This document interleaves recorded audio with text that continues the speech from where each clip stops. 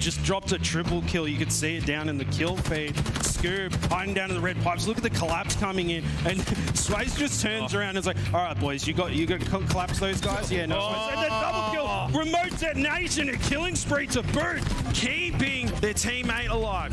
Forcing him off the angle, not able to put that to work. A lovely little nade, but they've already lost two. Benji cuts around. He does it! The killing spree there for Plasma. And Az is just hitting heads right now. Oh, he finds Luna too. You can't stop moving there. At least he gets the answer back. To be in that top mid. Pip picks himself up a double kill. Going to be facing another player right now with the triple. Yes! Sick! An unofficial overkill from Pip's massive plays. He takes down all 4 members himself. Areas 2 members. The return to Sentinels and the double from Junior. What a play! I got one. Nice plays. In C weak. Yep. Oh yeah, hey, backseat, Dean. I can't see him. Oh, boys! What are you doing? Grab they're going out. They've just popped up and they come off the respawn. You don't want a shock nade come straight to your face. Yeah, look, that's a pretty terrifying prospect, even at the best of times. Middo in a bit of trouble. Scoob, he's going for it. He's going. Whoa! Yeah, that looks like they're taking their time. They've got time for one last push, but that rocket can just quickly shut it down. Double kill for FaZe, triple there. He wants that. Triple kill. Scoob lasts alive. Kill happening. Timing, they can close it out. Pips flanking in through the window, catches out one. Can he find two? Yes, he can. The body shots. It's another no-scope. With a double kill, absolutely amazing from Zirkle from Direwolves. Oh, so close to the triple there. Gets shut down. Ali Duran, the hype man from the Chief. But Junior with the triple kill. Beautiful heat wave shot from Benji. Clears the space up for him. Another one goes down. Killing for Benji. That shot there, but he has the 4 shot. And he takes him out. Here comes a trip cap, boom, and the rocket goes in for the Benji. Triple cap right now for Mind Freak. Double kill for Benji. Looking for a third. Challenges the Dirk for the 4. Waze with one shot on there. Killing spree for him. Oh, it's there with the no-scope. Oh my God, the kid does not miss. For Dino, he's also got that heat wave and a double kill to boot. 3 seconds remaining. He gets the trip, closes the map, and would you look at that? OS falls into the hands of Heps. He almost gets back smacked, but he is brawling all around as he picks himself up a double. A triple falls into his hands. 5 seconds remain, and a back smack might as well seal the deal. Chiefs have it. Your ANZ HCS Regional Champions. The Chiefs reign in, regain their crown, and take the prize home.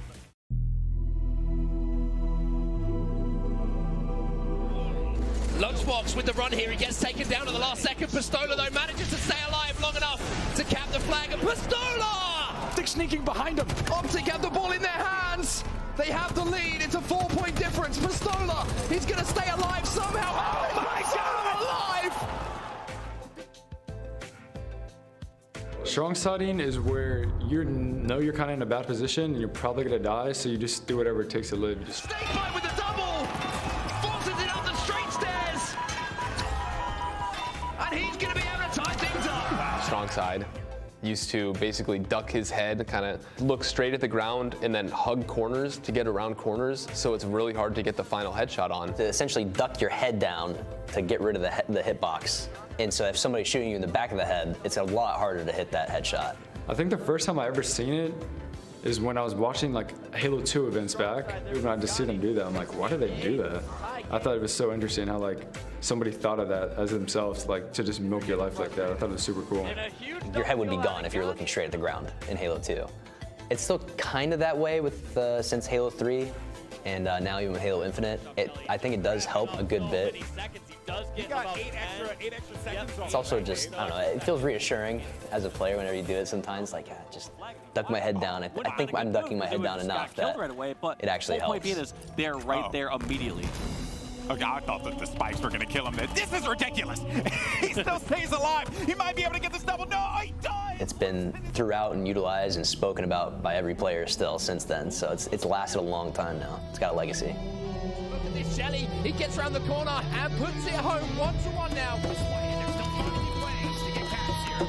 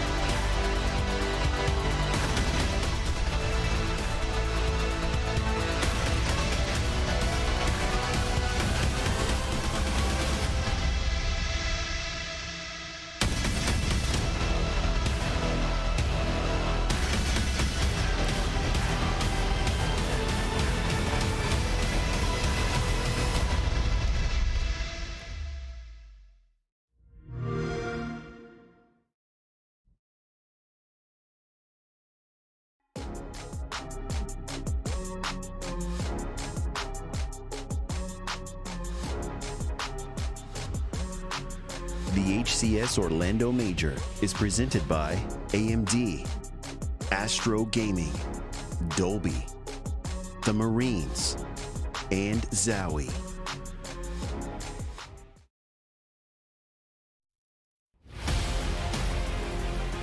Hello and welcome to the Halo Championship Series live from the Orange County Convention Center in the beautiful Orlando, Florida for the third and final major of the year. My name is Lottie Van Praag and I'm going to be your host this weekend, and boy oh boy am I excited to get into all of the action. This arena is jam-packed with all of our teams, an open bracket. We have so much on offer, but I got to say the main stage action is where my mind is heading to, and I have an incredible expert analysis team to take us through all of it. I do have Clutch, Goofy and Gaskin on the desk. Lads, first of all, welcome to Orlando, and it is so damn good to see you guys. Obviously back at LAN, it's been a little bit of time. How you feeling about seeing the crowd again? We're on the mics, on the desk. I'm pumped, man. Yeah, I woke up with some adrenaline. I can't wait to get the action started. We have the best teams in the world here. They've been competing against each other for what feels like forever now, but finally on the world stage is where it matters most. Qualifiers for Worlds this weekend, and we have so many teams that I feel like are in that contestant spot that can really place in that top 12. I'm excited to get the action underway. It's going to be amazing. Goofy, it's been a while since I've seen you up here, fella. It's good to see you back. How you feeling? I am so excited to be back at the last major of our first Halo Infinite season. So many good teams from around the world. The top competition we're going to see this weekend, and I cannot wait to see how it all unfolds. Gaskin, we saw your close-up just a moment ago, but how excited are you to see the close-ups on the main stage happening in front of us at LAN again? I mean, we've had so many team changes, haven't we? This event is going to have everything. There's so much rivalries, there's so much history between some of these players, and there's going to be a lot of drama unfolding on that main stage, and who knows where it's going to end up, who is going to be able to take that W. But I tell you what, there is going to be a lot of action, a lot of shouting across that main stage to let your enemies know you're the best. I hope so. I'm waiting to hear it. I'll tell you what, though, let's look at the roadmap to see where we're at in the season, and I'll tell you something, we are a ways through this one. We have been so far through, and we have 2 events left. That, of course, is Orlando at this major, and then, as you can see, knocking on the door is the Halo World Championship. So this event means everything, Clutch. This is absolutely massive because, of course, top 12 qualify for pools at Worlds, and this is where the sights are set. Everything in the past, throw it out the window. None of it matters. Top 12 at this event is the only thing that matters. You have to get to Worlds. That prize pool too big. That moment, something everybody wants to be a part of. So we'll see who's got what it takes. Yeah, it's going to be interesting. And, you know, I'm looking at some of the teams that really are struggling to break into that top 8. You know, you're looking at Oxygen, Complexity, some of the native red teams. And we've had roster changes coming through, Goofy, but everything right now is laid out on the table for these teams. This is their time to grab it. How nervous would you be if you are one of the orgs? You can't be nervous. You got to be confident. You have been practicing the whole season for this moment. Like Clutch mentioned, top 12 is all that matters here this weekend. So much on the line. Obviously, the prize pool is fantastic, but really, it's the bragging rights, right? You want to sit on top of the throne at the end of the day, and Halo World Championships is right on the horizon. And we've seen some orgs pick up different teams to try and get to Worlds, right? They're like, we need to be changing our team. We want to be at the World Championships because that is where all the eyes are going to be when we get there into Seattle. So are they going to be able to actually come into fruition with those pickups? Are they going to actually do the job? It's going to be really interesting to see whether those pickups will work out for them. It really is going to be very interesting. I'll tell you what, I've got some interesting storylines for you guys to talk about on the desk. And the first one being, I think, the team that's on everyone's minds to figure out where they're at in this LAN. That's Optic. Online undoubtedly have been the strongest, but have fallen short every time they've come to LAN. Have you seen enough, Clutch, online from them yet again to be convinced that this is the LAN they win? Oh, it's such a tough question. The only team that gets to really answer that is these guys, but I think they have what it takes, absolutely. These guys have put in the work, and you cannot cheat the grind. These guys make sure they're on every day, they're practicing. They are the most practiced team coming into this tournament. They have so much momentum riding in. This is a massive moment for them to show the world that they are champions in their own right. And what a massive win that would be going into Worlds, to set the tone, to set the pace, to be that #1 seed. That would be something special. But these guys, they have that chip on their shoulder since the previous events for not being able to finish it out, get the job done on LAN. I think that they want to erase that storyline as quick as possible. This is a massive opportunity for them to do so. We're going to get a little bit more time to speak on them later on. Obviously, we have a match to talk about, but we need to talk about what is on the line this weekend, and that's a lot of money. And as you can see, we have $350,000 thanks to crowdfunding. We have had an extra 100K. That is absolutely massive. And Goofy, looking at this money right here, obviously you've played pro in your time as well. What does this mean to the guys? You know, playing on the main stage, you're looking for these positions, but also getting a chunk of change with it. Yeah, when you're talking about a $350,000 prize pool for a major tournament, that's so much money, right? Life-changing money. Obviously, the top contenders at this event have been here, done that. They've seen prize pools like this. They've seen the multi-million-dollar prize pools at the Halo World Championship. So this is another day for these guys. Some of the top competitors in the world are used to seeing these prize pools, but when you're at home and you see $350,000 on the line for a weekend of Halo Infinite, that's hard to beat. It is indeed. I'll tell you what, money on the line. We've got Worlds around the corner. So you guys at home are probably wondering where you guys can watch all of this happen, all the pressure, all of the power on the main stage. We have 4 different streams for you guys. A and B are going to be casted. We have C and D with gameplay, but we have 2 different links, Twitch or YouTube, whichever you prefer, which we have all of the action on board this weekend, so you won't miss any of your favorite teams. And if you do decide to watch and tune along, we do have Twitch drops, of course, for you guys, with the Diamond Weapon Charm available Friday through Sunday, the Gladiator's Edge Sidekick available Saturday through Sunday. You got to watch for 2 hours to get those, and then our grand finals drop, our Gladiator Edge Commander. I mean, I've got to say, these are absolutely so beautiful. They are stunning. But you can also have a little bit more if you watch along with our co-streamers as well. We have our Ordnance Disposal, the nameplate and emblem, and then we have our HCS launch coating for you guys as well. You've got to watch for 4 hours for those ones as well. So fantastic stuff on offer. And I know everyone loves Twitch drops, but we have a schedule for you guys. Optic Gaming versus Ascend is coming up first. EUnited versus Space Station from Pool D. Pool B brings us G1 versus Quadrant. Sentinels takes on G2 and Pool C. Pool A brings us Optic Gaming versus FaZe Clan, and rounding off our day, Cloud9 versus EUnited. And I just want to state something here, Gaskin. This is the best first day, I think, of a LAN in terms of schedule we have ever had. Some of these pools are nuts. I mean, you saw the games that we're going to have on main stage, let alone what's going to be on the B stream as well.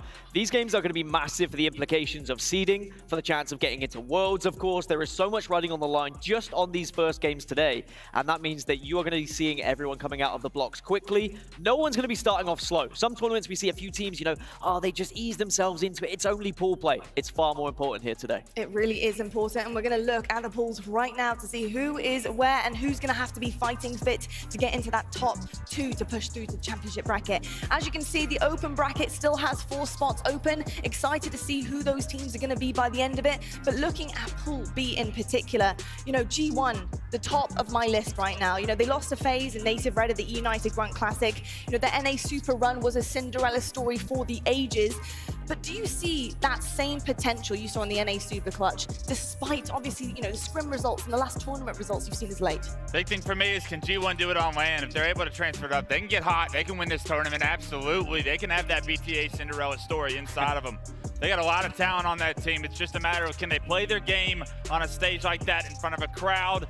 That's big questions to ask of these guys that haven't done it before, but we'll find out very quickly if this G1 team is here to play this weekend. G1 have had very high expectations, actually, and especially with Boo Boo coming on board, and then obviously their ridiculous run at the NA Super. How do you think they're going to handle that pressure now coming into LAN, Goofy? This is a big tournament for G1, right? The question, the answer here is, was that Super just a Cinderella honeymoon phase for G1, or are they the real deal? Can they come to this event and really show out and break into the top 4? To Clutch's point, they have the talent, they have the experience, and they should have the confidence to think that they can get into the top 4, maybe make it into the finals, right? That would be a long shot in my opinion. So I think G1 has a chip on their shoulder and they have a lot to prove this weekend. Gaskin, do you expect a lot of this roster after what you've seen? I think I do. I think they've gone from a team who no one expected necessarily to be finishing in that upper echelon of teams, and now suddenly those expectations are on their shoulders. There's going to be a lot of extra pressure, and can they actually deal with it, especially in a group like that? Native Red and Quadrant are also going to be pushing for those top 6 spots, if not further. I think if you want to assert dominance, you have to win this group. Yeah, you do indeed. Well, I'll tell you what, popping on over to another pool, we have Pool C, and I got to say, the Titans from Kansas City are on my mind for sure, and Sentinels, you know, notorious really for working hard and trying to get better as a collective unit, and with teamwork at the main frame of their helm and what they're trying to work towards here, do you see Sen taking another major win this weekend? Big question for me coming into this weekend is how good are these guys? Are they back to their 2016 form where they're just going to start hitting a stride? Are they going to win the next 2 events? And if they do, arguably the greatest Halo team of all time already becomes even stronger. That legacy continues to build. These guys, they want it.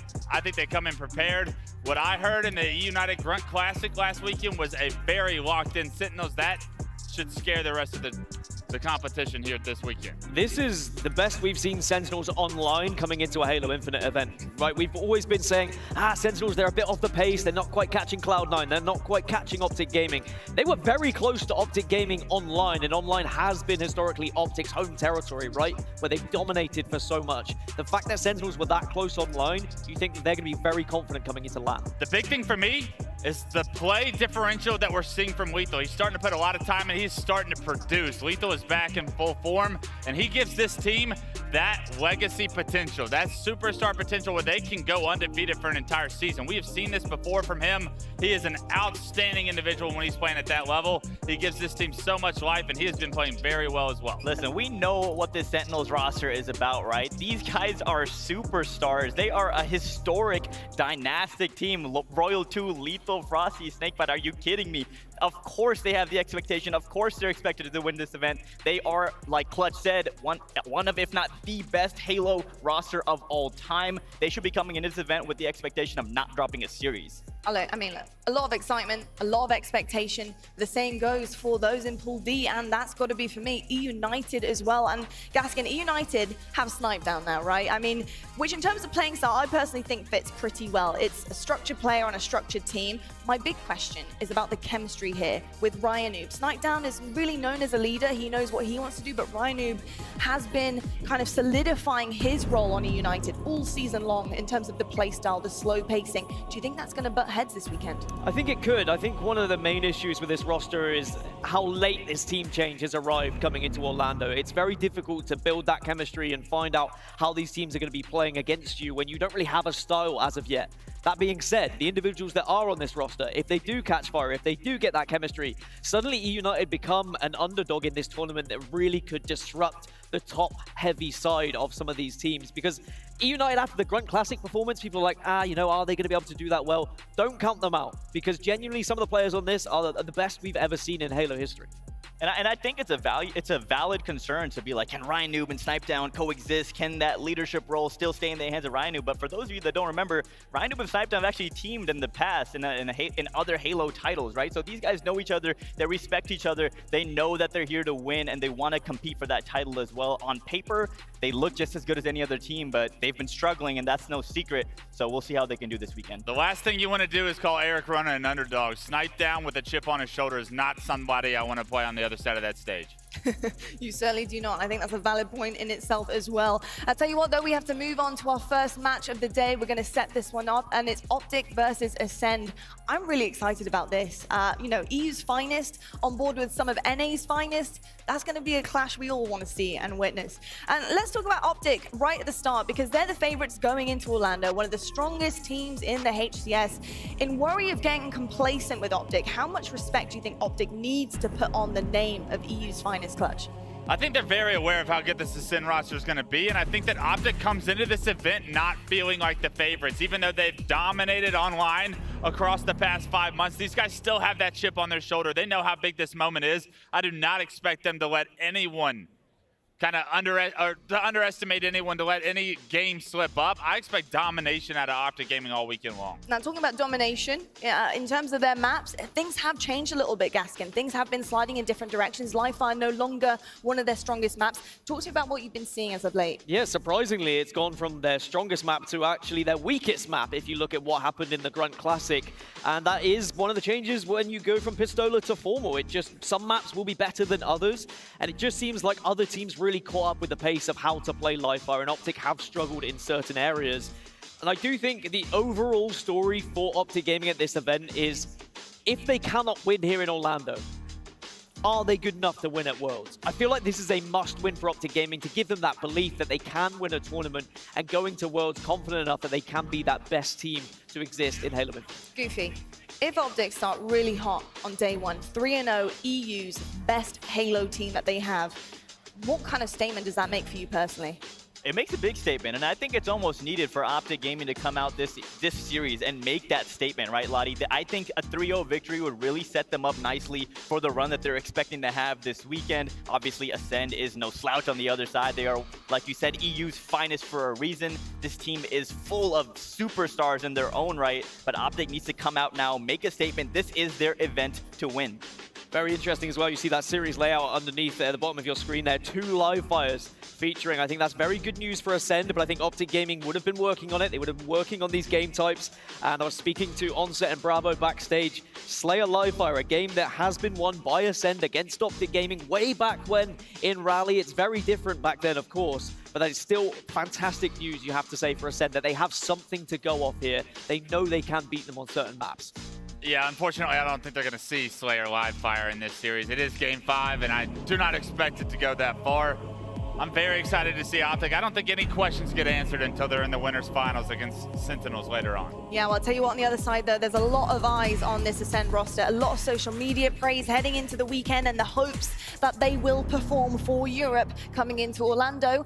You know, what kind of skills, what kind of things that they have to lean on, the strengths of this Ascend roster, do you think here, Gaskin, when it comes to going up against Optic Gaming? What are we going to see from them? So Ascend, if you aren't caught up with Europe and what's happened, Respectful has joined this roster from Navi, replacing Shady. It happened quite some time now before the regional at Valencia, but that is a huge change in Europe.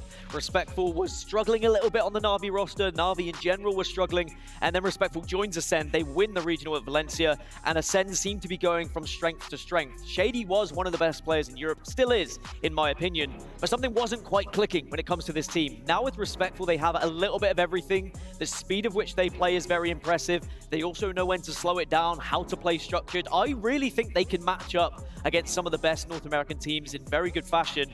Is Optic going to be slightly too much of a test? I think that would be my biggest question, but I tell you what, they're going to give it a good go. I wouldn't be surprised if we see one game going in favor of Ascend here. I wouldn't be either, and I got to say, they're going to give it a damn good go. They're ready for this moment, and someone else who's ready is our AMD Power Performance, and that is Seeker from Ascend. And Goofy, this guy has been ridiculous in Europe. We've seen exactly what this entire roster can do, but individually, when you do isolate them, they're absolutely insane. What do you think Seeker brings to the table? I think he's just an all-around player that does whatever it takes to win the game. That's why this Ascend roster is so impressive, and the addition of Respectful really, I think, could start the new chapter for their run, right? So Seeker obviously is a very important member of this puzzle, and I expect him to have a good series. I do too. I'm not sure why AMD didn't come up, but we were talking about the incredible Seeker.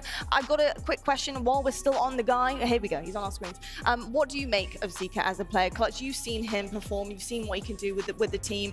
You know, what is he really bringing for you and you know, in your history and what you value in a player? Yeah, I think it's the consistency that you got to talk about with this guy. It seems like every single time I've been able to watch his screen, he's always getting the kills he needs to, making the right plays. It's things that are adding up to show me how good this Ascend roster is and the level of Halo that they can play at. I think to Fazle's point, these guys are consistently so individually talented, and they're starting to get the puzzle together. It's just a matter of getting that ball rolling downhill, getting some momentum, and also getting some experience under your belt. It's not easy to fly across the world and play against the world's best. They've done it a couple of times now this year. I think the more often we give them the opportunity, the better chance they have to create an upset like this. Well, I'll tell you what, it's the hardest part of my job now. It's for me to ask you guys what you think is going to be the result of this matchup. Predictions time. Clutch, I'll start with you. OG. Okay, easy. No series score? Two letters, one word. What's the series score? You want it to be a 3-0, it'll be a 3-0. So Wes is going with 3-0. I'm going to give one game to Ascend. I think it's going to be 3-1 in favor of Optic Gaming. All right, Gaskin? My mind's telling me. No, honestly, it's, you know, you want Ascend to be able to win this if you're a European fan, but realistically, Optic Gaming, one of the best teams in this tournament. 3-1. I think we'll see one game from Ascend here. I've got to say, I do believe in this European roster, but I think right now it's a very tall order. I still want to see them getting tested, see what they're going to bring to land. I'm going to say 3-1 OG as well. I want to tell you what, folks, it's about that time. The match is ready to go, and your first series of the Orlando Major starts right now.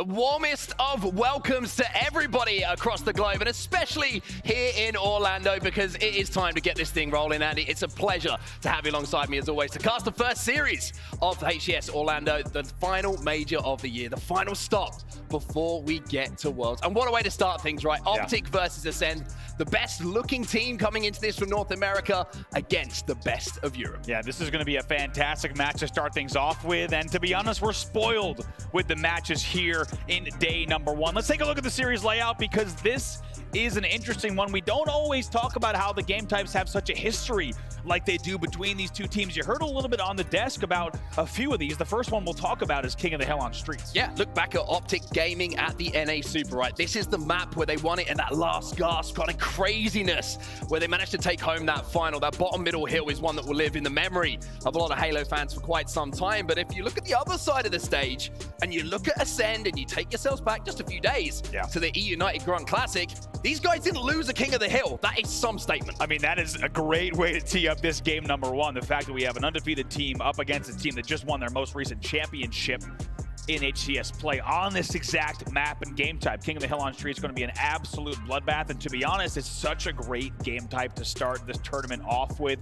It's going to be back and forth. Each point is going to have to be worked for and worked with as we see tug of war between these two squads. But if we look at the demeanor on the Optic side of the stage, you see they are locked in right now. Only about a few minutes ago, you saw them laughing, all smiles across the board. But let's not forget, they know who they're going up against, and the tables have turned. The story has changed for Europe. 10 years ago, these matches were not taken as seriously, but now the top teams in Europe, Ascend, your most notable one, they have earned the respect of the top North American teams. Without doubt, this is not a game that Optic will be looking at lightly, and of course, there is that overriding story for this event, right? Can Optic get that big win here in the live environment? Are they able to do it? Well, we're about to start things off, everybody. The crowd is already hot here in Orlando. It's our first game of the day here in Pool A. It's Optic versus Ascend, and map one is King of the Hill Streets. Cannot wait to get into this. The appetite for competitive Halo may have never been higher here in Halo Infinite as we jump into this one. Going to be starting things off once again. King of the Hill first to capture 4 hills will win in this game type, and map number one is going to be Streets as we get ready to jump into the gameplay right now. Well, already you can see the action has started here in Orlando. I've got the biggest of smiles on my face because this is one of my favorite things to do in the world. Cast some good Halo, and off the break here you can see a couple of players already falling for Optic, but for Ascend, this is a big match for them as well. They want to see how they stack up against the best teams in the world. They've kind of put themselves in a position now in the kind of overall environment of Halo where, like you said, that respect has been earned and nobody is overlooking. And here's the big question for Ascend, right? Can they reach and accomplish the biggest and best tournament for a European team? Of course, the highest so far. Respectful was part of that roster. We'll see if they can even the best performance of an European squad here as we take a look at the first few points on the board, just being inched for Optic. It's a little bit scrappy at the start, as you would imagine. This top middle hill is everybody's point of focus. We see a little bit of APG on our screens for now. APG, I want to take a little bit of a second as we see a little bit of early time on the board. Not really being shared by either team at the moment. The battle kind of continuing. But APG, what a player he has been in recent weeks for Optic. He seems to have found a new level where, for me, he's the heart and soul of this team. Everyone plays off his damage. Everyone plays off of APG. And what's incredible about APG, it feels like no matter how much we talk about APG, you're still not doing it justice about what this man can bring to the game type. Formal's going to pick up a few, and that will lead finally to a few more points on the board, but quite a scrap in between these two squads to start things off with. Formal does the dirty work, flies into Red Room, and makes sure to clear out that area. APG now, just with a cheeky little corner around here in Red Room as well. Gonna make quick work of Respectful. I would have looked away too there on the melee, but he'll pick up the kill in the end. Yeah, just had to give him a little tickle under the armpits to make sure that he did go down here, but early on you can see Optic about a third of the way now to getting that first hill on the board. Ascend haven't really dipped a toe into it as yet. It's been complete Optic dominance. Wow, Sika there with a big win in tires. Not every day you see a battle lost like that from any of the players on Optic Gaming. Nice little extra shots coming in from Sika. His work right now is to make sure he locks down bottom middle, does the damage, and he will get rockets as well. Yeah, this is an opportunity now for Ascend. However, one rocket is going to be burnt. APG doing what he does. It's the intangible things from APG. Baiting out 2 rockets, 0 for 2 for Seeker, and that's going to be more time here, potentially, for Optic. What a little back and forth between those 2 players. Seeker wins that first battle in tires, and then APG gets the last laugh. Like you said, to bait out 2 rockets like that, a huge play that will never show up on the scoreboard. That's what APG is all about. The dirty work, the plays that win the games that might not show up on your post-game stats. I mentioned how Ascend hadn't dipped a toe into the pool yet, so to speak. Well, now they have the opportunity to do so. Seeker just taking his time, biding just a few seconds as those spike grenades came in before stepping back into that hill. The Bulldog is starting to bark and it's starting to bite as well as he picks up a couple of kills here, but 2 for 2 across the map. We're still going to see that fight going down in and around this street hill. Yeah, big timing here and drawn out hill on this first hill. You can tell just how hard these 2 teams are working for this. Ascend finally going to get a few points on the board, but not before a few minutes of play. 2 dead for Optic Gaming at the moment. Make it 3 dead. Make it 3 dead, and this is the first time we've really seen Ascend set up around this hill. You can see the Optic are trying to fight towards the hill, not up on that street, and that means that Ascend can lock things down. They're now about to go into a slender lead here on this top hill, and if you needed an example of how good this Ascend roster is, this comeback is showing it. That is. Optic Gaming strong off the respawn, though. They get 2 dead, make that 3 dead right away. They answer back in a very strong way. They're going to look to close this one out because this has been a little bit too close for comfort. Probably 1 or 2 pushes left. The important thing here for both Optic and, of course, wow, okay, Trippy.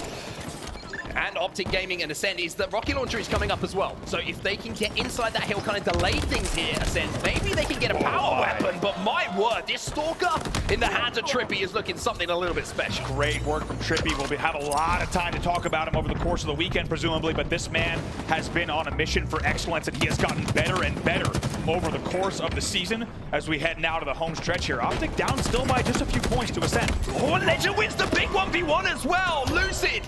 A lot of people talk about him being the best in the game at the moment. Well, this is Legend on your screen. He's got something to say about it. Ascend have control. PD spots for Optic. Ascend get that first point. Wow, like you said, there was only 1 or 2 more pushes left, and perfect timing on the kills against Optic Gaming. They're the first to strike, and Optic Gaming might be your tournament's favorites here, but Ascend is here to remind everyone that they are not only the best in Europe, but among the best in the world.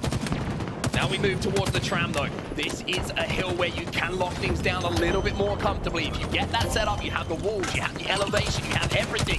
Where the other team is kind of fighting towards that hill, and you have some great lines of sight.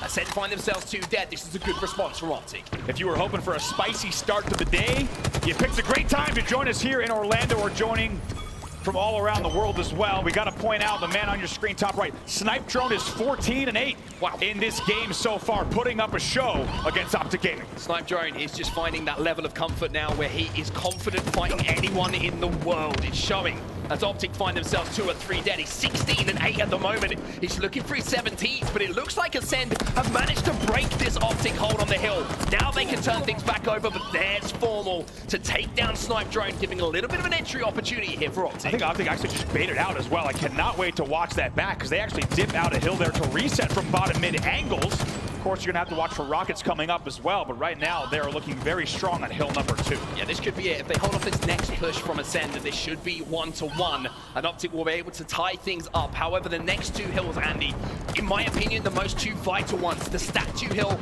and, of course, the Cafe. You lock down one, you can transition so quickly to the next. Absolutely. 2 dead here for Optic Gaming. Ascend says not so fast here on hill number 2. They want to still put up a rally if they can. Snipe Drone is continuing here. 18-9 now. Big kill. Legend does not get away with the rockets, though. It is a big kill, but you can see that both teams are being baited by these rockets. They're desperate to get their hands on them. APG is the player who manages to. He finds one, he now busts into the front of Tram, and now you can see he's trying to lock down that last bit of time. APG knows these kills are so important. Look how close this is in hill number 2. This is either going to go 1-1 or 2-0 Ascend. Optic know they need this hill.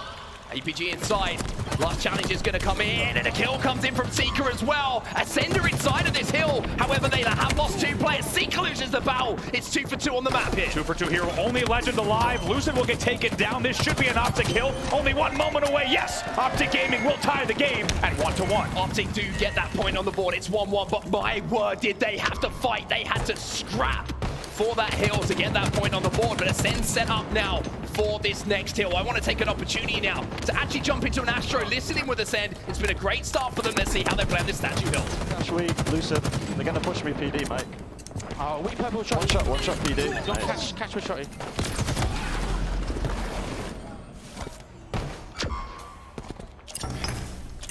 Two again. I'm with you, B, mate. Oh, Cafe, we MG. Nice as well. Spiking you, mate. Spiking you, yeah. Two tires. I got one. Nice. Okay, tires. Tires and hill. Tires and hill. No, that's good.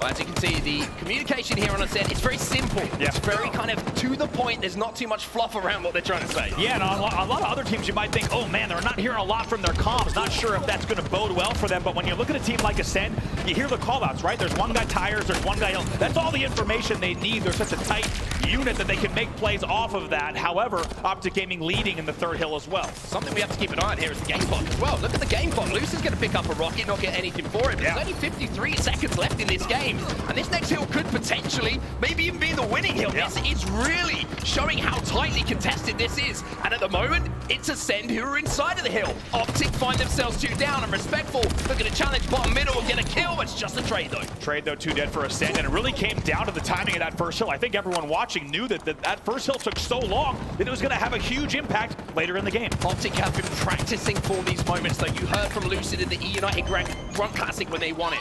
He said, we've been practicing for these close moments in end games, and Optic and Formal played that situation perfectly. Formal just stayed alive, didn't get baited into the fast pace, the franticness of this moment, and now you can see what's happening. Optic, full control of this hill. Respectful's flying in. A little bit of help coming mid-map, and Ascend look like they've broken, but it's 2 for 2, still alive on the map. 2v2 here. Look at Formal just anchoring PD so well. Does not want to let anyone through. He's holding down PD. He needs to stay alive here. They're going to try to flush him out.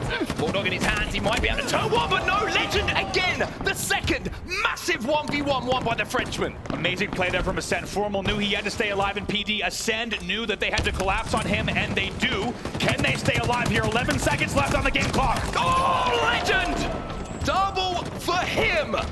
Is that going to be enough, though? He might be able to turn 3. He cleans up another one, and Optic find themselves 4 dead. Ascend inside of the hill, but the game clock at 5 seconds. They have to stay inside. The drop ball might be everything here. Keep in mind here, great drop ball usage, keeping Legend alive, but not enough here. One will fall. 2 seconds left on the game clock. We could be going to OT here unless Optic steps in. Optic have stepped in. However, Ascend in the last second are inside the hill as well. Seeker last alive. It looks like Optic might be able to turn this over. OT. We go into overtime. And Optic win it on the statue hill. But my word, that was 2 heavyweights just slogging it out in our first game. My God, and that's an even better game 1 than I think we could have hoped for between these 2 teams. We knew it was going to be close, but for that game to end 2-1 on the statue hill, whew, that's one of the closest King of the Hill matchups we've seen in the HCS so far. Well, if you needed something to whet the appetite, there it is, everybody. First game of the day. Optic take home the win.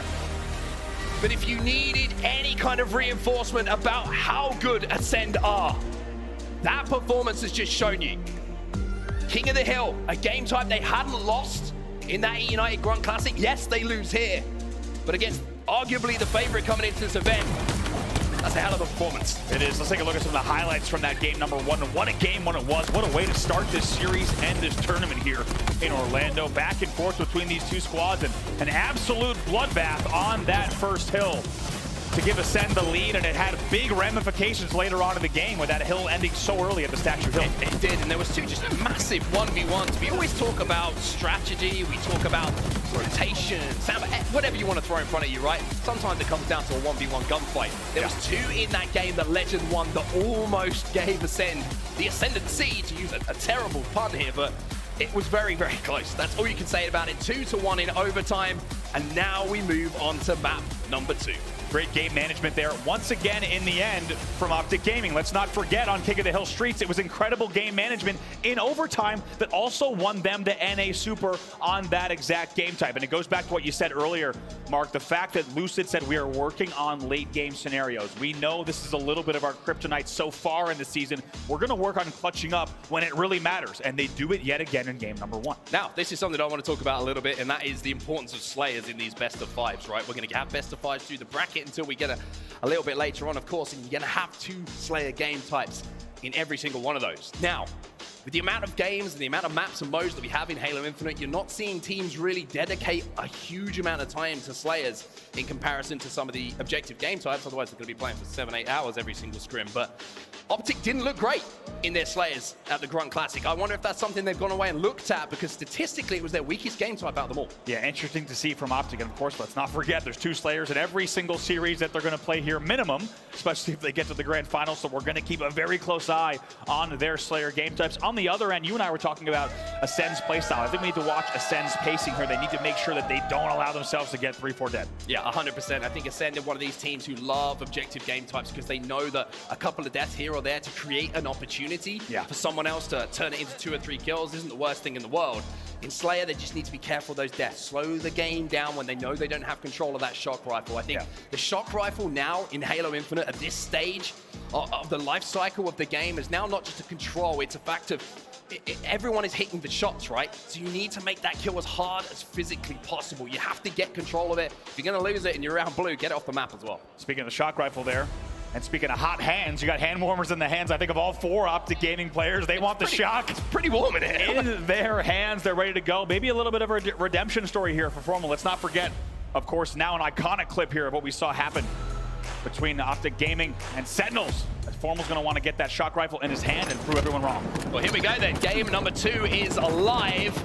And what a start that is from Lucid. A double kill for him, but Ascend do manage to get 3 dead. So he's last alive. That's going to be a clean wipe of all players off the map. Snipe Drone picks up the camo to start with a great start here for Ascend. Very good start here. Can Snipe Drone? Oh, no, he cannot. He gets a grenade to the jaw.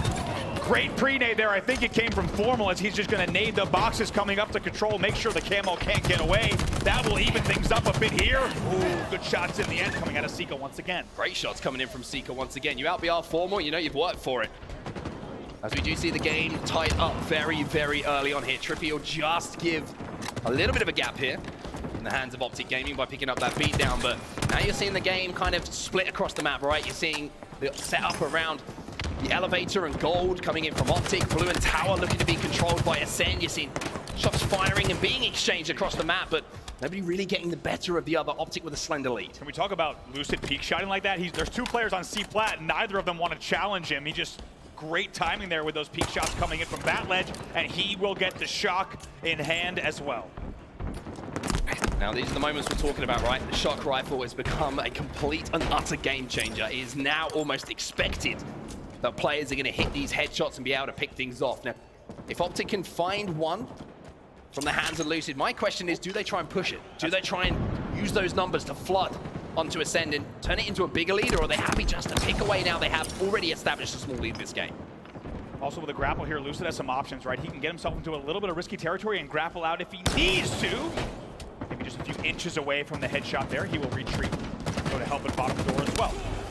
Camo going to be coming up as well, so Lucid has 2 grapples left. He may be thinking about that as well. However, look at this push coming in now from Ascend. Trippy finds himself as last alive, and that is going to surely secure the camo here. The second of the game going to Ascend. Ooh, Legend gets a little bit greedy, maybe tries to stay alive, but he does put down the cover fire for camo, which was really the job there. Respectful needs to be careful, gives himself away. Will trade in the end with the stick, and the game will stay within 1. Sniper just trying to survive for now. 2 players almost lined up in front of him there.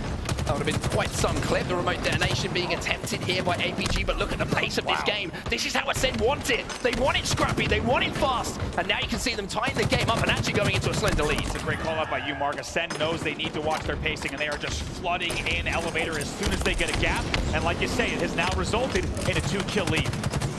Optic trying to match him at the moment. He can still manages to get 1 in that situation, even though you can see it was kind of under the effects of that repulsor against the wall, but 17-17 now.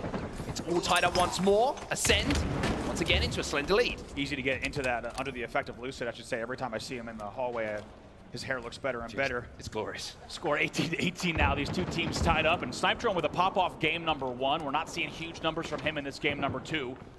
Leading the game right now, unsurprisingly, Lucid himself 8-4. Now you're seeing the standoff again. Game completely changed pace once more. Shock rifle is in the hands of Optic. You can see a couple of shots coming in from the right-hand side of APG's POV that we're seeing right now. And it's going to be Lucid who's got it back in his hands. Now, last time, didn't manage to get too much done, but with that entry frag, with that grenade, he now grapples in, and this is the difference. They get the damage. Optic are pushing off the back of it. This is calculated. 3 kills in a row for Optic Gaming. Make it 4. That is a full wipe. 22-19, and it feels like Optic Gaming is always just moments away from striking and putting together surgical plays like that. And that's the difference, right? They get that damage this time. They decide, we've got the damage, let's go, boys. We've got that kill. They flood onto Ascend, and they turn it into a 4-kill swing in this game. Lucid still has that shock rifle in his hand as well. Not quite connected in the way he wanted, but the help coming in from APG means that Optic now have a 4-kill advantage. A lot of momentum here, a lot of steamrolling starting to develop for the Optic Gaming side. Like you said, the biggest advantage we've seen in this game so far, make it a 5-kill lead. Still a lot of work to do for Lucid as well with his shock rifle. Plenty of ammo to play with. Ascend starting to get picked off one by one though as he hits the body shot onto Legend. That's 2 dead for Ascend once more. Optic are starting to rally here. They are up by 6, and the trades that were coming in for Ascend, they're not happening now.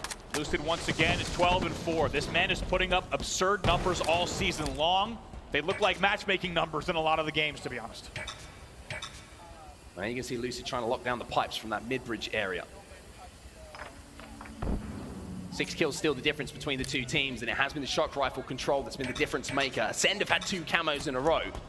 They haven't been able to turn that into a swing in their favor. Now with the game slowing down once more, it's Lucid's POV who's going to be the man who can change the pace of it once more. I'll be interested to see if he can pick off one player from Ascend here, if we'll see that flood once more, or Optic will be happier now they have somewhat more of a considerable lead in the game. Yeah, and Optic loves this, right? 6-kill lead, Lucid with the shock. They can play this all day. He's got repulsors to play with as well.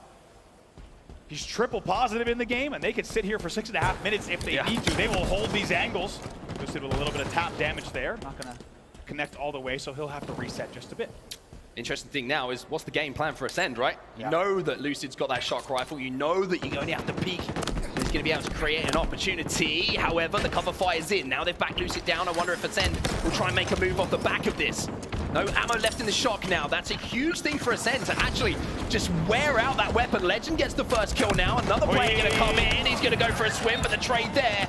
As now you see Optic on the back foot, and that was 3 kills in quick succession. Well played from Ascend. It's now a 4-kill game. Very, very well played from Ascend. Like you said, they're only going to really reduce 1 off of the deficit in total. However, make that 3 now as it's 25-28, and Ascend answers back, and Sika will sneak away with a camo as well. 3 in a row. The camouflage is picked up now by Ascend, and if they needed something to get back into the game, that's going to be it. However, elsewhere on the map, Optic have just wiped all of his teammates, so now Sika's found himself as the last player alive.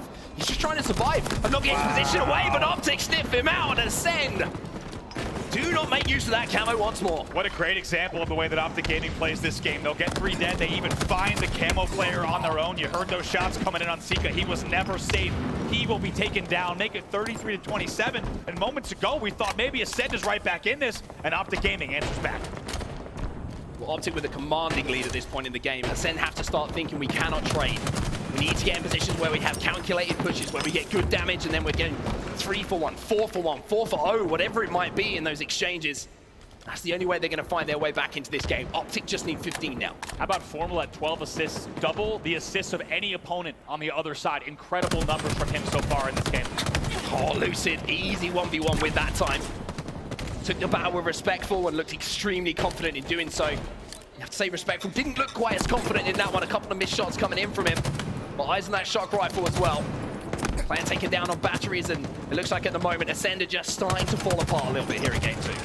Optic Gaming's composure is on display here. Amazing stuff from them after a pretty challenging game number 1 that came down to the wire, to say the very least. They have looked so strong here in the late game in game number 2. They're now up 40-28. Now it's a case of not the game being close, but is it going to be a steak dinner? It's only a couple of kills needed, but Lucid with that grapple is going to snag That shock rifle back into the hands of Optic Gaming. Hits a body shot on one to take him down. Another challenge coming in from Piper. Line him up, Lucid. Doesn't pull the trigger though. Gets naded out in the end there. Sniper drone will take him down, but home stretch here, 41-31, 3:53 on the clock. This game isn't over. Ascend would need to put together some incredible plays though. Certainly would. Seeker needs to win that one. Trippy can't make him pay with that shock rifle headshot. And another camouflage now goes into the hands of Ascend. I've said it 3 times already. They're down. They needed something to get back in this game. Can they make one camo work? There's a lot of time on the clock here. 3:30 left and they're only down by 7. This is not impossible, but like we said, they would need to put together incredible pushes, and they're slowly starting to do it. What is happening? 36-41 off the back of this camo play. Can Seeker stay alive? Last No. 2 players down to 1 shot though up on the Attic. You can see Ascender desperately trying to convert them into kills, but the longer it takes, the more opportunity for spawners to come in and help those players out. The game has got closer. However, Optic still have that cushion. Still a very good cushion. However, it's not going to secure the win just yet. 3 minutes left on the clock, and Optic Gaming will be watching that back and wondering, how did we just let our 10-kill lead disappear? They're going to slow the game down now, unsurprisingly. Back to that standoff. Lucid, 19 and 10, by the way, in this game. Positive 9 for him, almost double positive. And a game 2 Slayer. Exactly what you want to see coming in from the man who has impressed so many so far this year. He's looking to pick up another one as well, but that snipe trying a little bit of help.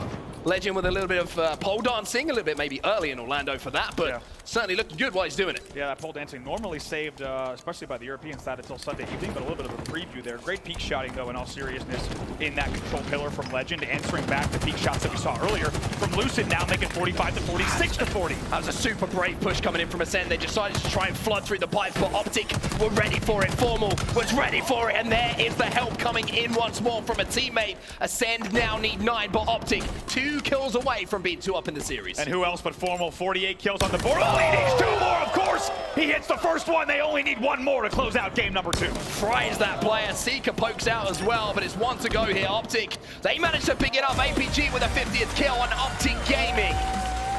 They're up by 2 in the series. 1 more game to go for them to go 1 up in pool play. It's a great start for Optic Gaming, and game 2 looking even more comfortable as they close that one out. Let's not forget, this game was close. We saw only about a 4 or 3 kill deficit at the mid game, but Optic Gaming not interested in anything like that. 50-42 is your final score, and take a look at the stats in just a moment. And I have to say, it was very interesting that game, wasn't it? Because you were looking at one team having complete and utter control of the shock rifle. On the other side of the thing, it was one team who managed to get complete control of the camo. And like I mentioned, the shock rifle is the difference maker here. There's one man to look at, though. I mean, Lucid, 20 kills, 12 deaths, huge amount of assists. Formal also with almost the perfect Slayer statistic as well. 9-9, but 14 assists to go alongside it. And once again, he ends the game with double the assists of anyone on the other side. It's almost unfair. Those are crazy numbers. Taking a look at the damage as well.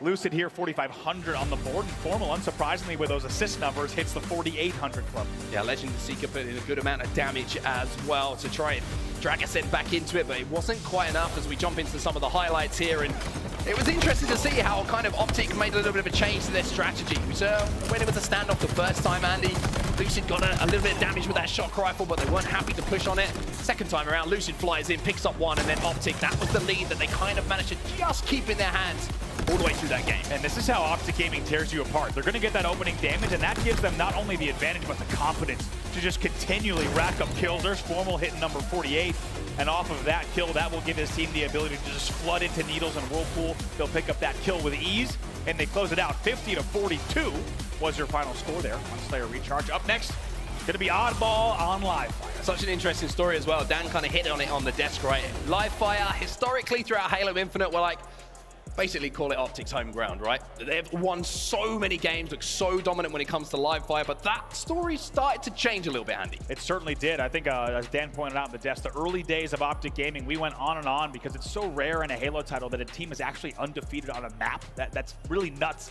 the fact that they ran that long undefeated on live fire. But my God, has the story ever changed in an interesting way? The fact that it was actually their weakest game type in the EUnited Grunt Classic. And of course, Ascend, also a very good oddball team as well. That tees us up for, once again, an interesting game number 3. It does, for sure. My only question here is, even though you're a good oddball team, Ascend, being down 2 in the series, it kind of maybe a knock on the confidence a little bit, right? They would have been looking forward to this series. They've been out in Orlando. They've been preparing.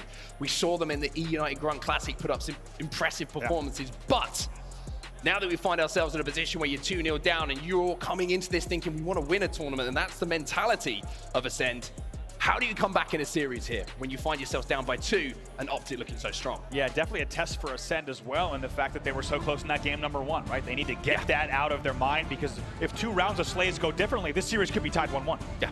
It's very, very true, and we'll have to see if Ascend can bounce back now. But for Optic Gaming, they are looking good. They're 2-0 up in the series now. We head over to live fire for Oddball. Map number 3 is about to be live. And I don't know about you, Andy, but I fancy watching some Lucid POV. I would love to see some Lucid POV. I don't know how he does it. It seems that each event he's putting up bigger and bigger numbers, and the entire side just looking stronger off the back of that. We're starting things off with Lucid. Let's see what the opening strategy is here for both teams. You can see the Lucid looking to have responsibility for keeping Ascend off of the sniper rifle. However, Legend again gives him the wiggles. And if you take it down Lucid after he's just stopped 20, that's going to boost that confidence we were talking about. Also credit to Sika. Sika was off screen at scoreboard, also doing a little bit of damage as well there. Another perfect coming in from Legend. I mentioned how I think this guy's the best player in Europe, and you can see from this individual skill exactly why that is. He's going to challenge again. Oh my god. Legend ain't missing right now.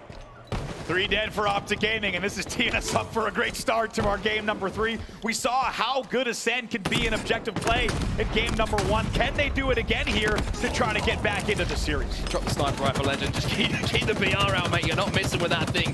Now you're going to see the overshield going over to Ascend. A nice double kill. 3 players now fall for Optic, and the sniper in the hands of Respectful. 4 players fall for Optic here. More ball time for Ascend. The perfect response from them. Well, back-to-back 3 or 4 deaths for Ascend against Optic. That will lead now to 16 points on the board and result in about 20 seconds here of play where we had great control from Optic, but it's a great push coming in from them on the dummy side as well. Formal wastes no time. He flies right into window. He's going to snag the sniper and the repulsor, and just like that, they rip apart the Ascend setup. You can't let that happen. Can't let that happen. A couple of shots hit, even if they're body shots with the sniper rifle, and we're looking at a very different situation. However, you've got to hit those shots, and Optic baited those shots out so well. Now you're going to see Formal. He's got the repulsor, but there's Snipe Drone winning a 1v1. The ball's still in the hands of Optic. They've managed to rotate this degree. Look at APG. APG is out of here. Just running laps around the map. He's just rotating all the way around Ascend. He's still holding the ball here in the corner. It's a great play ball. Look at APG. Optic Gaming takes the lead off of that. And then he wins the 1v1 as well. APG doing what he does. Repulses back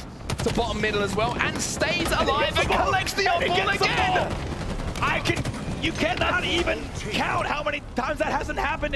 I've never seen someone play the ball, win a 1v1, and then go get the ball again. This is APG, folks. Incredible stuff coming in from APG, and now you're seeing Optic turn over that hot start from Ascend and going into a lead. It's only around a 10-point lead for the rotations we're seeing out of Optic Gaming. They are not just thinking, you know, they're not playing checkers here. They're playing chess at the moment. This is the hangover meme. APG is running the calculations, and he is playing a different game from anyone on Ascend. He's rotating the ball once again, makes a safety play ball if he needs to. 3 dead, so they're probably going to keep the ball on the map here. Respectful last alive, just trying to survive. Just delete that from the VOD, that bit. Like, he was really good up until then, APG. Like, I think that's APG. Shows he's human. I think that's APG being kind. You know, he's like, this is a little bit too easy. I'm going to jump off the map, and we'll reset things a bit here. Optic Gaming now leading 40-16. Ascend yet to put a single point on the board after their opening run. Lucid with the sniper rifle as well, just trying to survive for now. You can see that a couple of players have fallen on his team, so now it's just about hitting some nutty shots. That's what he does. Lucid back on form here. See what he might be able to do. 2 dead for his side, doesn't matter. Right away hits the first. Oh my God, almost does it to him. The assist will come in on the board. 2 dead for each side. Looks like he's playing on mouse and keys sometimes when you watch Lucid snipe. Oh my God, APG's having a go now.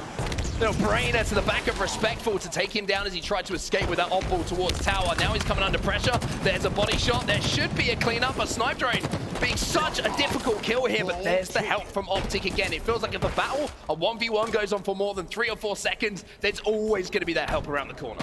And this objective game, really reminiscent of that game number 1. Not a lot of points on the board compared to time played so far. These two teams really preferring to have that control before they rack up the objective time.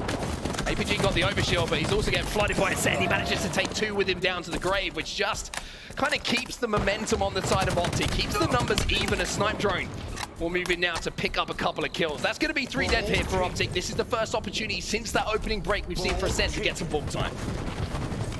Little rotate here, 2 dead as you said.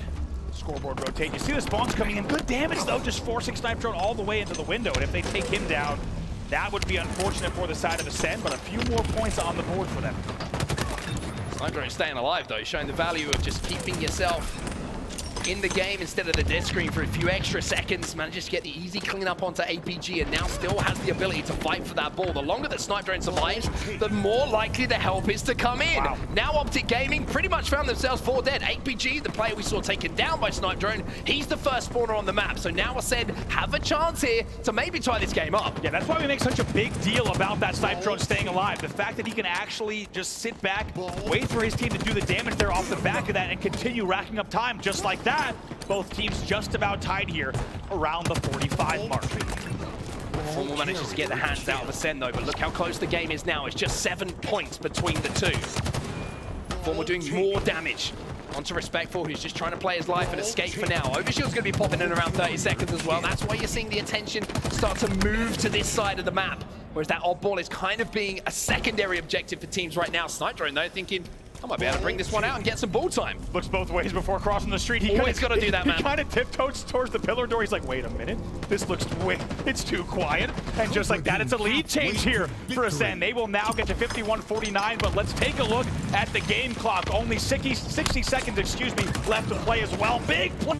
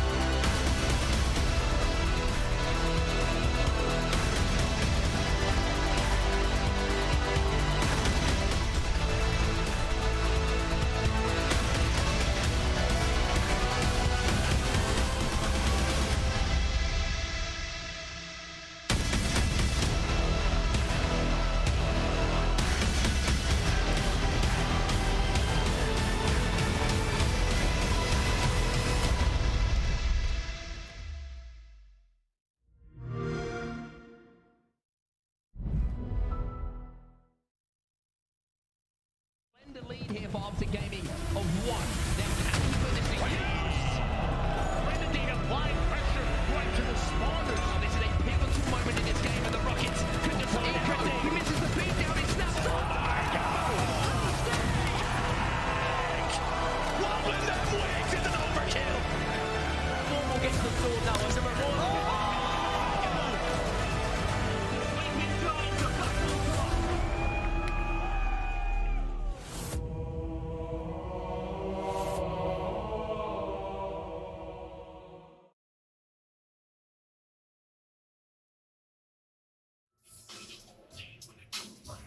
This is the thing.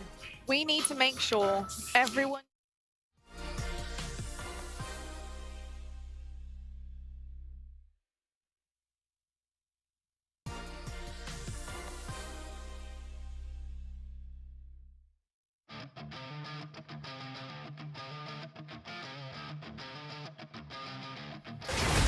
We could talk over something.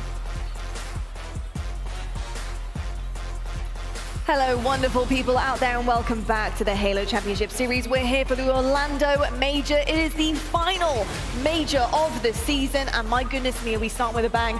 Optic Gaming providing the results on the main stage against Ascend, 3-0. But Ascend, an illustrious effort on that main stage, and it really showed us a different side of Optic as well. But looking at sides, you got to pick one. EUnited versus Space Station Gaming happening next, and this one should be a pretty damn good series as well.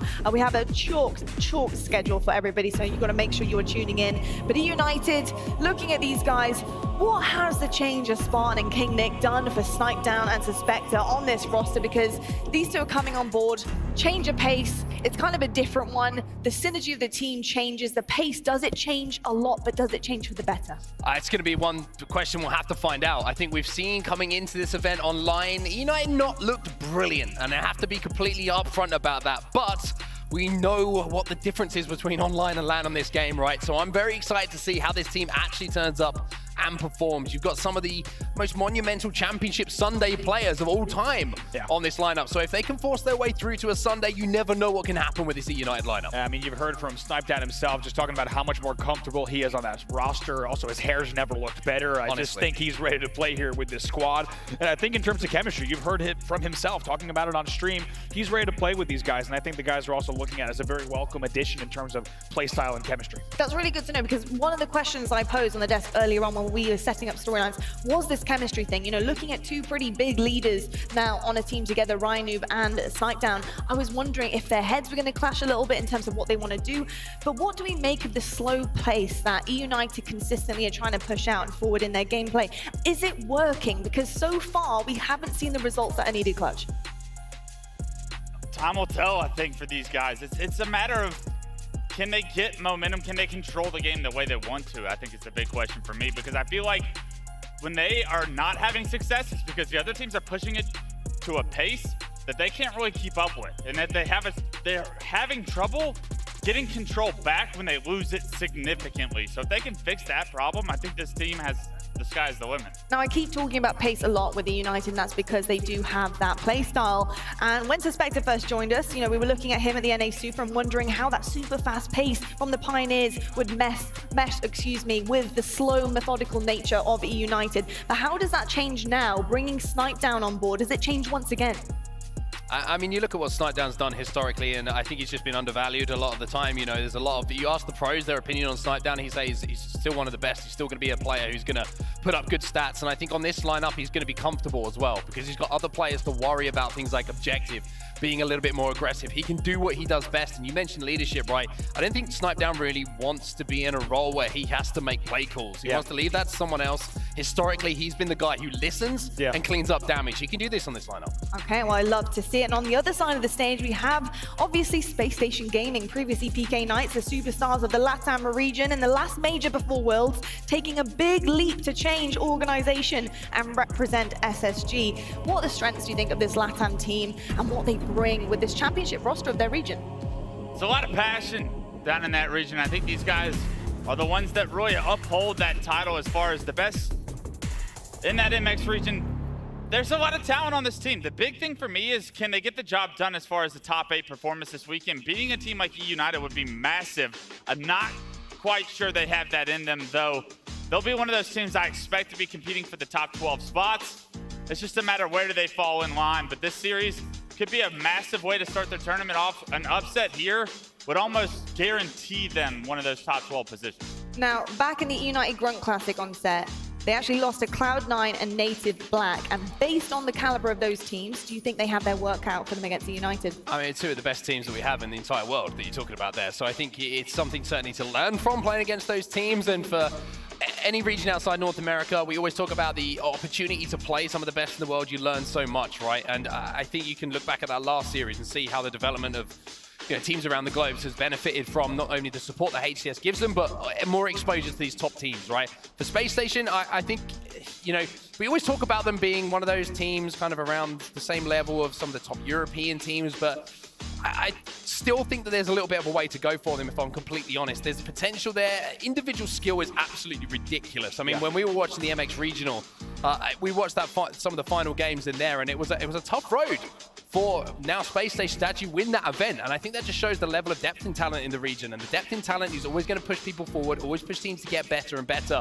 And I think that these guys you're seeing on your screen right now, especially tapping buttons, we've heard his name for a while, he's a special kind of player. More time, we'll have to tell if that's the difference maker between them jumping up. Very much so, and a difference maker can also be a little bit of a problem that happened with Space Station Gaming literally the other day. And unfortunately, Payload God cannot be here and will not be on the roster for Worlds as well. So Nugget has come in, he's come to the rescue. We know what he can do in the LATAM region, but how is that going to change the dynamic of this team now, you know, a couple of days before the event? Yeah, it's tough for the team, right? I mean, Pelu, first of all, is one of the best talents in the region, if not the best player. I was talking to Snipe Down yesterday. He's like, Pelu was the best player on that team, right? So maybe even a little bit of a confidence boost as if they needed it for EUnited. But I couldn't agree more. Even though Nugget's a great replacement, right? Nugget is a household name amongst these players. He's played with and against the players that he's with now for years and years. However, I think in the back of your mind, when you come into an event, Clutch can speak to it better than any of us. If you have a last-second team change, that's still in the back of your mind. You're like, we are not here with the exact setup we planned for. Yeah, I'm not going to be as nice as Andy. I think this is massive, and this is just detrimental to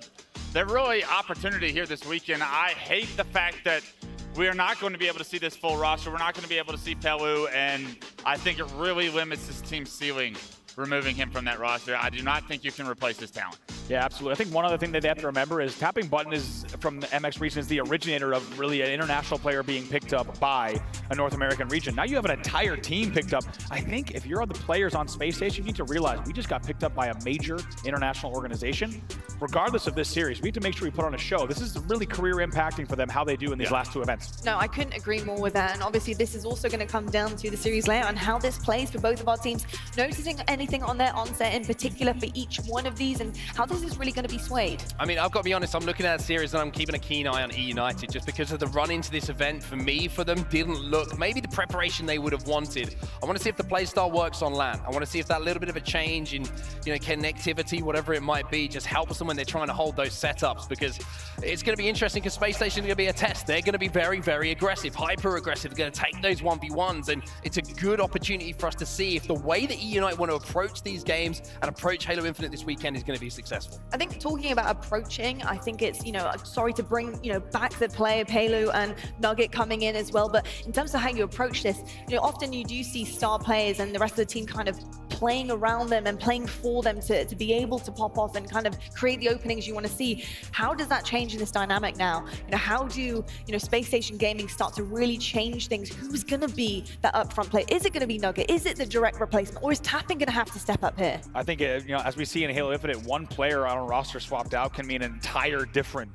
performance from that team, and we've seen it time and time again. So I think the question you bring up is a great one. I think, honestly, with the way the Halo Infinite plays, each player on the team needs to be ready to step up, depending on exactly where the spawns are, exactly how the team is set up. You need a player who can deal damage whenever they need to, and we'll have to see if they can all do it, especially against a team like EUnited. Indeed. I'll tell you what, folks, we're waiting for things to get set up on the main stage, but we won't leave you with anything short of action here. So let's just jump into a Game 5, G1 versus Native Red happening currently. Why not have a TriCast first thing in the morning? Why not? Quadcast lot. Quadcast, all right. I'm up. Take it off. I mean, what a time to jump into the series, right? As you say, Game 5, when we're jumping in, it's pretty much all tied up between these two teams, and two teams we haven't even really mentioned so far in this tournament. Two wildcard teams that, you know, coming into this looking pretty good. The return of the boys all together here on the side of Native Red. On the other side of things, second place placing G1 from the NA Super. And the big thing about these two teams is these are the last two teams when I was talking about coming into this tournament.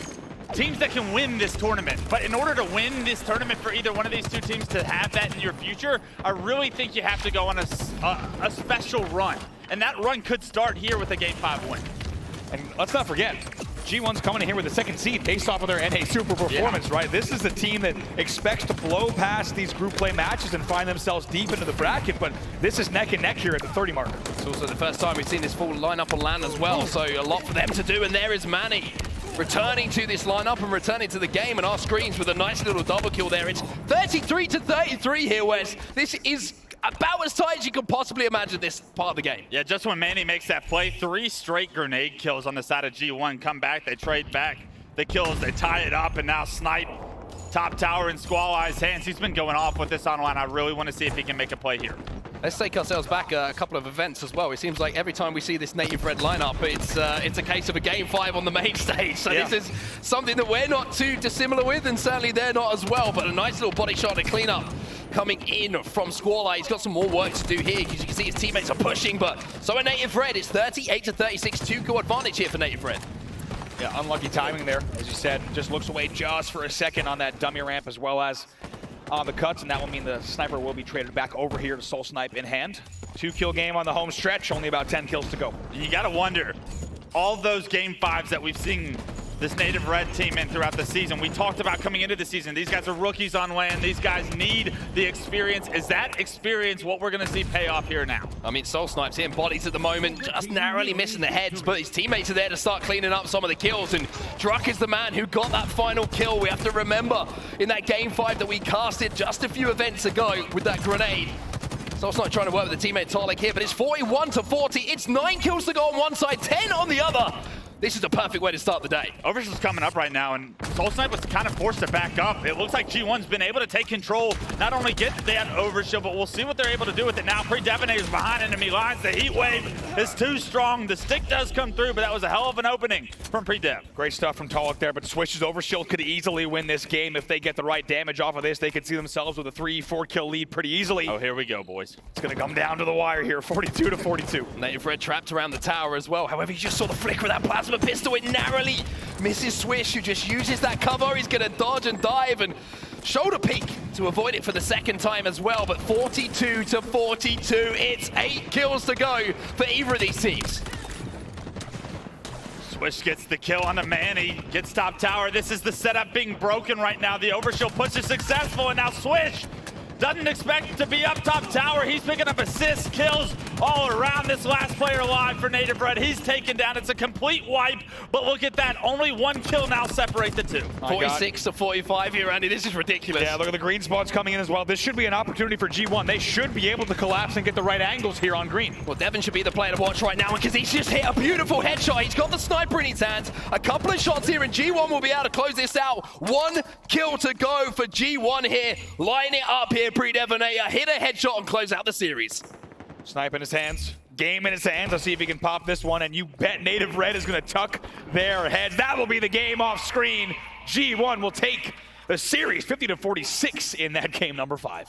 My goodness me, that was getting very spicy towards the end there, my goodness. And I gotta say though, G1 with multiple overshields as well, how much does that really start to push the game into the favor of G1's hands? And the fact that honestly, Native Red were able to kind of bounce back from that, despite the fact that their opposition had a power-up time and time again. Yeah, I'll say it. That play with the Overshield, when you're able to just passively play, show composure, you figure out a way to dissect that tower setup that Native Red had, that was where the game was won. That successful push, that map control that they gained, while also gaining the 1 kill lead, that was magnificent. And they played it so perfectly. It wasn't like the first plasma pistol shot misses. It wasn't like the green light to go. It was, let's take our time. Let's find out where everybody is. Let's dissect this setup and make sure that we're smart about it. That kind of like patience in a game 5 moment like that, G1 shows you that they're here to play. Yeah, I mean, on the back of that as well, I always like thinking about what's happening from the other team's POV, right? They know they've got Overshield. Everyone's attention immediately, the Overshield player is here. That means 3 other players have got space to do what they want. So just surviving, like Wes is saying, it creates so much space and opportunity. It does indeed. I think in terms of, timing things like that, what was missing from Native Red there? Because I think allowing the Overshield to get into the hands of G1 at such a tight game like that is very problematic. So what did you notice in terms of the fights that they were trying to have at the power-up and not being able to grab that when they need it? Yeah, for me, you just go 30 seconds out from that Overshield, right? 30 seconds out, 45 seconds out. Who's taking damage that probably shouldn't have? Who's peeking a little bit extra? And how are you letting the enemy team capitalize on that? I think if you look 30 seconds back, right, they were in battles that they probably were not going to win, and off of the damage, that's how G1 pushes in. I think on the back of that as well, you have to remember Soul Snipe had the sniper rifle at that point as well. I think it might be Soul Snipe or memory already Soul going Snipe. here. Soul Snipe it was. I was right, back myself. Yeah. But that's the difference maker. We saw him hit a couple of body shots, just a couple of millimeters away from a headshot, especially the one on the Overshield player. If he clips that head, could be a completely different game. The one bottom middle was the one that he missed for me, where he tried to quick scope the guy in that key door. Yeah. As soon as you miss that shot, he's forced to back up, and because he's forced to back up, he's now surrendered a lot of the ground that would have been able to play around Overshield. G1 immediately understand that that's their opening to take that space, and then they get that overshield. The push was successful by them. I mean, it was 4 kills that separated the 2 teams in the game 5, for God's sakes. And let's be honest, Native Red was up 2-1 in that series. They're kicking themselves for losing not only game 5, but game 4 as well. Native Red can still get the ball rolling in some great ways, continue to go through a winner's bracket run if they continue a dominant pool play from this point on. But both these 2 teams looking like they're playing at a high level so far. Oh, what a great indication. We talked about coming into this event, like how tight everything's going to be, right? I mean, we've seen game 1, Optic Ascend. It was a 3-0, but my God, the game's going to have been closer. We've just seen a game 5 there between G1 and Native Red. I mean, trust me, if you're watching this weekend, you're going to see a lot more of that. It's going to be nuts. Yeah, I was talking to the Ascend guys right after the series, and I said, listen, guys, you guys need to have your heads up. There was 2 plays that separated you guys from being up 2-1 against Optic. You have a full setup on Streets King of the Hill. If you can just get 1 more round of slays, you win game 1. Yep. Game 3, if you could just take down Formal with Snipe Top Tower, he doesn't make that play, you win that game 2-0. You move on. You're up 2-1 looking at the game 4 against Optic Gaming. Crazy. 2 lives could have had Ascend up 2-1 against Optic. But that's where the great players step in and make great plays. That's why Formal and the boys have moved on. But Ascender right there, we've seen how close Native Red and G1 are.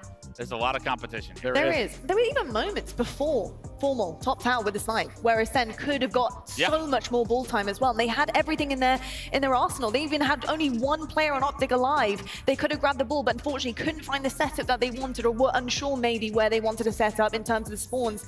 And they just didn't grab it. And it's so much time where you see Optic pushing around, grabbing the ball. The objective is the key for them. And I think that is what really separates some of the top teams here. And we kind of saw as well in terms of the power-ups while we were talking about it. Optic did get pretty much 1 power-up on Recharge Slayer.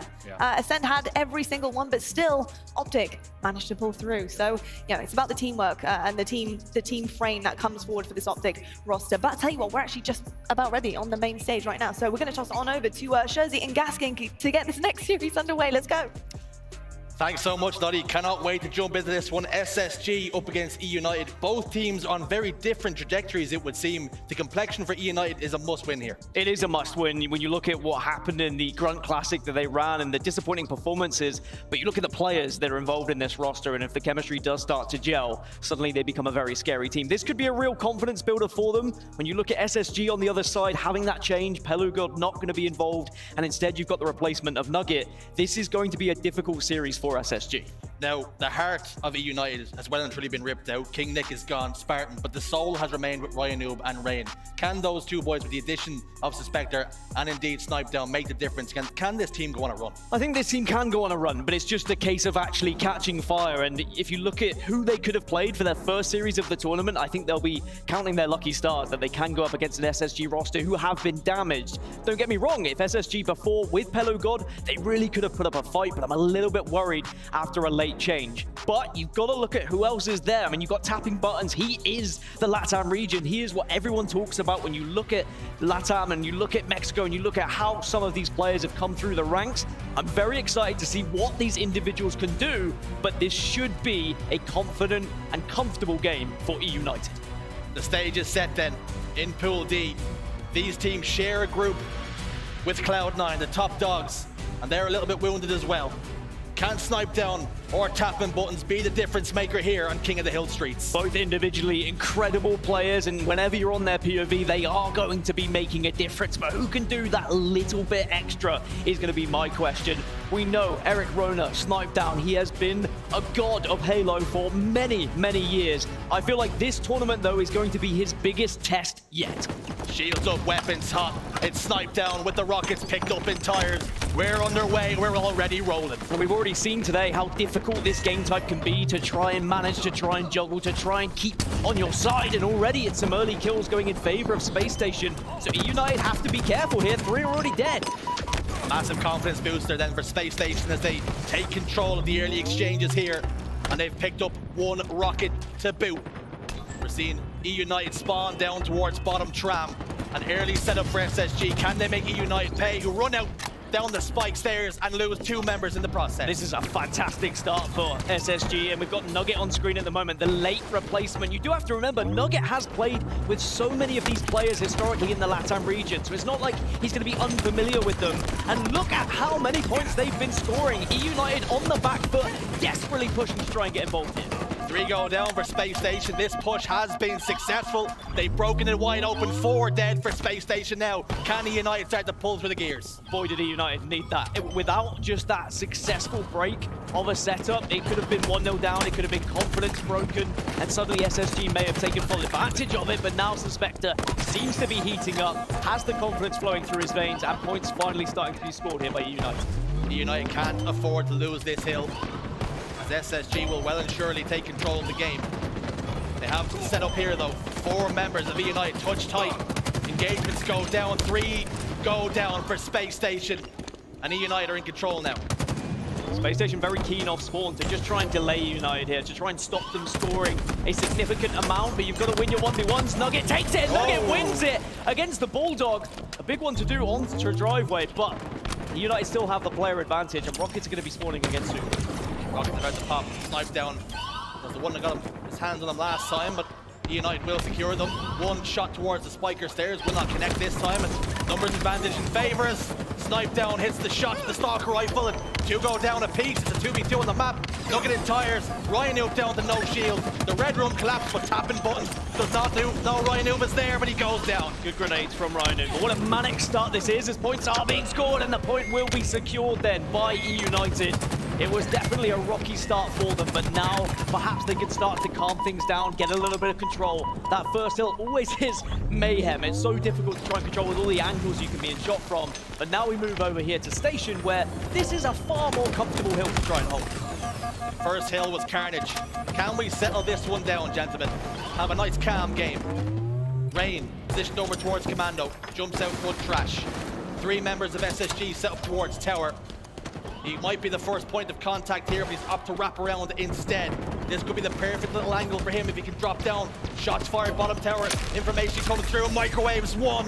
It's 2 down for Space Station, about to be 3 as Rain locks in 2 and desperately close to locking in 3. I'm excited to see what Rain can do throughout this tournament. Chatting to Burns from EUnited, he said Rain is locked in. He is a player who's just not missing at the moment. And I think if EUnited have those individuals to fall back on, even if team chemistry's not quite there yet, imagine how much you can do if you're hitting your shots, if you're confident going into every fight. And already we can see this second hill has been such a comfortable one for EUnited. Chemistry is so important. Are EUnited still trying to work out a play style, a rhythm they want to do? They've had scrims, things have been looking up after the Grunt Classic, but to do it here and to do it now with players who have done it on land before, they've got a champion, a multiple-time champion to snipe down on the team. Can he be the difference maker here? There's been a lot said about, you know, the pace of which Snipe Down plays this game and the pace of which Ryan plays this game. Will it mesh well? Will it work together? Goofy brought up a valid point. They've teamed together in previous Halos, so it's not like they are unfamiliar with one another's strategy and the way they play and the pace of which they play. But I will say that in the early stages of this game, now they go 2-0 up. This is what we were expecting to see. It was a little bit of a shell-shocked start with SSG taking some early kills, but EUnited really have settled into it now. We're on the road to Worlds here. Just 1 month away. I'm a Suspector 2016 finalist with Allegiance. How he would desperately love to be back on that stage once more.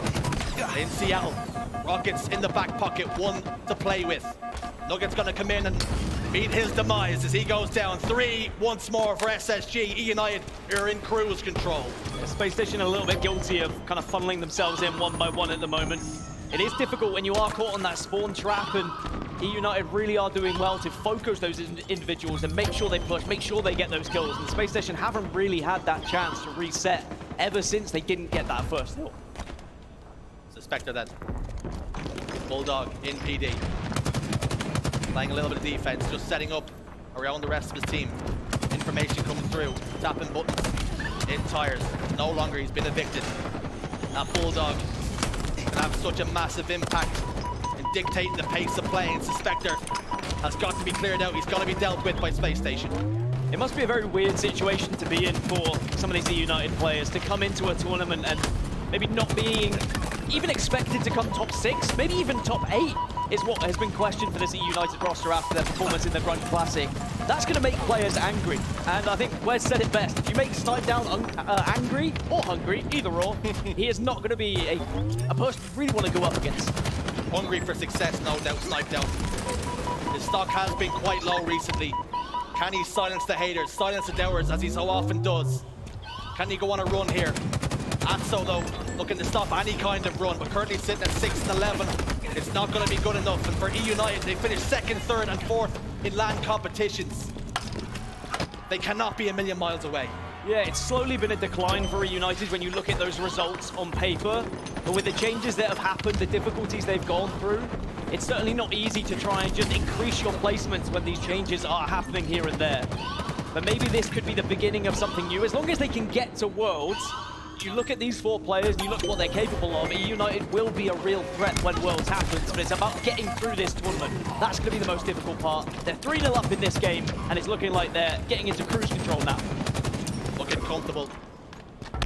Looking calm and collected. Showing great composure after that early wobble in the first hill.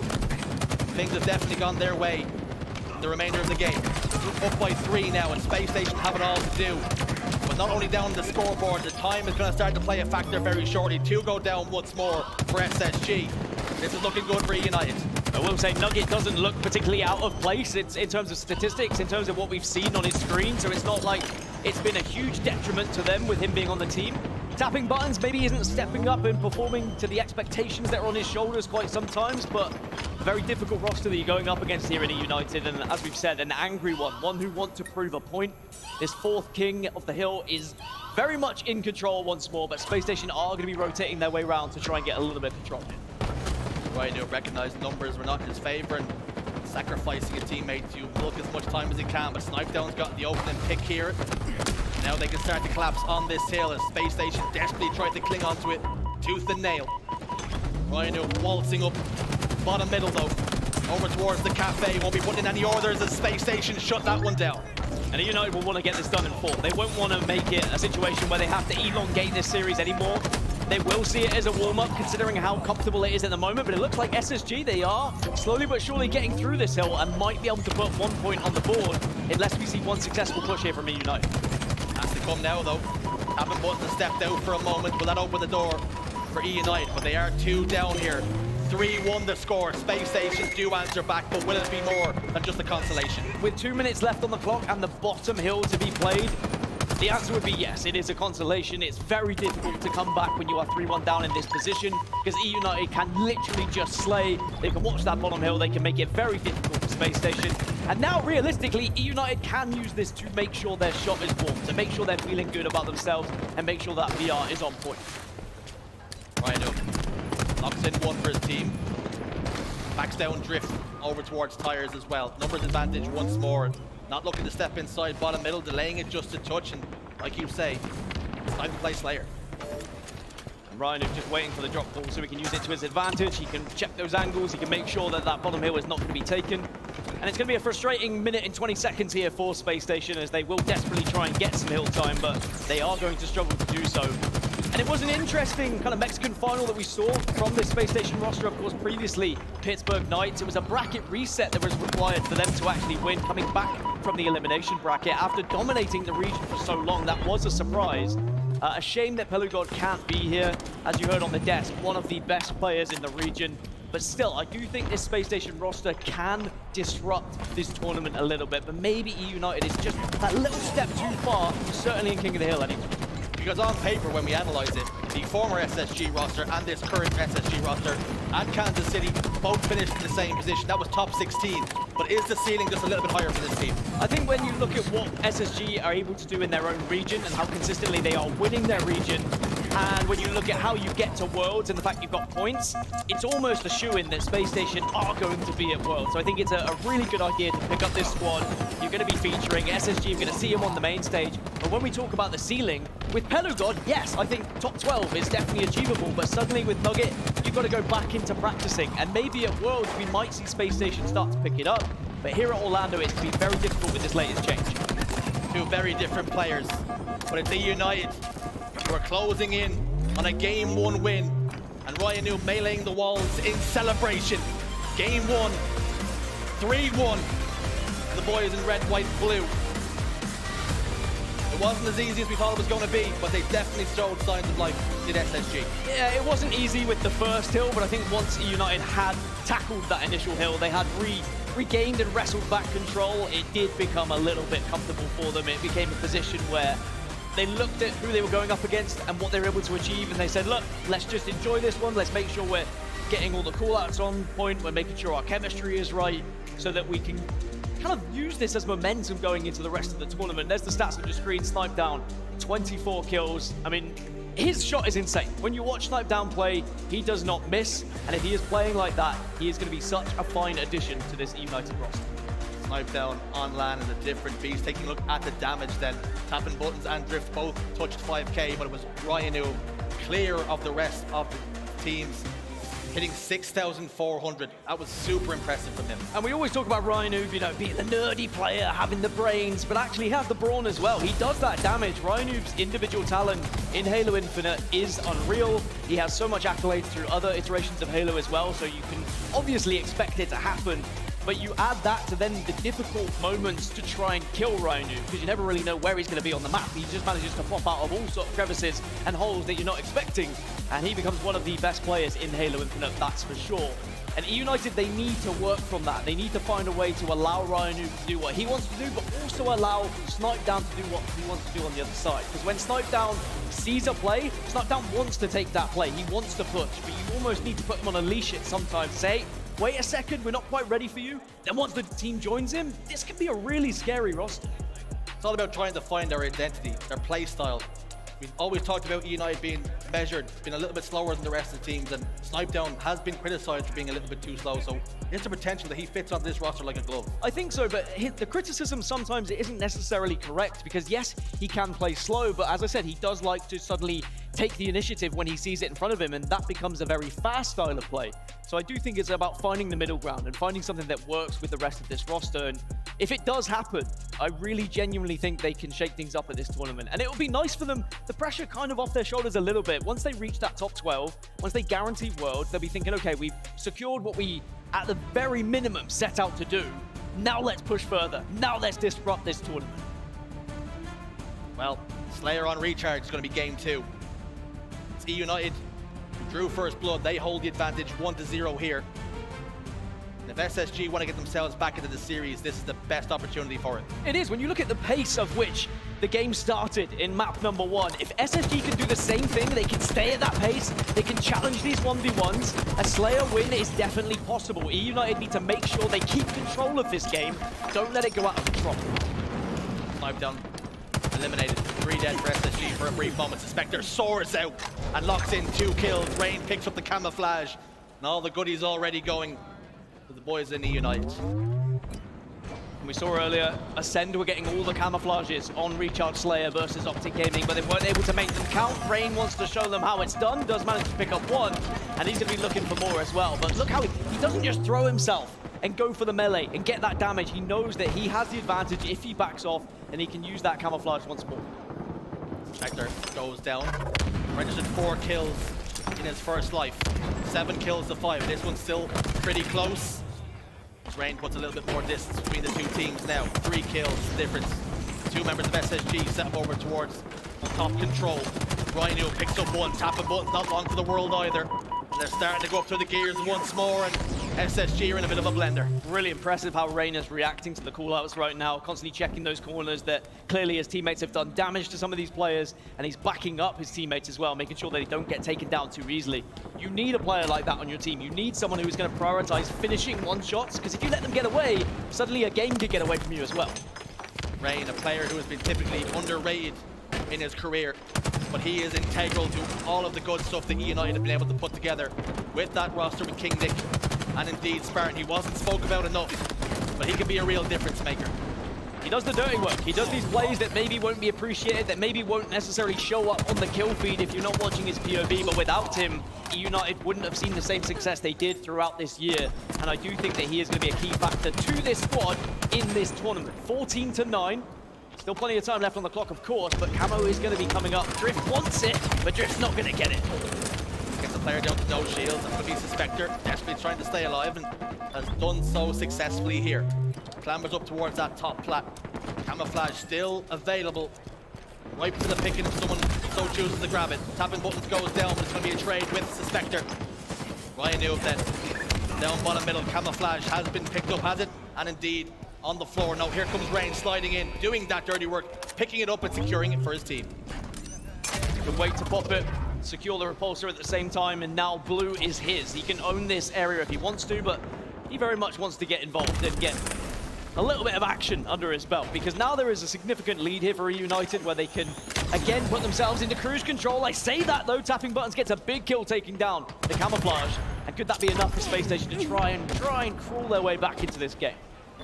Snipe down then with the shock rifle. Oh, communication is going to be so important here. Let's have an Astro listen in and see how EUnited handle with it. Let's go unknown. Clearing red. Playing blue side. Okay. You're alone, Tim. I'm gonna go watch bottom A. Yeah, they're all A. Think. Two bottom A for sure. Got one. Nice. Pipes coming around. Dude, watch out, pipes to ledge. Half wall. Pushing A with me, Amir. Okay, go. Pipes, we coming? Watch spawn. Bottom A, watch out. C plus one's down. Yep. Nice. Gonna be glass now? I'm watching it. Pushing out.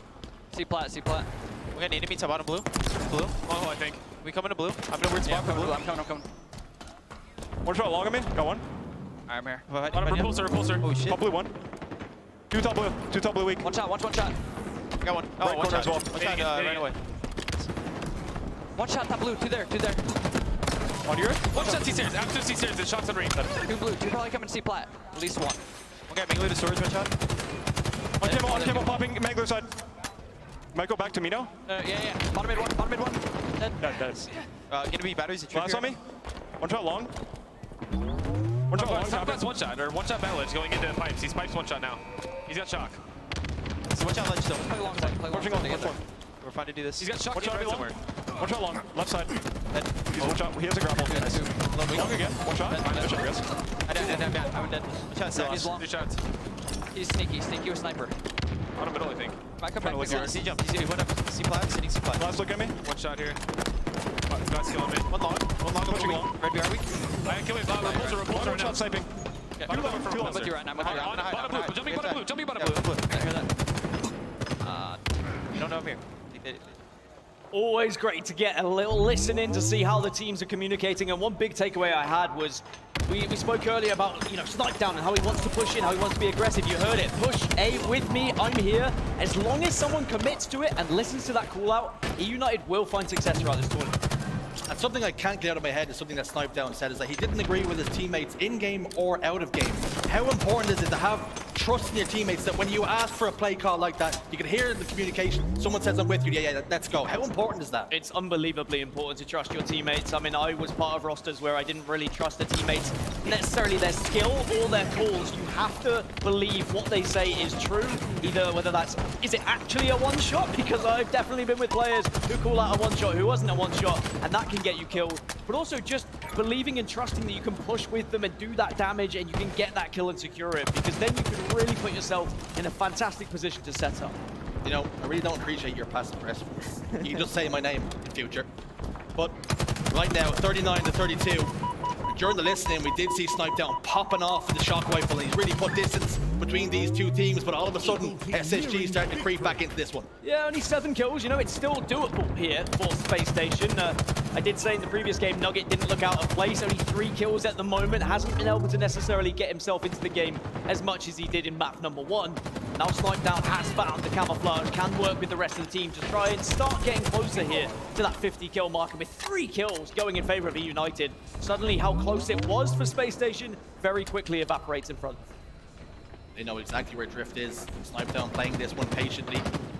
Knows the backpack could come through here. Camouflage has just dissipated almost. Got him in a little bit of trouble. As we see, Atso also desperately trying to get away and cling to life, but Snipe Down puts him in the grave as well. Tapping buttons. Top elevator could be about to face the exact same fate, and does.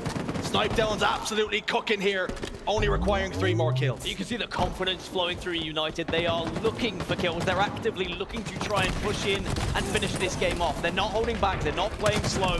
They want to get this done, and they want to get it done quickly. Suspector. 16, make it 17 and 10 as he goes down. EUnited require one more kill. Is it going to be Ryan Newell? Player down to no shield. Rain cleans up the pieces and they double their series lead.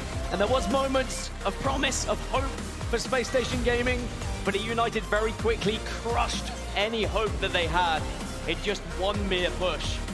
At any moment when EUnited felt like they were kind of lagging behind or they were struggling a little bit, didn't have necessarily control of the map, it was a very quick decision to push across quickly, push together, and make sure they secured the necessary weapons to really give them the control and the dominance. And that period of play where Snipedown had the shock rifle, it really set them apart from SSG.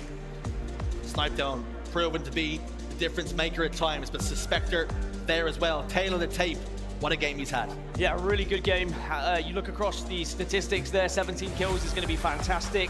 On the other side, Nugget with just the 3, and that's when you start to think about the chemistry with being added to a team so late. I will say that Ryan, even though he's gone negative, sometimes deaths are important. Sometimes information is very important, and that's what Ryan is going to be doing well. He's going to be pushing in, getting aggressive, making those entries so that the rest of the team could have got all the kills that they did. We'll have a look at the damage as well. Who was the difference maker? Well, look at that. I mean, everyone on EUnited almost identical when it comes to damage, all playing their part. Next time you talk about deaths and how they can be important to your team, I want you to think back to all the criticisms you gave me during matchmaking when we did lose that CSR. It wasn't a good day for us, but either way, it's not a good day for Space Station right now as we approach Game 3. They're down 0-2 in the series. Livefire, oddball up next. Is there some hope for them? Do you want me to be honest, or do you want me to give you the spiel and say, yes, I think there's hope for Space Station because blah, blah? No, EUnited have been I didn't answer the far question. better. I didn't answer the question. Okay, would you like me to be honest? I'd like a spiel first, and then I want the honesty afterwards. The spiel is, yeah, I think Space Station, they've shown enough. I think they do have the individual skill. But no, EUnited have been far better. Space Station are going to struggle here, especially when it comes to oddball, especially when it's about setups, when EUnited really going to show their strengths now. That's where Ryan shows what he's made of, right? When you get the strategy coming into things, when his brains can really start to be picked for trying to work out what you want to do, where you want to hold that ball. But do they even need to play in that way? I think EUnited are playing with a certain amount of confidence now. It certainly showed that in that Slayer game with how aggressive they've been. I think they know that they are the better side, and sometimes that's very difficult to go up against a team who is playing with that amount of confidence. And EUnited, if they win this series, that'll put them in the driving seat in the pool. They are sharing a pool with Cloud9 and indeed J Lings. So this puts them in a good spot at the bare minimum to claim second place. But have you seen enough from them that they can be a test to Cloud9? Again, it goes back to how well are Cloud9 going to play in this tournament, because both Cloud9 and EUnited looked shaky in the most recent online performance, but LAN is very different, as we are seeing EUnited really impressing us here in their first series of the day. As we start Livefire oddball, and now we're going to really get a glimpse of how these setups work for EUnited. How much have they put into the game when it comes to strategy? Whatever you see online, one thing is for sure, LAN is the truth. And it's EUnited up 2-0 here. Snipe rifle in the hands of Rain. See, Mosey's on down, picks up the overshield. All the goodies once again, like they did in the previous game, going the wrong direction. Well, Nugget does get a double kill though, and that means Rain is going to be forced to try and take the fight that maybe he doesn't want to, but with the overshield, you've got that freedom to push in, to get a little bit more aggressive. Gonna have to go up against a heat wave though, and that's never going to be a fun situation to be in whatsoever. A good start from Space Station, similar to what we saw in King of the Hill, and that is going to bode well for their chances as this game goes on. Sure. Weapons have gone down though, and EUnited have picked up the pieces. Ball over towards Tower, now down towards Mud. Opting not to play it just yet though. Nuggets picked up a kill under the nest bridge. Ryan Noob, snipe rifle in hands. Can you find the face? Misses one of the tapping buttons, just could not connect, couldn't get the dots to line up. He desperately scampers away then and waits for the rest of his team to spawn up, but this is better from SSG. I will say a fun fact from the EUnited Grunt Classic was Livefire was one of the most common maps where we saw upsets. Whether it be Slayer, whether it be Oddball, whether it be King, it didn't really matter. We were seeing upsets happen on this map, and it must just be the pace at which it's being played. Sometimes the control you can have throughout the entirety of the game just from the starting strategy. It means that, we are going to see upsets, and right now this is a bit of an upset. Space Station closing in on 30 points. EUnited haven't really been able to get into this first round. I do love a bit of Livefire. It's where we see overkills. They can be tasty, I'll tell you. 28 points to 2 though. SSG go 3 dead. Suspector picking up a bit of Left the grenades. He'll throw one over towards the pillars. Overshield will be punched into the chest too. That is back-to-back overshield for EUnited. Although they're down on the scoreline, they're starting to piece it together once more. He left it late, that overshield, didn't it? It was a slither of health before he was able to actually get that charge, but that's sometimes the difference maker is putting it into your chest a little bit late, and now Spectre is trying to get kills off the back of it. Will be a double. EUnited starting to get some kills on the board, but the ball time is of course where they're going to be looking.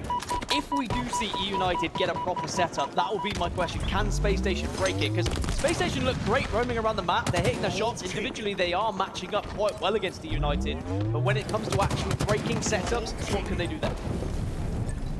Ryan Noob looking to hold a setup, but he's lost 2 members in the process. Rain and Spectre are in the black screen, and he's about to join them. Ball has been played. Snipe down sends one off the map, but he will be eliminated in the process, and Rain scoops up that ball once more. They're trying to scrap for time here. It is a scrap. SSG are doing really well to keep this as a scrappy game. That's exactly what you want to do against the EUnited. Don't let it be structured. Don't let it be too strategical. And suddenly, you try and put a little bit of method to the madness. You say, okay, if we keep pushing EUnited, if we keep suffocating them a little bit, they're not going to have that opportunity to set up, and it might make them uncomfortable. And that's what we're seeing right now is EUnited uncomfortable in a game where they're currently behind. SSG creating the chaos. It was Peter Baelish who once said that chaos is a ladder, and it's SSG trying to climb it here.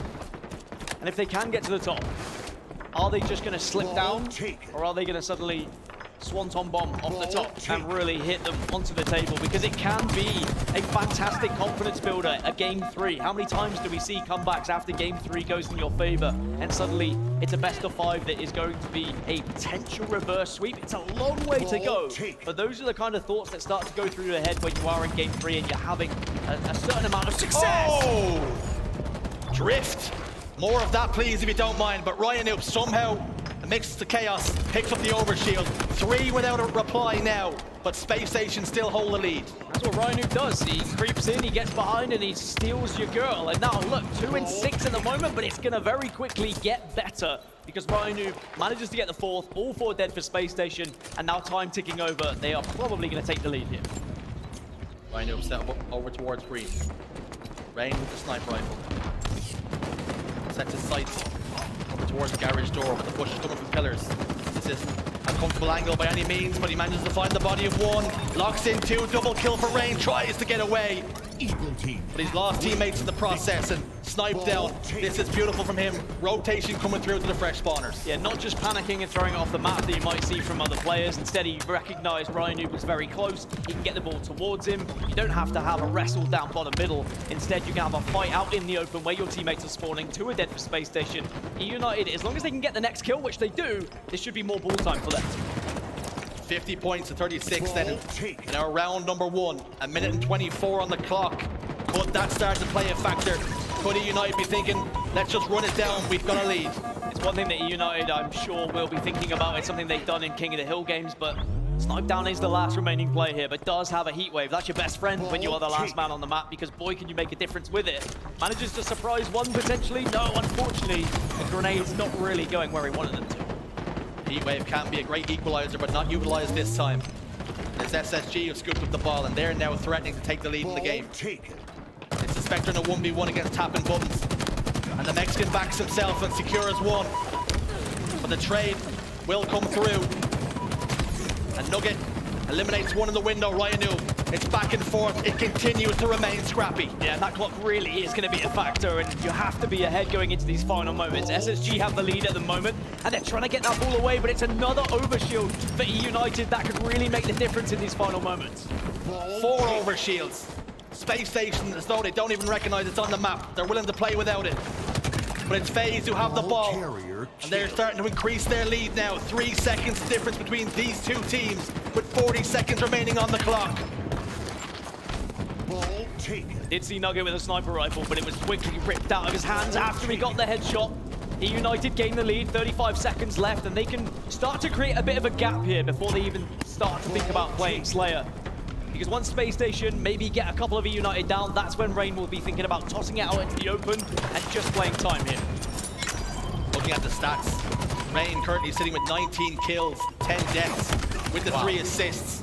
What a game he is having, but this game is so close, it's neck and neck. If SSG can get their hands on the ball. They can claw this one back, but EUnited doing exactly what they need to make this a tougher task than it needs to be. This is the push from Space Station now. They've managed to get 2 dead on the side of EUnited. They are collapsing, but 10 seconds left. You've got to go now, but Suspector from behind enemy lines gets the double kill. That could be so detrimental to Space Station. Suspector punching a hole, 2 kills for him, and a double kill for Snipe Down. All 4 dead. It's going to be EUnited who secure round 1. Round 1 secured, but it wasn't as easy as maybe I would have expected, maybe as EUnited would have expected as well. Space Station, again, starting off solid in these games. They really have a starting strategy down to the T, but they just need to find their way in those final moments. Looking at the faces at the end of that game, all smiles from EUnited. They're not feeling the pressure at all. In this tournament, Snipe Down, he's been here, he's done it before. And in pool play, that's not when the pressure starts to be cranked up. And you can see here, Snipe Down in the 1v1. Comes out, the worse for wear there. But it's frying from Suspector. Double kill, all 4 dead though for EUnited. Yeah, all 8 dead temporarily, and Nugget says, oh, well, I've spawned by the overshield. Thank you very much, I'll pick that up, put it in my back pocket, I'll use it for later. And when he does pop that overshield, it could make a real difference here for Space Station to try and get an early lead. They weren't able to get a proper setup throughout round 1, but they kept it scrappy, they kept it close. Imagine how different it would be if they could get, you know, a 30, 40 second point setup. No points until this very moment though. It's gonna be SSG who open us up here. Back tower, desperately trying to stay alive with the use of a repulsor as well. What can he do to live? Not a lot, it would seem. A Snipe Down goes down, it's carnage. Rain picks up 2 more. And Suspector will lock in a triple kill. All 4 dead. Sniper rifle in the hands of Rain. Rain making it rain. There was so much grenades on the screen, I couldn't even keep up with the frames, but Rain does walk on in, grabs a sniper rifle. He's hitting body shots as well. It was a triple kill into potentially a double here. It's going to be a cleanup, but EUnited, the confidence, you can see it happening yet again. On the other side, got to give credit, Nugget is keeping up with the pace of the game now. I know I keep highlighting him. That's because, as we said earlier, he's a new addition to this roster merely days ago, and that's going to be so tough to come into a squad and try and make a difference when that's the case. Fantastic trigger discipline out of Rain. Could have easily fired a few warning shots, but there we go. Kills going his way. Killing spree. And escapes with his life. Last man alive, ensuring that the Space Station have to worry about him all this time. And they worry, and Nugget does clean him up as well. Great shots from Nugget. Very important to take down that final member. It's one thing EUnited have done well throughout this series, is being a nuisance when you're the last player alive.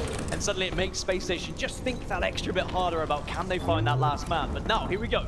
Space Station with their first chance in this round 2 to actually get a setup, but Ryan, who wants to disrupt it as early as possible, doesn't manage to do it on his first try. Set up back tower. Heat wave and ball. Sniper rifle won't be a factor for another 25 seconds and change. This is all the score, the points that SSG need. The fights are happening elsewhere, and EUnited are being cut down. Numbers still in favor of SSG. They're playing this one perfectly thus far. This is a little bit worrying for EUnited. When we talk about breaking setups, and I said, how are Space Station going to do breaking them? How are EUnited going to do breaking them? They've got the entry onto Drift, but Atso is a phenomenal position there to make sure he closes the gap and kills that player very quickly. And even though EUnited have done well to stop the ball from being had, the setup is kind of still there here for SSG. EUnited just have not got tabs on the SSG players. The information just isn't there. And perhaps because this team hasn't been around for so long, that is why they find it so difficult to break the setups. They have now done that. They lost 46 seconds as a consequence, but they're already starting to heat up that lead. Small mistake there maybe from Atso not playing that ball. Was confident in his sticky grenade. He really did believe in it. He looked up to the heavens and hoped it was going to connect, but instead, it means that EUnited were able to get a few points on the board. And Space Station just needs to be careful with small mistakes like that, because teams like EUnited will really capitalize from them. SSG still have ball in hand, though. Has been dropped for a moment. Perhaps it's because the ball carrier was Nugget. He has gone down. But Suspector, he's more interested right now in the overshield, securing it for his team, but he's been tagged up by tapping buttons. Throws a frag grenade over towards the overshield, manages to get one with the help of Ryan New, but Atso has secured the overshield, and all of a sudden, SSG looking a different beast. SSG have remembered the overshield's on the map. Yes, that's really good. It did seem like they'd forgotten about it initially, but the overshield goes to waste. It gets very quickly annihilated by EUnited. 28 kills at the moment across the board for Rain. Snipe down did have the sniper. That could have really made a difference as well. More ball time then. A 1 second lead. However slender as it is. Got to this point in the last round. That was when EUnited stepped on the gas. Will they do the same thing once more? Snipe rifle was trained over top middle for a moment. Nugget down to no shields after that body shot. Ball taken. Being pressured is Rain. Has to drop back. And SSG off the dribble, the ball over towards Garage. It's the first time the ball's been there in a very long time. They take the lead again, and this is almost deja vu from round number 1, where the timer starts to tick away. Space Station have a little bit of a lead, but can they clutch up in those final moments? Here comes the collapse from EUnited. They notice 2 players on their own, and they take full advantage of the extra player they had to secure and pick up those kills. It's very easy. Absolutely surgical. See, Atso. He gets handled in the window, waves goodbye. 56 seconds to 64, but EUnited start to close that gap now. What do SSG have in the tank then? This game is not away from them just yet. Atso desperately trying to stay alive behind the dummies. He milked his life for as long as he could, but there was no help coming. There's a player down bottom middle in rat tunnel. Rain's the point of contact. 1v1 goes down, but Ryan Noob there on hand to help him. Trades is all EUnited need to do here to maintain this lead. 76 to 64, and all of a sudden they're creeping away. Space Station do have to be careful not to just be sending players individually to try and break setups here. They need to coordinate. There's 3 dead. This is the push for Space Station. They've got the ball. Atso has been able to put himself in the window. Overshield also coming up. This is the perfect time for Space Station to break the setup. Rain opts this time not to look for the overshield set. Prioritizes going for the ball. He knows how much SSG need ball time here, and it looks as though with the right call, as 3 go down for SSG. And because Rain could get behind enemy lines, he's broken that setup wide open. But there's that overshield tapping button, the final member doing something. I love this from Rain. Get away from that overshield, get away from tapping. Your teammates are spawning towards tower. You can get a significant amount of time here, but are you going to be in a position to play that ball if you don't get the kills? 17 seconds is all EUnited need to complete the clean sweep. Can SSG break this setup? This is the last push. They have to go now. One more push, and they are going to come from green side. So Rain says, you know what, screw green side. I'm going to go over towards overshield side, and slowly but surely he can tick up on this time. Is there going to be a last-ditch attempt from Space Station here? Rain scampering away like Captain Jack Sparrow into the night, and it's going to be a clean sweep for EUnited. They start off pool play as cool and calm as you like. EUnited needed this. They needed that confidence builder after a disappointing performance online, but LAN is a completely different animal. And EUnited, if this is the beginning, if this is maybe the worst they're going to play all tournament long, I think we're in for good things as the tournament goes on, because I saw enough to suggest that individually they are all on point. They're hitting their shots. As soon as now you start to get that structure, you start to get that balance of how they want to play this game of Halo Infinite, EUnited are going to disrupt the top teams at this event. Well, there were some people, there was whispers. In the night that this EUnited team might only finish top 12. They just handled a top 16 team with ease, relative ease it must be said. They're going to be a real problem for any team in that top half, like you say. I do think so. Maybe a top 3 is a little bit of a stretch, but certainly from 4th onward, EUnited are certainly going to be looking to try and make a difference in that kind of area. There's the stats on your screen. It was Snipe Down who did get the most in the end with 32, but everyone was playing their part. I will say that I've been a little bit harsh on SSG. I know that they are going through a very difficult time having to make that change. Individually, we saw some very promising moments from SSG. They were winning some battles that I wasn't expecting them to. They are some incredible players from that LATAM region, and I do think as this tournament goes on and that chemistry starts to build between them, they can really, maybe challenge some of these top 16, top 12 teams that they have played before, have beaten before. And if they can get on a run, they can catch fire. Keep an eye out on SSG. You speak about catching fire. Nugget, the baptism of fire from a game 1 coming up against EUnited, who are looking that hot. And when he steps in, he's not used to playing with these players. He doesn't know the play style, he doesn't know the setups that they want to hold. He's done a damn good job in filling in, but EUnited 3-0 and they move on. And they will have looked at the series Space Station and probably expected to lose against EUnited. Maybe had a glimmer of hope after seeing EUnited's performance in the online tournament, the Grunt Classic recently, but EUnited have just demonstrated that there's a very clear difference when it comes from online to LAN, and also how much they've learned in those last few weeks, in those practices, in those scrims that they've had since the Grunt Classic, because I think sometimes you just need to kick up the backside, and that's what EUnited had in the Grunt Classic. They said, okay, we're clearly not good enough at the moment, what do we need to change? And suddenly, when they make those changes, they can be a very big threat in this tournament. And for EUnited, you have to say they've already got 1 foot towards Worlds. That's one got up in the pools. They finished top 2. That's pools all taken care of, you would say. But Blaze has got an interview. Take it away, fella. Yeah. All right. Thank you so much, Sherzy and Gaskin. Orlando, give it up for EUnited one more time, coming out on top, 3-0 in that victory. And we got a double interview for you guys. I got Ryan Noob and Snipe down on the stage.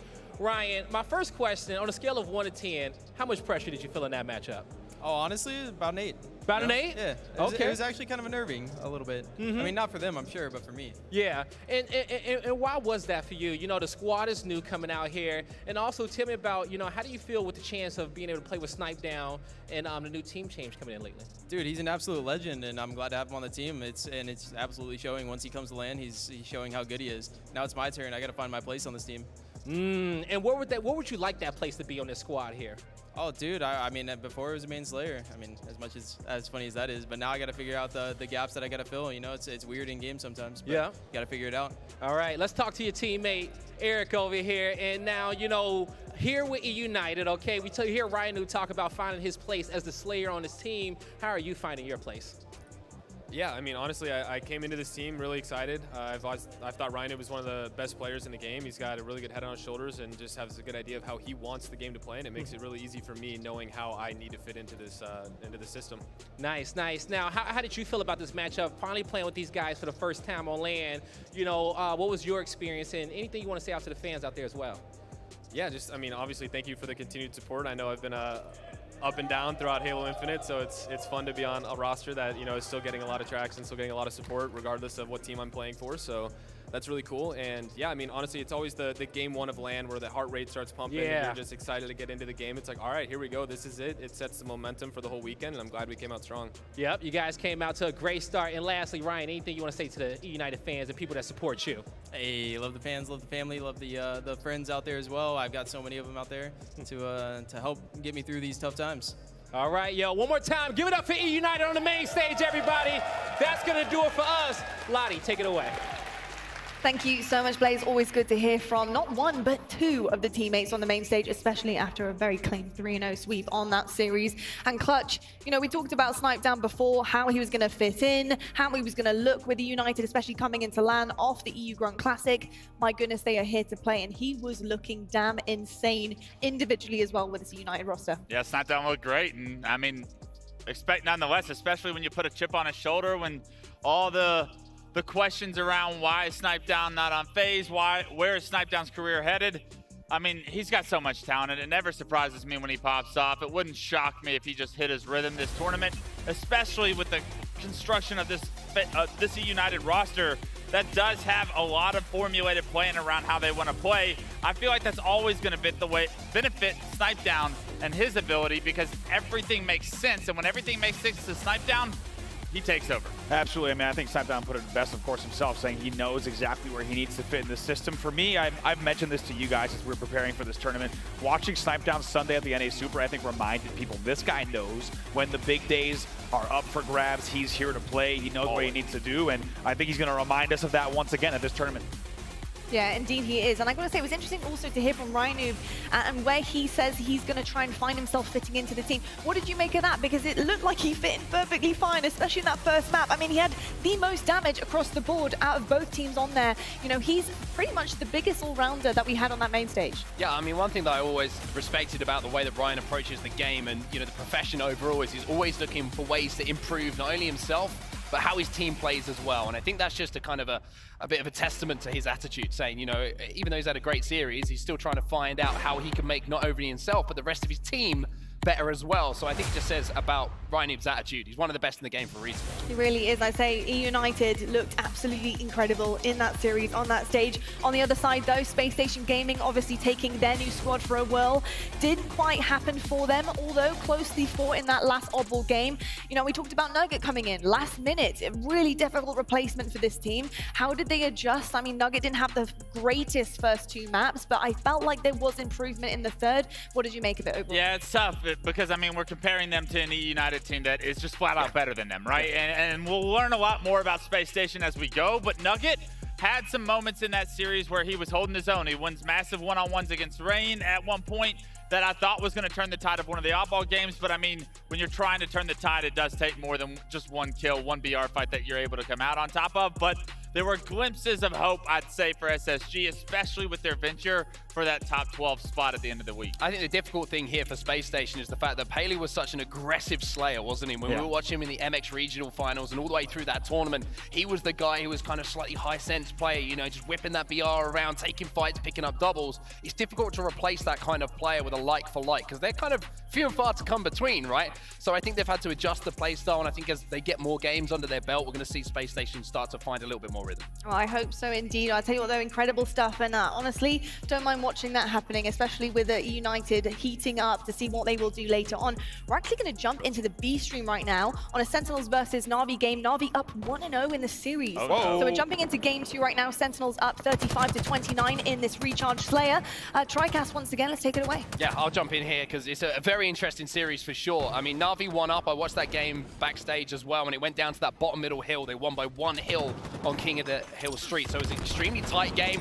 I'm not expecting too much from Navi on this second game, to be honest with you, because Navi and Recharge, I've got to be honest, they've never looked good, and they're struggling here as well.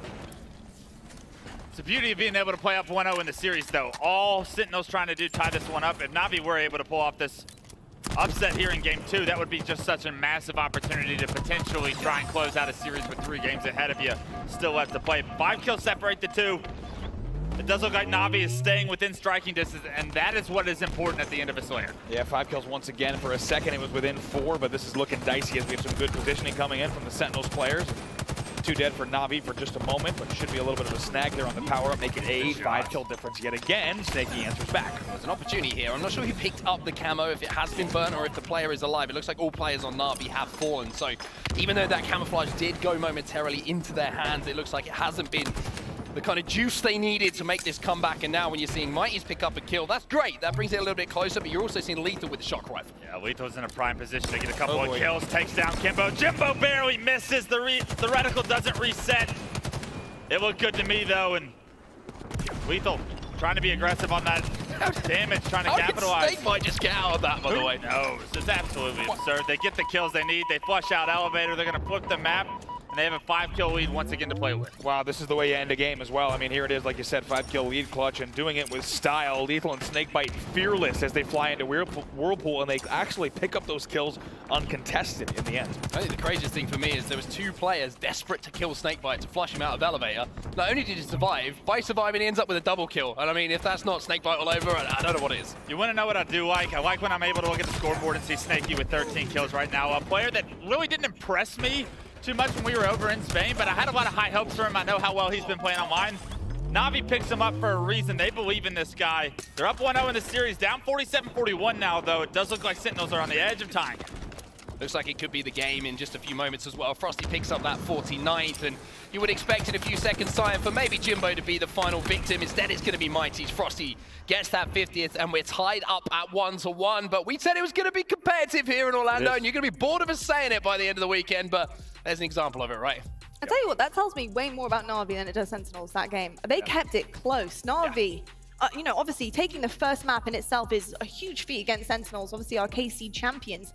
But Navi showing up in that Slayer as well, keeping it as close as possible. And we see that often with our top teams going up against each other in a Slayer. It is always down to a couple of kills. That's impressive stuff from Europe. And I know there's been a couple of team changes since the last time we saw Navi over on American soil, but it was a disastrous performance that they put on the last time they were here. Didn't win a series. What a statement it would be if they were able to come here this time around and beat a team like Sentinels. I mean, the fact that they're in the series right now, tied 1-1, everybody has high hopes over in Europe for this Navi roster.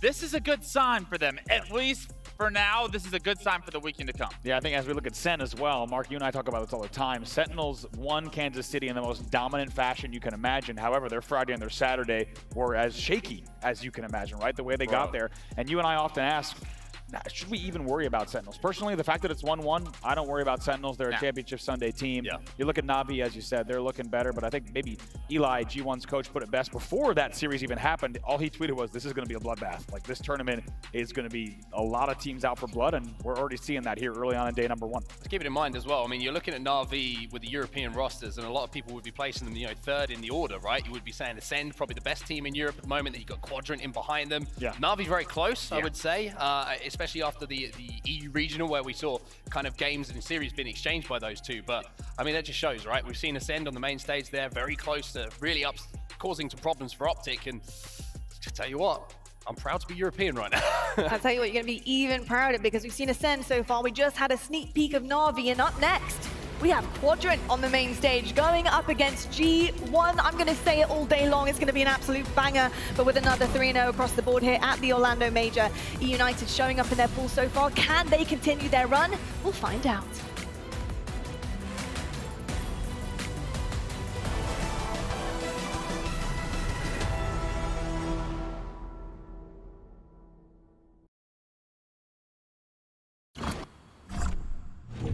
I've got you under my skin.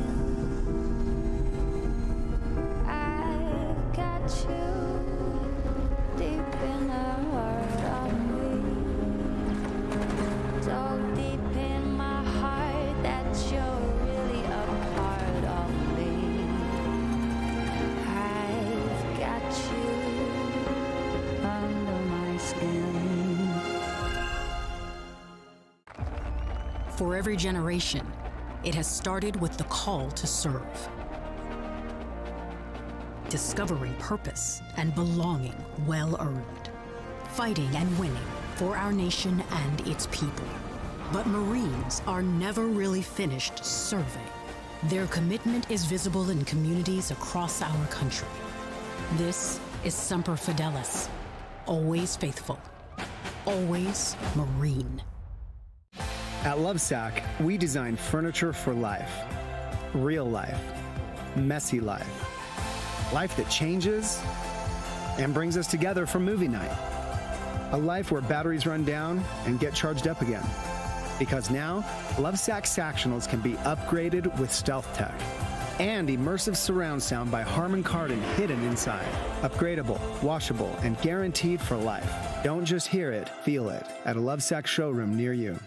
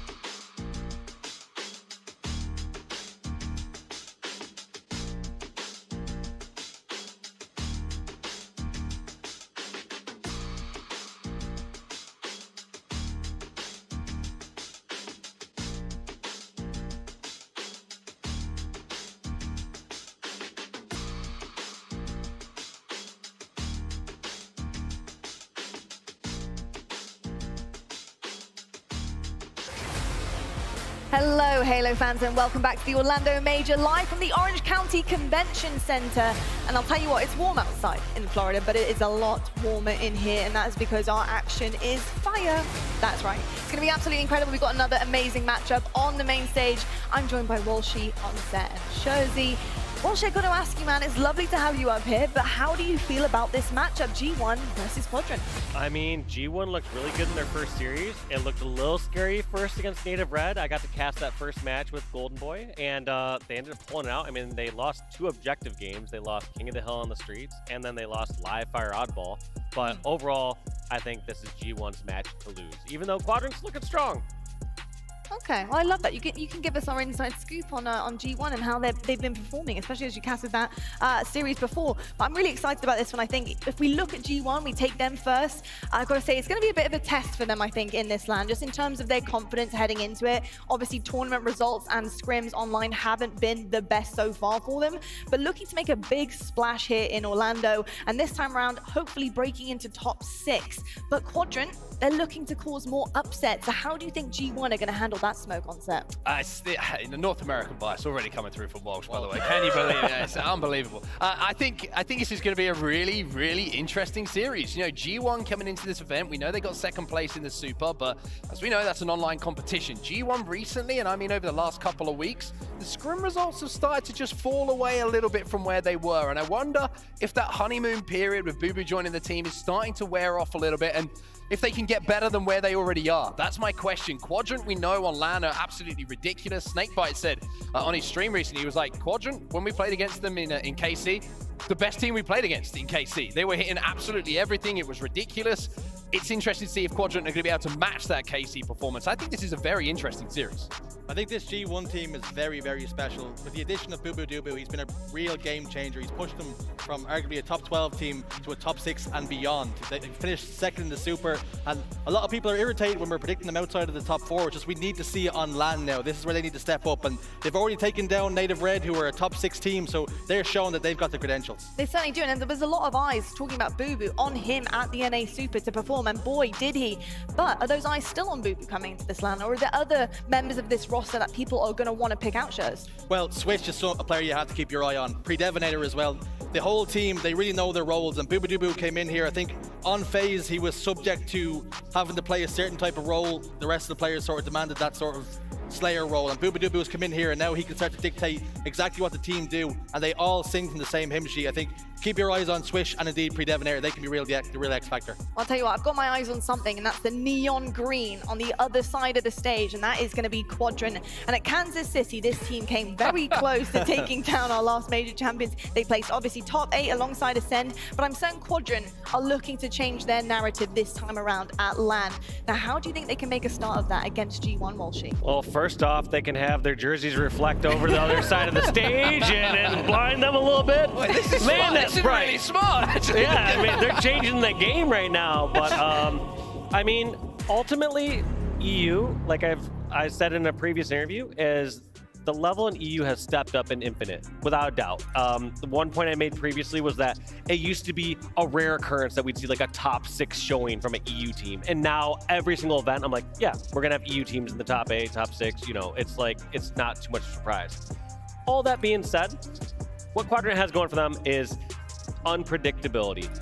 These NA teams, we are in a bubble here. We study ourselves. We only look within that competition. And until these EU teams start consistently taking out other top juggernauts out here, they're gonna be able to fly under the radar, which is a huge advantage for Quadrant. I think for Quadrant, they've gotten some extra reps on land. They finished runners-up to Ascend at Valencia. A best of 7, they pushed it all the way to the Slayer, and they were bitterly disappointed to come up short there. I think for this Quadrant roster, they've stuck together. They know exactly what they need to do here, and I think this is the sort of game they need to play to show that they can do it on a consistent basis. And I think against G1, this is the perfect test. One thing for Quadrant to keep in mind, though, is there's 2 quadrants that you can see, right? One is the quiet quadrant, kind of go about their business, and one is a fired up quadrant. I almost want Quadrant to lose a series early on at this event to get that fire out of them, because if you go back to the EU regional when you watched it, Navi beat them comfortably in the winner's bracket. Jimbo was sitting there with his hands behind his head in an oddball game. And then the rematch came and we went to a listening, and the difference in communication was just ridiculous. They were fired up, they were hyped up, they wanted revenge, and I think they need a little bit of a fire lit under them, Quadrant, to see the best out of them. But they always say as well, we are a LAN team. We love the LAN environment. We play our best Halo on LAN, and trust me, they're going to be dangerous. Well, I'll tell you what, I know they're going to be dangerous because I was speaking to SLG yesterday, and he gave me a little bit of insight into the team, how they're working, their playstyle, what they've been working on. They tell me that they literally can handle every map and mode you throw at them. They're not really good at something, but they're not really bad at anything either. And they said that that honestly helps them counter most teams. So when it came to Sentinels, they were kind of able to push through because some of the weaker maps of Sentinels, they were pretty good at. You know, they are kind of good at everything. And I think in terms of the kind of pools we have, the game modes, we have 17 on the board, which is huge. So being good at everything is definitely going to weigh in their favor at some point in time. And then the other thing was the fact that their readability has definitely improved, and SLG really kind of pushed upon that. They're able to read what teams are doing really, really well, even with non-traditional players like Sentinels, and that's what we saw back in Kansas City. You know, Sentinels don't have a traditional way of playing, but Quadrant read into that, and they knew exactly what they wanted to do. So I'm looking for that countering against G1 later today. Shez, what do you make of some of the SLG comments? Well, something you touched upon it perfectly. I think I was speaking to SLG, and he spoke about how they played against one of the LATAM teams in Montenegro, and that they would have preferred to play game 1 against G1 or Native Red, so they could start off hot and, you know, really sharpen their tools. But they feel like G1 might have a slight advantage here, that they got to play against another top team, and they could be coming into this a little bit hotter. I don't know if that's mentally going to play into already giving up excuses as to why they're going to lose this one, but I'd love to see Quadrant come out hot here. Oh, I'll tell you what, they're going to be coming out hot, especially with a player like Chick on their side. Our AMD power performance, of course, is going to be this guy. I mean, Chick has been insane, the best overkill we have ever seen so far, and I still have Dan's scream in my ears ringing because of how insane this guy can be.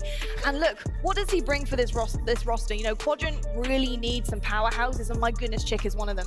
Yeah, it's just straight up damage and slaying power. End of the day, we always highlight objective efficiency when teams are even in slaying power, but that's one thing that has been the difference maker in previous years compared to now between EU and North America, is back in the day, just that slightly little better of a shot, slightly little better positioning.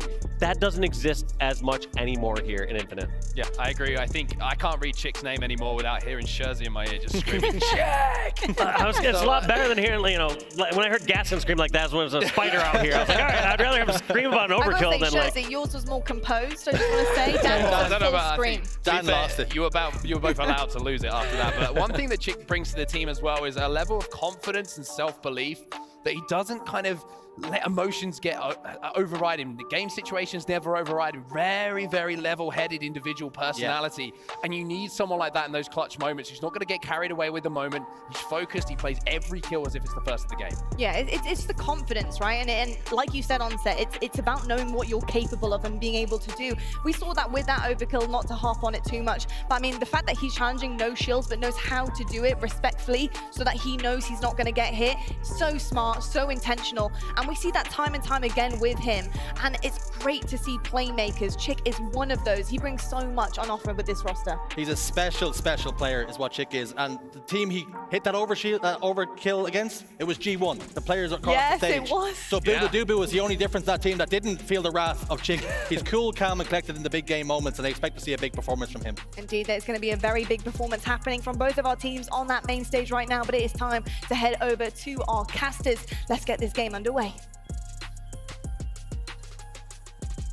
Thank you so much, Lottie. Goofy here, joined by my man Clutch. And Clutch, it feels great to be back here in Orlando for the final major of the first Halo Infinite season, and I could not be more excited about this next matchup. Clutch, talk to me about both these teams. I mean, let's start with G1, right? After the super performance that they had, the second place, unbelievable from them in that online tournament, and you wonder, are they going to be able to transition to LAN? Because if they are, they can be a contender here at HCS Orlando, and that would be a massive opportunity for these guys, representing an up-and-coming orb, and everything that this org embodies is something special. Everything that they're doing is the right thing. They're trying to innovate the way that esports is being done in an organization, and these players are starting to feel that fuel from that org.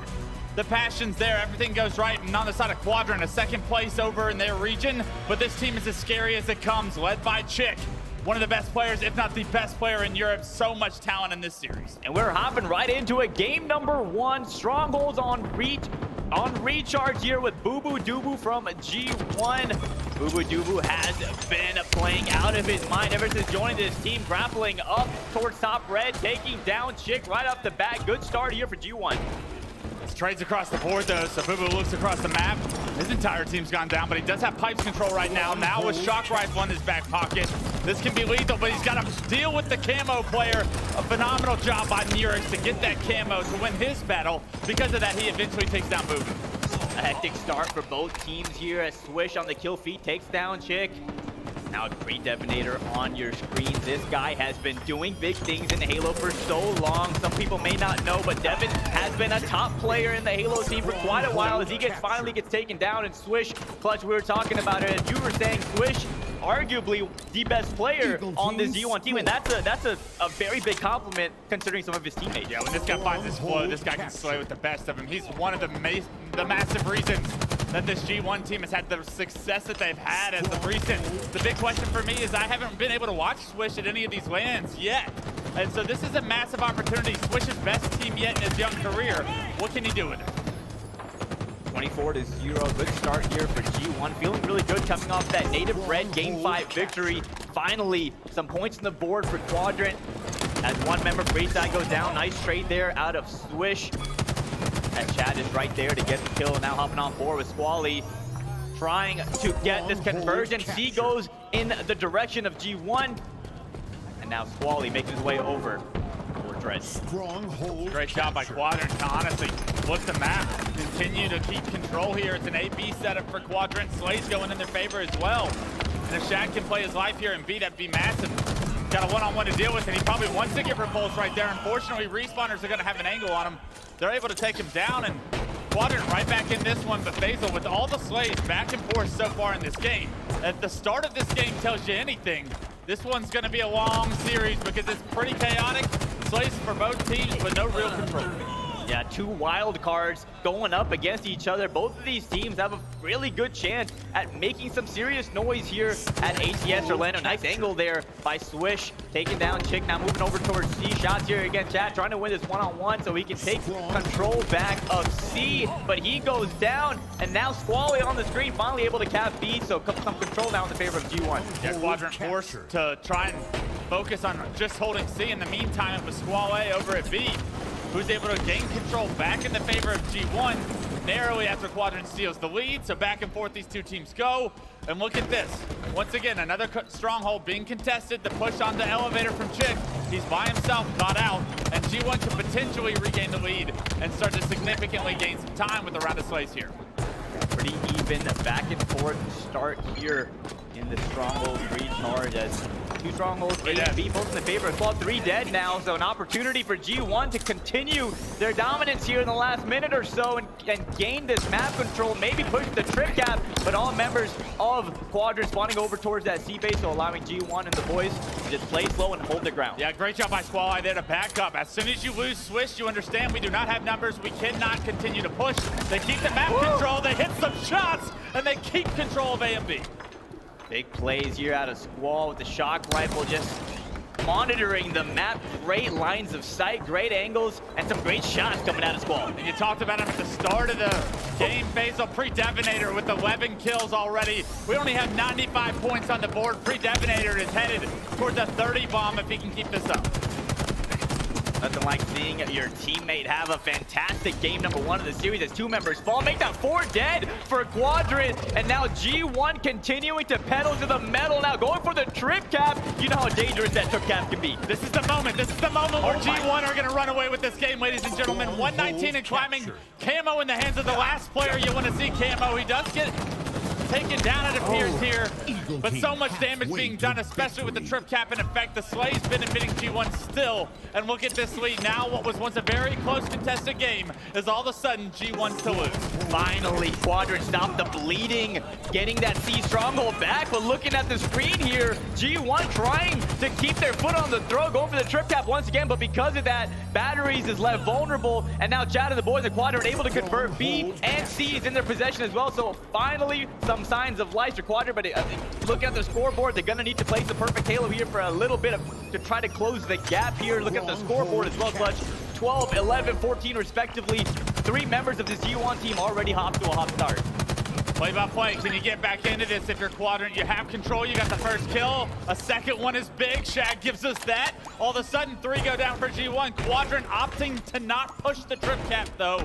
This is a very difficult situation for them because they're down so significant. They want to chop away at this lead. They don't want to take it as a chunk and risk losing control. And here we see Quadrant going for a trip cap of their own, but not able to do so. Squall is there to reset, but Chad is putting the pressure on the G1 team. He wants the trip cap, but again, Clutch, we talked about it. It is a risk to go for the trip cap because it rotates, it flips the map, but fortunately for Quadrant, they're able to capture C. They still have A, and now points on the board. Perfect rotation, perfect plays from Shad here on screen. One of the guys that really stuck out to me over in Spain. This guy took off for Quadrant on Sunday. He was the one that got them to the finals, I would say. His play steps up.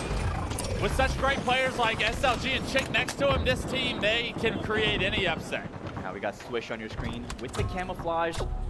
Nice flank. I like this play out of Swish, able to really get a lot of information for his team, gets a free kill. Unfortunately, he takes that melee damage, forcing him to back down, play a little bit more passive. But honestly, that could be a little bit of a blessing because now he can go for this C stronghold and get some control back to his team. And here's the issue, right? Multiple camos now going into the hands of G1. Multiple plays being made by G1 with those camos. You cannot continue to give up the power-ups if you're Quadrant. That's a recipe for disaster, and you're seeing how immediately the play being made switches control back to G1's favor.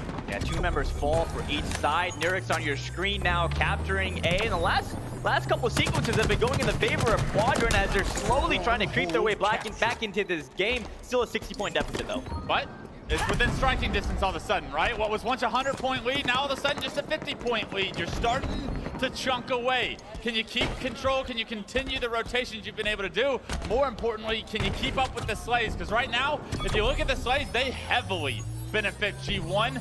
But somehow, some way, Quadrant playing scrappy enough to stay in game 1. Once again, good rotation out of Quadrant, able to capture C. A is in their possession as well, but G1 over towards top elevator, capturing that A stronghold. B is also in the favor of G1, so points on the board for this G1 roster. You got to be careful if you're Quadrant. You got to keep this gap small. Can't afford to go 3 down. Unfortunately, it's up to Nurix to try and make a play. He's no shield. The double's great, but the triple cannot get done. And Booba clean wipes the likes of Quadrant, flushes out the elevator, forces long haul spawns, and G1 continue to build their lead.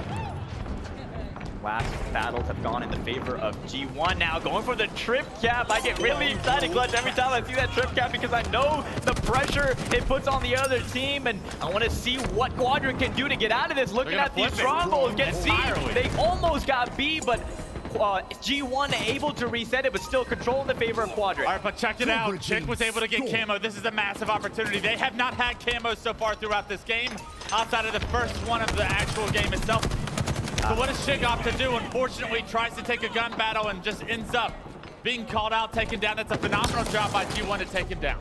Yeah, unfortunate series of events there with that camo player catching some damage with the grenades. He gets spotted, but Boo Boo Doo with the killing spree, double kill, no scope, putting on a show. Forward edge for Quadrant as well. G1 can close it out here. They're pushing the trip cap. About 1 life is all you get on the side of Quadrant. Can you at least stop the bleeding, make it a manageable situation? You got to get the next round of kills, and Boo Boo Doo is going to try and deny that storyline from happening. And this trip cap could be the nail in the coffin in game number 1, but as I say that, 2 members full for G1. This could be the final attempt for Quadrant to stay alive in this game. They transfer A, they transfer B, and this is all of a sudden another push required from G1 to try and end this game 1. Quadrant not going away yet. And Clutch, we talk about it time and time again. Just because you lose a game, put up a fight before it's over. Going to the next game feeling good, and I like what I'm seeing out of Quadrant. They're putting up a big fight against a really talented and highly anticipated G1 team, but Quadrant is here to make a point as well. A great trade on the free Devinator from SLG right there. The Commando is going to have the advantage in that situation, so SLG does his part. Can the rest of Quadrant get the slays? They're in B, they're trying to contest.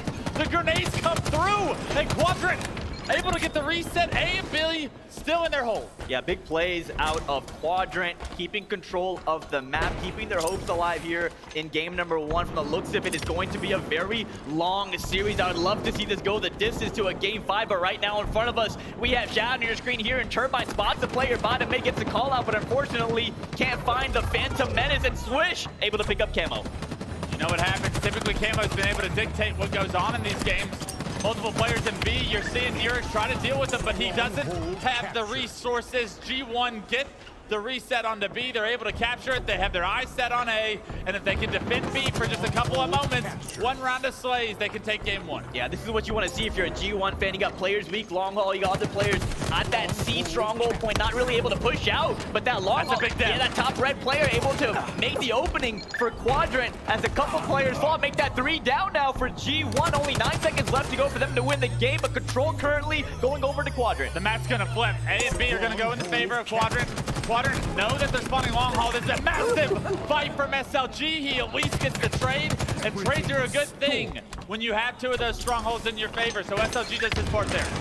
And this could be the end of this game number 1, but no, A does get converted back to Quadrant. A good job out of the double kill though for Squall. 202 to 241. Now finally control back in the favor of G1, and this could finally be the nail in the coffin as only 3 seconds left to go, and G1 will win game number 1. It's a triple kill from Squall. A guy that's been playing for a long time, never had a team this talented, never been playing so good in his career, and it's something special to watch that he's transferred it over to LAN, because this G1 team, they get momentum going. They believe in themselves. They are the most dangerous team at this tournament for the top 4 because they believe in themselves. They believe they have what it takes to find themselves in a winner's finals, to find themselves grand champions at the end of the week here. Yeah, and we saw it at the NA Super, right? G1 able to get 2nd place against the top teams in the world. Looking at the scoreboard here, we talked about him. Pre-Devinator started off the game really hot and really put his team in a position to have that gap, have that lead throughout, and he played a pivotal role for this team to win game number 1. Obviously, Boo Boo Doo Boo, the reignition, the resurgence of Boo Boo Doo Boo. Just when we thought he may have been losing some of that fire, he joins his G1 team and has been putting on a show ever since. Look at the assist from Squall. 19 to his name. Most damage on his team. And as you take a look at some of the players on Quadrant, Chad and SLG, they did their part damage-wise. Nurix has some solid stats as well. And the guy that you think is going to show up and play the best in this series, Chick, doesn't have a strong game 1, but that might just be a good nugget to point out. Yeah. Basil, as we enter the rest of this best of 5, you can expect Chick to pick it up. And if he does, Quadrant are going to be a much more difficult out than they were there in game 1. I couldn't agree more, Wes. The fact that Chick had a struggle in game number 1, but this was still really back and forth. I think it bodes well for the Quadrant team. Like I said, I would love to see this go the distance. As you see Boo-Boo-Doo there, that was a disgusting no-scope for the double kill. But overall, I would say it was a pretty even game number 1. Of course, G1 felt like they had a bit of the edge the whole way, able to win the game comfortably towards the end, but Quadrant scared them a few times, I think. I mean, Quadrant was too busy playing catch-up the entire game. That trip cap in about the first third of the game that we watched G1 blow up to over 100-point lead. At that point, it's such a difficult win condition for Quadrant because it just forces them to try and push the trip cap or to just hold so many different pushes from G1 that it's almost unrealistic to ask them to outslay G1 from that point on in the game that heavily, what it would require in order to come back in that game. So if Quadrant don't fall off to a massive deficit early, they're gonna give themselves so much better of a chance here in game 2 to tie this series up. Yeah, game number 2 will be Aquarius, Team Slayer, Clutch, and if you're Quadrant, what are you telling each other going into this game? Are you just brushing off game number 1, going into game number 2 like it's just another game? Do you hype your team up? What are you telling each other to really, because this is a really important game as we hop into game number 2. I don't speak much French, but I can imagine it's something positive and one of the greatest dynasties in the history, so I'm sure that their morale is still up. I'm sure Quadrant didn't fly all this way just because of one game of Stronghold, so we'll see what they bring to us in game 2. The 3-2 lead early on for G1, but honestly, this is going to be a long game. It's going to be a battle of trades, and if you can capitalize on the damage from your teammates, you give yourself so much opportunity to find a win. The man with the most kills on his team, Boo-Boo-Doo on your screen, currently 5. Make that 6-4 as his team is leading the way in the early stages of this game number 2. Good shots there out of Boo-Boo dodging that grenade, working with his teammate. 3 members of G1 here. Blue Claws now moving over, getting those dynamo grenades. Boo-Boo-Doo looking to keep the pressure as he takes down Nurik's top middle. Good job out of Boo-Boo and the G1 squad, starting off really strong here in game number 2. Such a heads-up play by Boo-Boo to just back up, scavenge for those dynamo grenades, puts them both to use, extends a lot of space now for G1, and space is the name of the game on Aquarius Slayer. As the more angles you have, the more opportunity you have to trap the enemy team, when right now it appears the Quadrant is trapped piece side of the map and they're getting closed up from multiple angles. They do release some of the pressure from that side opposite of Boo-Boo-Doo there, and that was 2 massive kills they got because they were in a lot of trouble. Devinator with 7 kills already. Boo-Boo-Doo spots the player top flag, pushing over. He catches a grenade though, so a bit tentative to push out here. Smart plays out of Boo-Boo-Doo, staying alive. It's so important in these team slayers to value your life and be a hard kill. When you're one shot and you get away, nothing is more frustrating if you're the other team. Yeah, you got to capitalize on that damage, like I was saying. If you're not able to capitalize, it's just unwarranted. It doesn't mean anything. And right now, Boo-Boo-Doo has been knocked to no shield several times, but relocated, stayed alive. Fortunately for Quadrant fans around the world, SLG getting this camo could be exactly what they need in order to take the lead here. Nice recovery after a rocky start for Quadrant in this game number 2. SLG on your screen, not able to stay alive with that camo, and Squall takes him down. Sitting top base now. He's going to put down some fire from top middle. Great job there, providing support for his team. Able to get a couple assists, finally going down. Good series of kills there for the G1 squad. It's tough, right? SLG feels like he was trying to make a good play, but nobody really on Quadrant had his shoulder, looked over his back, was able to capitalize on the melee that he was able to get on the Squall Eye. Because of that, Squall Eye stays alive. They have numbers advantage for the fight that happens on that side of the map, and as SLG respawns, his entire team goes down. 21-17 now. G1 have extended the lead to 5. It's within striking distance still, but if you're Quadrant, you want to see them play from the lead at some point in one of these games. Playing catch-up is such a difficult mindset to try and put on your team, especially without the experience, without the camaraderie that this team is going to need. Couple members of Quadrant here, top team. Devin trying to get in this one-on-one fight. Spots the player, that's Chad, as he drops down, trying to stay alive. good teamwork once again out of G1. We see that time again, which makes this team so dangerous as 3 members go down for Quadrant. G1's teamwork is impeccable. Arguably some of the best teamwork, not arguably, they do have some of the best teamwork in the league, and that's what makes this team so dangerous. Clutch, a candidate for top 4. We saw them get 2nd place in the NA Super, and they're putting on a show right now in game number 2. And honestly, this wasn't really a successful push by them, but they were able to trade kills out when they needed to, and because of it, the A kill lead remains the same. Right now, if you're on the side of G1, having map control, applying pressure, and just trading kills from this point out is a very easy win condition to replicate. A couple players, a couple fights going down on this P side, but trades on your screen. 2 members for A side go down. Boo Boo Doo Boo takes down Shab, but once again, just trading kills. It's not going to work if you're Quadrant. You need to string together some kills without trading. Yeah, and you see Boo Boo Doo Boo just holding that corner down. He's able to get the first kill. That just denies a lot of the space Quadrant's trying to take. P side of the map, Boo Boo Doo Boo is still going to be alive in that corner, and now, I mean, Chick's left for dead right now. He's able to get a kill, and not a lot of focus on him from the side of G1, and he's slipped behind enemy bars. And that's exactly what Quadrant needed, was an opportunity, an opening to release some of the pressure from G1 there, but it still only amounted to 1 kill. They weren't able to capitalize and find several others behind it, and at this point in the game, FaZe, it is a 4-kill game. Quadrant do seem like they have some map control behind them. This could be the moment where they stay in this series. And this life of Chick that we're watching, the rotation all the way from P over to the base, this has been so huge because he's able to provide cover fire for his team, get some very valuable kills, and now it's just a 3-kill game. It's the space, right? Look at where his team is on the map. He has so much information with the space that he's created. He is limiting G1's opportunity to advance on the map, limiting the potential of where they could be, and because of that, Quadrant's starting to fight back and be competitive here.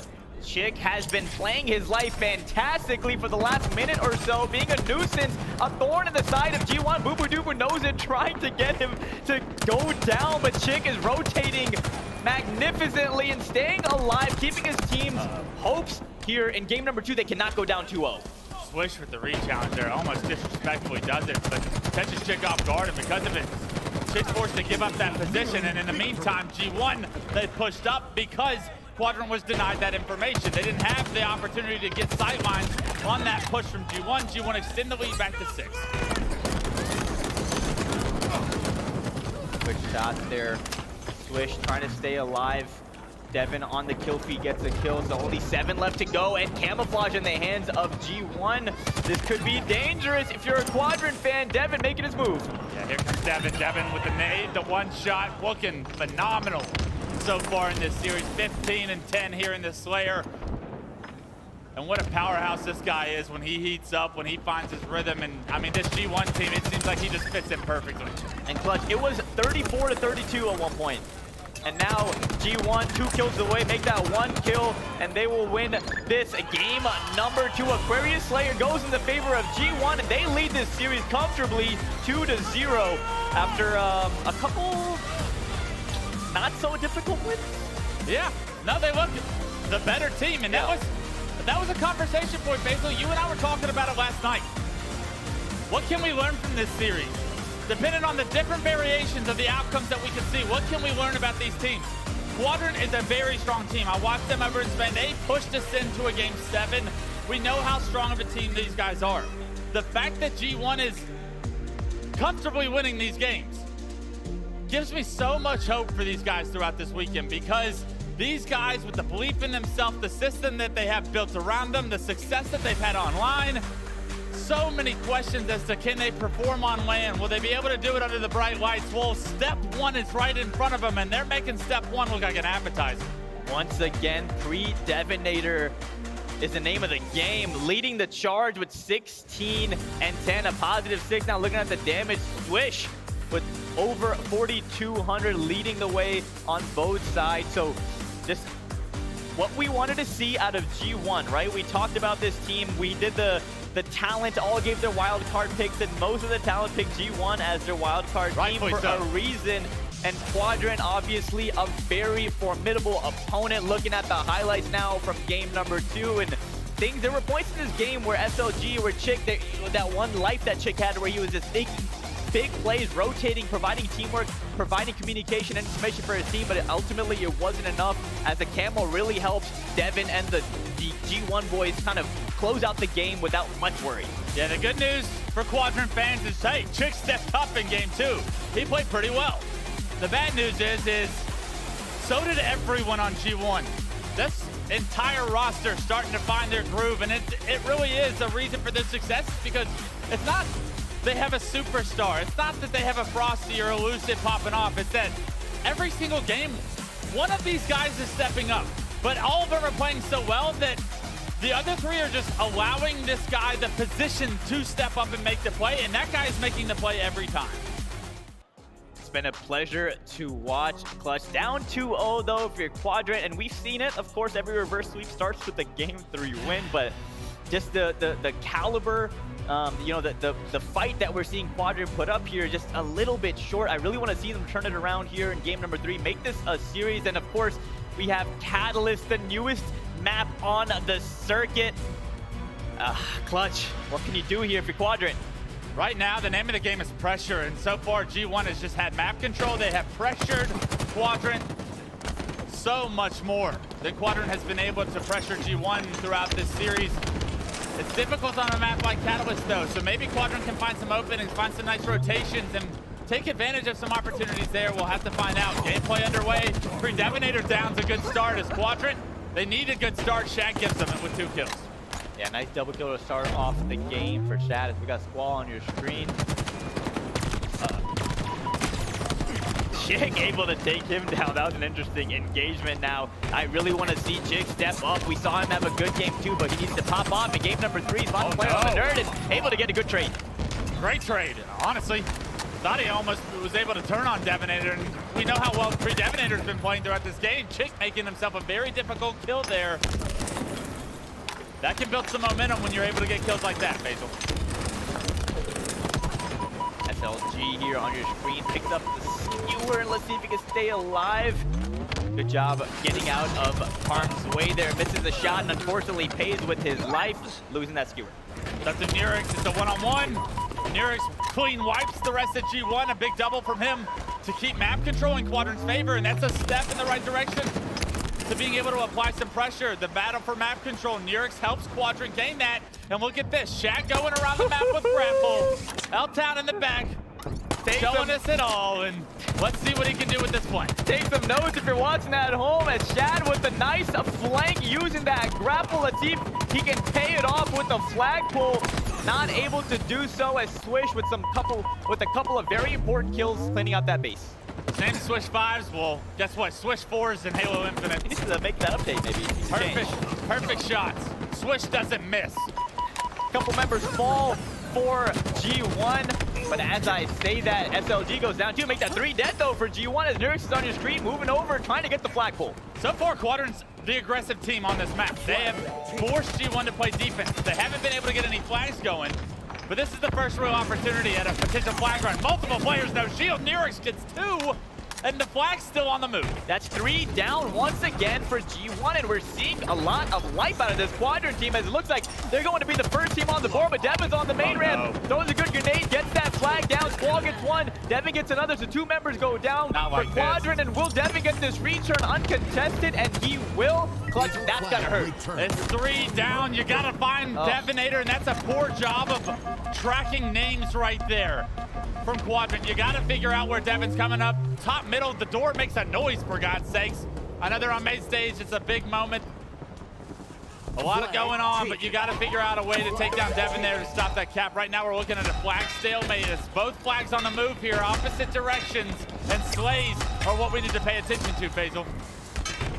Uh-oh.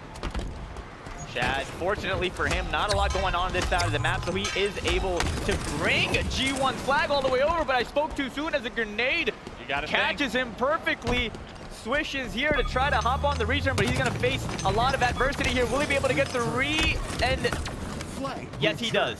Gets the return, and you got to think, Faisal, what could have been a 1-0 lead for Quadrant if you don't miss that flag on the side of Shad there. Unfortunately, one miss-up, one mishap can cost you not only a game, but your series life right now. backs to the wall. Quadrant cannot afford those kind of mistakes. Bubu is such an important player on the map right now, as he's essentially the last line of defense to stop this Quadrant. Flag cap opportunity. Bubu making a very smart play, just retreating, backing up, and not allowing himself to get too much damage. That is, once again, a stalemate, but Bubu being a thorn in the side of Quadrant, hopping on the return. I don't think he'll be able to get this. He does not.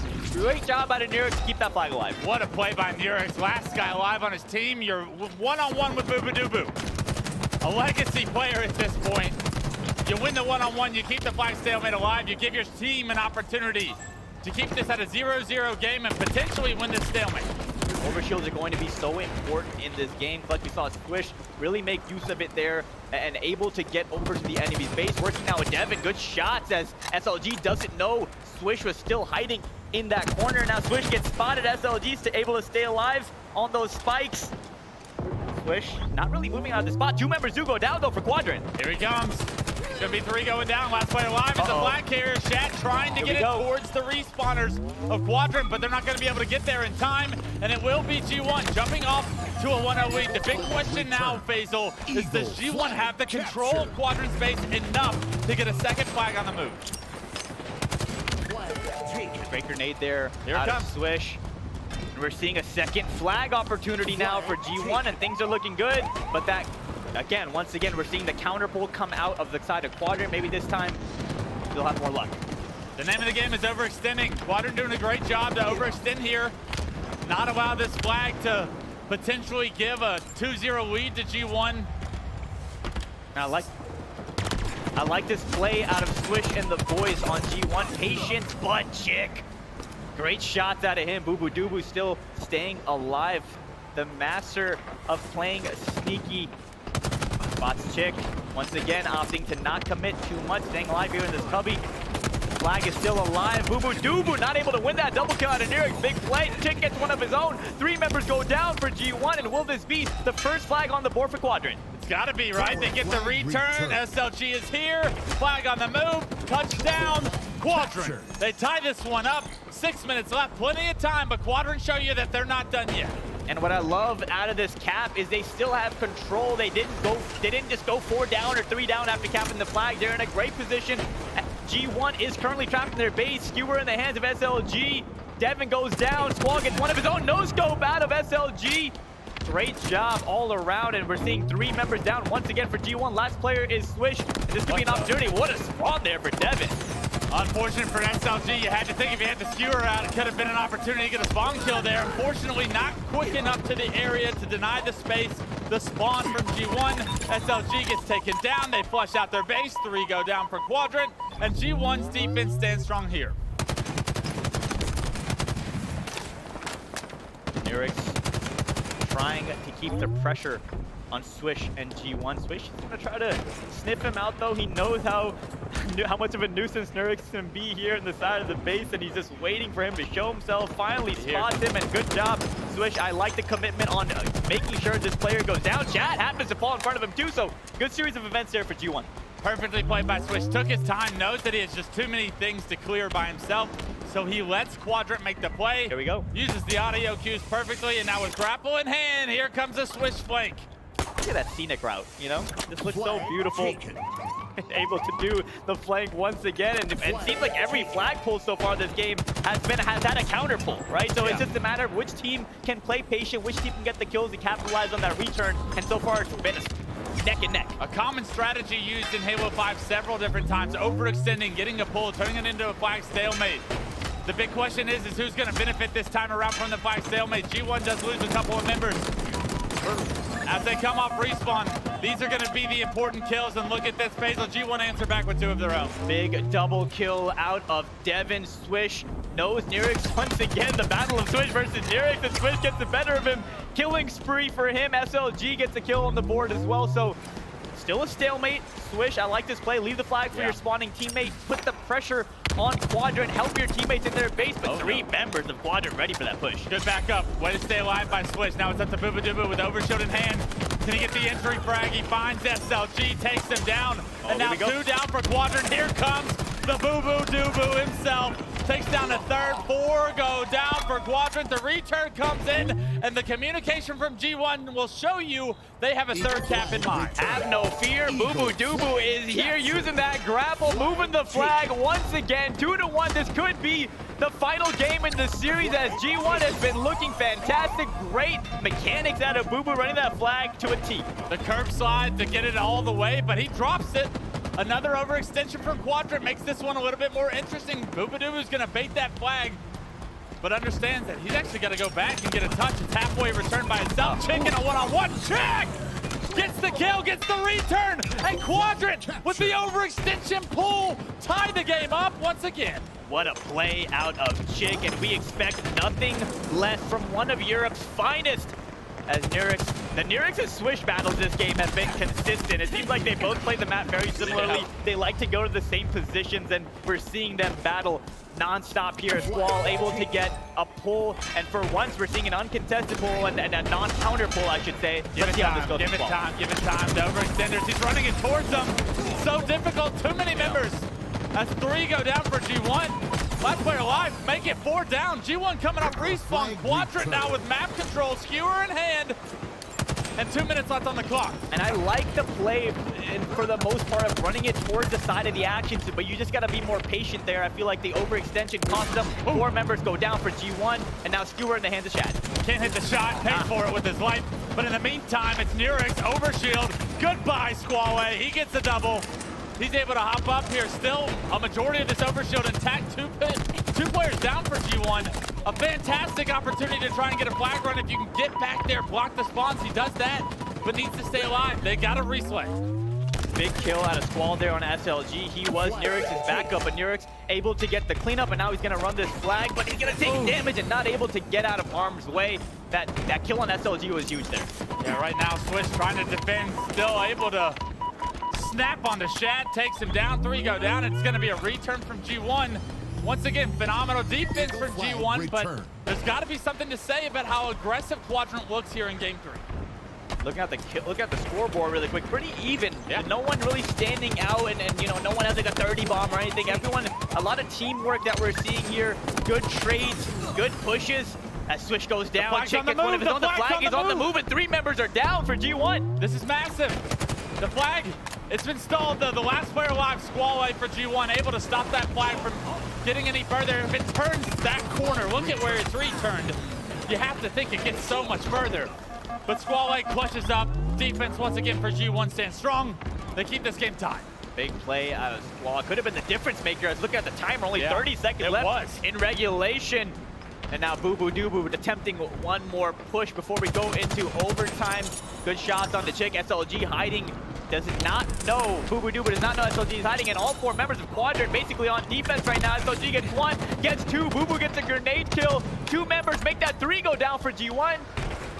But unfortunately for Quadrant, does not look like they'll have enough time to get a flag run. Now they're not going to be getting over here anytime soon. We're going to overtime in Game 3, ladies and gentlemen. Quadrant not going to go quietly in the night, not going to subside to G1's dominance in Games 1 and 2. They're going to stay in this one, and it's first to 1 cap here in overtime. So let's see if Quadrant can push this series to a Game 4. Overtime on Catalyst captures the flag, like Clutch said. First cap will take the victory here, and if you're G1, you want to close this out with a clean sweep. 2 members go down for Quadrant. Swish on your screen, 3 down for Quadrant. What a start for G1. Shad, last member, desperately trying to stay alive. Good job doing damage with the grenades. Good job milking his life and giving his team just enough time to respawn and not get too chaotic. Okay. You got to respawn, Quadrant. How good's your defense? We saw how many times G1 was able to fend off your pushes in the first regulation. With this G1 push, it's a failed one. Swish, last guy alive now. As Quadrant do come off respawn, and it's all because they were able to buy time. Last player alive plays that pole so well. He's able to really get some space for the respawners. The Quadrant, they're able to defend the push, and they still have to deal with Swish. But Quadrant do a great job of losing the opening start, but not letting it escalate from there. Nurix getting the better of Swish, and that engagement now on board with Squall. Boo gets the kill. That flag is being run here. Got to be careful. Chad couldn't stay alive there, but a trade Out of chat, Chick able to get this flag all the way back to the Quadrant base. Will this be a game number 3 win for Quadrant? You need the kills. Someone's got to get some slays. It's up to Chick. He's the last guy alive. Got 2 players in front of him. Denying the return for now. Respawners are coming through. He gets another touch. He gets another player to no shield. Can Quadrant finish these 2 players off? The return comes through, and oh my god! Pre-Devinator with the return staying alive, and now a flag on the move for G1. What a play by Pre-Devinator. We're seeing the counter cap opportunity for G1 so far uncontested as Devin made it all the way back to his base with the flag, but we see this is the contested one right here, but no contest out of Quadrant, and there you have it. Devin putting in the flag. 3-0 victory for G1, and just when we thought Quadrant had a little bit of life, G1 steps all over their dreams. Devin, you are too good. The bad boy. To not be a household name. Ladies and gentlemen, let us introduce you to G1. They're here to play. G1 has got to be feeling good. Eli, the ninja coach on your team, he goes way back. Way back. Way back, and a fantastic performance out of G1 after that Game 5 nail-biter win against Native Red earlier on the feature station clutch. I knew this G1 team was set up for success on that. In the Grunt Classic, we saw Native Red get the better of G1 and win in a Game 5 in the winner's bracket, but the way they started this tournament, winning that Game 5 and getting their revenge against Native Red and now coming here sweeping Quadrant, what does that tell you about G1? Well, there's a lot of times you look at an opportunity to start your tournament off against another top team like Native Red, and a lot of people will say, I don't want to play a good team first. Well, when you play a good team first, you go to Game 5, you clutch up Game 5 50-46, you get that adversity out of the way, your blood starts going, your adrenaline's already going. You've already faced some adversity throughout the day, and to get that out of the way early in this tournament is everything G1 needs to take this momentum and run all the way through this pool. And we were talking about Pre-Devinator in games 1 and 2, but game 3 was all about Swish. 29 and 16 going pause, 13, over 7,700 damage. If Swish and Squall can really play at the level we know they can, not many teams, if any, can stop G1. We've seen what G1 can do online. Remove the online word from that sentence because we have now seen what G1 can do against a very strong Quadrant team. Slight work. Game 3 was a strong competition from Quadrant, but it wasn't enough. G1 closed the series out, and it was a phenomenal way to close that one out. To show that you can clutch up when it matters, to show that an individual like Pre-Devinator, no shield, 2 players in front of him, flag to return or you lose the game. Pre-Devinator finds a way to get the job done. And if G1 can find ways to get the job done throughout this weekend, they're gonna find themselves in the grand finals. Yeah, we've seen G1 be a dominant team in that NA Super. I know we've mentioned it quite a few times, but I cannot forget the performance of G1 in the NA Super, and so far it looks like they're here with that same energy at HCS Orlando, winning both of their series so far. And for now, Goofy, Clutch, that'll do it for this series. Blaze, take it away. Thank you so much, Goofy and Clutch. Orlando, give it up for G1 as they come out victorious here in pool play. I got Swish on the stage, and Swish so far to kick off this day, it was a Game 5 against Native Red, a difference of 4 kills, but you guys quickly rebuttal from this one into a 3-0. How do you feel about your performance so far, you know, playing at HCS Orlando? Our performance as a group, we started off slow, obviously, against Native. We really didn't have time to warm up, but we're starting to heat up, and I think it's showing here. But so far, we're doing everything we plan to do, and we'll continue to do so. All right, and now for G1, you guys got a new look, okay? You got Dubu on the squad. Tell me about how has it been playing with this squad on land and having this team? Listen, I'll say a couple things. Number one, Pre-Devinator has been like one of the most underrated players like that I've ever seen in Halo. And every time he's ever been to a LAN, he always shows up, right? Always show up. So when you add another really good LAN piece to the team, you know, you get G1. G1 on top. All right, I love that right there. And so now, as you guys are going forward, tell me, if you had to say one word that makes G1 special, okay, one characteristic on the team, the teamwork, the slaying power, power weapon control, what would you say can get you guys a trophy? As long as we keep working together towards a common goal every second of the game and out of game, we should be able to achieve what we want to achieve. All right, I like that teamwork here all day. Any last words you want to get to the fans out there? Thank you guys all for your support, and hopefully we continue to keep it going here for you guys. All right, give it up for G1 one more time. That's going to do it for me and Swish on the stage. Lottie, back to you. Thank you so much, Blaze. I got to say, that is the G1 we were getting excited about in the NA Super. And the big question coming out of that Super was, can they do that on LAN? We're a little bit nervous about, the result. It went Game 5, their first one, of course, in Orlando. But like Swish said, a little bit shaky. They didn't have time to warm up. That, my friends, is exactly what we want out of this roster. What did you make of their gameplay there? Great performance, superb performance. All you could ask for in a series like that, right? And I think we're almost disrespecting Native Red a little bit. That's a tough game one for G1 to come through and clutch up in that Game 5, but they did get that win. Now, against Quadrant, I was expecting that to be a little bit of a closer series, but I think it just shows testament to how well G1 played in that series. Quadrant, maybe a little bit off the boil, but they were not given the opportunity to get hot because G1 just felt in control pretty much the entire series. The Catalyst CTF, you can see Quadrant scrapping for their lives a little bit, but you always felt like G1 were in control. It was commanding, it was dominating. We highlighted Swish before the game. Pre-Devonator, how about pre-difference maker? What a talent he was. He put up the stats when he needed them, and every single player stepped up when they needed to most. When a play needed to be made, whether it be Boo Boo, Squall, they all contributed, and that is why this team, when they speak about, a lot of players are happy with just being professionals, but these boys want to win tournaments, they want to win championships, and I believe they can. Yeah, to piggyback off that, what Anso was saying, it felt like G1 from his point of view was in control most of the time.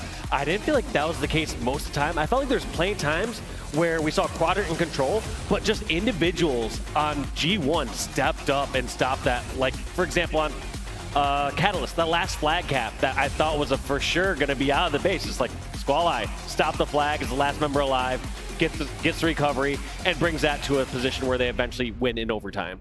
With that being said as well, what do we make of Quadrant here? Because Quadrant also had big expectations on their shoulders. This was a big matchup for them. This is one that, hoping to beat G1 and kind of show what they are capable of here. It just didn't happen for them. I mean, the one thing that we can take away from it is now their game against Native Red is even bigger, right? This is a huge, huge game for them. Quadrant historically have been a little bit slow starting tournaments. They have taken their time to get into things. And like I mentioned before we got into this series, sometimes it takes something to light a fire under them. Maybe that series is going to be it, because now that match against Native Red, that is massive in that group. Yeah, it really was absolutely huge. And I think, honestly, on that main stage, I'm very excited about G1, what they're bringing to the table. When it comes up the ladder, eventually, G1 going up against the likes of Optic, C9, FaZe, Sentinels, how do you expect them to kind of compete with those titans? Are G1 up to this challenge based on what you saw, Shorzy? I don't think this is an underdog story anymore. I think they are now in the conversation. They are a fantastic team. These 4 players all fight for the badge. That's what they do. They put it all on the line for each other, and I think it's a really good thing to see camaraderie, to see that team spirit, and they're not happy, like I say, just playing, playing for playing's sake. They want to be in the grand finals. They want to be winning tournaments, and I think, again, I really feel like this team has gotten so much closer than they ever have been before. They're fighting for that badge. You know what? I love the way you say things, Shorzy. I could listen to you all day. Say things. You say things, and it's just fantastic. I love it. Let's take a look at the pools, though, because fantastic results have been coming in also. As you can see, all 4 of our pools today competing. Obviously, our open bracket spots open, waiting for those teams to push through as well. But Optic Gaming, FaZe Clan, 1-0 each in theirs. We've got Ascend and the Chiefs looking to try and get a couple more points on the board there to see who's going to be taking that second spot. Pool B, G1. Fresh, hot start, 2-0 in their pool. Yeah, and I mean, if you're looking at the pools right now, G1 top of their pool and probably played the 2 closest rivals to them as well. So that shows you how well G1 are playing as well. Couldn't agree more. I mean, that is big stuff in Pool B. So really excited to see who else is going to be climbing up into their pools, especially as we get on later in the day. But I'm excited to see some more action. But I've got to say, 3-0s across the board. 3-0s. Where are the Halo gods when you need them? I want some Game 5s on set. Look, I can't help that. I know, just it's your fault. I'm just take blame. It's completely your fault. We'll see what the Halo gods produce for us on the main stage very shortly, because up next we do have Sentinels versus G2, and yet again we've seen on the main stage a 3-0. Can we get something a bit more? Some of our pool play beasts are just too strong, but we'll be back with Sentinels versus G2 right after this.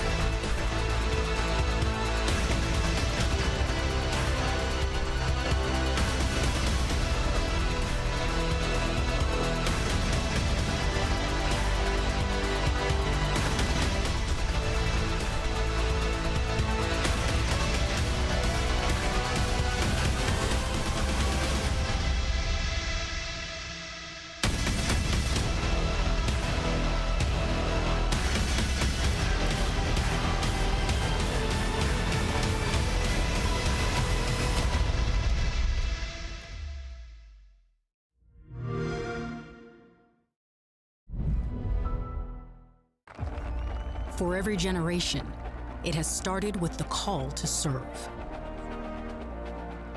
Discovering purpose and belonging well earned. Fighting and winning for our nation and its people. But Marines are never really finished serving. Their commitment is visible in communities across our country. This is Semper Fidelis, always faithful, always Marine. At Lovesac, we design furniture for life. Real life. Messy life. Life that changes and brings us together for movie night. A life where batteries run down and get charged up again. Because now, Lovesac Sactionals can be upgraded with stealth tech and immersive surround sound by Harman Kardon hidden inside. Upgradable, washable, and guaranteed for life. Don't just hear it, feel it at a Lovesac showroom near you.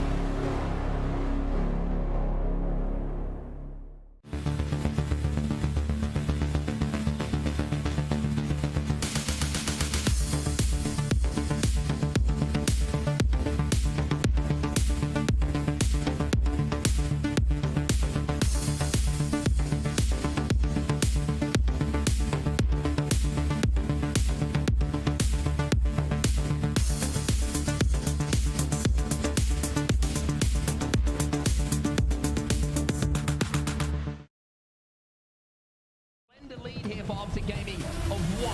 They're happy with it. Grenadine applying pressure right to the spawners. Oh, this is a pivotal moment in this game, and the Rockets could just eco. He misses the beat down, he snaps up. Oh my God! Wobbling them wings, it's an overkill. Normal gets the floor now as a reward.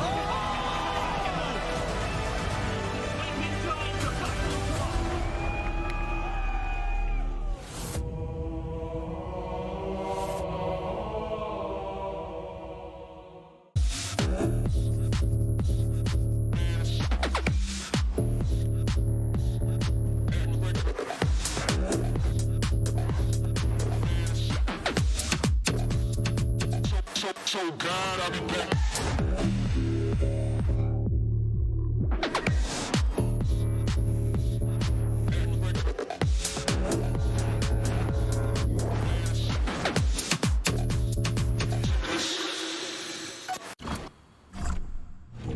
I've got you under my skin. I've got you deep in the heart of me. So deep in my heart that you're really a part of me. I've got you under my skin.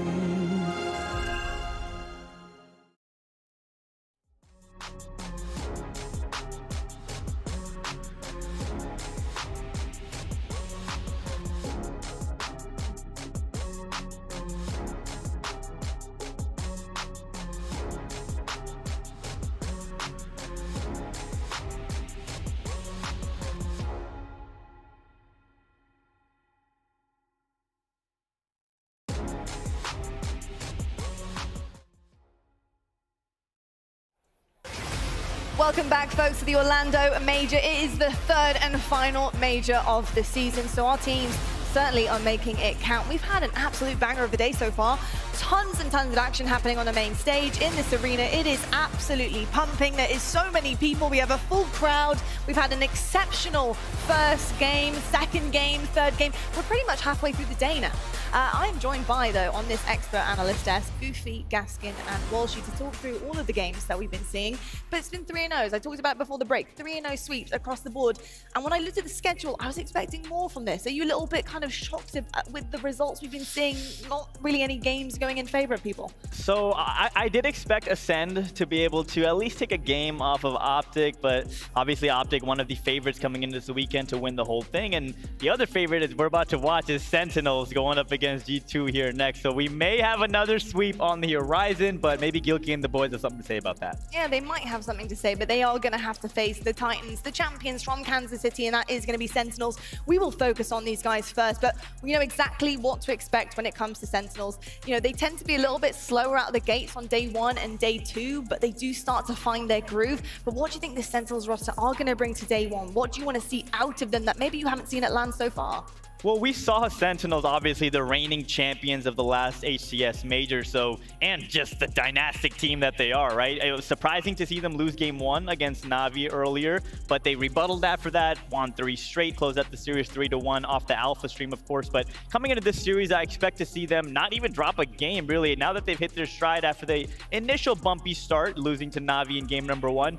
I expect Sentinels to really kind of go back into their form that we've seen them kind of going into the Grunt Classic, of course, falling a little bit short to Optic, but Sentinels is here to prove a point. They want to win back-to-back majors going into Worlds, and what a story would it would be if Sentinels can close out the first season with 3 major victories. It certainly would be a crazy story, and I've got to say, in terms of the story coming into this, we've only really got that first matchup to show for it against Navi. They did go down, like you said, Goofy, that first map. Is that the classic Sleepy Giants Gaskin? Do you read too much into that? European teams are good, man. I passed Snakebite earlier backstage. I was like, hey, can you stop dropping games to these European guys? He was like, hey, look, they're getting better every event, and he's not wrong. I don't think it should be something we say is a bad thing from Sentinels, right? Navi are getting better, Quadrant are getting better, Ascend are getting better, but they still got the victory. That's all that matters. That's all you have to do. Doesn't matter if you win 3-2 or 3-0, as long as you're getting the W at the end of the day. I don't think Sentinels will be worried about it. I don't think we should be worried about it. What we should be focusing on is, are G2 going to be able to take a game? Because we look at how G2 have changed and the changes that have come through, of course, and the difficulties they've had in recent times for practicing, it's going to be a very tough task. It is going to be a tough task. And you're looking at the roster that they're going up against Sentinels. I mean, one of the longest, actually the longest in all of Halo's history to stay together in terms of this roster. It's going to be a tough feat for G2. But looking at them on the other side of things, you know, they've had kind of barcode problems in Paradise, right? And they haven't been able to practice as much as they'd like. But how much do you think that's going to affect their gameplay, Walsh? You know, if you're not practiced coming into a LAN as big as Orlando, it's the last chance before Worlds. How much pressure's on the shoulders? That is a big difference. I mean, ultimately, they picked up Barcode because they look at him as this person that fills in the needs that they wanted. So a lot of times you have that initial chemistry and that initial fill-in role that you'd like, but going without practice against one of the best Halo teams of all time, it's like, all right, you're not really setting yourself up for success. Yeah, it's gonna be a difficult one and a tall order, but what can they bring to the table, do you think, Goofy, in terms of the composition of this team? And if you're gonna have a honeymoon period when you're not, you're not practiced, you're a little bit unpracticed, a bit rusty, what can these guys actually deliver today? Yeah, I mean, G2, the roster is full of players that we've known and come to respect over the course of their careers, right? The likes of Straight Sick, Gilkey, Sab is that do-it-all player, and the addition of the fan favorite Barcode. So they have a dangerous roster. It's just when you're going up against Sentinels, you cannot even mess up in the slightest. Their Sentinels is cool, calm, and collected. They know what they're here to do, whereas G2, I feel like, is, they still got to prove themselves. They got to, they have a lot to be told in their story, whereas Sentinels, their history is stamped in the Halo books, right? So G2 is going to have to come out strong. I'm a big advocate of starting, when you're the underdog in a series, you need to try to snag that game 1, so you give yourself some breathing room in the rest of the series, but we'll see what they can do in this first game. Oh, that's exactly what Navi did. They gave themselves a little bit of breathing room, but unfortunately the oxygen ran out there, and that one didn't go too well. But in terms of G2 though, can they play into anything in terms of the series layout? We know Sentinels do have weaknesses, right? So how much are you kind of depending G2 to lean on the series layout here? Series layout is always going to be a very important factor, but the fact that G2 haven't been able to get the practice they would have liked, I think there's going to be more weaknesses on the side of G2 and their map pool than there is in Sentinels' map pool. Recharge is going to feature. I think that's a fine start for Sentinels. It's not like they're particularly weak when it comes to Stronghold's recharge. Aquarius is a good map for Sentinels as well. Capture the Flag Catalyst maybe can be an outlier there. G2 might be able to pick something out on that one. So I guess that's going to be my main focus, is that game number 3. It's definitely going to happen. Can G2 shock Sentinels a little bit? Yeah, that is a big question. In terms of shocking the world, is there any individual players you're looking at here, Walshy, who's kind of the X factor on both of these teams for you? Ooh, I mean, it's hard not to highlight Barcode as a new X Factor. I mean, there's always a spotlight on the new player that joins the team. A squad like G2 had their pick of the entire roster, entire Halo community. It's like, all right, who wants to join this team that's proven themselves being at the near top? And perfect opportunity for Barcode. And we've seen Barcode just going off with his last teams when he played with the Chiefs, when we saw him in the All-Star game. So it's now or never. You know what I mean? Like, he's got his shot. He's got his team. They don't have the practice they want, but you can't ask for a much better situation than this. And I think mentally as well, Barcode is such a great person to have on your roster. I mean, we saw his social media. He's so excited to be here, and he honestly is honored to be in the presence of all of his favorite pros, and to be playing with them is so big for him. So I think if he can carry that mentality across the stage and in his gameplay today, then I only think it's going to be good things for Barcode here. Now, there is someone else on G2 I want to highlight, and they are our USMC service record, and that is Gilkey. Now, Goofy, what does Gilkey bring to this team? What does he bring to the table? Gilkey, aka Gilk Duds, one of my favorite people in the scene, a longtime teammate of mine in the past when I was competing. Gilkey is that player that you do not want to see catching fire if you're on the other side, right? Once Gilkey picks up the sniper, hits a couple shots, he becomes a very dangerous person moving around the map. His rotations are on point, his comms get intense, he always hits his shot. Gilkey, in my opinion, is one of the most underrated players on the scene, and he can be very dangerous when he catches fire.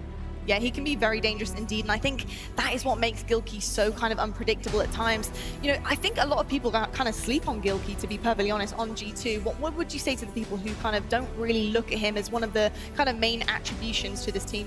Watch him play, and you'll see results every single time I ever doubt Gilkey. The series afterwards, he does something special. And sure, they might not go on to win the series, but individually, he will always do something to try and elevate his team to a new level. Whether that is going to be with a sniper rifle, like Goofy said, or whether it's objectively focused. Like, he knows what it takes to get a win, and I think it's always important to have players like that on your team. For sure, experience is key, definitely. And in situations like this, experience goes an awful long way. You'd know that, Walshy. You're very experienced, aren't you?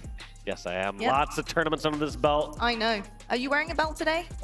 I was hoping you wouldn't call it out. Damn it, okay. Well, that could have been way smoother, Walshy, my goodness me. I'll tell you what though, we're actually getting some technical things sorted out on stage for our players to make sure everything is good to go. But while we wait, let's see some more action over on our B stream and find out what's going on with Optic Gaming versus the Chiefs. Got Optic Gaming 1-0 currently, and they're in their Slayer on Aquarius. And it's 44-16, Ooh, my God. 45-16. So, I mean, we jump in at the perfect time, some might say, because this one's over. What are you guys having for lunch? Steak? Yeah, that is more than a steak. That's like 6 steaks put together. It's a whole feast for you. Hey, I see a breadstick on the menu as Madsy finally gets out of the breadstick category, puts 2 on the board. But yeah, this is a bloodbath. Yeah, Optic are looking terrifying because a lot of times, you look at certain matchups, it's going to be a 3-0. And what was that 3-0? Was it really close games? Was it a 3-2 capture the flag, a 200 to 250 in strongholds? Or is it a slaughter like we're witnessing on our screen right now with Optic taking game number 2 in a 50-19 fashion? Yeah, that's definitely a tough pill to swallow if you're the Chiefs there. That's never a good sign on a Slayer, which often can be a bit of a toss-up. But something that won't be a toss-up is what we have on the main stage behind us very shortly. It is time to head over to our casters. We have Bravo and Onset. Thank you very much, Lighty, and it is indeed time for us to get back into the action here in Orlando on our main stage. And we've already seen a couple of games in the B stream from Sentinels. It's our first time seeing them on the main stage today.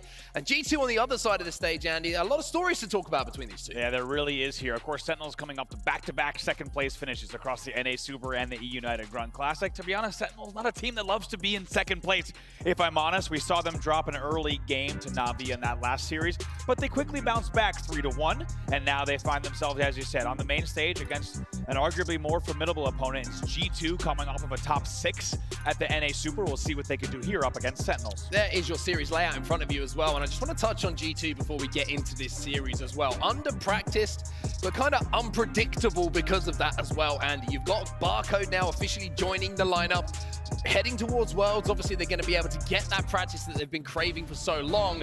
But this is an interesting series because Sentinels love to prepare for a team. They know kind of how a team wants to approach certain game types. They don't have that here with G2. It's going to be kind of flying by your seat of your pants a little bit. That's right. Starting things off here with Royal 2 on the side of Sentinels. If you're just joining us, welcome to HCS Orlando.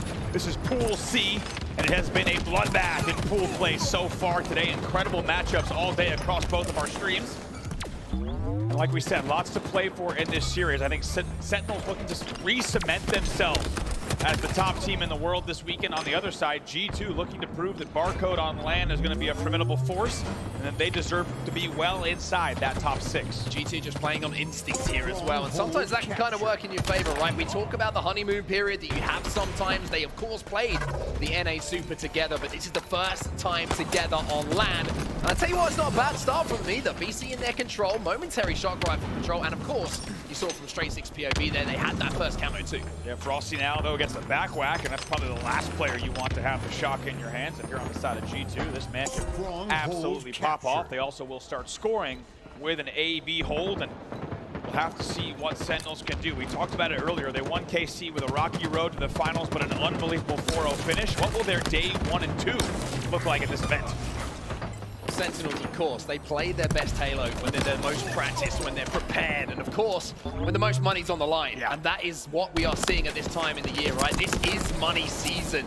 $100,000 added to the prize pool here in Orlando. 350K the total prize pool before you even think about the prize pool of Worlds, Andy. That's why Sentinels are prepared, and that is why they are so practiced. I mean, this is a business-minded team. They are clinical, like we said at Kansas City. They realize all the money's on the line for Sunday. They show up and they have an absolutely unbelievable 4-0 final, and as we say that, they now more than comfortably double the lead of their opponents here, 46-17. Looking very, very strong as well. Royal 2 with a nice little double kill here. Looking to make it 3. Barcode, unfortunately, was full shielded there and just took the beat down instead of falling into the death stream. But while all those kills go down, Frosty's trying to scarper away towards the warm embrace of a teammate because he has that camouflage. But G2 have flipped the map here. They have a triple cap. Yeah, look at that trip cap from G2, and they're going to quickly get right back into this game as that time can violently tick upwards. You look at a team like G2, to be honest, we talk a lot about the Barcode edition, but we should talk about their trajectory for the entire year. It's really been an interesting one. Top 12 at Raleigh, then they went top 6 at Anaheim. They dropped back down at KC to top 12, and then they get top 6 at the Super. Really, it's all in their hands. Where does their season go from here? Well, that's the interesting thing, right? They've got this now in line. They've got the line up there. They've got Worlds in front of them. And Orlando, of course, they're going to want to produce some results. And already you can see in this game, this is not going to be an easy road here for Sentinels. They're down by just a few points. They do have AC, and they can control this tower side of the map with a shock rifle in the hands of Snakebite. Back and forth here. Lead change once again for Sentinels, but G2 does very well to get about 40 points off of that previous hold.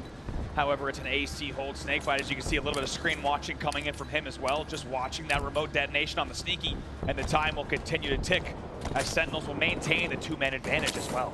Frosty picks up one as a Gilk as well. That's going to give them even more space on the map. Probably thinking about maybe pushing this situation, looking for the triple cap, but it looks like the hold is the call at the moment. They're just ticking points up, and not a lot of pressure from G2 on either of these strongholds, as you can see. Snakebite's just been alive and hasn't had to fire a bullet for about 20 seconds or so. 100 points now on the board here for Sentinels, and it looks all too comfortable, and for good reason. This is what they do and what they do best. Barcode somehow gets a lottery ticket, stays alive, but Snakebite not afraid to challenge for the killing spree as well. 2-4 for G2. They make a desperate play towards C here, and Savi's going to be trying to escape, not only with the repulsor, but just trying to investigate if that shock rifle is still down as well. We find the answer to that question is yes, and G2 kind of scrapping away at things here. Managing to flip C. And now you're going to see both teams turn their attention to B. G2 are scoring.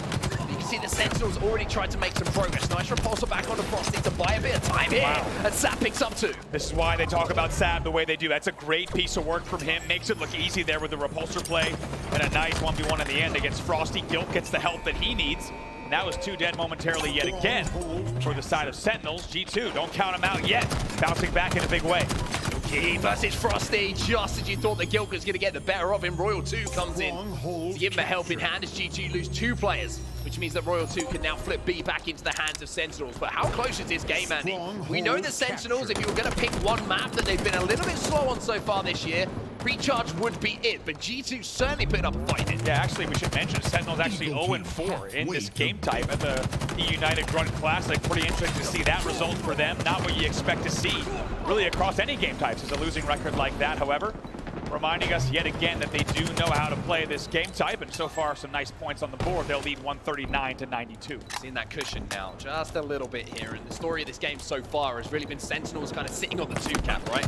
Holding down the map, whether it's been AC holding that tower control, or whether it's been AB and holding that elevator gold setup. That's where the majority of their points have come. G2 have had a couple of triple caps, which has kind of sped up the process of getting those scores, excuse me, just a little bit closer, but control for the majority of the game. You have to say Sentinels have had their hand on it. Pretty fantastic numbers as well from Snakebite and Royal 2. Look at these guys, both 11 and 6, and Snakebite on top of that with 7 assists as well, leading the game in that category. Trip cap here for Sentinels. First time we've seen Sentinels with a trip cap and numbers on their side too. G2 gonna jump inside of B, doubling up on it as well, so they're trying desperately to throw a couple of lives at this to get B back in and slow down that scoring. That's a great play from G2. Yeah, great stuff there. Still 4 alive on both sides. Really, the next damage will create any opening, but look how this game has completely run away. Oh boy, Frosty with the peek back.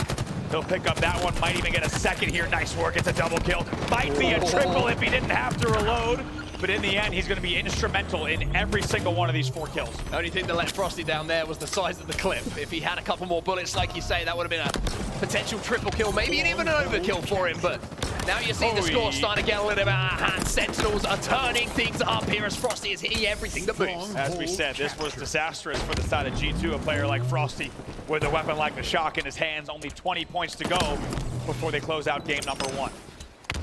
15 points to go and the score is still ticking up. Lethal getting that first kill onto Gilkey as well is going to make things even more interesting. However, you can see a desperate play from G2 towards A. Means they'll be able to flip it. 2 players are here from G2 as well, so Frosty's got work to do. Can't quite finish off Straighty, can't quite finish off Sav as well, but does manage to convince himself that a killing spree and a conversion of A will be good enough for him. I mean, look at these rotations, look at the damage he's done. He's gone all the way from pipes to top gold, across batteries, into Whirlpool, doing damage on multiple players while getting the kill on one, gets the A reset. This is a beautiful piece of work from Frosty. 5 points to go for Sentinels. Marco's gonna peek. Frosty's gonna hold the angle. Doesn't even need to fire the bullets because Snakebite and Lethal have got that cross. That will be game number 1 going into the hands of Sentinels as they cross that 250 mark. 250 to 102, your final score. And a game that was tied at 61 ends very, very differently. Sentinels looking so good in the second part of the game. And you have to think with a team like Sentinels, sometimes all it takes is a little bit of warm-up early on in the game, especially in a game type like Stronghold. Once you catch fire, you can run away with it. And they do that, more than doubling the score of their opponents. Yeah, very impressive stuff. And it was just that moment they were sitting on the 2-cap for the majority of the game, picking away at G2. But once they finally managed to get that first triple cap in their hands, Andy, they held it down for pretty much the majority of the time they had remaining. Very impressive stuff coming in from Sentinels. Taking a look at the statistics, you can see the long-time duo of Snakebite and Royal 2 putting up the most kills on the board. Great numbers. Snakebite there, 14 and 8 with 7 assists yet again. Royal 2, 15 and 9 in the end in the damage category. Nobody even tapping 4,000. That's how fast this game was. However, Snakebite and Royal 2 leading in the damage as well, unsurprisingly. Yeah, looking very, very strong at the moment, Sentinels. And we were talking a lot before this tournament got started, I should say. Before it was over? Hasn't even started yet. I know it's been day 2. And we were saying, this is the most competitive tournament we've had all year. Yeah. All these teams looking so, so close. And then there was kind of both of a look in our eyes where we went, oh, this is the tournament where Sentinels all of a sudden just win everything.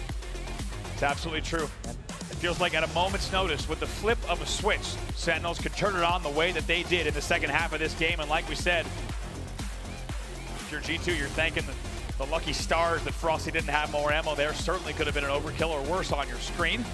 It's a very comfortable win in the end. Sentinels even wins it with 4 dead in the end to close out the game 250 to 102. They will now lead in the series with a score of 1-0 as we head to Slayer Aquarius, and we all know what goes down on that map. Sentinels is pretty comfortable here in this game number 2. Sentinels pretty damn good at Aquarius, whether it be Flag, whether it be Slayer. These guys know this map inside and out. The classic arena style is something that is almost burned into the brains of all 4 of these players. They've been playing these types of maps for so many years, and they've had so much success on it. Aquarius, Slayer, those Sentinels just seem to be able to rack up not just 4 in a row, 5, 6, 7, 8, 9, 10 kills without response. G2 have got to be so careful here with how their deaths are staggered. If they go 2 down or 3 down very quickly within 5 seconds, Sentinels can start that snowball.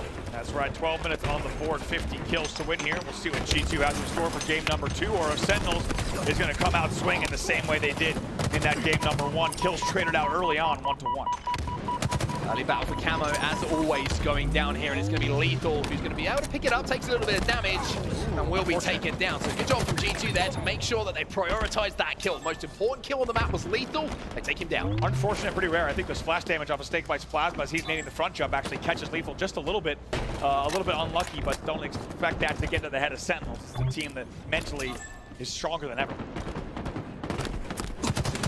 Big stack on the P side of the map at the moment for Sentinels. Good damage onto Sappy. Wow. He's got that thrust and uses it effectively. Here comes Barcode as well to capitalize on the damage. And now you can see G2 into a slender lead off the back of those 2 kills we just witnessed. Something you heard Active talking about so well during the EUnited Grunt Classic is just how much these teams are timing that thrust. Right? It's not even just a prioritization of the thrust. You will hear during the listen-ins that the coaches are timing those thrusts. They are so pivotal in those 1v1s. 1v1s, but also to escape. Perfect example of it there. Frosty, if he doesn't have the thrust, excuse me, he is going to be dead. Frost bailing him out of that situation, and now Frosty on the hunt for more. 9-8. Sentinels have turned this one around, but still, like we saw in game number 1, the early stage is extremely close. Ooh, look at that. Frosty closing the distance with the thrust. Nice little peek there from the courtyard up to the top of the base. Will also do the damage with the melee as well. That will give them a little bit of a lead here now, 12-10. Royal 2 just trying to scavenge for any damage that's been done by his teammates as well. Finds one onto Barcode, who was trying to be sneaky and stay alive. There's the help from Frosty. 2 teammates combining beautifully well again. But it's only a slender lead. It's only the 2 because Gilkey managed to get that trade almost immediately. Let's see what they can do here in the back of the base as they will now lead, like you said, here by 3 kills, 16-13. Let's go to a listen-in. Sentinels. Campbell's free here, I think. Nice, good job, Brad. Yeah, you guys, I'm gonna go shogs. I have shogs. They're gonna be blue 2 spawn, guys. They're gonna be blue spawns. Yeah, nice shot, Brad. Nice shot. I spawn blue. I spawn blue. Damage on blue. It's fine. Blue engine, I think. Yeah, they're pushing. I'm walking. Yeah, blue engine, blue engine. Gilkey weak, blue engine. Pedor nading me, Brad. And then go low engine. Stop. There's 2 engine pickers.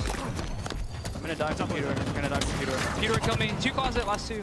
They're running. Run at them. Careful. They're top here, you guys. Already top here. Top here. Another one just spawned closet, I think. Careful. Yeah, all over you guys. P1 as well. Kill blue closet. Gilkey weak blue closet. Yellow closet 2 of them, okay? Okay, nice. Yellow closet 2 of them, I'm trapping him. He's top B, Matt. One's yellow 2 barcode, doing nothing. One in top B, straight take. One shot yellow 2 as well, and he's going back yellow 2. I can't kill straight take. I'm looking for straight take. One is dead. Yeah, he killed me. Then front yellow, yellow bridge. I lost you with that pink sap, can have it. Yellow thrust is up. Oh, careful, we're trapping ourselves. I'm going from yellow. Let's just run this one. Okay, you guys work together, I'm just playing on. I got a shotgun on it. Another one there. I'm running. I'm going blue P. Front yellow. Top B. I killed top B, traded. Front yellow. I traded with top B. He's front right to your right, Brad. One hit stream steps. I'm here. I'm gonna be here to help you. Nice, 2 dead. They're gonna be blue now, right? Yeah, Peter, you're Peter, Matt. I'm going front yellow. He's front. Nice kill. Top B, guys, top B, throws. Two front blue and blue 2. One shot, Mac, going B1. Blue P guns, I got stuck. Nice, TJ. Cam on. Blue P guns, I'm looking. Yeah. There's 2 there, no, another there. Bludgeon, go. Yeah, both sides. I got hit by an A, guys. I'm probably gonna die. Blue P killing me. Yeah, rush me from blue. He's blue P last week. You should be able to kill that guy. Cam on 10, guys. Cam on 10. As we jump back into the game here, you can see it's what we expect from Sentinels at this point. The difference maker, though, in that listening was Frosty becoming that Phantom Menace, picking up the camo, getting the heat wave and putting them to use as well. And so many great things you heard there from the entire side. You're really right to call out Frosty, the way that he was moving around the map, saying, I'm trapping them yellow closet, let's collapse on this, I'll take down Barcode. All the little small talk there led to so many differences, but in the end, it's still just a 3-kill lead for Sentinels. 3-kill lead, make that 4, but I'm pretty sure the camo was actually picked up by a member of G2, or it might have been burnt. I'm not quite sure where that player has managed to escape to, but Lethal is looking to get into a position to help out some teammates, but they don't need the help. You can see that they pick up the kills inside of the base. Now Lethal turns his attention to the player in the closet, and now Sentinel starting to extend that lead in the money section of this game as well. 6 kills the difference now between G2 and Set. Right, huge run here. It was just a 3-kill lead, now extending itself to a 7-kill lead. Great stuff from Lethal as well on the push. The kills will be traded out, but the pressure will continue, and they will continue to hunt down the G2 member. 6-kill lead. Lethal doing some great damage here onto multiple players. Somehow takes almost 3 players to no shields in that life. Nobody there to capitalize, and you have to give credit to G2 there. G2 surviving long enough to take down Lethal, also keeping their lives. That means that they're still in this game. 6 kills the difference between the two teams, but Sentinels with this push, maybe just inching closer to being 2-0 up in this series. Sab tries to take a great courtyard angle. That would have been fantastic. Lethal catches him out from bottom. It's a huge angle from Lethal yet again. Royal 2 also with a killing spree as well in the home stretch. Trying to come up with something a little bit fancy towards the end of the game as well there. We love that from Mr. Royal 2, but for now, that 6 kill difference is still there between the two teams. Gilky's got the heat wave as well. A couple of kills here without response, and G2 are very much back into this. Snakebite might be the first victim. Would have loved to have just 2-tap there in the end. The kill is cleaned up. Gilky knows he needs to be careful. They cannot sacrifice any deaths. They're down by 7. And there is that kill from Royal 2 as well. That double kill might have just secured game number 2 here for Sentinels. 5 seconds or so till that next camo, and that means that Sentinels can just bait it. G2, they either have to give this one up or they have to fight for that camo, and in that process you would imagine Sentinels should pick up the kills required. There's an 8-kill game and Royal 2 is +8. Look at the numbers on the board. He's 16-7 right now, making a double. 49 on the board, 1 kill to go. 1 to go. The only question is now not who's going to win this game, but who's going to get that final kill. It's looking like Lethal is going to be that man. Cleans up the kill down on car 1. And Sentinels looking as strong as ever. 1 game away now from closing out the series.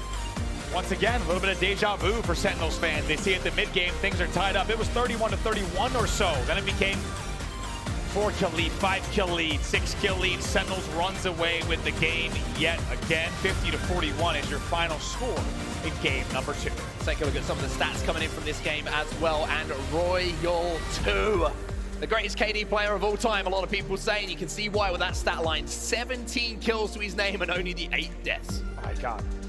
Not bad. Beautiful numbers from not bad at all, especially in a game that you win by less than 10 kills. Those are big numbers. On the other side of the board, we saw good kills coming out, but a little bit too many deaths before the game got away from them. Sentinels looking very, very good here. Yeah, just everything you want to see from a team who you expect to see going deep into this tournament, right? They did a great job controlling that camouflage. You can see from the damage as well. Royal 2 right at the top of the leaderboards there as well, but everybody contributing to the success here of Sentinels. Everyone looking like they're doing their job as you would expect. Absolutely, and Sentinels got to be feeling good so far. It's a good start for them, and as we said, oftentimes they win tournaments even when they have rocky starts, but they're even looking better than they did at KC. Well, this is the thing, right? We always say, like, full play to Sentinels. Sometimes we expect a few games to be dropped here and there. Sometimes they look a little bit lax.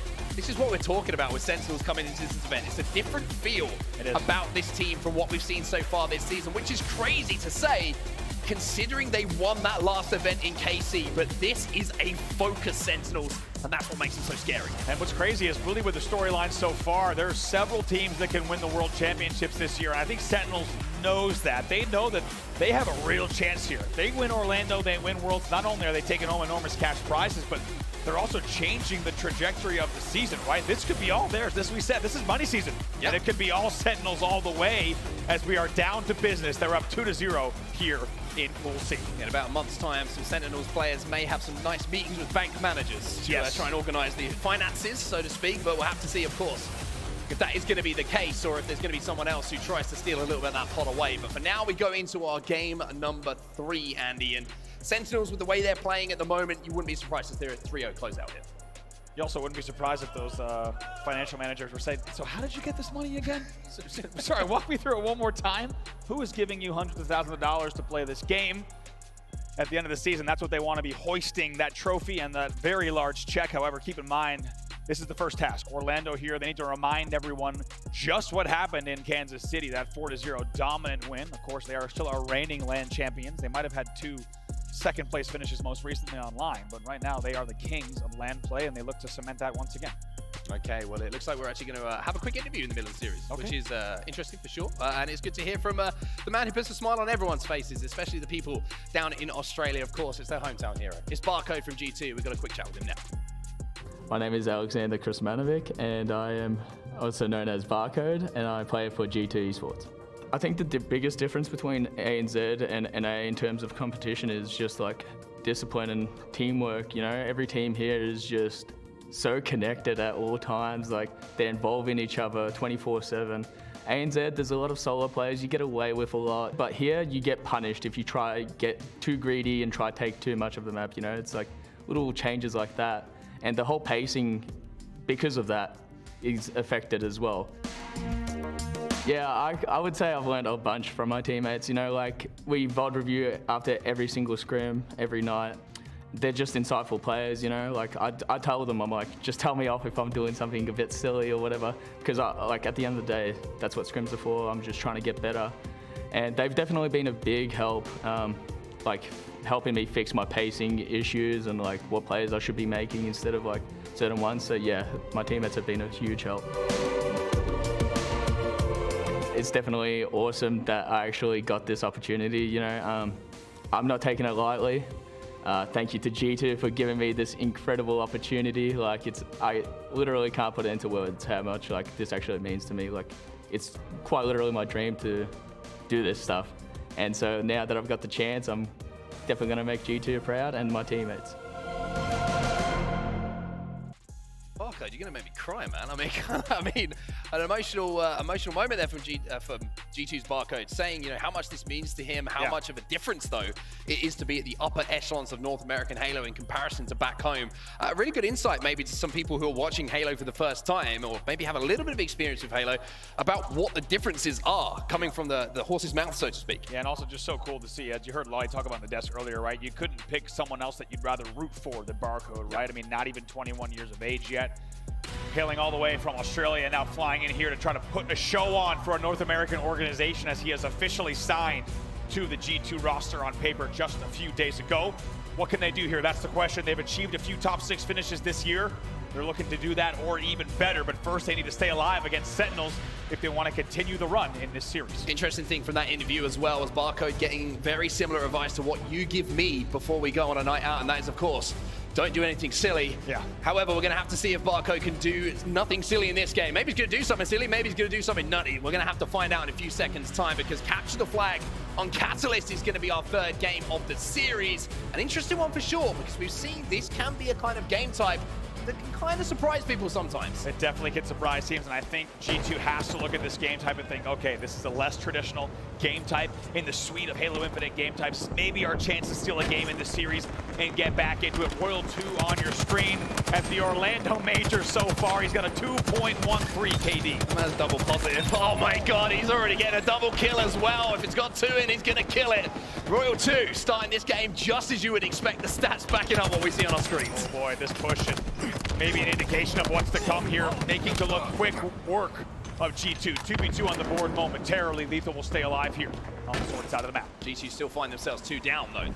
So Lethal with a little bit of damage. Back flag Spawn's gonna frustrate Lethal, but not distract him from the situation at hand. Great damage being done, great positioning as well. Barcode, even with that double kill though, has still left the door open. G2 trying to hold off this flag aggression that's coming in from Sentinels. That grapple in is going to take the attention away from Frosty. Now he can go to work with the skewer. Great awareness by Frosty. Even though the skewer doesn't tap, he probably picks this one up. Great shots against Barcode, and really great awareness there as 3 are dead for G2 during the flag run. Ooh, Gilkey last alive as well. Frosty just forcing Gilkey to turn his attention towards him instead of that flag carrier. The flag carrier's name, he's Snakebite. And he's going to be running this one home. You can see Lethal is there to stop that overextension, do the damage. Frosty off the respawn, holds his hands, and Sentinel go into a lead, 1-0. Really nice job there from Snakebite as well to hit that drop slide to make sure that he got the flag back as fast as he could, just because they're down 3 dead. If he doesn't hit that slide, that could have been a little bit more dicey. Royal 2 going to clear out the base. Oh, a little bit of an uncharacteristic miss of a shot there from Royal 2. Gilkey makes him pay, and as we said before the series, Goofy was saying, one of the most underrated, one of the most underappreciated players in the Halo Championship Series, Gilkey, and maybe G2 here, are looking to tie this one up. Gilkey able to spike out, 2 dead here. Can Sab get this back? Tries to get the toss, fakes and waits, doesn't get it on the stand. A little bit nervy for just a second, but he will bring that flag back in. 3 dead again off of the cap as well for the side of G2, so they will continue on. It's a really nice answer back from Sab and the rest of G2. While that flag was going in though, Royal 2 managed to pick up the overshield, so there's going to be some advantages here, and it's turned into kills for Sentinels. 2v2 on the map at the moment. Royal 2 half shields, and still manages to get a player down to 0 shields. That's how good this man is. See what Frosty can do here. Great pre-nade against Barcode. into the courtyard. He's not going to be happy with the damage alone. He's going to fly right at Gilkey, but Gilkey with nice back-to-back kills from disadvantageous positions will keep G2 in this game comfortably. I was going to say, Gilkey just saying to Frosty, I still have the advantage in this fight. You can challenge me all you want, but just a little reminder of how good I can be, but Frosty just trying to consistently apply pressure to the G2 base. That's a bit of an unfortunate swarm there for Gilkey as he finds himself straight into the line of sight of Lethal. That picks up a kill though, so Lethal's going to try and throw this one towards his teammates. Got Royal 2 there, and you can see why he's running this, because inside of his base, flag now being pulled by G2. This is going to be a flag standoff. They pulled it with a man down, actually, is how this flag's going to go across, but the kills will be traded out. This one could get interesting. It'll all come down to these kills. Oh, Barcode doesn't get the kill, though. Royal 2 there to help out Lethal just before that melee came in. They're working together so beautifully well here. Straightsick trying to survive, taking down a no shields. I'm pretty sure the Snakebite might be in position to get this return as well. Although it looks like Snakebite has gone down, so this flag is still away from home. And Barcode, he's being the hero on the other side of the map, gets that flag all the way back. He's bringing that flag back to Australia. Straightsick is going to go flying as well. Frosty's going to try to go hero mode with the skewer. Can he try to get this return? Frosty's got to hit this shot. Doesn't quite connect, but his teammates are there once more with the damage being dealt. Barcode now shows his backside to Frosty for just a few seconds, and then fills the wrath of this skewer. Royal 2 there to clean up Sav as well as Sentinels make their approach on this return. Oh boy, Frosty picking up the kills. Flag will be returning. Immediate cap for Sentinels. Even though you've got Gilkey at 11 and 7 right now, leading the game, Sentinels is controlling the scoreboard. They go up 2-1. We joke sometimes this skewer is an anti-vehicle weapon at the moment. Well, Frosty is patrolling around like a tank on the map at the moment. Have that skewer on his shoulders, ready to hit any kind of bodies. Overshield in the hands of Straightsick, but you can also see the flag moving in the Sentinels' hands. A couple of spikes are certainly going to help him do some damage, but he's got to work very, very hard. And look at the baiting and switching coming in here from Sentinels. They get that kill, 2 dead here for G2. Luckily, Straightsick had to help. Straightsick had great damage there, but he needed help on that. That flag should go back. It's a great effort from G2 off of the back of the overshield grab. You have to think without the OS, they're not getting that return. That's very well done by G2. So G2 holds strong. They managed to get that return. Now trying to survive the onslaught on this side of the base as the players just fly out. Frosty losing a couple of players. Royal 2 has gone down on his squad. Decides to just divert his attention back to the base for a few moments. Picks up those spikers, and the spikers have become the meta now, and that is why. My God, I mean, you hear pro players talk about it a lot on their streams, and it's not surprising to see players just trying to grab those spikes and fly forward and spike out the base. You just saw Frosty do it. He spikes both sides of the flag, and he gets both kills almost immediately. That's how devastating these weapons are, and frankly, that's why you hear a lot of pro players talking a lot about them. It's a double kill for Snakebite in the feed as well. I mean, it's so difficult playing against Sentinels sometimes. The shots just do not ever really miss. I mean, even in that situation, Snakebite probably thinking I'm going to do as much damage as possible. The teammate comes in to help him out, keeps him alive due to the damage output he managed to put up on his screen. But Barcode, in all of this madness, while Sentinels lose a couple of players, is once again running this flag back down under. Small momentary fumble there. You got to hope it doesn't cost him in the end. He's going to be sprinting towards this cap. Should have the cover. We saw more kills in the feed. This one should go in comfortably. It does. We are tied 2-2 with less than 6 minutes left in the game. Overshield up as well, so a little bit of life being shown by G2. Game is tied up at 2-2. No! Barcode, you gotta win that one, my friend. Lethal survives. Royal 2 comes in for the help, but Lethal with the wiggles makes him pay. Wiggling is right. That was fantastic work from the side of Sentinel. That's a kill you expect Barcode to get as well. Frosty knows that somebody's hiding here. It's going to be Straightsick. He makes quick work of him and still has about 25% overshield to play with as well. And look at this, Snakebite and Frosty. They know where the spawn is. They're charging straight towards it. Barcode picks up one though. Frosty with some work to do. The commando in his hands. He's going to have a little bit of damage coming in the back, but he knows he's got the overshield. So he just decides to scarper straight forward. He gets this one back into the base. G2, in the meantime, find themselves 3 dead, and Frosty puts Sentinels back into the lead. Answers back right away. That's a great cap. Still a lot of time to play, though. That's likely not going to be the game-winning cap here with 4:50 left on the clock. Commando once again just shredding through shields. That's a killing spree fired without response from Frosty before he finally hits the death screen for the first time in quite some time. Now Royal 2 with the Commando in his hands. Let me tell you, this guy makes this gun look a lot different to a lot of players, even the top level pros in North America. Look at this, just a devastating, barely ever misses a shot with this thing. Pop, pop, pop, pop, pop. Picks up another one from Gilkey. And that will be 3 dead for G2. Crossbarrel line is going to be Barcode, uses the repulsor and manages to use a commando of his own to answer back to Royal 2. Snakebite should be there for the return though and sends that one back home. G2, the flag is away, but focus at the moment probably on the overshield for both teams. Talked about Gilkey's numbers earlier. Look at Royal 2 now. He's 17-10. Slow and steady wins the race. He has been racking up those kills all game. Overshield up. 2 players have overextended from G2 into the base, but it's not enough. They're not there quick enough. Sentinels get that cap home, and they get the overshield. Everything working out for Sen. Yeah, a little bit of salt in the wound there, and of course G2 had to split their efforts based on how many players were alive across, wondering if they might be able to get across for the stop. They couldn't get the overshield either, and now things start to change a little bit. Now 3:30 or so left on the clock. It's a 2-flag game. To be honest, it's a lot of comfort here for Sentinels with a 2-flag cushion. Very similar pattern to what we've seen in the first couple of games, right? Close. Yep. For around 6 or 7 minutes, and then Sentinels start to find their groove, start to adapt to what G2 are doing on the map, and start to capitalize on the openings that they do see. Lethal and Snakebite with 2. Sav challenging, manages to pick up 1 himself. As we see Snakebite trying to finish off this kill, lovely bit of movement from him, and there's Frosty as well, cross map to help him out and stay alive. G2 on the back foot once more. Here comes what could be the final push here from Sentinels. Yeah, Sentinels, even though there's 3 minutes left on the clock, they're not content on playing defense. They're going to try to just fly forward here and keep the pressure up. Maybe even get a 5th flag before the game's over. Really good defensive stand though, coming in from Barcode. Managed to clear out the base, the 2 players flying forward, but Lethal's going to keep that pressure on. Trace it down to no shields. Frosty off the respawn's going to help him out. And oh, Lethal with a 4! Not done yet either. He's 15, 15, and 10 in this game. Look at his assists. He's blowing away anyone else in this game in the assist category, and plenty of kills on the board as well. Got those spikers as well. Anyone challenging, you're going to get shredded, my friend. Gilkey gonna challenge. Don't challenge Lethal at this point. This man is on a mission here in Orlando. Oh my God, Gilkey gets sat down back to back. Lethal hasn't even died during either of those exchanges. Now he's gonna also run your flag. This could be the end. 2 minutes left on the clock. Lethal doing it all here for Sentinels. Picking up kills, out-BRing people. And when Lethal starts to play like this, you've got to be very, very worried if you're one of those top North American teams.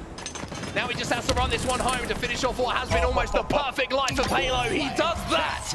And with that, Sentinels will win the series 3-0. And boy, do they look scary. Can we get a case study on that last play from Lethal? Because that was absolutely perfect. We joke about perfect Halo, right? Sometimes that was actually perfect Halo. That was unbelievable. They look fantastic. It's a great start here to the day for Sentinels. Smiles on their side of the stage as they'll walk across and exchange some handshakes. 3-0 victory and a 5-2 flag to close it out.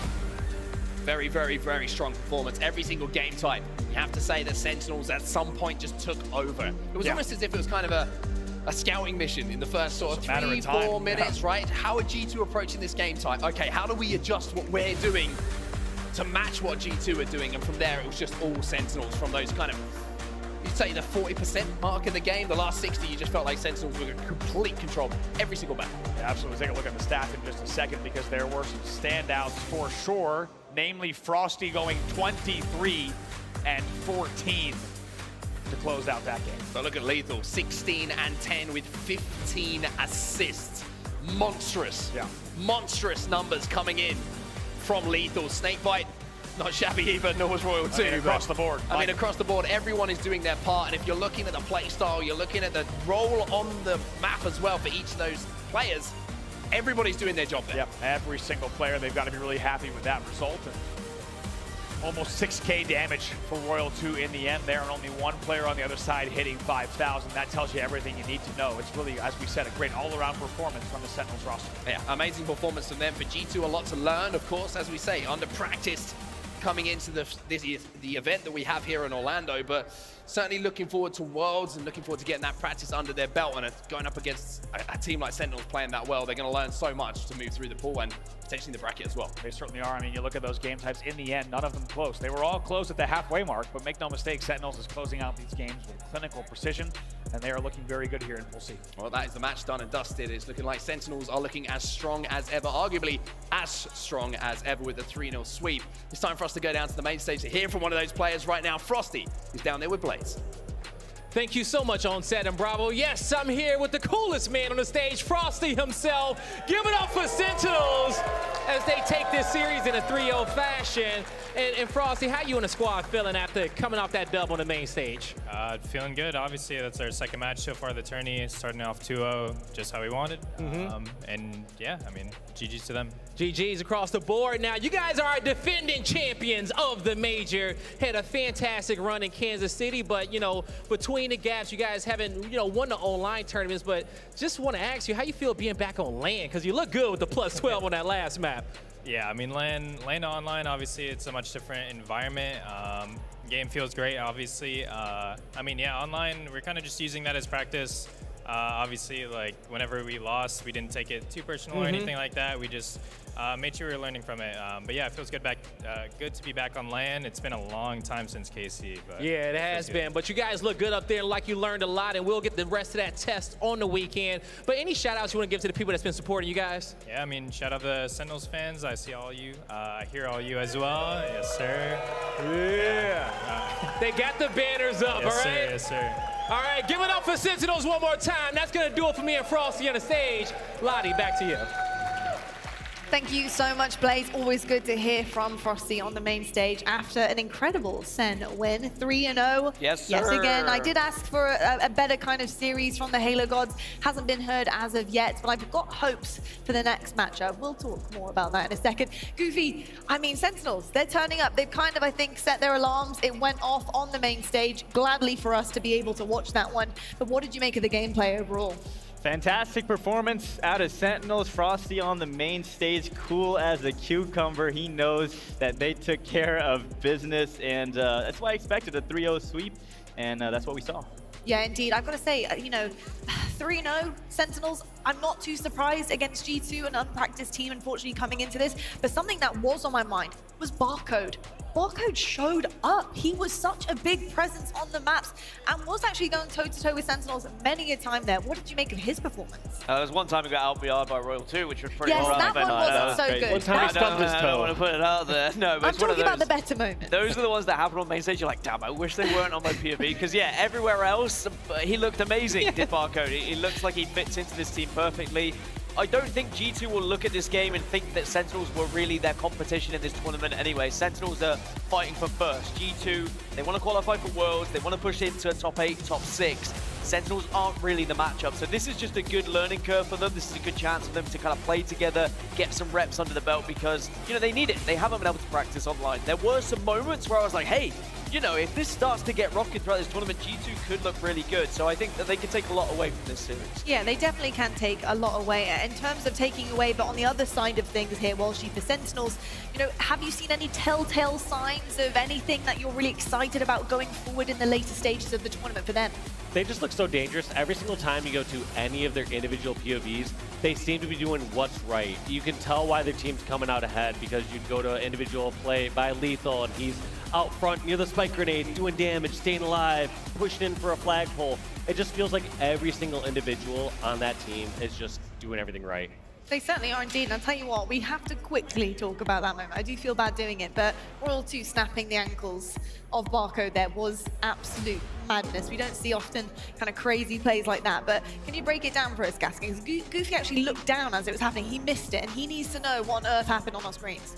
I mean, we saw some diddles being done. The dipsy doodles, as Strong Side might say. switcheroo. We saw some crouch strafe going on, and unfortunately for Barcode, I think there was a windmill that started to come out as well. It's just, it happens. We've all been there, even, especially on the biggest stage. Your thumbs just don't do really what you're expecting them to do. We're here at Disney. There's a big old Ferris wheel around, you know. Exactly. We'll let Barcode off of that we got Goofy here from Disney himself, so it's great to have you as well on here. Let's take a look at the pool, shall we, and see exactly where everyone stands after that series on the main stage. And as you can see, we were just in Pool C, Sentinels 2-0, rounding things off. Likewise with Optic Gaming and G1. G2 Esports 1-for-1 currently, so not too bad. Still in the running to make that second position in their pool.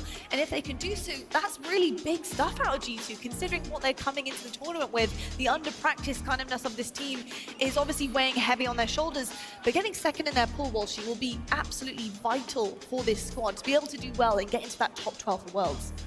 It is crucial, but I don't feel like that's any sort of easy feat here for G2. I mean, we saw how Navi was able to take a game off Sentinels, showing that they're coming out ready to play today. So, I mean, it's really between, in my eyes, Navi and G2 for that final spot, and they got to play each other.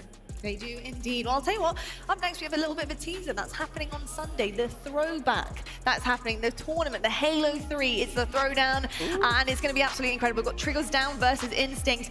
And Walshy, we actually have you on the desk. You and the team Instinct, how are you feeling about going way back, getting back on the sticks with your fellow teammates there? All right, I'm going to start with a few caveats here, Lottie. You got some time on our hands. One, I got a little late notice, so I'm not as practiced and primed. I'm already planting the seeds, huh, Walsh? Dude, when I got here and I asked, I was like, dude, where's Roy? I mean, Roy's pretty sick. Where's Roy at? And so we're missing Roy. Just also throwing that out there. Yeah.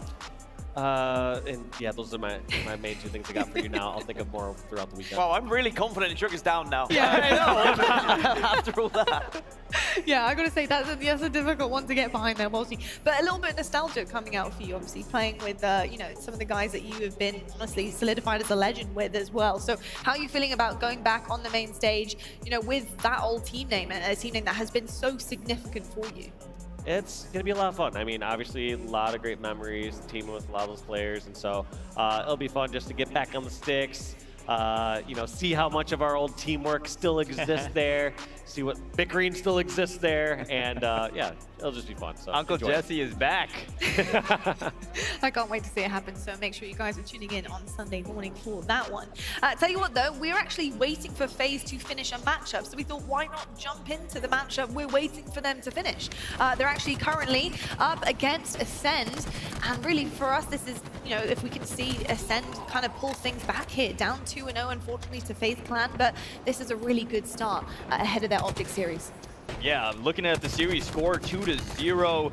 So great job out of FaZe against a really tough opponent in Ascend. Obviously, we saw Optic take them down 3-0. Now FaZe, if they could also sweep Ascend, then when we see these two Optic and FaZe match up here soon on the main stage, it's going to be quite the match. Yeah, that's going to be a battle for first place in the group. And I think Ascend, you know, it's a really tough group that they've been put into. Yeah. FaZe's seed, I don't think it represents what they're actually capable of after the team changes that have happened. FaZe have suddenly turned into a team who really are not just competing for top 4, top 3, but could even win the tournament on a good day. So Ascend, they're doing what they can. They've been having some really close games. I've been watching this series backstage as well. It's not been a complete steamroll by FaZe. Just to let you guys know, just had some intel on this series. This is actually a remake of the lobby and the map, and Ascend need 3 to win.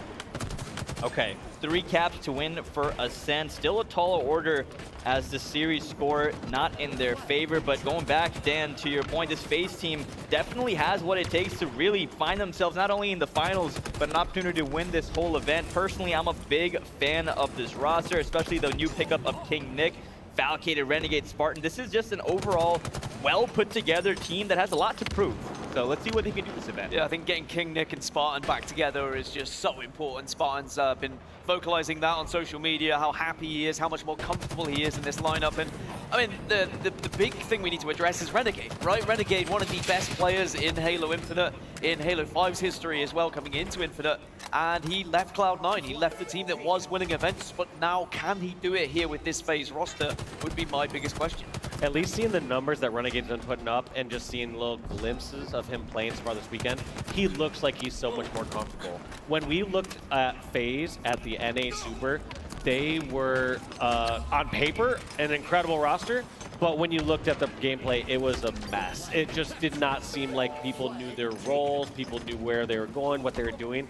But even just this light little swap in a player with Snipe down getting subbed out for King Nick, this roster is looking much stronger. And there are very few circumstances in past Halo history you'd be like, this roster is amazing on paper and that doesn't translate into being an amazing roster in game, and that was just one of them. I don't know why that always works out sometimes. It's just sometimes on paper it looks good, but it doesn't work out that way. I think sometimes it's very frustrating to have, you know, the caliber of players on one roster like FaZe Clan, and then having someone like Renegade, and just because of the structure of the team and the way that it's built currently, or was back then in the NA Super, not being able to utilize a player like Renegade properly, it kind of hurts to watch. But I feel like this time around, with the changes that have come through, I feel like they can now do that. And whilst we have been talking, FaZe have been able to put 3 on the board. And as you say, Ascend needed 3. Yes. So that means they were 2-0 up before that restart. So now FaZe take the lead. They are essentially 3-2 up here.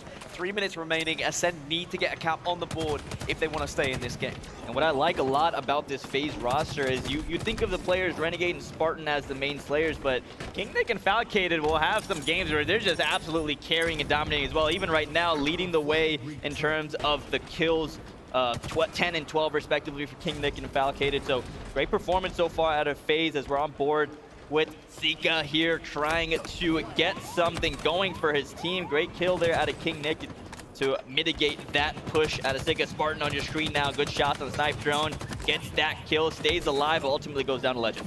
One thing I will say about Ascend and European teams in general, when they are down, they go down. They very rarely have that kind of clutch potential. They very rarely come back into a series and just have that fighting chance. They're amazing when they're on top, and they really will snowball out of control. But I feel like Ascend, in the current situation where they were 2-0 up and now suddenly they're 3-2 down, that's when the heads start to drop a little bit, when they start to realize, okay, maybe we don't have what it takes to take on FaZe in this series. Gaskin, if you had to speculate, what do you think that's due to?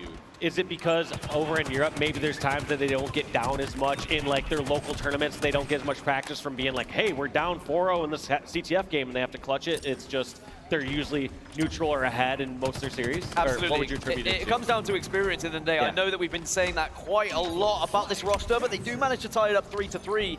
Is Ascend need reps against these big teams when they are behind, when they do have to dig deep and actually pull themselves back into a series. And you're completely right, they dominated the European region for the majority of Halo Infinite. Sure, there's been a couple of teams that have run them close. They made a change in the end, Respectful gets added.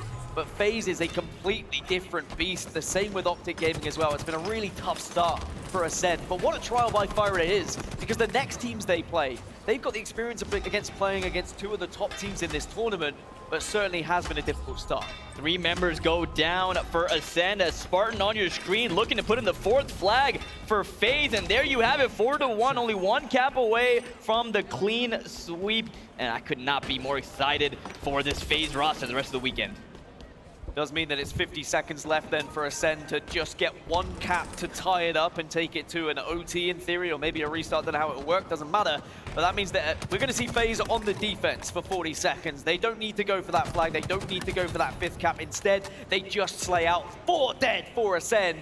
And that means Ascend are going to have 1 last push here. Yeah, and look at this veteran play here too, coming out of FaZe. They aren't forcing the flag grab just yet. They just realize they need to slay. They realize that if they pull this flag and go down a member that has slaying power across the map, they could set themselves up for a counter cap. And look at that veteran play. Right on. Sparty could have grabbed that flag any moment and wisely opts not to. 10 seconds left for FaZe to advance 3-0 and continue their undefeated streak so far here in HCS Orlando. And there you have it, ladies and gentlemen, FaZe with the clean sweep over Ascend. And this next series, when they play against Optic, Kaladi, this is gonna be a match for the ages. Yeah, I've got to say, just after seeing that, that's got me pretty excited about what we're going to be seeing on the main stage very shortly. And I think, you know, the conversation you guys were having about Ascend and maybe some of the problems that we're seeing here currently against, you know, some of the bigger teams that they were going to come up and match against here, it's definitely about that momentum shift, right? It's like they don't know what it is like to have to change momentum and have something in their, you know, not go their way and not have something, you know, kind of shifting in their favor. And that's a big problem. That's something that we've talked about many times in Europe about facing NA and how they would manage to kind of bring things back. We haven't seen a clutch factor for them because they haven't really had to clutch up much. And that is exactly what we're seeing on our screens here. So, you know, I'm a little bit nervous about Ascend. They have a lot of pressure on their shoulders. Do you think that they can kind of regain some of that control, Gaskin, and push something into their favor a little bit more as we push through pools? Yeah, I think that they play 2 top 3 teams, in my opinion, and they're going to be fighting for 4th through 8th. right? But where they land is going to really come down to whether they can clutch up. They were so close to taking games off the likes of Optic Gaming, but they can't afford to make those same mistakes.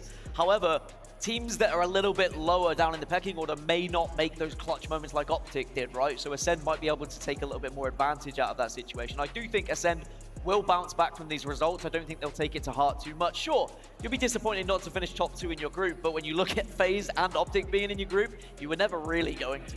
This is very true. Yeah, I've got to say, they've had a pretty hard start to the Orlando Major with FaZe and FaZe and Optic in their pool. That's pretty difficult. What's your mentality like when you do see Titans like that? You know, you have to match up with them early on, and it's day one, you know it's going to be a difficult one. So what's kind of like, you know, the mentality heading into it? Yeah, I mean, as a player, you, especially when you're the caliber of Ascend, right? We're talking about Optic, we're talking about FaZe, of course they're juggernauts, but Ascend is a juggernaut in their own right. So coming into this weekend, you got to be thinking, we can beat Optic, we can beat FaZe, right? They're thinking they can do it, but sometimes that reality check hits and it hits hard. And we've seen that early. But again, we're just in pool play, right? We got a lot of the tournament left to go. We've seen Ascend make deep runs in through winners, through losers. So I'm not counting them out by any means. They just had a rough start, and I expect them to kind of rebuttal. I'll tell you what, I'm going to reality check right now, and that's with the pools update. See where we stand after watching that Ascend versus FaZe match. And as you can see on our screens, we do have obviously FaZe looking pretty damn good currently, 2-0. They are the exact same score as Optic Gaming currently in that pool A, and it all comes down to this decider. And Gaskin, you know, in terms of how we've kind of seen both of these guys play, we haven't really seen FaZe properly on the main stage yet, but what are you making out of the two? I think Optic Gaming come in as favorites, but I think they know full well that FaZe are going to be putting up one heck of a fight. This is going to be the closest series that we have so far today. I don't think it's a shoe-in for Optic to win, and I think that screams volumes of just how good FaZe have been in recent weeks and how good they looked in the online tournament in the Grunt Classic from EUnited. When FaZe first formed, when these teams started swapping and changing, I was like scratching my head like, is this gonna work? Are they gonna be good enough? Then when King Nick comes back with Spartan, I'm like, okay, yeah, now this is the real deal. You've got 4 players who are gonna be feeling so comfortable on this squad. FaZe are gonna give this everything, and I think we could go to a game 5. Oh, okay, I like that. Look, folks, I've been praying, I've been hoping that we had a series going further than a 3-0. Well, I'll tell you what, this next matchup is going to have you guys glued to your seats, I can guarantee it. It's going to be absolutely incredible. We have FaZe versus Optic on the main stage, and my goodness me, I think everybody's going to be screaming in the stands at this one. It's going to be insane. But we will see you guys after this very short break. Obviously, just seeing FaZe on our screens take down Ascend, and Sentinels also looking pretty good, but who is going to be taking that dub coming up next?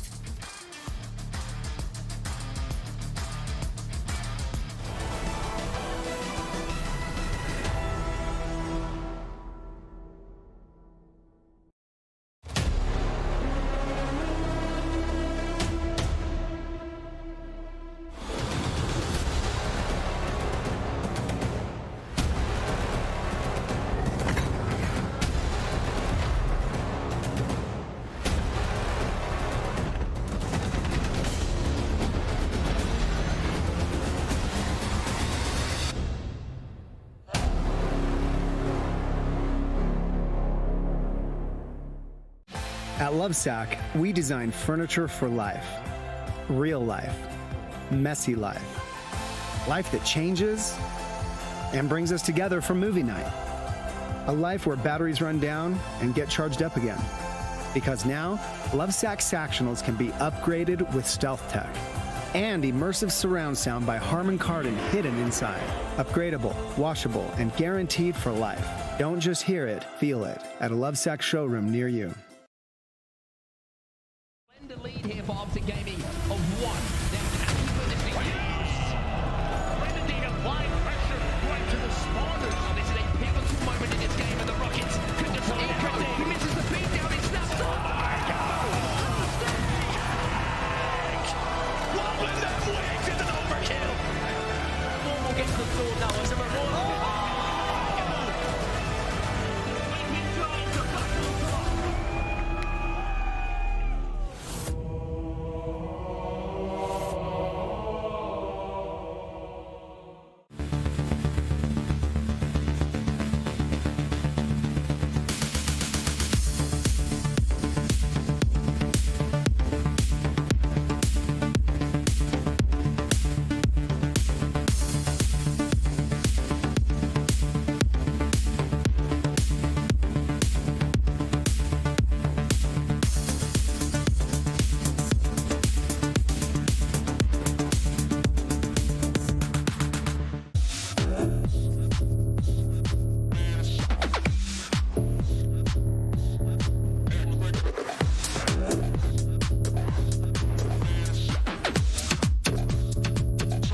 So God, I'll be back.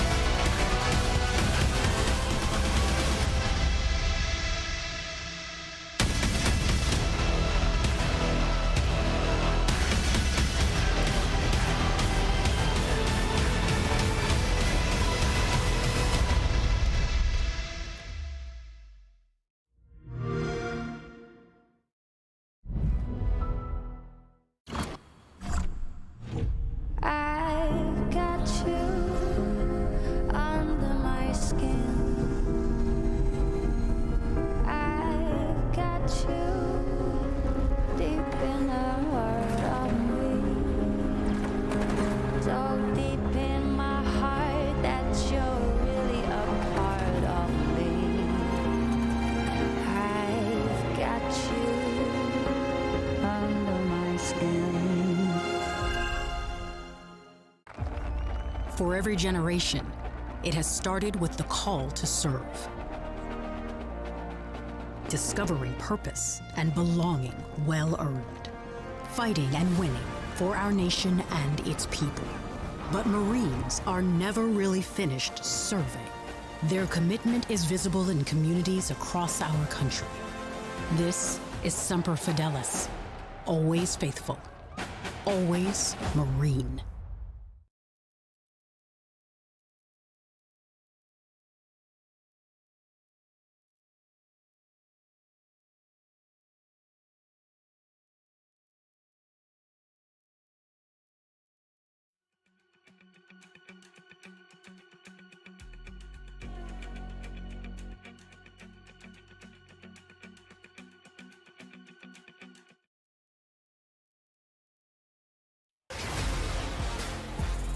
And welcome back, folks, to the HCS Orlando Major. We have the open bracket on display right now, and we need to talk about the winners bracket and who's still alive for their run here and the chance to get into the pool play going into tomorrow. We got Falling Esports, Complexity, Fnatic, Awaba Bobs, Mindfreak, and TSS Esports. Some household names there that we've seen before, Brav. Definitely. I mean, look at this pit, right? Whenever you see the open pit this packed, it's a good sign. There's really good energy in this venue. It's been a long time since these players here have been back on the East Coast for an event. I think everyone's pretty happy. It's honestly a shame you can't broadcast every one of these series, because some of these series will have the most highly contested games, the 50-49, game 3s, game 5s, and there's a lot of talent in that open bracket pool, so I can't wait to see who comes out of it and who can take down some of these pool play teams that we're watching now. Yeah, let's not forget, I mean, a lot of these open stations here, these are set up by a lot of the same guys and girls that put together the same open stations that MLG did years ago. You got a lot of the same staff in the building here. There's something special in this open bracket for sure. There certainly is, and I tell you what, they get hype over there. I hear them screaming all day long in the open bracket. There is nothing short of energy, that's for sure. But I gotta say, in terms of who is still alive, I'm a little bit, kind of shocked to see not the likes of Oxygen still in the running, but we got Complexity up in the winners bracket. So, still kind of household names, Fnatic as well, coming through. But this is their last chance, by the way. Top 12 will actually qualify for Worlds. So really, really important to note that this is a last chance for these guys. And Clutch, if that is on your shoulders, how much pressure are you playing with? Yeah, it's difficult, right? It's Friday. Typically, you're not used to having this be the biggest tournament of your entire season. But right now, you got to step up. You got to find a way to get the job done. So much practice has come to this moment, this series, right? Like, think about it, an entire year's worth of practice to try and get to this point. Anything other than success is not acceptable. Yeah, it's going to be very, very tricky, of course, you know, heading into the pools as the open bracket team. You've got teams who really have been going up against some of the Titans that we do have this season, which, to be honest, there's like 10 Titans this season. It really is quite a toss-up, which is really exciting. But if you are an open bracket team, Goofy, and, you know, you're looking to get that top 12 spot to make it into Worlds, you know, what's kind of the mentality heading into it? What are you trying to do and improve on looking at pool play? You just gotta take it one series at a time, right? It's a long weekend. We're just getting started. If you're an open bracket team trying to get top 12, you just gotta focus one series at a time here. One series at a time. I'll tell you what, we've got another series coming up this time on the main stage. We've got FaZe versus Optic. This is going to be wild. I can already guarantee it. I would be very, very shocked if we don't see something special happening here on the main stage. Let's actually focus on Optic first, though. How do the insanely talented members of Optic combat the other equally talented members of FaZe in this series, do you think, Clutch? Just keep doing what you're doing. You put in the work to get here. You come in as the favorite for this tournament. I mean, these guys looked locked in their first series of the match, or of the entire tournament earlier today. I expect that to carry over here and now. They need to get the job done, and this is multiple steps in the right direction. This is the pool of death, right? And it sucks that Optic, being the 1 seed, ends up in that tough pool because of how strong FaZe look, but they will not underestimate FaZe. I expect to see Optic's A game. It's going to be very difficult for both of these teams here, but I want to know in particular, when it comes to Optic here, Bravo, does it come down to their stellar teamwork, or will it be down to those crazy individual skills and plays that we do see coming out of them? I think it comes down to teamwork for this whole team through the whole weekend, right? I think that's what we're going to be looking for. You cannot rely on Lucid to have his pop off 20 and 9 games every game. First of all, he's going to do that, but you can't let that be the only thing that Optic does. And of course, as you look at the talent on the stage forming on your screen right now, these guys all know how to play. They know how to do it. Let's not forget, though, 2 of the 4 players on this team yet to win a championship on LAN. They're going to be looking to secure that here this weekend. It's been a long time coming for them, but on the other side of the stage, of course, it's FaZe. It certainly is FaZe. Now, following up from our interview with Spartan DNA Super, he actually acknowledged that the team needed some more structure, actually mainly in the form of a leader. He also did say that he was willing to step up to the plate and be that kind of voice and take a tiny bit of a back step of the main Slayer role that he's had previously. In the NA Super, did you see that kind of starting to convert? Did you see that starting to convert in the EU, Grunt Classic? It's not really defining what his playstyle looks like with this team. It's more of, are they comfortable playing with each other? Can they play off of each other's playstyles? And I think King Nick has brought so much consistency to this team. A voice in the ears that's very calm at all times. King Nick brings everything to these guys and allows Spartan to feel comfortable. And when Spartan feels comfortable, good things happen for FaZe. Yeah, indeed. I got to say, another kind of thing on my mind here is Renegade too. We talked about him just a little bit, looking into the Ascend game versus FaZe. But, Renegade looked a tiny bit lost, a little bit uncomfortable at the NA Super. I want to know, in terms of time that has passed now, with the EU Grunt series also kind of a showcase heading into this LAN, do you feel like he's a little bit more comfortable now? Will we see a Renegade that we know and love? I think that's the question. I certainly cannot answer it for sure. Clutch, I know you got some thoughts on this as well. I'll say Renegade is here to play. This is what we called the MVP at 2 tournaments so far throughout this year.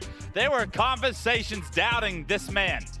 Get that out of here. Throw that in the garbage. This man is so damn talented. He is such an individual to watch out for.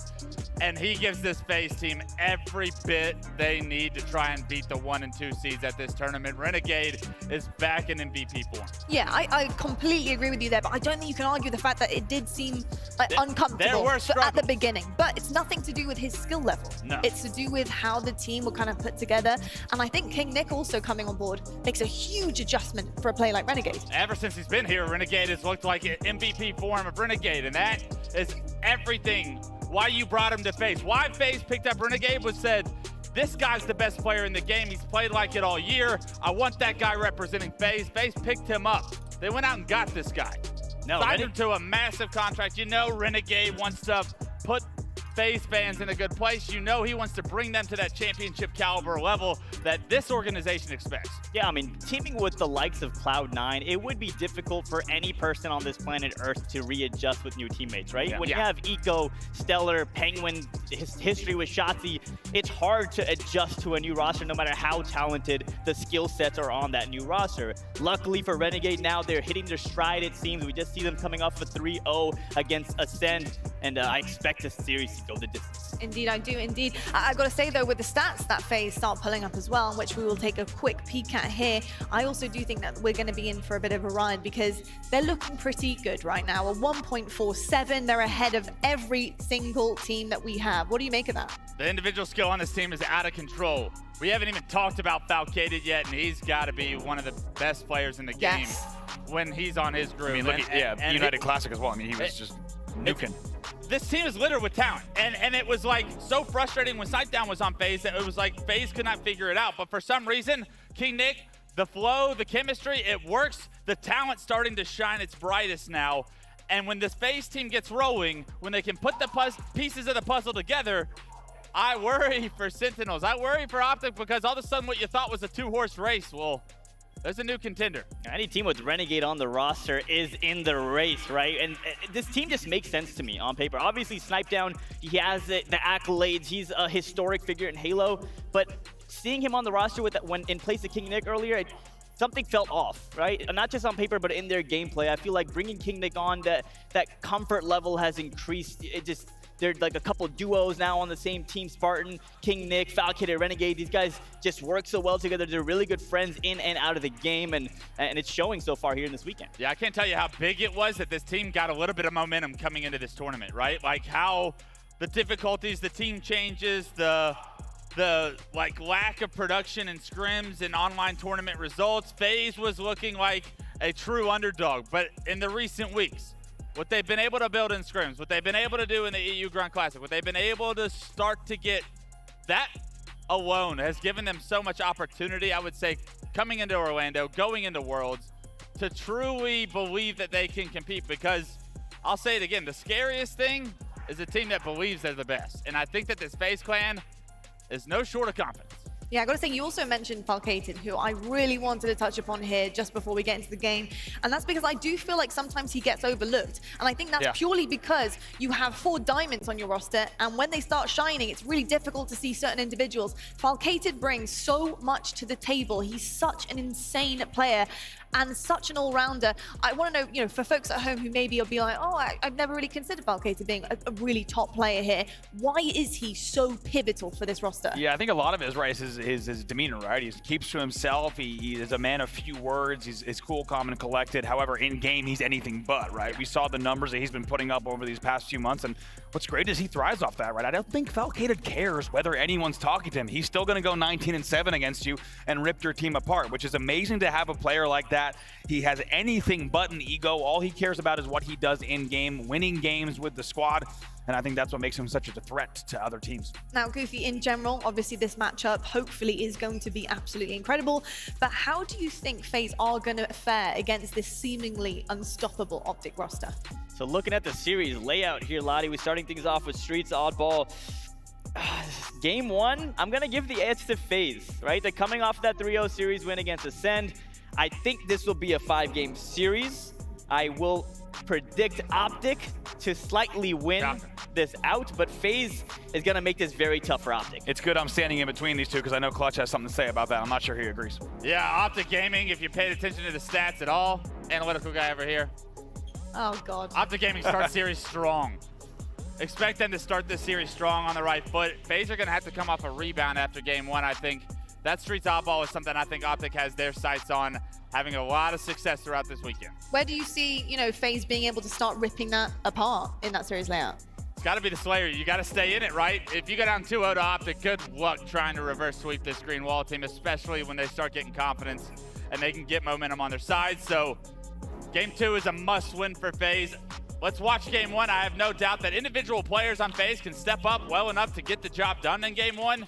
But it's gonna have to be something special, is what I'm saying. And on Streets, you really don't have opportunities for that special next level gameplay, I don't think, without like a significant power weapon like the S7 in order to take over.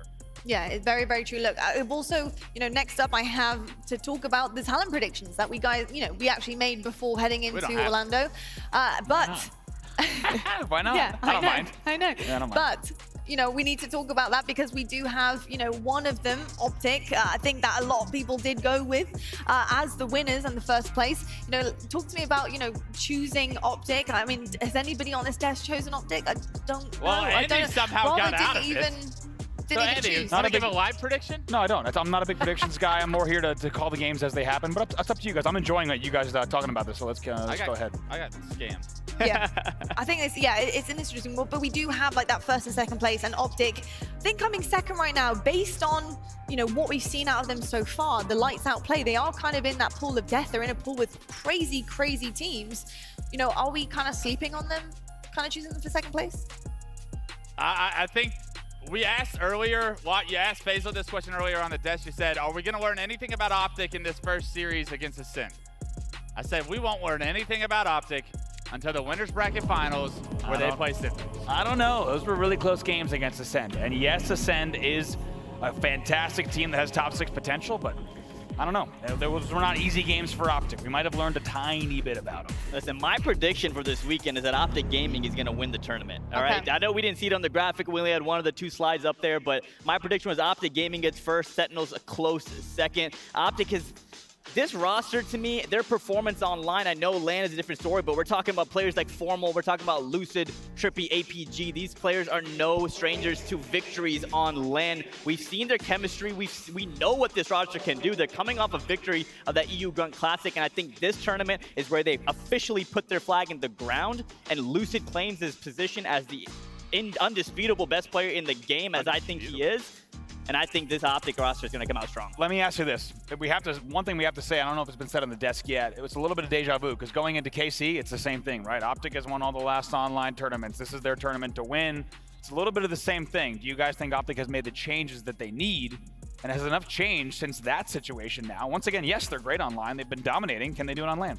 I think they absolutely could have done it on LAN before. They can do it on LAN. Will they do it on LAN? It's a matter of will they, right? Yeah. Like, there's 6 teams at this event that I truly think can win this event. But who's going to step up? Who's more likely to step up? I'm still leaning Sentinels in that favorite. But I love the opportunity that Optic has as what I would say the second seed, or in my head as far as power rankings go, as far as their opportunity to take this whole thing. It's going to take a Trippy performance playing at a very high level, which he's been doing consistently online. He keeps getting better and better. I mean, Optic to win. Yeah, Trippy could be that X factor that has been getting better, right? Because Trippy's trajectory is just straight, linear. He's just getting better and better and better. It might be going exponential at this point, to be completely honest. And maybe he's the difference maker. Maybe everyone else keeps performing. Trippy keeps getting better. That could be it. Look, Optic haven't been able to convert on LAN yet, but I think the thing to hold on to hope, and I think why everyone holds on so hard for Optic to win a LAN, is because it's marginal, right? Every time we've been to LAN, they have lost out literally by mere inches. It has been such small, tiny little things that they could have done differently to completely change the projection of where they have ended up. And that for me is where it's totally open right now for them. I think 100% they can win this major. I honestly think online results are fantastic, but in terms of LAN itself as well, that marginal, tiny little change is so big and significant here coming into this that it really is in their ballgame. I will say, I know it's just pool play, I know it's Friday, but in my opinion, this series is going to be very important. It's going to tell an important story, all right? If Optic Gaming comes out strong, and we're talking about Game 5, we're talking about it's going to be a close series. If Optic comes out here and makes, and you said this about Ascend, like, it's pool play, let's wait until the winners finals. I think this series is going to tell us a lot about Optic Gaming, because they're going up against maybe not the 1- and 2-punch teams here, but right on that 3rd place cusp, which is FaZe. And if they can make a statement here, if Optic Gaming come out strong and maybe not sweep, but win 3-1 in a very comfortable fashion, I think that's going to tell us a very important story for the rest of the weekend. Look, we're bigging up green right now, but there's not a lot of green on this player KD leaderboard. You have to be playing on a team that has red and white if you want to be a top 5 KD. That's what I've realized. Apparently so, but we do have Falcated up at that #1 spot, 1.85, which, so far into pool play is pretty damn good. What are you making of this, Clutch? I mean, Snipe down, he's there. Look at Rain, though. Big shout out to Rain making the top 5. I love what we've seen from him, and I'm a massive Rain fan. EUnited, 2 players on the top 5. If they can consistently get that level of production out of EUnited's members, look for them to contend as well. I'll tell you what, it is time to get into this very crazy series happening behind us very shortly on the main stage. And I'm going to toss it on over to our 2 casters, Walshy and Golden Boy. All right, baby, we're doing this bad boy. Optic versus FaZe. I'm back after 535 days of hibernation, being away from Halo. But I'm so excited, Dave, because Optic FaZe, this is a matchup that could very well be match of the tournament. I think so, especially for Friday. I mean, if you had talked about FaZe versus Optic, let's say at the NA Super, we're talking a different story. Yeah. We now see a different FaZe. This FaZe is clicking. They're playing well together. Taking a look at the series layout, though, we're going to kick it off with Oddball on the streets, followed by Catalyst Slayer, King of the Hill on Recharge, and if we need a game 4 and 5, which I really hope we do, GB. I hope we do too. I want to see Strongholds live fire, and then I think last one, Recharge Slayer. All right, well, let's go ahead and get into this bad boy. Orlando, are you with me? Let's go, Optic FaZe. Let's see what we get out of this one. Of course, we got a lot of players to look out for. I just casted FaZe with Tony over on the B stream, and they had Ascend had a bit of a heartbreaker Catalyst CTF game, but FaZe looked phenomenal. I think it kind of goes back to what was being spoken about on the desk, right? That this team, if they can put it together, if they can find the formula, the right recipe, this is a championship contending squad, and this is going to be their greatest challenge yet on land against Optic. Yeah, I mean, if they're able to take out Optic here, I think the caster predictions change real quick and people start to really say FaZe is in their top 2 or so. But let's kick it off here. GB, we're jumping on with Falcated, the player who has the highest KD so far this tournament, and let's start seeing him get that success. Yeah, I mean, and I think that's part of it because he just sets himself up so well for success time and time again. That being said, though, out of the gate, it was going to be Optic Gaming. Very successful. I think they were able to scoop up the Rockets. They were clearly able to gain that map control. They have the ball as well. Trippy's just going to continue to add on to that. And you can see that one player tucked away inside of the tires. Formal with the Rockets. He might just pop off as soon as someone goes inside of there. But as it stands right now, Falcated looking for the opportunity. If he can get in there with the Sentinel beam, maybe cause a disruption a little bit, and he does get the kill, forcing here in PD corner. And look at how reserved Falcated played during that entire scenario. He waited and poked so many different times at APG, and then once he knew the time was right, he charged it up. They killed 3 members of Optic, and now they have the A side control. But at what cost?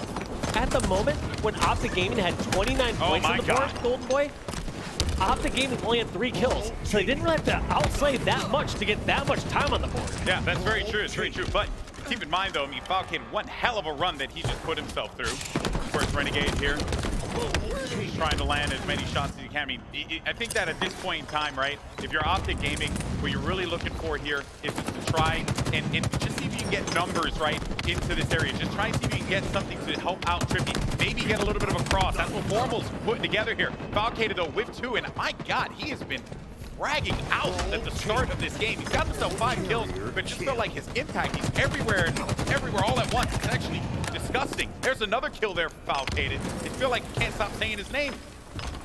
I was gonna say we call him Falcated or Jojo Tabaki because he's everything, doing everything everywhere all at once. You almost did it. Almost did it. You almost did it. Yeah, I'm glad you didn't. I'm stumbling everywhere all at once, though. Yeah, it's okay. I haven't done this in at least 8 years, so it's been a little while, Dave. You know, but here goes Formal with the Rockets again.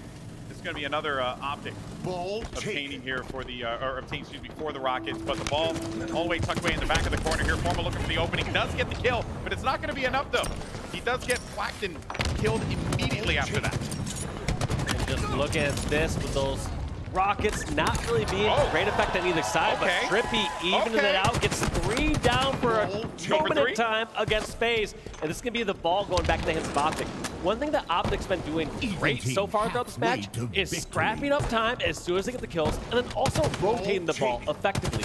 Whereas when I noticed FaZe grabbing the ball, when they've been doing some rotations, their players get picked off right before they get over TD. They're not making as much efficient use out getting the ball during those neutral engagements. Yeah, there's always going to be a member of Optic that is looking to just go on the opposite side of the map to try and create that support here, right? And now Lucid with that Stalker, probably one of the, I think it's said a million times, so everyone's probably tired of it, but he is the guy who just uses the sandbox better than anyone else. The Stalker rifle, though, not going to be enough in that instance. It's going to go in the hands of another player who takes advantage of the sandbox quite nicely, and that's going to be Renegade. With this Stalker as well as the drop shield, might actually take some bases off over here if these players are not careful. And just look at how carefully and calculated that FaZe move over towards this B side. They realize a slight overextension could mean a death and the end of a push. And look at that opening scene, opening taken. Renegade pushes on through the defenses of Optic Gaming and gets the ball in the hands of Falcated. Yeah, and if there's one player you want to have possession of that ball, it's him. He's a Slayer that can handle his own business when pressured, but you got Renegade with the Stalker alongside with this Bulldog 2. Does manage to clean up that shot, but he's going to have a lot of toys at his disposal. Unfortunately for him, though, it's not going to last that long. He gets picked off inside of Tires. That's going to go over to Formal. King Nick, though, with the response. That's going to leave 2 members down. Scratch that, make it 3, and a triple kill there to boot is just going to send everyone packing back to the respawn. And FaZe has possession of this ball, at least on their side of the map. They just got to get these points. Oh no, is that crate just cursed? I feel like this is the second time we've seen that. Yeah, that Here crate. yeah, I'm no longer shooting rockets over near the cafe. They seem to get eaten That crate over in there. That crate's a black hole, okay? It's a black hole. I saw a rocket one time go right through the crate and disappear into nothingness. So it has to be. The science checks out. Looking at this time, scrapping up again. As we talked about before, Optic seemingly comfortable do these rotations even when they have even numbers. And right now, it's actually down in numbers. Trying to toss over towards Arcade, but that's going to be APG going down. Lucid, last member remaining, going to get taken down by King Nick. This is FaZe's plan to get a couple more kills and some time on the board. Yeah, they're going to need it here. They're going to be down by not a lot. You know, this could very well be the swing. Formal's going to get peppered by the spikers there. Ball's available. Who's going to grab it? This is just a quick possession there. You got 2 members of FaZe looking right at the ball. Trippy's going to try and see if he can be a thorn in the side here. Oh, I thought he was going to get the better of King Nick, but Falcated from downtown supports his teammate. And right around the flank there, you can just clearly tell that these players, they're thinking 5 steps ahead all the time, Dave. At a moment's notice, you'll see a fight happen, and then there's always going to be that one player just rounding out the rear, just ensuring that they can pick off a few of those kills. Yeah, and you notice these players just expecting so many trades in now. Even as soon as one player gets one shot and wins an engagement, that player's picked off instantly. 4 seconds just left call here. outs through. And look at this rotation once again by Optic. Formal grab the last seconds. That's to be round number 1. Going in favor of Optic Gaming. Yeah, but FaZe Clan certainly made them work for it. You got to give credit where credit is due, though. I mean, Optic had possession and control of power weapons consistently at the beginning of this game. We'll see how this plays out here. We'll be playing on the opposite side. All the players on stage, focused, ready to go. Lucid with the help there with Formal. Ball has been picked up. Rocket's still going to be available, though. Who's going to be the brave soul? Who's going to go after that inside of no man's land? King Nick has the read on Formal. Not much he could really do. He's hoping for a squad member to maybe open things up in Tires. But also we're seeing a slight change here this time. This time we're seeing FaZe get the first touch on the oddball, bringing it back towards their base. They didn't need to secure all these kills in order to get this ball across the map, and let's see if it plays out in their favor. Yeah, but I don't know, though. Lucid, he had himself the rockets, was able to get one, couldn't quite get the kill on the other, but he is going to be rounding out the rear, gets himself another frag, as well as that Bulldog 2. They get possession of the ball, and while they did have ball control, getting that rocket just opened up the entirety of the PD side of the map there and allowed Lucid to make the play that he did. That's a great point. I think it is important to move that ball during neutral scenarios, but can it really be considered a neutral scenario if the Rockets are still out on the map, open for the taking? Very true. Very, very true. And now Optic, as well as Lucid here, continuing to add on to their lead, 22-15. Early days, though. FaZe trying to get the answer back, but the Bulldog around the corner is going to be a killing spree for Lucid, who smartly enough is going to bring this one across the Neon, take it to Formal, but he's got to watch out for the overhang there because they can see the cross. The shot would pepper him if he tries to make that journey. Such a smart awareness and deduction to know where the opposing team was. Realized that he had a teammate spawning over in Tram, and most people would instantly go straight for those stairs right away, but realized that there's a good chance they spawned over towards B and had that railing under control, so he fakes back and forth and eventually gets back towards Tram.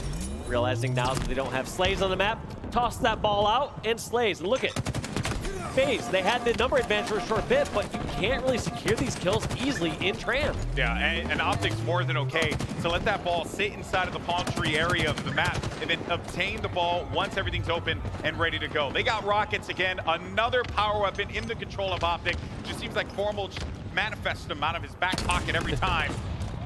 And if that's the thing, that's a win condition, right? FaZe have to try and stop Optic from getting possession of the Rockets. It's a thing that just, you know, it has so much presence on the map. And if you don't stop it, you'll pay dearly with a round win here. Yeah, even though those Rockets didn't go in the favor so much for Optic there, they weren't going against them. There's a big difference between getting somebody one shot versus having a couple Rockets taking your whole team out. FaZe now playing with his back against the wall here. He's got Trippy in front of him. 3 members of Optic, though. But look at Renegade rounded out the rear. Gets cleaned out instantly, though. King Nick, goodbye. Try again, but Spartan answers back. Takes out Formal. Is going to encounter Lucid here, but he's very weak. And a smart disengage from Spartan. Really just looking to play his life. He wanted to see if he can get that ball back. But with 3 members of Optic all looking right at you, there's no reason for you to try and push that fight. Wait for your teammates if you can. Wow, and King Nick ripping apart APG and Trippy, who are both doing a great bait switch and double team over on the perp side, but to no avail. King Nick also making the push across, getting Lucid one shot, just doing almost everything possible that he can to help his team break the set, but seems to be not enough just yet to take out Optic. Well, we're on board with Nick here. Let's see how this FaZe roster are going to try and bring this one back as we jump into a listen-in with FaZe Clan. On shotty, APG, kill. Look at Tyler, guys. Formal's one shot cafe. Two guys laundry. Are they going bottom or are they going bottom? They challenge. One shot tires. One was cafe on ball. I have a kill, probably. Nice, Nick. One shot bottom mid, Lucid. One shot bottom mid, Lucid, and bottom disruptor. Front eight, weak Formal. Ball guys one. He went ATMs. Yeah, ATM stairs, APG. Rockets. One shot bottom B stairs. One shot B stairs. On Rockets, one shot Lucid. Nice. Two dead. One shot Trippy. Three dead. Last guy bench, Trippy. On Rockets, guys, I need help. Yep, stay alive, Nick. Watch ATM. I got him. Rockets down, down China. One rocket down China. I got it. Alright, we cannot scan this setup. Back C spawn. I'm holding pick with Rockets. Nick, tell me respawn. Nick, tell me respawn. I will, John. I'm giving up pick. I spawn PD, John. I'm gonna give up pick with Rockets. 3B. Done. Play pink, Ty. Nice, we can rotate, Ty. This is what we're talking about. Tires weak. The guy here, Formal's there. I hit Formal once. Yeah, I need help. Formal one shot and pink. Nice. Two dead. Shotty stalker in PD right now. Where's he going, Mike? Where's he going, Mike? Still in PD. That PD, we hit Shotty. I spawn red. I'm gonna try to pinch him. Yeah, we need to kill this guy. I'm coming. Watch out PD, Trippy. Yeah. Back A on me. Tyler, watch out. Back A on me, guys. We're getting pinched. I hear you. I got Nate one shot. Yeah, watch this right here. Back A on me. I need help, guys. I know, I'm one shot, Nick. I got Nate one shot again. You're trying to watch the stalker. Come here, Nick. On me, Nick. Formal cafe. On me, Nick. One shot. Back A. Absolutely. That was one hell of a listen in there with FaZe Clan. You can hear the comms, them just knowing that they don't want to get pinched. They don't want to put themselves in situations like that. And you can tell they are just so worried about where Optic could be lurking in those moments. Just knowing all the different threats, and that's how these teams are thinking. They know the times that they can safely rotate the ball ahead of them, and then the times that they're meeting resistance. And right there, it's very counterintuitive, but you saw Renegade asking for help over towards the A courtyard out front. He says, I don't have to worry about this angle from back A. They have to travel a long way over from cafe to back A to get me. Please watch this entrance here and do not let me get picked off. Yeah, it's a... the comms are going to be so important here in this series, obviously. It goes without saying, especially for FaZe, because they cannot get rattled at all. Optic, once they sense that they have you right where they want you, they will not let go. They'll suffocate you before until the game is over. Look at that again. Name a more iconic duo than Formal and a pair of rockets. He's got himself a double kill, and that's off of one rocket kill, as well as some splash damage that was done. Here comes FaZe Clan. Now they're getting right back into this game, but every single time, Dave, that they're right there, Optic find those critical kills, and then they'll just add even more to their lead. Yeah, it's interesting because it feels like they're never able to get that full-on setup and really punish Optic. It seems like both these squads, also to FaZe's credit, they take their time. They're not just randomly, desperately charging across the map and giving up free slays. They're taking their time saying, all right, is someone out of position? You get pick here. All right, if not, get a little damage and then make a push. And look at Falcade, slips behind, gets Lucid, and is holding his Ivy while his team pushes across the map. Yeah, he's got to wait for those shields to come back, but he wants to help out his teammate here. And he does successfully. Ball is going to be down over toward ATM. A killing spree for Falcade. This guy has been on fire. Even one minor thing I noticed there is, yes, Formal was trying to get that finish on the other player first, but even so, he did not realize, in my eyes, that Falcade was near one shot prior to that. He still turns to get a couple bullets onto Falcade, regardless, just outputting damage, knowing that his teammates can take advantage of that. even though Falcade did not get picked off in that instance, he's just laying so much damage on a consistent basis. Yeah, good support fire there. It's part of the reason why he's on a spree right now. See though if he can keep this one going. Only a few seconds left here. We're getting down to the wire.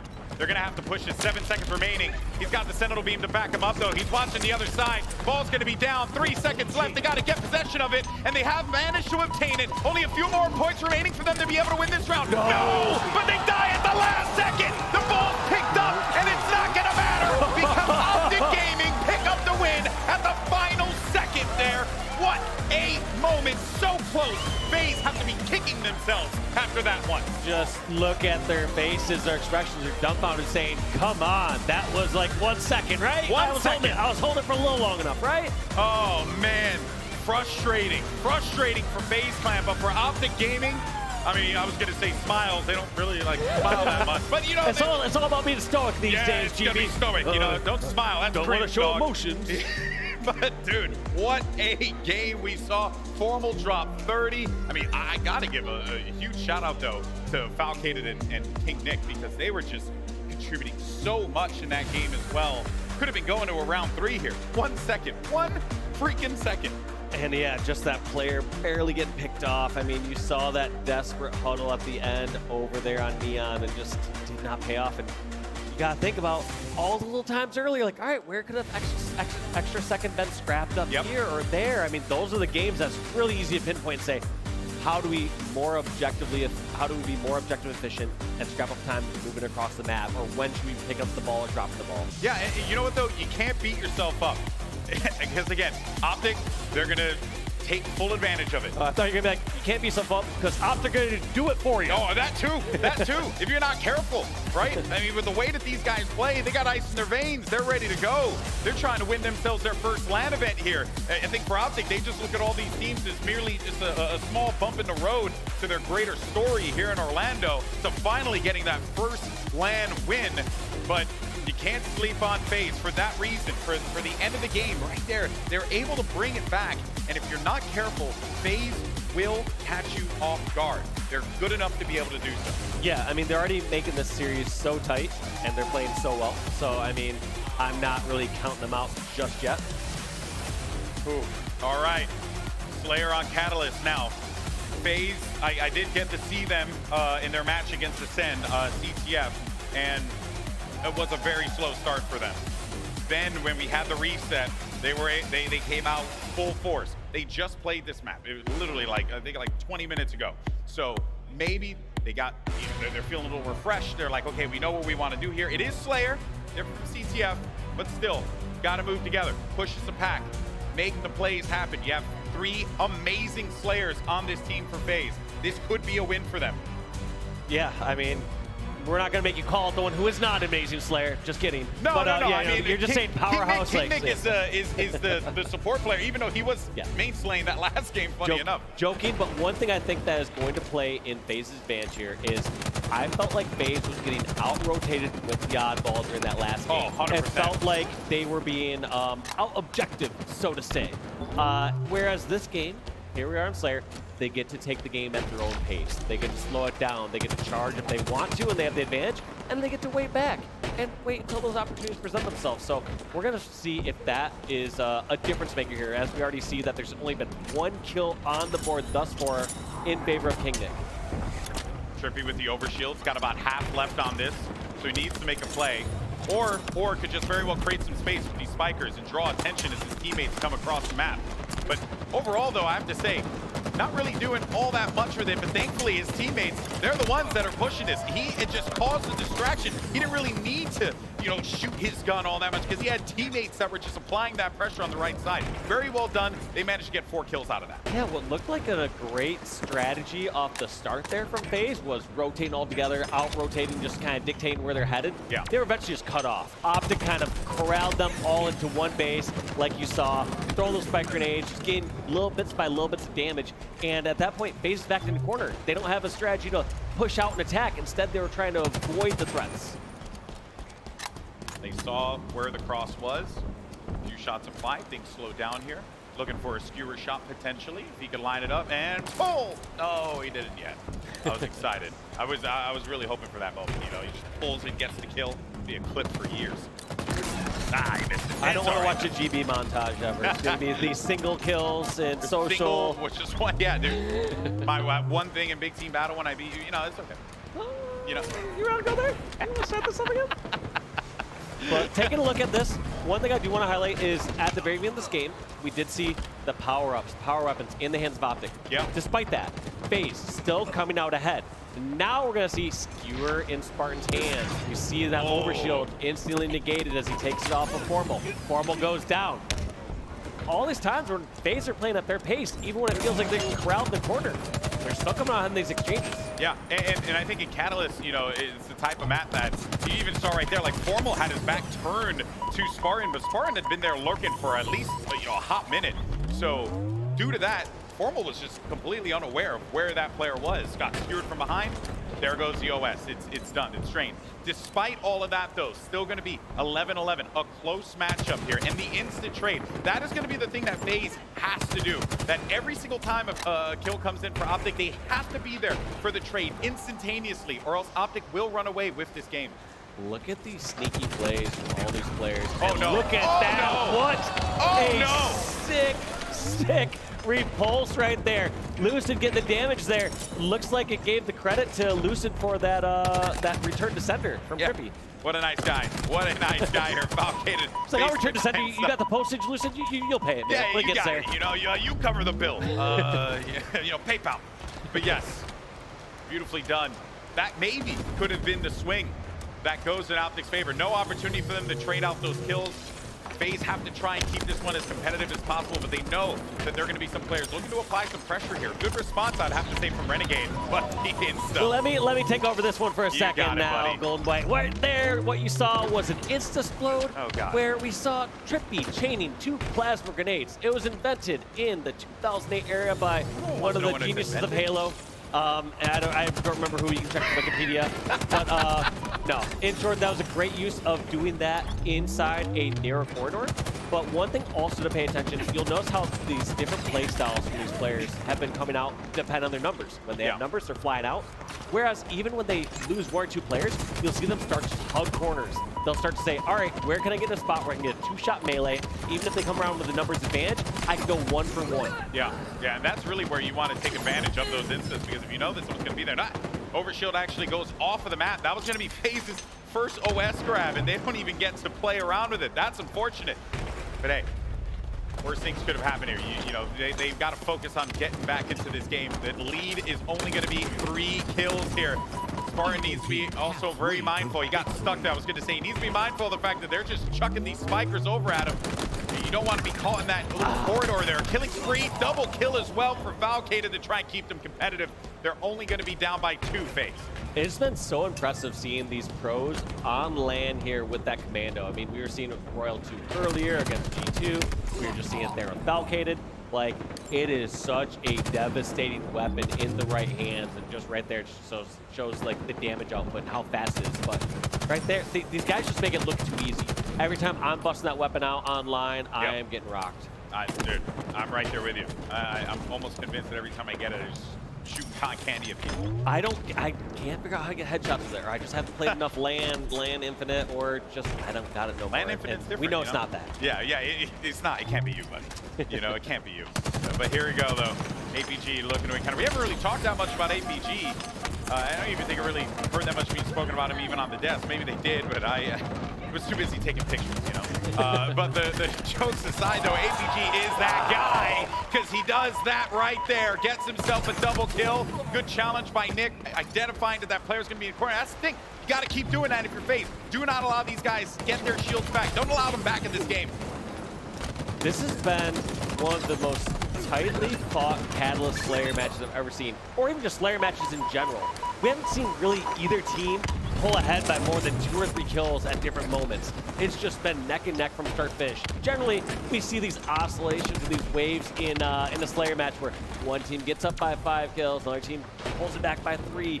Whereas here it's just like, trade, double kill, 1 kill return back. And that's even with Optic having, or sorry, FaZe losing out a lot of these overshoots, right? The one time that they were able to get it, and granted, they have done a brilliant job of just preventing Optic to use this weapon, to use that power item effectively, and Spartan actually gets himself a kill. That's going to give FaZe the lead for the time being. No real value gained out of that overshoot. I don't know if you saw as well, but there was a moment where they saw where APG was, and the entire team just rotated to the other side of the map to just avoid those 2 players that were looking to make that Yeah, push. it felt like they're all rotating each other in the opposite ways, or like in the same direction. At first, I wasn't sure if they GA'd running counterclockwise on this map or something like that, but it just felt like, you know, these packs of each side just rotating around, making sure that they have a presence that they can clear out an area together. Players just looking to hold hands. Tied game, 36-36. Got Lucid down low.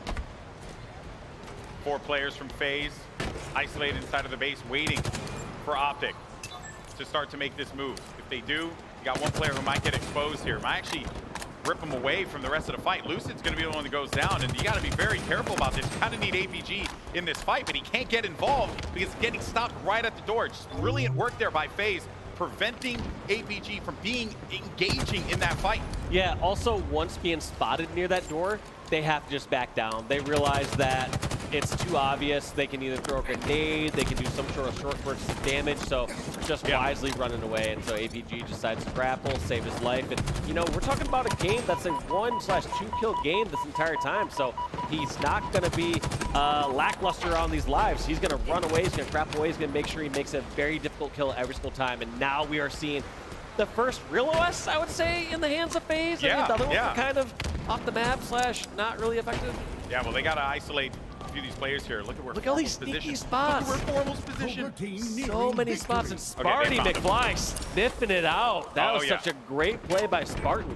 And great play by his team in general, like not taking something like that for granted. Generally, you can see a player push into like red base and say, oh, well, this area must be clear if my teammate in front of me didn't get shot. But just understanding what areas have been covered and what have not as they move into a new corridor. Looking to see what's going on with Falcated on the other side. Renegade's waiting for a push potentially. And it might come, but there's Lucid. Just straight across the other side of the map. I like that Renegade just looking to take this position. You know that this is going to be available territory, so go ahead and obtain it. Meanwhile, though, on the push, you have a little bit of a fight taking place here. Renegade does identify that there's going to be some shots happening across map. He's just looking for where that player is. Meanwhile, there's that big engagement happening over there that just netted in 4 kills, 2 on each side, Dave. Like, every time you see kills, it's like answered back instantaneously on the other side. Like, I'm not even joking when I say this might be the most tightly fought Team Slayer match I've ever seen in Halo. Like, it's literally been just such back and forth. And somehow coming out ahead in favor of FaZe, even though during that period of time, Renegade was kind of out of the picture. He was, you know, deducing areas and saying people aren't here, but he was not laying down shots. He was not a part of those last engagements. Well, King Nick able to scrap up a kill there against Formal. Overshield's going to be up in 10 seconds. This could be pivotal. It's a 3-kill game. If there's one squad that could bring it back, scratch that 4-kill game, it will be Optic that could potentially bring this one back. And that's why FaZe do not want to allow Optic to get possession of this. 49, and that's the last one. And the pop-off there from Sparty. He's letting them know. FaZe take the Slayer. It was a close one, literally, the entire time. And you can't see this on your screen right now, but they all have the same Spartan pose for the victory pose. Just all pointing away. But, man. Yeah, I kind of jinxed it because I kept highlighting how it was like the closest Slayer ever, and then like they're like, all right, we'll get 7 unanswered kills to close this one out. Well, you know, it's not about the destination, man. It's the journey. Is it? You know, that's what I think it is, right? We had a close game the entire time. You know, you gotta like it. You know, you gotta love it. Look at this here, and very shocking. To see, you know, formally kept down to just, you know, if I'm, 9 kills there. I mean, all his teammates, but all across the board there, they all were, you know, just, it was a difficult time. It was literally just trades. You didn't really see anyone going on many sprees. I actually would be curious to see what the largest kill streak would be for these players if we cycle through this kill screen a little bit. But, yeah, it just felt like it was so back and forth. But yeah, take a look at those kills there. Lucid 5.3, and then let's look at the damage. Yeah, surprise, well, that makes sense surprise. for Formal. Lucid with 4.2K, but looking across the board there for FaZe, everyone over 4,000 damage. But, you know, I was going to say, but you know, I guess it also makes sense because Formal was the one that grabbed OS like probably the most. So he's going to be taking a lot of damage. Yeah, that is a lot of damage. Yeah. I was like, it got to make sense there. But yeah, I mean, Lucid, 4K on that one. Everyone on the other side was just contributing effectively. But Dave, we got ourselves a game here, buddy. This is it. And oh, max killing spree. Max killing spree. So I guess there was a spree of 6 at some point for Falcated. But yeah, across the board, I mean, I was just like, I just felt like every single time someone got a slay, it was like, they just got taken out right away. Yeah, that's very true. But that goes to show how good Falcated has been in this series. He was instrumental, even in the oddball game. You're seeing so many killing sprees, so many multi-kills. And now here in map 2, FaZe, they find this big victory that they desperately needed against Optic to make this one into a series. And you got to thank players like Falcated for really stepping it up where they needed it. Also, I need to work with the HCS stats team. We need to recorrect a couple of stats there from that return to sender from Trippy. He's awarded those 2 kills in my book. Oh, yeah, that's him for sure. You know, it's not fair. It's not fair. But there you go, folks. Tied up 1-1. We're going to King of the Hill on Recharge next. FaZe just go ahead and made this one into a series. We got ourselves a series. I like it. And we got ourselves a new FaZe. I mean, FaZe throughout all of this season, like, I never felt like they've reached their full potential, if that makes sense. Like, we've always seen them have such strong players, such strong rosters, but every single time just kind of falling short. You know, they would falter, they would, you know, be more of like that 4 to 6 range. And, you know, here's the first time where I'm kind of regretting my predictions because I'm like, why did I not have FaZe in top 4? Why did I just go with, like, you know, my stats mind just going just off of like the NA Super? But FaZe is looking scary here. It's not a bad call because let's not forget this has been a team for a very short amount of time, FaZe, right?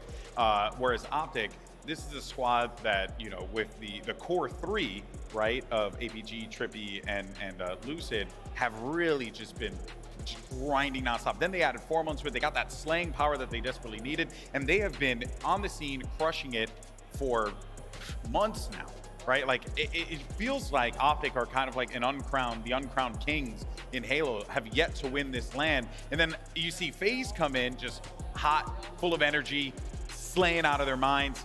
And I get a little worried about Optic, you know? I do too. I mean, my prediction here is essentially if Optic's not able to get this LAN win before Worlds, like I can't predict them at first at Worlds. Yeah, it's just tough to, because, you know, they've consistently shown that they can do it online, and they're clearly are doing great at LAN, but there's something different between getting for that 2nd spot and getting that #1 spot. But this team, FaZe, so competitive in this tournament for good reason, because they have a lot of slaying prowess on that squad, a lot of hungry players, you know. Spartan, perfect example, right? You give that guy an opportunity to pop off the yell at the other team on the other side, he's going to be in their heads, you know. And if anything, Optic is probably the one team that probably wouldn't care too much about that. But it's good for FaZe to just have that energy as we go into Recharge King of the Hill, which, you know, I mean, if FaZe get the setup and allow Spartan to be in positions where he can really pick off players who are weakened by the fights that his teammates are creating for him, this could be a FaZe win if you're not careful. Yeah, well, undoubtedly. I mean, even though that first game looked like a one-sided affair, 2-0, we got to keep in mind 1 second away from bringing that to a round 3 on Streets Oddball. Look at these hype bands out here in Orlando. I love to see it. Who let the Mangler in here? That's you know, kind of impressed. Managed to get that through security. Yeah, players are gearing up now. I'm ready to go after their bio breaks. Just so you know, when the players want to go use the bathroom, they have to trek across the lands of Mordor in order to make it over to the bathroom. So it takes a little while, but here we go. We're back in this one. Dave, how's the crowd? How do you think the crowd's doing? I don't know. Why don't you ask him, GB? Hey, Orlando! How you feeling out there? They're doing all right. I think they're having a good time. It's a great Friday crowd as well. I mean, it we know really it just is. picks up more throughout the weekend, but Orlando's always been such a hype Halo destination. Indeed it has has. been, you know, for so many years, coming out here for, God, almost 15 plus years. Yeah. Don't age us, Dave. Okay, I can't handle that right now. My mental can't handle it. But here we go. We're in the action. Game 3. We're jumping on board with Falcated out of the gate, but he's going to get shut down right away. Courtesy of Optic, a great read, a great start for them here. But I think Falcated's been putting together quite the event thus far. If he can continue this, it will be a thorn in the side of Optic. There's also another thorn, and it's going to come in the form of Renegade, who gets shut down right away. But no one really has the upper hand quite yet. But it's nice to see, you know, King of the Hill back in rotation. I say that because it's been at least 4 years since I've commentated last. But yes, wanted to see what we're going to get from both squads here. Yeah, what we're going to get right now, though, is just teams vying for those slays first. They don't want to be the first one to jump into that bomb center hill, give up a free kill, and put the team at a disadvantage. So both these teams right now first going for slays. Now it's going to be a one-on-one Trippy versus Sparty, and that's going to be Trippy coming out ahead and trying to scrap up a little time, but unfortunately does not work out. Yeah, that One middle hill. strategy that you can do in King of the Hill, though, GB, is when in doubt, a lot of times if you're able to slay that hill person without taking too much damage yourself, you just jump right in.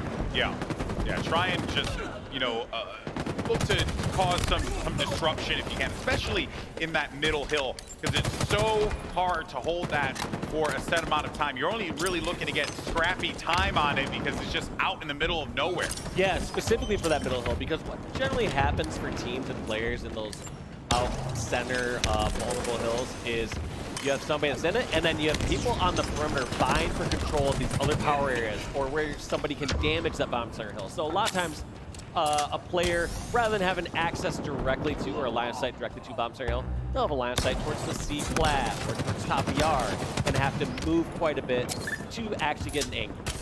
Speaking of angles, Spartan's creating so many angles with the shock rifle. You can shoot the pad in the middle with the shock rifle and it'll ricochet over to whoever's inside of the hill. So that was just a good use of the sandbox in Halo Infinite, and just continuing to just get control of this long hill has been FaZe's mission. Optic knows that they have to force him out, but you got yourself a camo pickup here. This is just going to continue onward for Optic at this point, gaining more time on this hill. Yeah, and I'm just looking at this so far, and it's just, you know, we're close enough in slays, but Optic coming out ahead in the hill time. So objective efficiency showing that's not just a thing in Oddball here for the Optic roster. Smart disengage as well from Renegade. He has a weakened teammate. There's another one that's going to be located inside of the tower that could potentially help him out. Look out for Falcated as well, coming out from the rear over by Long Haul. Formal, though, on the prowl, looking to target this player, but he's actually getting isolated by Spartan. APG, though, solid cleanup out of him just to protect his teammate. Although it didn't work out quite in his favor, he's still going to continue to make control of the control room. Right here, APG just trying to continue to isolate these players over here in elevator. Gets the weakened King Nick, pushes in for the kill, and this is just slowly but surely falling in favor of Optic. I mean, it's not impossible here for FaZe to bring this one back, but little by little, Optic's getting closer. Here's the thing, though. FaZe have gotten possession of this weapon right here, the shock rifle, a few times now. They've been able to get a few kills with it, too. Oh, that's a heater. Well done. Looking for another one, though. The player actually is just going to force him out of his position. The rest of the Optic guys have control, and another one located right in front, right in the kisser. That's going to be 2 players down, maybe another one. That's 3. Last player is going to be located top yellow. Falcade is going straight in for that engagement, though. And Renegade looking to just back up his teammate inside of the hill. Got camo coming up in 3 seconds. Look at this, about time in this hill. And sometimes in these bomb center vulnerable hills, I was gonna say it's fine just to double up in that hill, but looks like Renegade was going for in and out as he grabbed that camo and eventually taken down. So even though Renegade's taken out, though, he had 3 members of Optic down, so this is still time going in favor of Spartan and FaZe land. Yeah, you know, the thing is, if Optic get on this hill, I don't really see a world where FaZe managed to break this here. Lucid's right in front. They just need a little bit more time. 2 players going to be located inside of the control room. They managed to get inside of it. Who's going to draw first blood here on Recharge, King of the Hill? FaZe get possession of it. 2 players down, but Lucid gets the double. So close to it. King Nick, he's going to be the one to secure with his teammate, Renegade, and they get the point on the board. Huge for FaZe. Throw objective efficiency out the window. Does not matter. FaZe is going to get those slays, going to put that time on the board, and look at that. Blowing up those plasmas. More importantly, King Nick knows how many players are over at C. He just realizes that as long as he can get away and maybe take out the second angle, his team is going to be in prime position to hold them off this hill or get the kills. Now Renegade isolated in the corner. Well done by Optic to just try and sniff him out. Optic Gaming has control. Let's go ahead and jump into another listen-in with the green wall to see how they're going to try and hold this one down. Go stairs. I got one. Try to go stairs. One. Hear that. Get inside though. Get inside. Let's Two guys C-flat. I'm trying to get the gold. You're lucky. Absolutely. See there. Going long. Alright, we're splitting a little bit off spawn. We gotta make sure we go the same way. Yeah, we're going. He's got gold first. He's glass. Very weak glass. One shot glass, guys. One shot glass. Neither also Renegade. Yeah, one shot Siki. Absolute neither. Yeah, I'm probably dead, guys. Too long haul looking for me. Too long haul playing for me heavy. We should play for Neil. Too long haul. Yeah, Campbell's coming in 5 as well. Still got long haul. Yeah, we just gotta slow this down a little bit. Alright, slow down. Under each other. They're gonna have camo. Camo's up right now. We got it. They just got it now. We gonna fight for this? No, watching. Yeah, shock C-plat. Elevator above me, guys. Can't see you. Already weak. It's gonna be 2 guys on the elevator then. I got him. Nice, 2 dead, guys. They could have camo shock, right? One's bottom tower. Do that. I gotta cross hill, Thomas. Tower shooting me. Alright, we get this hill. We're right back in it. Yo, play tight for this camo. If I go neither. Tomato shock. Does he have a camo or no? Camo shock. I have glass somewhere. Batteries. Try not to peek that guy. Yo, bottom tower. Top tower on me. Top elevator. We pushing. We can buy me? Dude, Neither just ran. There's two there. Alright, it's all good. Yeah, plenty of time, yeah. More melee to push here. They're seeing pipes. We can easily break this. I'm gonna go gold. Triangle. In the shot. Top gold. Top gold. And during that listen-in, FaZe Clan managed to get a second point here in King of the Hill recharge. And I think something that FaZe has been doing so well, Dave, is they just have been suffocating Optic. Any opportunity Optic thinks they have a moment to breathe, FaZe just swarm them. Yeah, and that you heard from Lunchbox really pumping up his team, saying it's all right, get this hill. We're only 1 hill from tying it, but I don't feel like that's the case no more. As soon as FaZe got control, they started taking control of that elevator and bringing it right back. We got another observer. We're jumping back in though. Trippy desperately trying to stop these FaZe members from scoring this one. He realized if they get 3 caps on the board, it could be all but over here for Optic on recharge. We have the technology. And there's the 3rd cap. Oh my word. What is happening right now? It feels like Optic are just, they're scrambling. They're trying to figure out a solution here, Dave, but FaZe are giving them no options. And this one's gonna be really tough for Optic because they have to desperately push this hill. FaZe, of course, they can go for it when the time is right. But right now, they are happy to let some time dwindle away because at some point in time, Optic has to get 3 points on the board with 1:49 left on the clock. There goes a camo pickup for FaZe. You see exactly, or you know exactly where those 2 players are going to be coming from. Beautiful placement on the nade, but even a better job from Optic to just force out and take out, rather, that camouflage player. So look to just maintain control inside of the blue hall here for as long as they can. This is a hard one, too, to break. But once you get control of it for Optic, right, you can hold on for a significant amount of time. This could be the kind of like the catalyst that gets Optic back into this game, potentially. Yeah, I just felt like there was a disjointed push there from FaZe. You normally would get someone over near glass, then you'd push in some closer reinforcements, but they kind of went in a reverse order. They had the people up front push, and then by the time King Nick was over at glass, it was not a threat. So yeah, Optic still have a chance, without doubt. I mean, they got their work cut out for them, but all FaZe needs is to put a few kills on the board and just to put a stop to this time. Yeah, but then the doubt starts to creep in. You go up 3-0 and you're like, we got this, we could win this, we could go up 2-1, and then little by little, Optic get 1. Maybe Optic gets 2 here. It looks like they're gonna get 2. FaZe have no chance of breaking this as of yet. This could spell doom for FaZe if they are not careful. A big trade there. Renegade, though, gets a kill. That's 2, and Optic are right back in this game, baby. Well, if FaZe was looking to drain the clock, they were unsuccessful these last 2 hills. Now, if there is 1 hill to drain the clock on, it's this bomb center one. So it looks like FaZe are opting to go on the offensive as they put a little bit of time on the board here. Crowd's cheering for Optic. They obviously want the green wall to get back into this one, but FaZe might have other plans here. Could be just playing his life inside a control room, a vital position for them to hold. The Camel's going to be up in just a second here. Falcated over by the box, just watching, waiting for that player to just challenge here in control.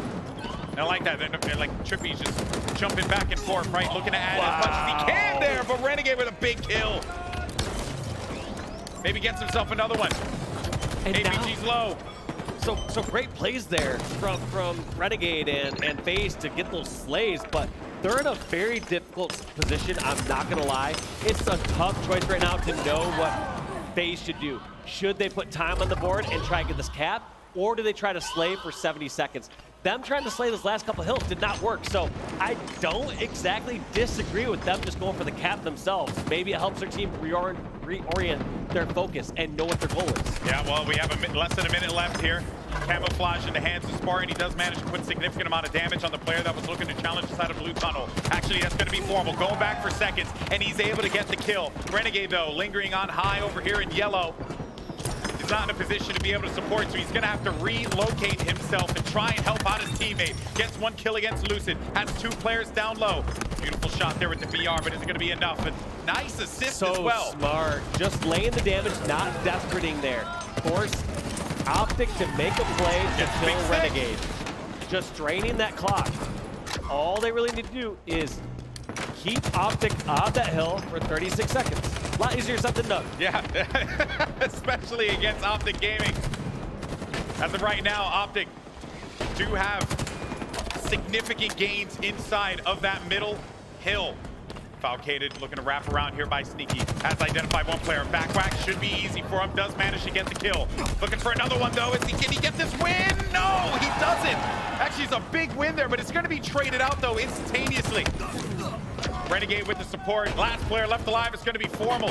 You got 15 seconds left on the clock. They're not going to jump inside of this hill. They could win this one 3-2 potentially. Formal's got to make the play. He makes the play. He gets the kill on Renegade, but they got to get inside of the hill right now. No time to waste. Time is of the essence. Formal's inside. He gets camo, but he gets identified right away, and he gets killed. APG's there, ran in the corner. Falcated with the trade. Renegade goes in, 1 second left, and there you have it. FaZe go up 2-1 in this series against Optic Gaming. Pulling in clutch at that last hill, but it feels kind of counterintuitive to say that, GB, because they're up by so much that I was kind of like, all right, you guys were kind of losing control of that game. Yeah.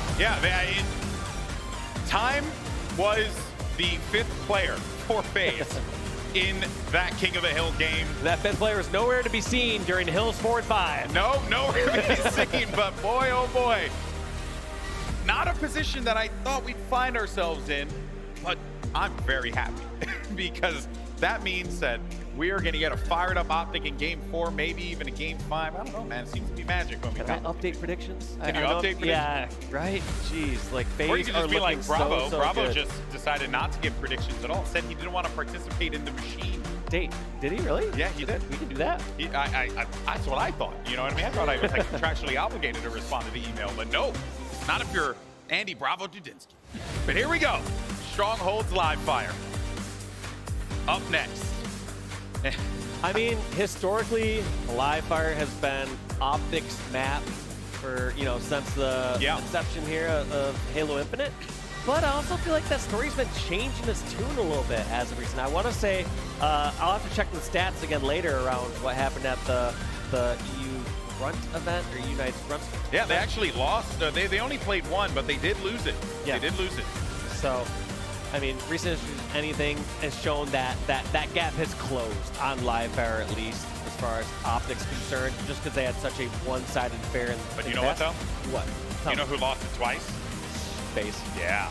Right. So I'm kind of more leaning on Optic here in live fire. I think that they're a safe bet on live fire yeah. over the course of Infinite. Yeah. And look, mostly it's just me with the copium so that we can get game 5. You know. What if every series we cast this tournament is all game 5? Dude, imagine? That'd be nuts. I don't know. My voice, I don't think can handle it at this point. But what a match it was. It started off hot for FaZe. They managed to pick up 3 in a row, unanswered by Optic. But then Optic, the doubt started to creep in. But thankfully, the 5th player for FaZe. The time, the clock came in handy at the final moments. And they were able to walk away with a win, making this series 2-1 in favor of FaZe Clan. What a game that was. Dude, I feel like Falcade has been playing unreal. Renegade, he's Renegade, so, you know. Renegade's back to his form. I mean, he really was not looking comfortable at NA Super, and this is just back in a comfort zone. It's interesting how much a single player or how much a little bit of time can change a team dynamic. Yeah, indeed it can. And I think I was talking to Tony about this. Like, it really is wild how, like, I just never thought I'd see Renegade teaming up with, you know, with Spartan, right? Like, it just wasn't something that I had in my bingo card, you know, for those who still play bingo. And I do every Wednesday. Yeah, every Wednesday with Barbara and Martha. With the rest of the with the rest of the old folks hosts.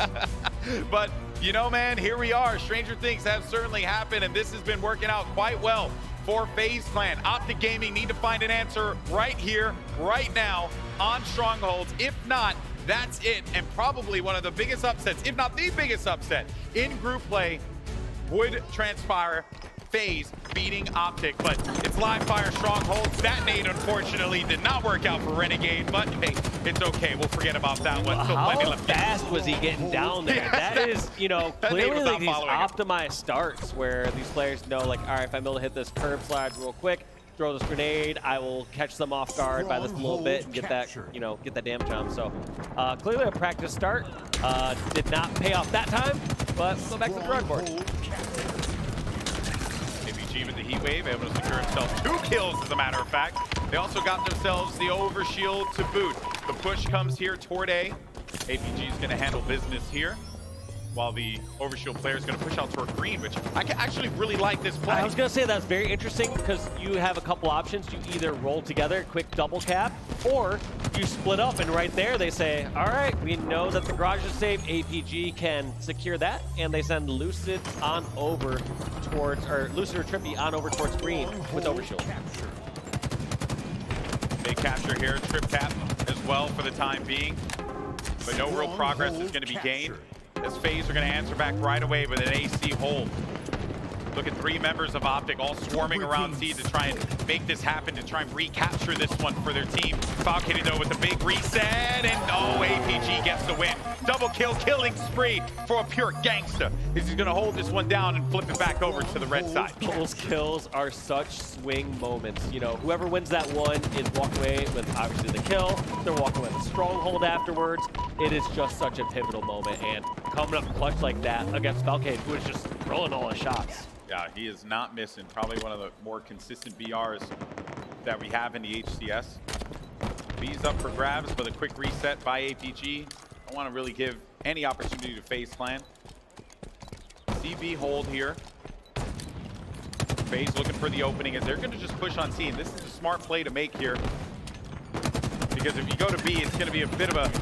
You're always going to have to deal with the overlook positioning from the tower side, but Optic are just going to handle that one swimmingly, and they're going to get themselves a trip cap because of that failed push from FaZe. They're going to reap the benefits of this one, Dave. I was going to say, I was a little confused from that APG play because I wasn't sure how he was going to get involved in the fight.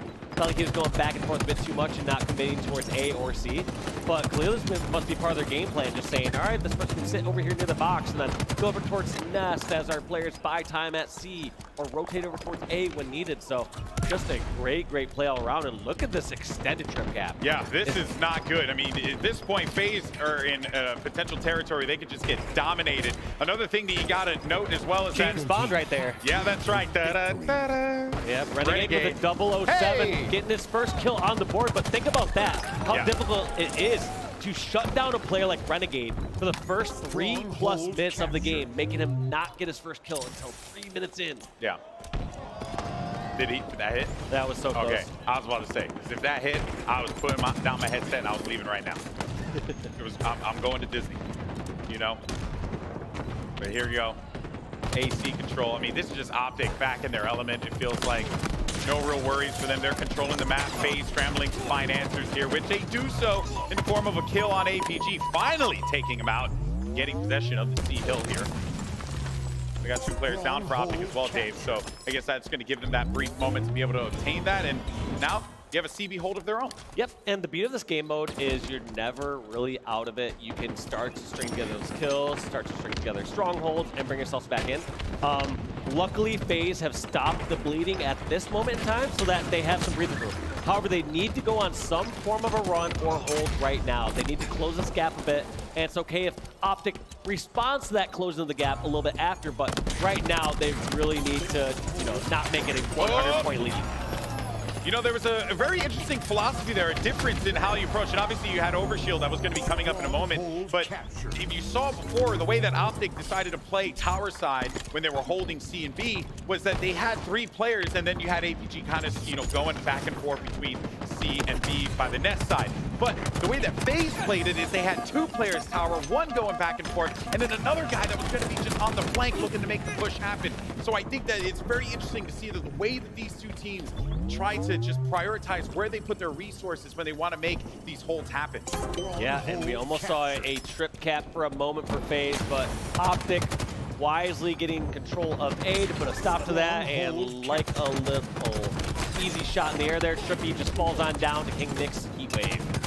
FB's going to go in the control of Optic Gaming for the time being. Renegade's on the challenge there, but might get taken out, and he does. It's going to be a trade from APG. Better for Optic in that situation. But just as I say that, 2 players from FaZe are going to be swarming around the B site. So they have gained control of it. King Nick not going to be able to stand toe-to-toe with Lucid there, who gets a double kill. He doesn't care if he has any shields left. He's still going to go in for that fight and help out when he can. And the team leader there for Optic, Lucid, respond to those kills like you said. Looks like they're going to cap C, get a 10th trip cap, which is going to be answered, and now Optic back in the driver's seat. However, you did see FaZe close that gap a little bit, but we're starting to get to that really scary territory. Around the time when a team gets around 200 mark, you start to get really worried because it forces desperation. Yeah. They can get a setup where it's, 20 or 30 unanswered points, and at that point, there's no room for error, and we're starting at that spot for FaZe is looking scary, and oh my God! Yeah, baby! Is this supposed to be a close-range weapon, Golden Boy? Nope. He's got himself a sniper rifle, Dave. Oh, my word. And he also pocketed the OS, too. He doesn't care. He wants blood. He wants blood, and he wants it now. 2 players in the mud down low. Oh, finally, his reign of terror is going to come to an end. Looked like he was channeling his old name, the Saiyan, back then. My boy was fragging. You were just sound like you're down south there, like, yep, got a couple down in the mud. He's got that sniper shotgun. Oh, man. I guess it's just being in Florida. I don't know. It's something in the water. Oh my God. Give it to him. Give it to him. Give him the dub. Send it to game 5. It's the only way this can end, baby. And what a performance and show out of Optic. I mean, it started to look like FaZe had a moment to come back, like, all right, we got our own double cap or trip cap, but then just individual moments like that just taking over the edge. See, there's one thing to lose game 4, you know what I mean? But then there's another thing to just get flattened in game 4, and that is what we just witnessed. We witnessed a flattening of FaZe on Live Fire Stronghold. Now, you're good. You got the Slayer coming up next, David, and if you're FaZe, you're like, that wasn't that chill. Yeah, that was fun there. But once again, keep in mind that FaZe can slow down the pace in a Slayer. They can play it. They don't have that objective ticking against them. Taking a quick look at the kills, though. Across the board for FaZe, 29 kills total. Good Lord. Meaning that Lucid had close to as many kills as the entirety of FaZe. Yeah, that is nuts. What a game from Optic. We said there's stronghold live fire. Maybe the conversation's changing. Maybe FaZe have an opportunity. That is not gonna happen today, folks. We're going to game 5. What a game it was, too. It started off strong, by the way, for FaZe, right, Dave? It started off all right for FaZe. Yeah, I mean, Optic got that trip cap fairly early on, and we're looking real good from there on. But, as we're going to the highlights here, I'm not sure if we're just going to play the whole last, 2 minutes of this game and watch it from Lucid and Trippy's perspective, because, my God, these plays for the Heat Wave were absolutely unreal. Look at that. That was just stupid. I'm offended. That was just a...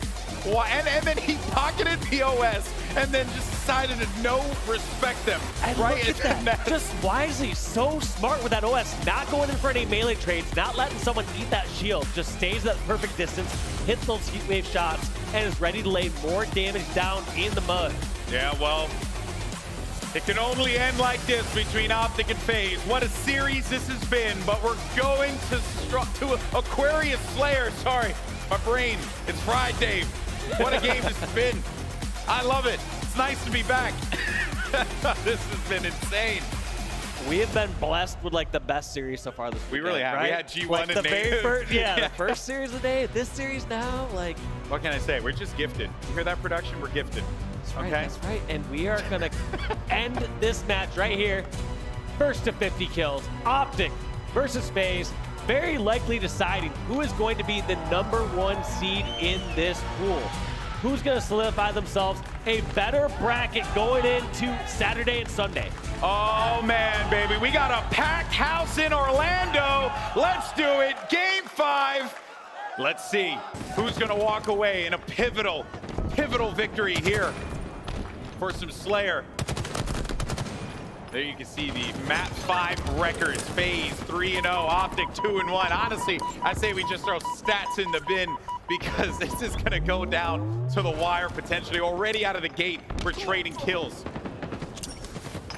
And based on that heat wave last game, we're like, all right, let's see who gets that heat wave, because as we're seeing on LAN here, the amount of damage these players can do from mid-range, even in long-range scenarios where you can read the situation right, it's just been devastating. But look at the pace slowdown, as I talked about before. Yep. It feels like when the pace slows down a bit, when we saw in game number 2, FaZe were just doing fine. They were moving out when they felt like they had an advantage. They were securing kills, and they were able to eventually sneak away with that 50-43 victory on Catalyst Slayer. Oh boy, this is dangerous territory for Optic. Down by 5 as soon as the game starts. You get Renegade. He's got the possession of the heat wave here. He's going to be holding up top B side, and this is really not the position that I don't think a lot of Optic fans thought that they'd see their team be in right now, but for FaZe, it's just beautiful start for them.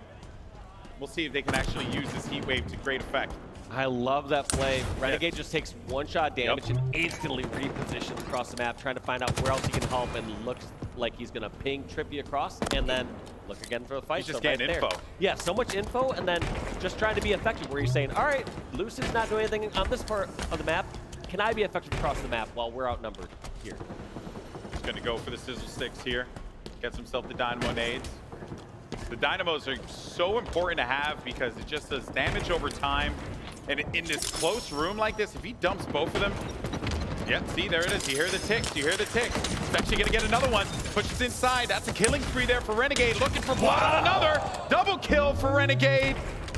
What a great thrust slash heat wave to just kill that player as it went to blue. And look at this, no fear. Renegade's got the flank, he's got the damage, and he's taking his time. Gets 2 players, 1 shot. Can the members from FaZe finish off? It doesn't look like anyone's in position, so they're going to slow it down a little bit, wait for Renegade, and make a new push. And that's frustrating. 2-1 shots. Yeah, I do think that is a kind of a miscall there from FaZe, right? Because you know that you had Renegade in that spot. Maybe it was that they really just wanted to pick up the camouflage and just try and profit off of some more kills with that. But man, it's just getting a trade out of that one. Even then, it doesn't really matter because FaZe still have this lead. They're still in control of the Dynamo nades.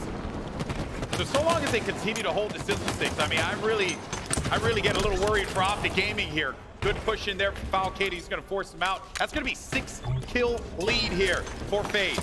You can notice all these people that were so comfortable and so good in Halo 5 with their effective use of the thrust. Yes, you can. We saw that from Renegade. You just saw it from Falcade. They're just able to maneuver on this geometry so well and get it, you know, slide in those areas just past the grenades and find those exact timings. After a dramatic conclusion to map 4, for Optic to find themselves in this position, it's more a credit to the resiliency of FaZe Clan and how they have picked themselves up after losing like that on Strongholds. And there are so many players, like Renegade is just going unchecked in this map. They have to stop this guy. He's going wherever he wants, putting shots wherever he wants, and it's causing so many problems for Optic. Yeah, but it's also like, how do you catch him off guard? Every single time, Renegade is just doing his due diligence, checking every single spot. He'll check his back and say, all right, is anyone coming from pink? Nope. He's literally going to flank him on this camo as well. And he's got Heat Wave again. He's controlling power items. He's helping out with the power-ups as well. Finally, you're going to stop him. And Lucid does get control of the camo. Maybe this could be that sign of life that Optic needed here. This is exactly what they need. So yeah, we're gonna see what Lucid does here with this camo piece in the line of sight from Renegade. And unfortunately doesn't get picked. He gets picked off, does not pick off the kill from Renegade. Even in a worst case there, you want like a trade there.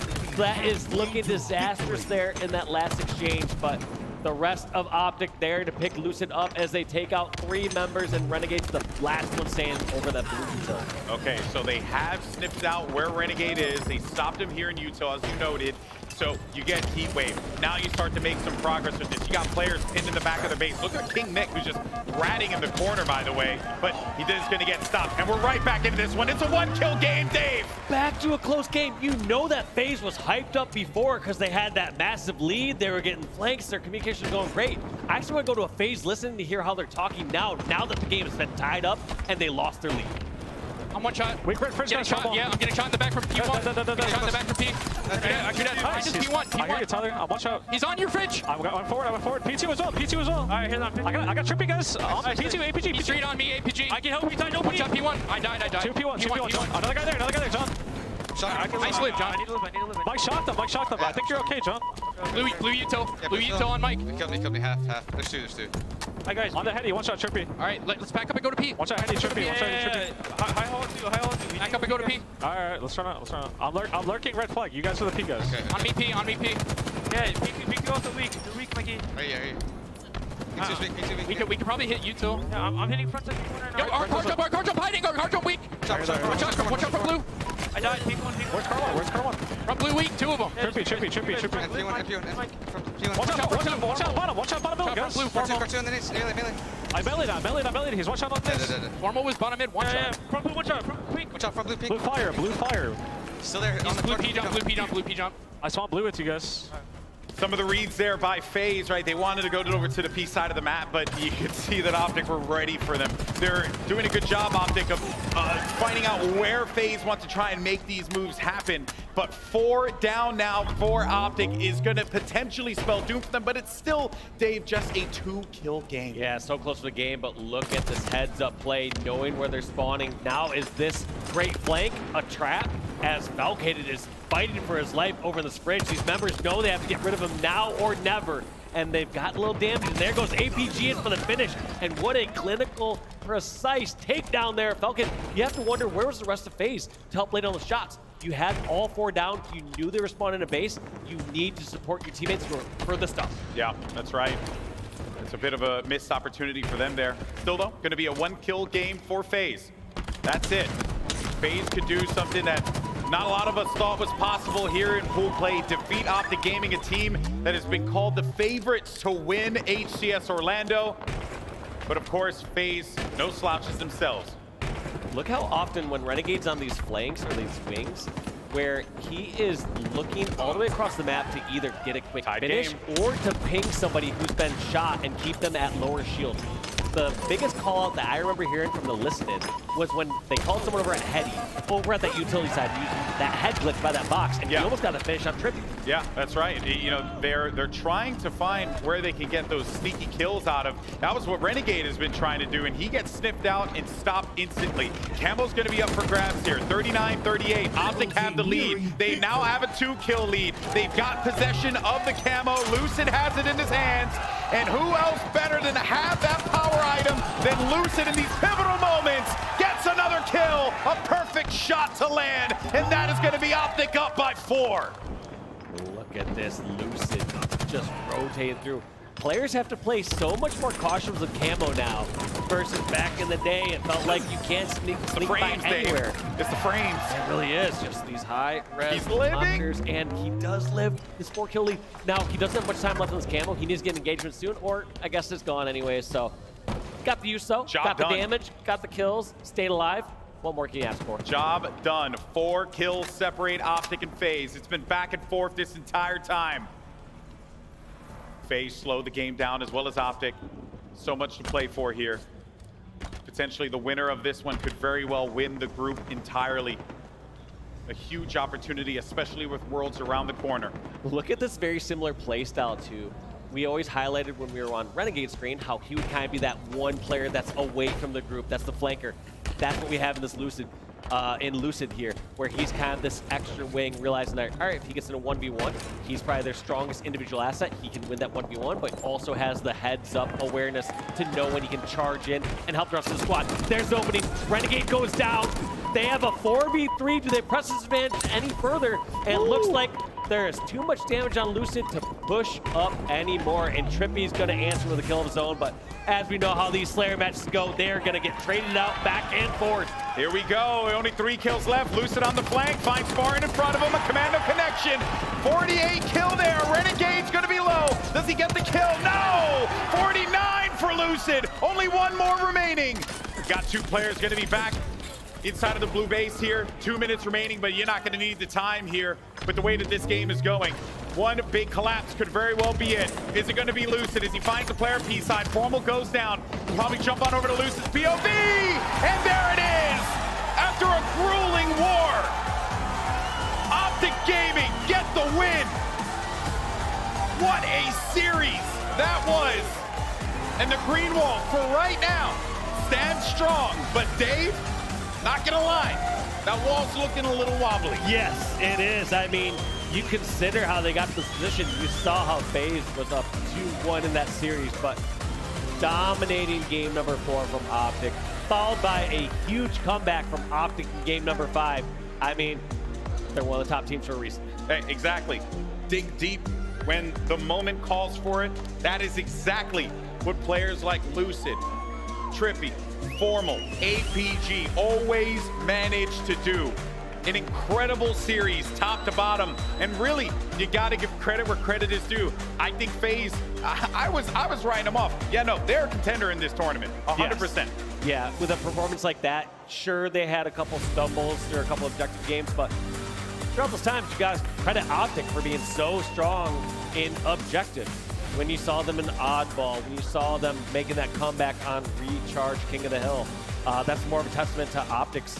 Well, even those micro objectives in Slayer, right? Yep. Like, you know, getting possession of the camouflage, right? Like taking advantage of the power items, whether it's the rockets or whether it's the heat wave. Like, they're so good at ensuring that they have possession of those items when they need it. But it's just, if you're FaZe, you're kind of kicking yourself here. Yeah, taking a quick look at the stats, though. I did see that, I believe Optic had 33 assists, which is a little surprising to me with how the pace of that game was going. Whereas, like, I would expect more often than not, those we'd see close to, like, you know, 35 to 40 assists throughout that match. For their squad. But damage output, we saw 42 hundo from Lucid. Not surprised. Not surprised at all. Look at the series layout and where we started and where we landed. Unbelievable. Couldn't have asked for a better series here between FaZe and Optic. But yeah, man, I mean, we're right in the thick of this here, Dave. Like, we got a very competitive tournament. I'm excited. Yes, I mean, these matches just getting better and better. The teams have found their strides. This is the best event we could ask for leading up into Worlds next month. And we're only on Friday. We got so much more. We have plenty more to come, but don't worry, folks, because right now we actually have Blaze standing by with a member of the winning team. We got someone from Optic with Blaze. Thank you so much, Golden Boy and Walshy, but I don't got just somebody. I got 2 of the purest gangsters I know on the stage. Give it up for Optic Gaming, coming out on top in a difficult battle. APG, I saw you up there, and you let them have it, okay? How did you feel coming off that win? I mean, I feel pretty good, but I mean, the tournament's just starting, so I mean, as good as I could feel. It was nice to take them down. They're a good team. They've been practicing a lot of expectations for themselves and from people for them. So it was good to beat them, especially in pool play. Yeah, there you go. Get it out early. Now, when it comes down to it, Trippy, what did you guys learn as a squad in that matchup? What did you guys learn there? It was a difficult comeback, but how did you get it done? For us, we just had to slow it down a little bit. We were a little fast off our pushes, off our spawns, just like being a little too fast at certain times. And we just needed we talked about it mid-game, we just needed to slow it down, work as a team, and just coordinate together. And that's what we did. All right, now APG, I got a question for you. That map number 4, what was the game plan for it coming into there? Because you guys were down 2-1. It was a clutch game 1 victory for you as well, but now you found yourselves in the trenches. How do you pull yourself out of something like that? I think our map pool for our team, I think that we're pretty good on every single map. So, I mean, going into game 4, we're just basically like, just play our game, like one game at a time. That's what I've been preaching to my teammates and to myself particularly. So it's just pretty, standard. Just did what we needed to do. Simple as that. There we go. There we go. Like online, all right? Bring that on over towards Land and Trippy. My next question for you is going to be, when it comes down to your just individual performance, how do you feel like you're playing this weekend and what you want to bring to the squad to help them out?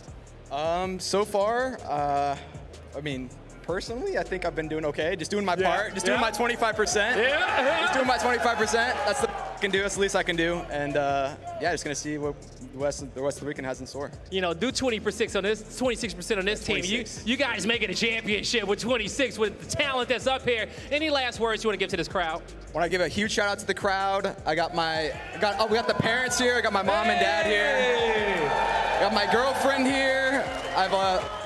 First time my family's ever been to an event, so it's a special one for me. So. Oh, let's go. Give it up for one more time. That's gonna do it for us here on the stage. Lottie, take it away. Blaze, a big shout out to the Optic family in the audience. And I got to say, a great one to celebrate because my goodness me, what a series that was on the main stage. I think coming into this one, for me, it was about whether or not FaZe's teamwork could outplay Optic's. And that was a big question. And I think despite the result, we did find out a lot about FaZe here and Optic alike. What did you make of that series so far? I mean, that was a banger of a series like you said it was going to be, right? That's as close as it gets. FaZe showing up to the occasion. We now have another team that can rival, I feel like, this Sentinels, these Optic Gamings of the world. And unfortunately, FaZe doesn't get the job done, but I mean, it would be just wrong to knock Optic into a position, into a different bracket, right? Everyone knows what we want as far as the winners bracket finals is concerned, and they're probably gonna have to go through FaZe again later on in order to get there, but hell of a showing. And honestly, when FaZe went up 2-1 in this series, that's when I started to question, is this upset actually gonna happen? But Optic shows some clutch factor, and they need that clutch factor throughout the weekend, so it's great that they were able to like showcase that here on a Friday. It should bode well for their future as well. Indeed, and Goofy, we saw some mid-game adjustments coming through here from Optic, especially in that final slay. They were down a significant amount against FaZe. It started to get a little bit panicky, I'm sure, for the Optic fans in the audience, but Optic managed to adjust. They managed to keep their cool in a clutch manner that we've been longing for at LAN. They managed to seal the deal and take the dub. What did you make of the adjustment? An insane game 5, a heartbreaker of a loss if you're a FaZe clan or a fan of the FaZe clan. Fun fact, if in case you don't remember, Optic didn't get a lead in that game 5 until I believe the 39 kill mark. Yeah. FaZe had the lead throughout the entire game, and it's just an unfortunate way to go out. But again, it was a close series. If you're FaZe, you can't feel totally terrible about that loss. It's still pool play. You kind of prove to yourself that you're right up there with you know, Optic, who's considered a favorite to win this event. So minor adjustments could have made a big difference there, and you know, it speaks well for FaZe that they had such a close series against Optic. It did indeed. I gotta say, I want to give a big shout out to APG as well. I think somebody we haven't touched on the desk yet. APG is such a fundamental part of the Optic roster, and he does so much for the team. In fact, I think a lot of the gameplay does surround APG and what he's capable of, and how he's able to turn tides mid-game. What did you make of APG out there? I mean, he just looks so good. I think, as I said during our cast of the earlier Optic series, no matter how much you talk about APG, it doesn't feel like you're talking about APG enough right now. The damage he does, I mean, maybe the clip he's already got is going to be one of the most memorable APG clips of the season. Play the ball, win a 1v1, go get your play ball, keep scoring time. I mean, stuff like that just tells you exactly how much this guy's doing on the map. He can do everything. He really can. And also, it wouldn't be fair to not talk about Renegade or Renegade. I gotta say, I think he's back. I mean, my goodness me, he looks so comfortable out there. We saw him, you know, previously on that Aquarius Slayer. I know it didn't go in their favor, but for the majority of that first portion, he was running around. He was having the best time and doing what he does best. I mean, he looked unbelievable at the start of that game 5. When he started taking over, I was like, oh, it's a wrap. Yeah. When it was about 19-10, Renegades on a heat wave spree, at that point, I'm like, oh, this one, wrap it up. When Renegade does this to teams, this one's put a bow on it. Yeah. I passed Renegade in between the series as well, and he's walking out of the restroom. I'm like, headed in the back, and he said, I cannot believe you guys put me at 4th. And he goes, 4th? You think I'm 4th? So I expect Renegade to take this loss on the chin. You know, you saw his face. They zoomed in on it as soon as they lost. That guy's passionate, man, and I expect him to be very resilient. I expect to see an even better level of Renegade coming in for the weekend, and I would not be shocked if I see FaZe in the finals with how well they played this Friday. And look, just to close out this conversation here of what we've just seen, it says a lot about Optic, right? You know, you mentioned if Renegade is absolutely destroying out there, put a bow on the series, the fact Optic managed to bounce back from that, Another that is compliment. huge. Exactly. So lots of back and forth there, but we do have back and forth happening in our pools as well. Take a look at all 4 of them. They are being filled in currently. As you can see, Optic Gaming 3-0, top of their pool currently, and I'm pretty sure that's going to do it. That's going to seal the deal for this team. Same with G1, looking pretty good. And honestly, I'm really excited about that. G1, we kind of came into this with a little bit of a kind of unknown quantity about them just because of how it's been recently in terms of tournament results and scrims, but my goodness me, they've showed up. Yeah, I mean, G1, I'm going to call it like I see it. That pool definitely stands out, right? Yeah. None of the heavy hitters are in that pool, so I think G1 did take care of business. Yeah. Not to take anything away from their 3-0 pool placement currently, but keep that in mind, right? G1 still has a lot to prove this tournament. So far, they're off to the right start. They certainly are indeed. Well, I'll tell you what, we have one final series of the night. I can't believe day 1 is pretty much already over, but don't go anywhere, folks, because we have Cloud9 versus EUnited. They're getting ready and set on that main stage. And we promised a series earlier on, folks, and a series we delivered. There was big results from Optic early on in the tournament. And next up, we got EUnited versus Cloud9. Who will take the last dub of the night? We'll find out right after the break.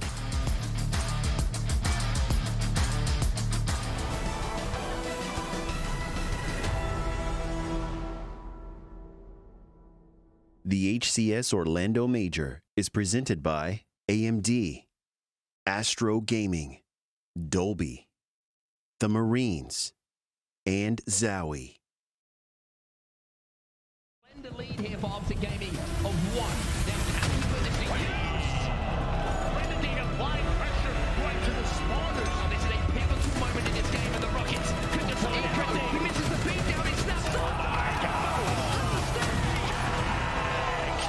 Wobbling them wigs is an overkill. Normal gets the sword now. It's a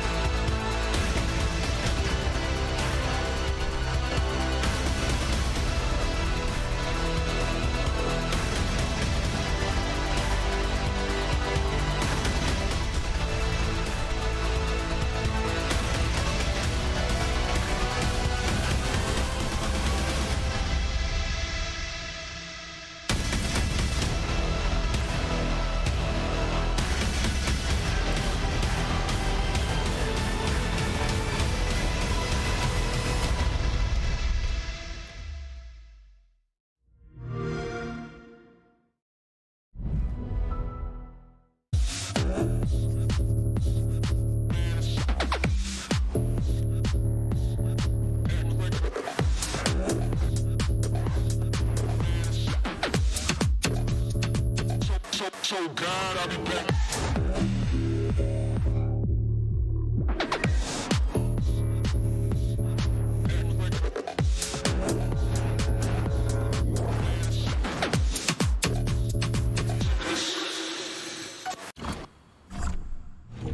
I've got you under my skin.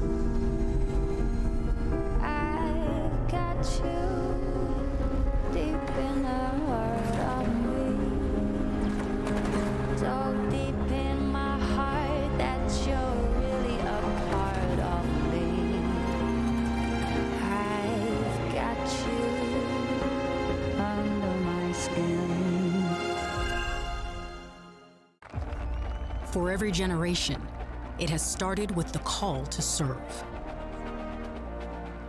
Discovering purpose and belonging well earned. Fighting and winning for our nation and its people. But Marines are never really finished serving. Their commitment is visible in communities across our country. This is Semper Fidelis. Always faithful. Always Marine. At Lovesac, we design furniture for life. Real life. Messy life. Life that changes and brings us together for movie night. A life where batteries run down and get charged up again. Because now, Lovesac Sactionals can be upgraded with stealth tech and immersive surround sound by Harman Kardon hidden inside. Upgradable, washable, and guaranteed for life. Don't just hear it, feel it at a Lovesac showroom near you.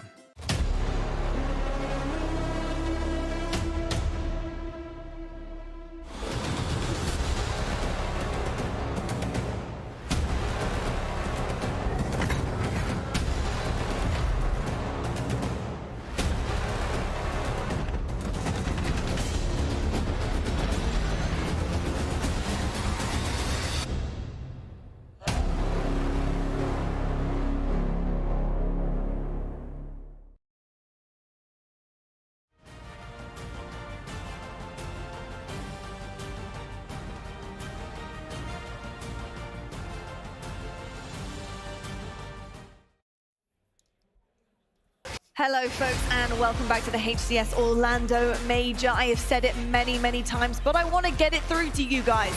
This is the third and final major of the season. It's a pretty big deal and a lot of our teams here are ready to go and they might have one of these in their hands or two or three or four. You'll probably see on that main stage. Yeah, the BR is definitely going to be making an appearance, especially in our final series of the night. And you may notice I have a special guest on my desk. I have Clutch, Goofy, but I have Hey! I've somehow made my way on the desk and I am so excited. But Lottie, man, we are matching today. What is up with us? I know, dude. Honestly, you look too good. You look too good. I mean, come on. Come on, there's no competition here. Blaze takes this one every single we don't day. allow both of them. It's just, we are too much together. All right. We got. I know, we got to wrap things up here. Blaze, you know, while I've got you up here, what Yes. have you made of all the action? You see it literally on the front lines. You're interviewing them right after you're getting the reactions. You know, what's it been like up on that main stage? It has been absolutely fantastic because, you know, when it comes down to our players, right, they're always locked in. So sometimes we don't get those intimate moments. But when I tell you backstage, they are ready to go. They have been waiting for this Orlando event, and we just saw a banger of a matchup between FaZe and Optic. Optic really wanted that one. They wanted to put them in a place, and they did. They really did. We saw the pop-ups happening after that series, so we know that they wanted it. APG like that in forever. Yeah, he had the hood up. He did. He was ready. He was locked in. He's locked in. He's going to continue staying locked in literally for 3 days now. But coming up next on the main stage, we do have Cloud9 versus EUnited. I am really excited about this because we haven't seen Cloud9 yet. There's a lot of question marks about this roster. But Clutch, from your perspective, what do they need to do and to show you here in order to get back in the books as one of the favorites to win again? It's going to be cliche, but all they got to do is play their game. They have to stay confident, and it's difficult for them because they're not having the same success in these online tournaments that they're typically used to, especially at a LAN event. But now they're back on LAN. You know that they're going to give it their all. And when this team locks in, gives it their all, they're capable of championships. Very much indeed. And this is the first time we're seeing Bound on LAN with Cloud9. How are you feeling about this addition? I mean, just looking at this Cloud9 roster, we saw the player photos and the video. I'm so surprised we haven't seen them on the main stage yet. I'm such a big fan of this team. Eco, Stellar, Penguin, they're just so nasty with the addition of Bound. Lottie, to answer your question, he is my X factor for this team, right? He's trying to fill some big shoes. Renegade, before that, there's obviously Shotzi has history on this team, but Bound really needs to step up and be that power player, that main slayer, that difference maker on this team, and I expect him to start here with this series. I agree with you, Goofy, okay? I think this is going to be one of Bound's best events that we've seen out of him. He got something to prove here, and he's going to come out on the stage, and I'll probably put my house on it. He's going to light it up, and I hope that ages well, but, you know, we'll see what he can do. Don't forget, this is Bound's rookie season. we talk about needing experience and what it does for players. A player like Snipedown gets picked up by Macchio and Instinct back in the day. He needed a couple events to get his first win to really find his form up there on the main stage in front of a live crowd. It's about that time in Bound's Think about how fast he's coming up in his career, right? When one of those performances comes out, would not be shocked to see him absolutely play lights out like you're saying this entire week. Yep. Look, it's my job to seek storylines here, so I'm going to ask the question, but Snipedown versus Bound, is there any kind of thing we can read into that? Is there any rivalry happening on that main stage? I don't know if Snipedown and Bound really click in my head as like a rivalry match, but I mean, I will say they're both like that X factor on their team, right? So that's a connection, that's a correlation. I think Snipedown is the X factor on EUnited. I think Bound's the X factor on this Cloud9 team, and I'm excited to watch EUnited. I feel like, understandably so, but they've been not talked about so much. They're a little bit under the radar. People weren't even putting them in their top 6 It could predictions. be like a Luke Skywalker, Anakin type of relationship. Exactly. Well, they were, they were on the team, a FaZe together, and it was kind of like Papa Snipedown for Bound, really. His rookie season, his rookie year, the first time on LAN with FaZe, with Snipedown. So is there a little bit of, maybe emotion there? To me, these two teams coming into this event, the most disrespected teams like in our league. Like EUnited has not been talked about, even though they've consistently been at the top. They lose Spartan, they lose King Nick, and we're thinking that this EUnited roster is going to fall. Well, Ryan Noob and Rain have something to say about it, and I promise you, this Cloud9 team that's expected championships, that has gotten championships whenever they really wanted it, like, they feel disrespected with all the people leaving them outside of their top 4s, leaving them outside of the finals. They haven't provided any results. But these guys have given you results on LAN every single year they've been on a team. And especially at the start, how quickly did we forget the start of the year where it was Cloud9, Cloud9, Cloud9? This is a different team, though. Listen, we're talking about them. Let's put them up. Why not? EUnited. But I gotta say, I understand where you're coming from with that, Clutch. But the thing is this year, yes, other years, but this year, they haven't provided the results. That is why they are being left out. But I'll tell you what, EUnited, show us why we have been disrespecting you. Show us why you are here to play. They can do that right now. Goofy, this is gonna be the biggest test in their pool, right? What do EUnited have to do in your book to provide this upset? I think EUnited just needs to play their game, and they need to let Ryan Noob cook, right? I think Ryan Noob is that player out of all 4 on this EUnited team that's going to be like the entry fragger, as they say. He's going to be the one to initiate the pushes. He's going to be the one to lead the troops. Of course, Snipedown is that house-held name, and we maybe expect him to be that leader on the team, but don't get it twisted. Ryan Noob will still be calling the shots, in my opinion. He is one of the most unique players in the HCS. One of my favorite teammates in my past, one of the players I have so much respect for because of everything he does for his team, in-game leadership, the plays he makes, the openings he makes for his teammates to get good stats. Ryan Noob really does it all, and I expect this EUnited team to really follow his lead this series. And I fully agree with you, okay? And we heard Ryan talk on the stage when I did the interview. He says, I'm trying to find my place on this team, okay? He says, I want to be that Slayer type role, but I got all these awesome players on the squad. Ryan is one of the smartest players we know, okay? And as a Halo fan, it's kind of, my heart is full to see him and Snipedown on the team together. And once they start meshing, okay, this team is going to be doing things in Halo Infinite that we probably haven't seen. Yeah, indeed. And now look, we saw them earlier against SSG. Clutch, what did you see from that series you want them to continue and carry on over in this one? I want to see Rain continue to take over. Rain is one of those guys that when he's on fire, he might be one of my favorite point of views to watch, because I feel like he plays very similar to how I would want to play situations. But Rain hits the shots. Like, Rain, when he's on fire, is an absolute monster. They need Rain to stay in that top 5 slaying power that he was on the top 5 KDs so far throughout the event. He needs to stay on that list for this team to go as far as they want to go. Okay. Well, we'll see if Rain is up for the task. We'll see if EUnited are up for the task, including Cloud9 on that board too. This is going to be an exceptional series, and it's over to our exceptional casters on Set and Bravo. Thank you very much, Lottie. And what a series it is to close out the day. Yeah. We have been blessed with the series that we've had in front of us. Yeah. What a Game 5 it was in the previous series as well. It's been a fantastic start here in Orlando, but this one is an interesting series, isn't it? Yeah. Different stories to talk about for different reasons. And I want to start off by talking a little bit about Cloud9, right? Because Cloud9, I think on the desk they were saying maybe a little bit disrespected with the predictions coming into this event. Let's just remind ourselves what Cloud9 have achieved so far this year. They are yet to place outside of the top 2. They are yet to not be in a grand final when it comes to the live event environment. That's right, oh ye of little faith, how quick people are to doubt and forget just how good C9 has been on LAN. They intend to continue that without a doubt. Of course, Bound's LAN debut with the C9 roster here. It feels like he's been on C9 for a long time. Of course, they came out swinging online. The question is, what's going to happen here? You're head-to-head going into game number 1, Eco versus Sniped-Out. Very, very interesting to watch both of these players for different reasons. The brain versus the brawn, you would say. As you see, Eco, the brains, of course, of EUnited, the in-game leader, versus Sniped-Down, the new addition, the historic Slayer in the Halo Championship Series, now feeling comfortable again, and that Katie not looking too bad for a day 1. All right, as we get ready to get into a gameplay here in just a moment, I think it's only fitting if we start things off with Bound of C9. As we said, his LAN debut with the team. What's he going to bring to the squad? Ladies and gentlemen, welcome to the final match of the day. It's Cloud9 versus EUnited. Both of these teams in pools as well, sat at 2-0. So this is a pool deciding matchup as well. Whoever wins this will take that first place in the pool, as if you needed something else just to add a little bit of spice to this fixture. Yeah, lots to play for here in this final match of the day. You know these teams are tired. They got to dig deep here late on Friday evening to see who can edge it out and take the pool, and also get themselves a very different bracket than if they were to play second.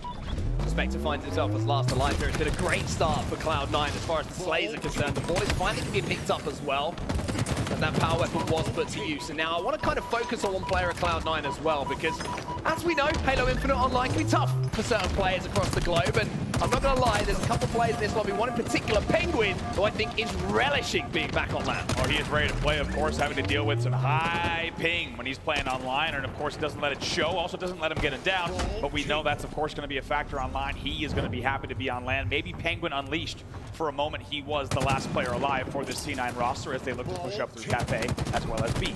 Shots coming in from Penguin, but as you can see, that ball being rotated away in the hands of EUnited for now. Rain just going to bait that one out, throw it down towards his teammates on that arcade street. Stella going to push ahead of Penguin now, as Eco is now doing that initial damage for them to try and collapse in and clean out these final players here from EUnited. Spectre trying to survive. Sniped-Down trying to get in position to help him, but Penguin just laying down so much damage and allowing the likes of Rain to do his job best. 2v2 for just a moment. Penguin stays alive as long as he can, but it's great resilience from EUnited around Caution and Tires to not let that pressure from the back of A take them down. They will actually maintain positioning quite well. They'll find Stellar and PD as well, and the ball's actually going to be rotated.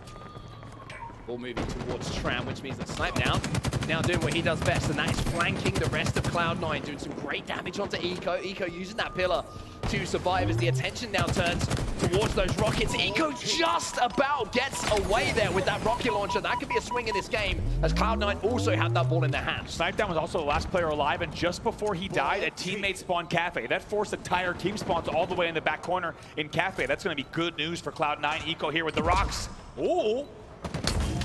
First one's going to connect just a bit here. It's a good use of the drop shield, but to be honest, it just delayed the inevitable one dead for both sides. Yeah, I think they knew the rockets were there, you know. They tried to play that very smart, looking for that boom block coming in with that drop ball. Wasn't quite executed to perfection, as they just held on to that rocket for a little bit longer, but those shots from Ryan Noob looking pretty damn good. Ball right now is actually down on the dumpsters. See how soon that gets picked up. 2 dead for both sides, make it 3 dead for EUnited for a second. Cloud9 might have an advantage and an opportunity here, but Sniped-Down to make sure to fly in as well.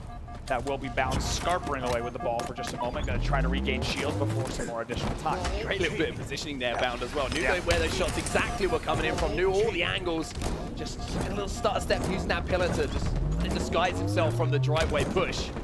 And now he's managed to rotate that ball back in towards his teammates, just to get that lead a little bit juicier now. Well, it's got to be pointed out here. You've got players on 9 kills so far. Penguin's 0 kills on the board. 7 assists still, but still surprising to see from the side of Penguin. Yeah, I feel like maybe I cursed him a little bit coming into this, but we'll have to see if Insane can, of course, pick it up. His first event when he came in Raleigh, of course, earlier in the year. First Halo Championship on any game title. But look how close this is. 39-32. EUnited trying to close in on that ball. Spectre trying to find the kill onto Bounder, does beautifully well. Almost turns 2, but Sniped-Down's there to steal that one away, and that's great news for EUnited. 3 players taken down from Cloud9, and now they scarper away as they know exactly where those respawns are coming in. They take it all the way back to the other end of the map now, towards that A tower, and look at where the rest of C9 are now trapped. And truly, I mean, what an interesting stat line. Penguin right now is 0, 8, and 6, and that's really not a knock against him. He has 8 assists, 4 times the assists of any teammate here. It's just really interesting battles that they're finding themselves getting into. This game, of course, is tied, though, so it's not a huge concern. Just a really interesting note about how this game has played out so far. 0 for 2 for the Rockets for Bound, though, and he goes down as well. Great positioning from Sniped-Down to re-engage with that battle. Unfortunately, he will be taken down, so it's short-lived good news for him. Eco now with the ball in hand. And it will be a little transition of the lead here. Just over 2 minutes left in this game. That ball does eventually go down, and Cloud9 now go into a lead. See what someone can do here. Ryan Newton in the laundry. The back-whack timing of Snipe Down. Your boys got your back in a moment like that. Snipe Down's going to pick up another kill and keep 2 dead, make it 3 dead there for C9. One thing that no one has doubted so far this year is the shooting ability of Eric Rona. That man still falls everything in front of him, and he's starting to find that form again. Big damage coming in from Snipe Down, and now you're seeing EUnited Scarparade with that ball once more, but a little double kill coming in from Bound.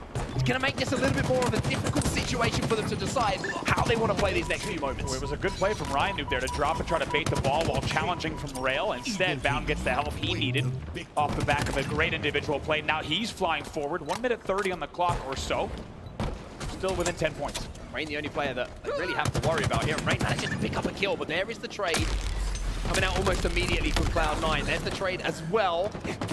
Most importantly, away from that op-ball. It's going to create space here for Cloud9 to keep adding time to the board. 68-49 the score now, and C9 continuing to score. And look at this. I mean, like we said, such an interesting way that Cloud9's playing this game type now. A 20-point lead.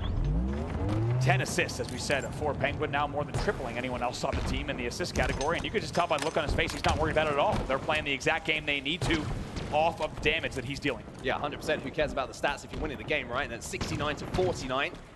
C9 looking in control. The rocket launcher is going to be coming up. Mid-map battle starts to take place as you see EUnited desperately trying to make sure they have a line of sight onto it. I'm pretty sure that Rain managed to steal away with those rockets, but maybe not. He doesn't have them in his hands. It's Suspector who's got the power weapon to play with. Interesting. You know those nades hit. Look how everyone's weak. You know those nades in the L hit, but I don't think C9 knew that the nades hit, and that's why grenade hit markers being turned off is absolutely huge. 3 players in EUnited take those L nades, and they're weak.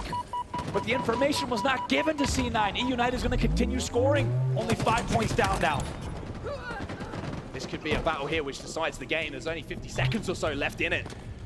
Only a couple of points between both these teams. Bound gets snipped out here by Suspector and gets forward as well. Great shots in a big moment coming in from the man on your screen. Ooh, Shield just recharging time, but Penguin flies in. It's a great push from Penguin and Stellar on the Neons as well. Snipe Down left on his own. Snipe Down somehow finds one. Stella trying to clean him up, and Snipe Down somehow turns it around. Oh my God, who else would you put out? It's a triple kill for Snipe Down. That's huge, 20 seconds left. And that could be it. That could be the game. Won by Snipe Down with that triple kill because Ryan Noob is scarpering away with the ball in his hands, trying to avoid that grenade damage. He can't do so, but C9 lose 2 on the push. This should be a ball grab for Snipe Down here. 10 seconds left. They're likely going to get the lead and then drop and slay. Need to get just 1 second on the board.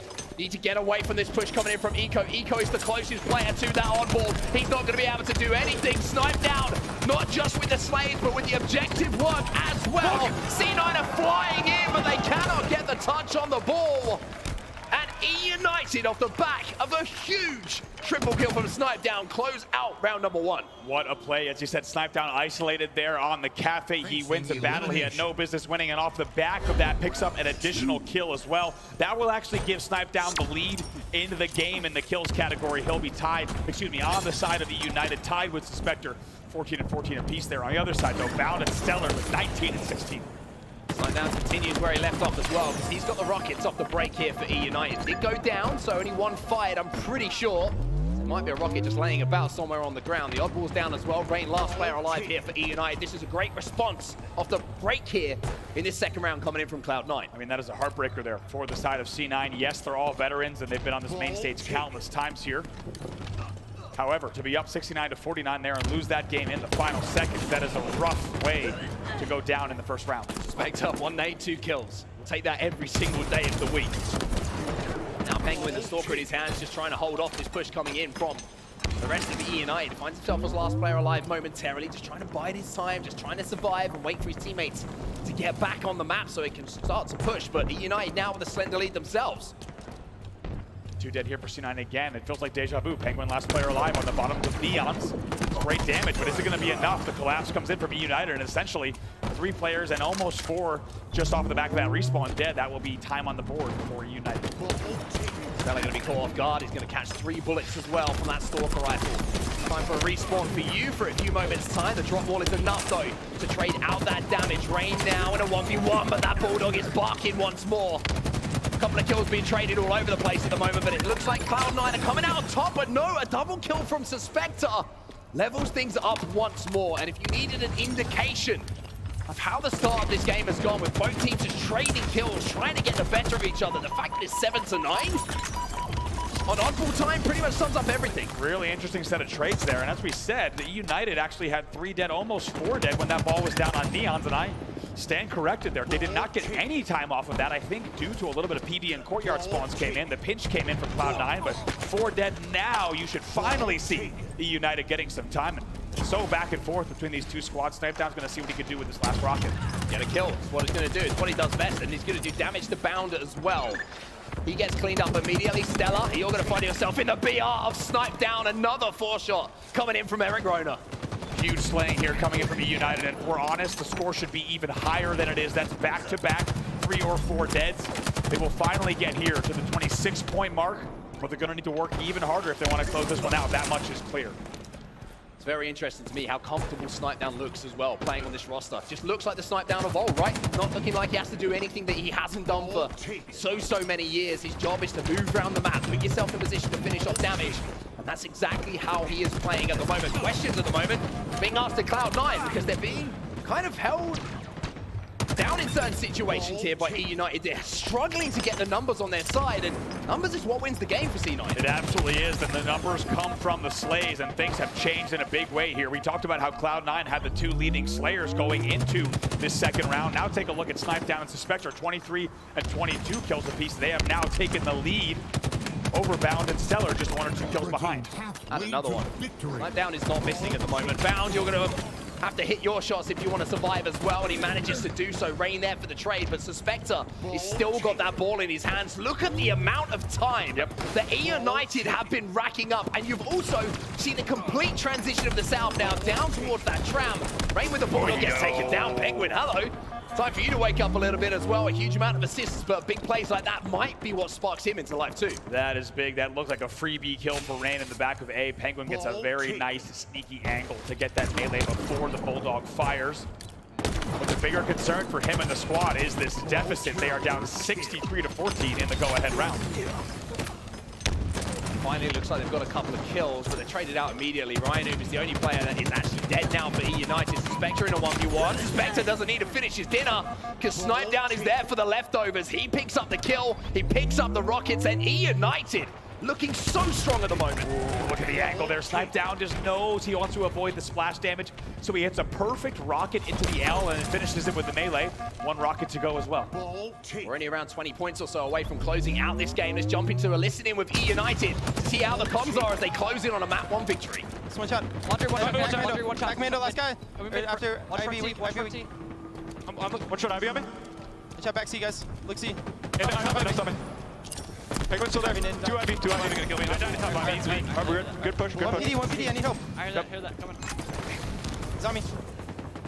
Dead. Who's one shot? One shot back PD. Guys, I got a good spawn. Still back PD. Yeah. I got 1. Nice. Back PD not hurt. We gotta go. I need a PD. Yeah, PD going out, check now. I'm looking bottom mid. Yo, nest, shot him once. Spawner, 2 run. Check. Watch out, please. That's one shot. Pushing nest. One shot Penguin on the command. That's absolute. IB red bar. He's ice cream front. Back to ice cream. Yep. Tires sweet. Tires, yeah. One shot tires. Lance. One shot to Jake. Free kill. Nice. We're good. Nice. I'll go mid. One tires, guys. Hear that. I do not see him yet. He's probably heady now. Look at Heady. I don't see anything. Top spike. Shot him once. And Heady, yeah. Do we shoot Heady? I got some Mando. That's 2. Watch out, tower me. I'm on the ball, guy. I'll get 1. He's steps right now. As we come out of the comms and we go back into the gameplay, you can listen to EUnited as much as you want, but the real fact here, Andy, is while we were listening in, it was Cloud9 who started to make their way back into this game. Yeah, we were listening in to Cloud9 getting back in a big way, 78-49. Let's not forget when we jumped in and listening, it was right about 73-13. So Cloud9, though they find themselves 2 dead at the moment, Ryan Oob getting excited about that double kill. Look at the angles from Cafe from him. That actually could be the icing on the cake. Huge. Not only is it the kills, but also rockets secure things. EUnited. Bow comes off spawn. He knows he has to fly. And with 10 points only needed here by EUnited to win this game number 1, there's no way for Cloud9 to close the gap. It's going to be 1-0 to EUnited. And if you thought this might be a series that's going to go the distance, I got to agree with you. What a set of rounds there from EUnited, upsetting, as we said, a team that has never placed outside of the top 2 on LAN in Halo Infinite. That's a very, very big win from them. To do it in 2 rounds as clean as they did, with a comeback win in the first one as well. Lots of style points there, and one stat line we're going to point out, that's Eric Rona. Eric Rona, sniped down back in his comfort position, doing what he does best, puts up 31 kills on map number 1. That is the most kills in the lobby from a single player. You can say Snipedown's back. Snipedown is back indeed. Some say he never left, just waiting for the right opportunity, and of course, excited about this team. You heard him say it on his stream and interviews as well, that the chemistry is clicking, and I think that probably showed here in our first game against Cloud9. And look at the damage as well. Again, Snipedown, huge amount of damage, 8.6k coming in from Eric Rona. On the other side of things, you're looking at Bound, good damage coming in from him, but across the board, you really look at EUnited and you're thinking, you've outslayed, you've outplayed, and that's the only reason you're 1-0 up in this series. They look very, very strong. Very strong. Let's not forget, they were down 69-49 in that first round as well. They had to concoct that comeback, and my God, did they ever do it in a big way, and just at the right time. This was the play I was talking about. All 3 players weak on the L. EUnited capitalizing in moments like that. Those are the difference makers. Speaking of difference makers, I think we're about to see the real difference maker at the end of this first round, and that is this triple kill from Snipedown. He's got no right to win that battle against Stella. He takes down another, and then a few moments later, he collects the oddball in those final moments just to make sure that EUnited come out with that round 1 win. Absolutely, it was a great rotate there. Not only did they drop and shoot, but it was actually a full rotate out of the back of Tram onto driveway. That's where they let the ball rest. That's where they slayed out.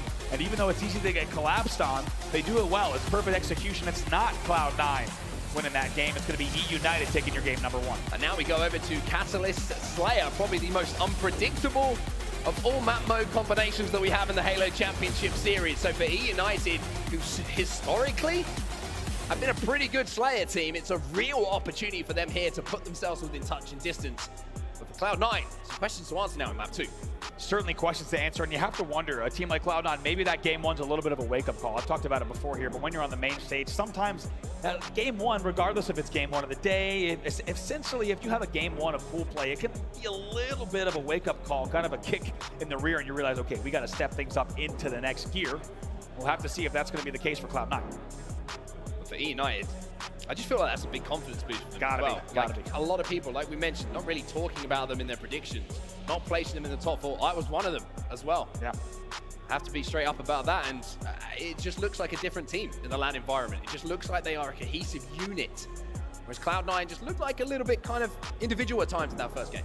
Yeah, and I think also things started to break down, right? The 20-point lead, everything looked good. I cannot wait to go back and watch the VOD, because I can't think of the last time in Halo history where I've seen a moment where a player is maybe 2 kills, 11, 12, 14, 15 assists, you know, and a certain amount of deaths, and they're playing off the damage of a single player. It was a very unique game from the side of C9, and even though the stats were not concerning to me, and I don't think Cloud9 either, they're still a really interesting stat line, and it's hard to play around single player assist damage like that. So I think you're going to look for a more well-rounded game in this game number 2, and for the rest of the series from Cloud9. Here we go then, game number 2 is live. You can see we're flying our way through to get to the opening rush of Catalyst, and now we're going to see that battle for the overshield. We're going to see the battle for the skewer as well, and I tell you what, the equipment has become not just like a nice thing to have, it's become a necessity now on this map to really press home those advantages. Absolutely, and so far, Snipedown looking good on this EU side. We asked the question, is Snipedown the one to bring this team back into top 2 contention? Let's not forget, EUnited with an unbelievable start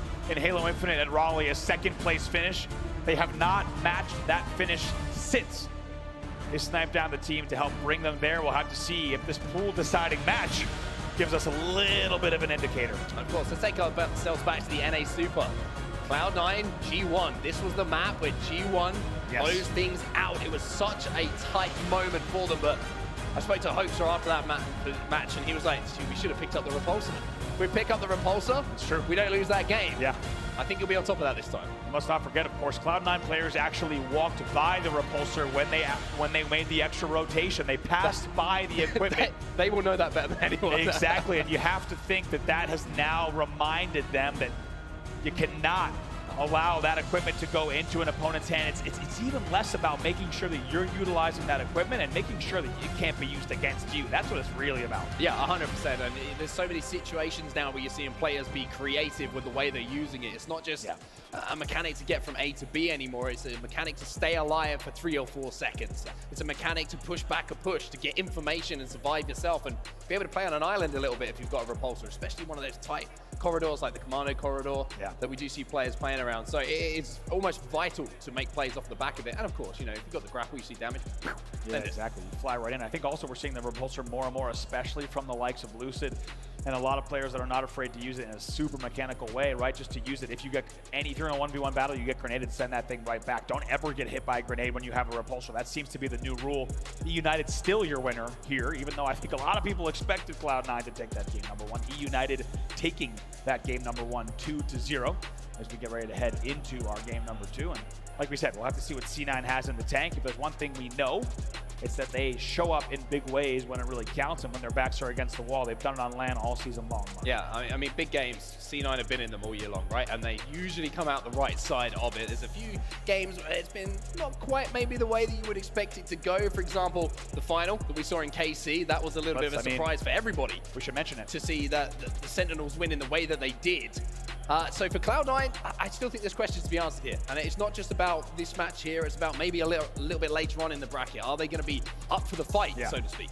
Now, let's not forget, even though we do have a new roster here, of course, Bound joining this team since Kansas City, for Cloud9 to get 4-0 swept in the finals is not something that these players are used to. And you have to think that's still in the back of their mind. This weekend is a chance to rewrite history a bit, right? Change the course of the season. They don't want to be remembered for getting 4-0 in the finals in the middle of the season. Instead, they want to be remembered for taking home brilliant performances here and at the World Championship as well. But between them and even tomorrow now, of course, it's EUnited. We'll have to see which team wins this. They will win the pool, and they will have a very different winners bracket all the way to the finals. Yeah, of course. And let's just kind of take ourselves out of the moment for a minute. Very good map number 1 from EUnited, but this is a best of 5. There is a long, long way to go. We have seen some very, very good signs from EUnited in that map number 1. Of course, 2-0 was the score if you just missed us and you're just joining us. But, I mean, up next, we do have Catalyst Slayer. If it goes to Cloud9, all of a sudden, the psyche of the series completely changes. It does, it does. I think anyone who's betting on this match is thinking, yeah, as long as C9 ties this up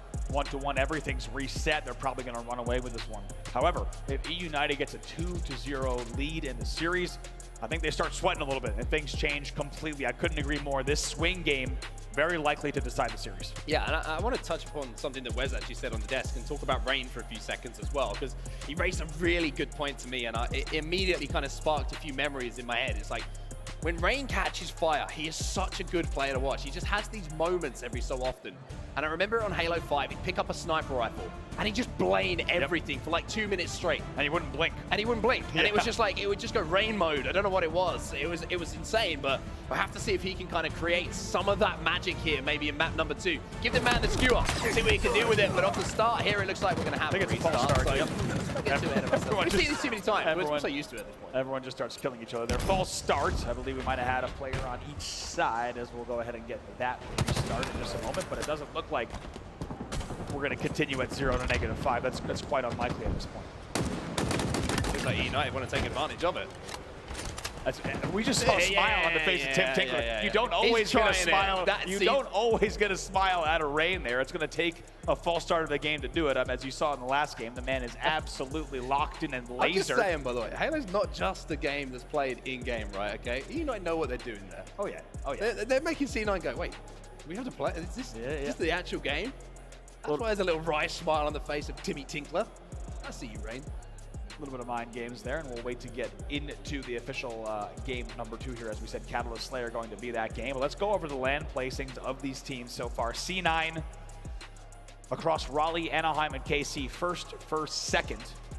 EUnited on a different trajectory, right? Raleigh second, Anaheim third, KC fourth, slowly placing lower and lower. EUnited knows they want to change the course of the season starting here and now. Yeah, I mean, it's been a turbulent kind of couple of months for EUnited as well. This is something we don't really highlight. We're always talking about the big team changes that are happening right at the top, right? Yeah. We're like looking at the moves from Cloud9. We're looking at, you know, Renegade, FaZe, all of this. EUnited kind of were in this position where like we keep losing players. Yeah. Like it was almost as if they were kind of one of those, you know, you use a football analogy, and this is probably going to be lost on North American audience here, but like, you know, one of the bigger teams with a lot of money comes in and buys all your good like players, and you have to find a way to replace them, right? Sure. That's the EUnited kind of situation they found themselves in, and I gotta be honest with you, coming out with the roster that they have from all of the turmoil they kind of have been forced to go through, you gotta give a lot of credit to Rain and Ryan, the two original members of EUnited, for finding this roster, finding themselves comfortable once again, and still playing at this level. Certainly, I think a lot of people would say, and the players themselves as well, that this is the best they've felt, the best they've played in a long time as well. You gotta put it in there. That's what it was. Sorry. Gotta plug the controller in. Can't believe they just called out Rain like that. I know. You see that production just that like was brutal. There you go. Look, we got a full cam of it now. Look. Oh, geez, wow. There you go. He's fixed it. Yeah. Thank God we've got like the technician. It's all set. Rain it's all set. Big shout out to Chig in the back as well on the EUnited side, a man who doesn't get enough credit.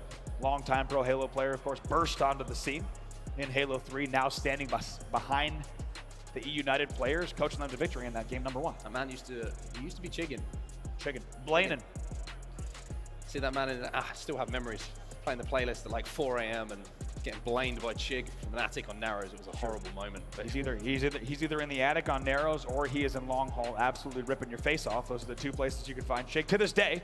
When he's not there, he's behind EUnited on the main stage. Yeah, but once the tournament's over, he'll be going back. He'll be right back to Long Haul. Yeah. I don't even go Long Haul anymore because I know Chig might be on the other end. It's bad news. He's like the ogre under the bridge. Just don't even try. I got to take the long way. I'll go runway every time, especially if I know Chig is down in the pit or the needles. As we're going to go ahead and get ready to get into this game number 2, and these players are now getting a little bit anxious, just like us here in the casting booth, to see exactly what Catalyst Slayer might hold. This is an interesting moment, though, isn't it? As we are officially now live into game number 2. Who do you think that little break kind of helped a little bit more there? Do you think that was better for EUnited? Do you think that was better for Cloud9? I think EUnited, right? They're riding high right now. Cloud9 just had to sit with that loss. Instead, EUnited's like, we're ready to get into game number 2. Whenever you are, here's the push from Snipe down here on Ivy side. Very interesting positioning from Bound there, trying to help out his teammates without showing too much of his player model to the rest of EUnited. But he got sniffed out immediately.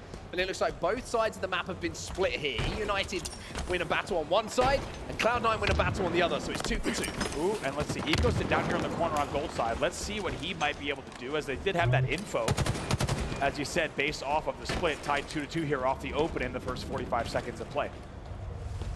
Very interested to see how EUnited actually approach this game as well, because we have seen them kind of run around as like a pack of wolves, right? 4 of them, always together, looking to pick one player off. Penguin does have the skewer though, so if he catches the wolf pack, so to speak, of EUnited, it might not just be one piece of meat on the kebab. He could end up with a full serving, 4 pieces of meat. I gotta say, this game type is looking more and more Halo 3-esque as it's played in the meta. You just travel as a forward, you hold forward. That's how you are starting to play this game type. You rotate together and the numbers tend to win. Skewer in the hands of Penguin though, kills will be traded out. 1 dead for each side. Yeah, lovely shot there, cross map coming in from Penguin. Eco manages to pick up a second as well. Rhino's somehow surviving for now, but that looks like it will be all Cloud9. Great job from them to just pick off that EUnited pack. Find themselves up by 2 now. Overshield coming up in around 25 seconds too.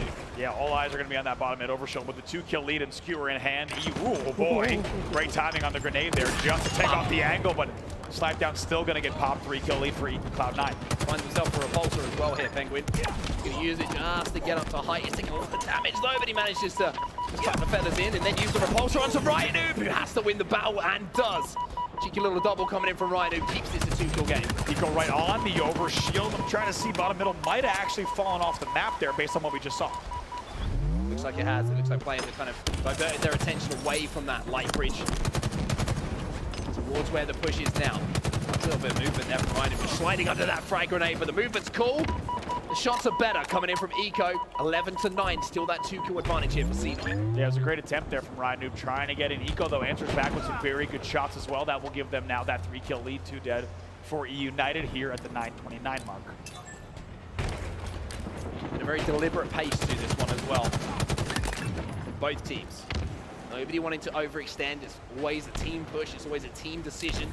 about how they want to approach the next moments of the game. And it's been based around the power-ups a few times, but also around the rotation that's coming in from EUnited. It looks like C9 are trying to read how EUnited are moving, what base they're trying to flood into, what area of the map, and then cut off the angles, get damage, and then collapse themselves. You can tell Cloud9 knows how much is on the line here. After losing that first game, they're playing this even more slow and more methodical as well. Let's get to an Astro listen here with the side of C9 at 14-11.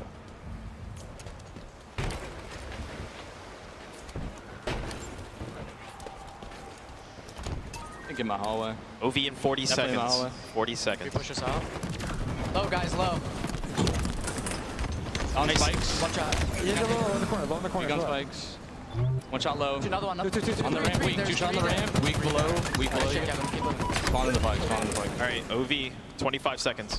With you, BM, with you. Just hold that. Just hold that. Just hold it. Peek out. 20 seconds. Two in the hall, weak. Yeah. Good BB. One maybe on the ground. He went back to flag. Nothing grapple.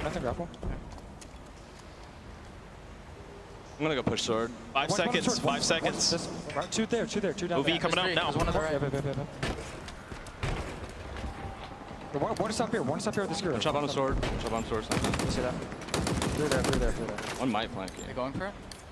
They just got it. Got it. Yeah. Down sword on. They're gonna be in your flag. You got playing? Wait, not with Obi. Pushing out this flag. Just go run to the flag. Run to the flag.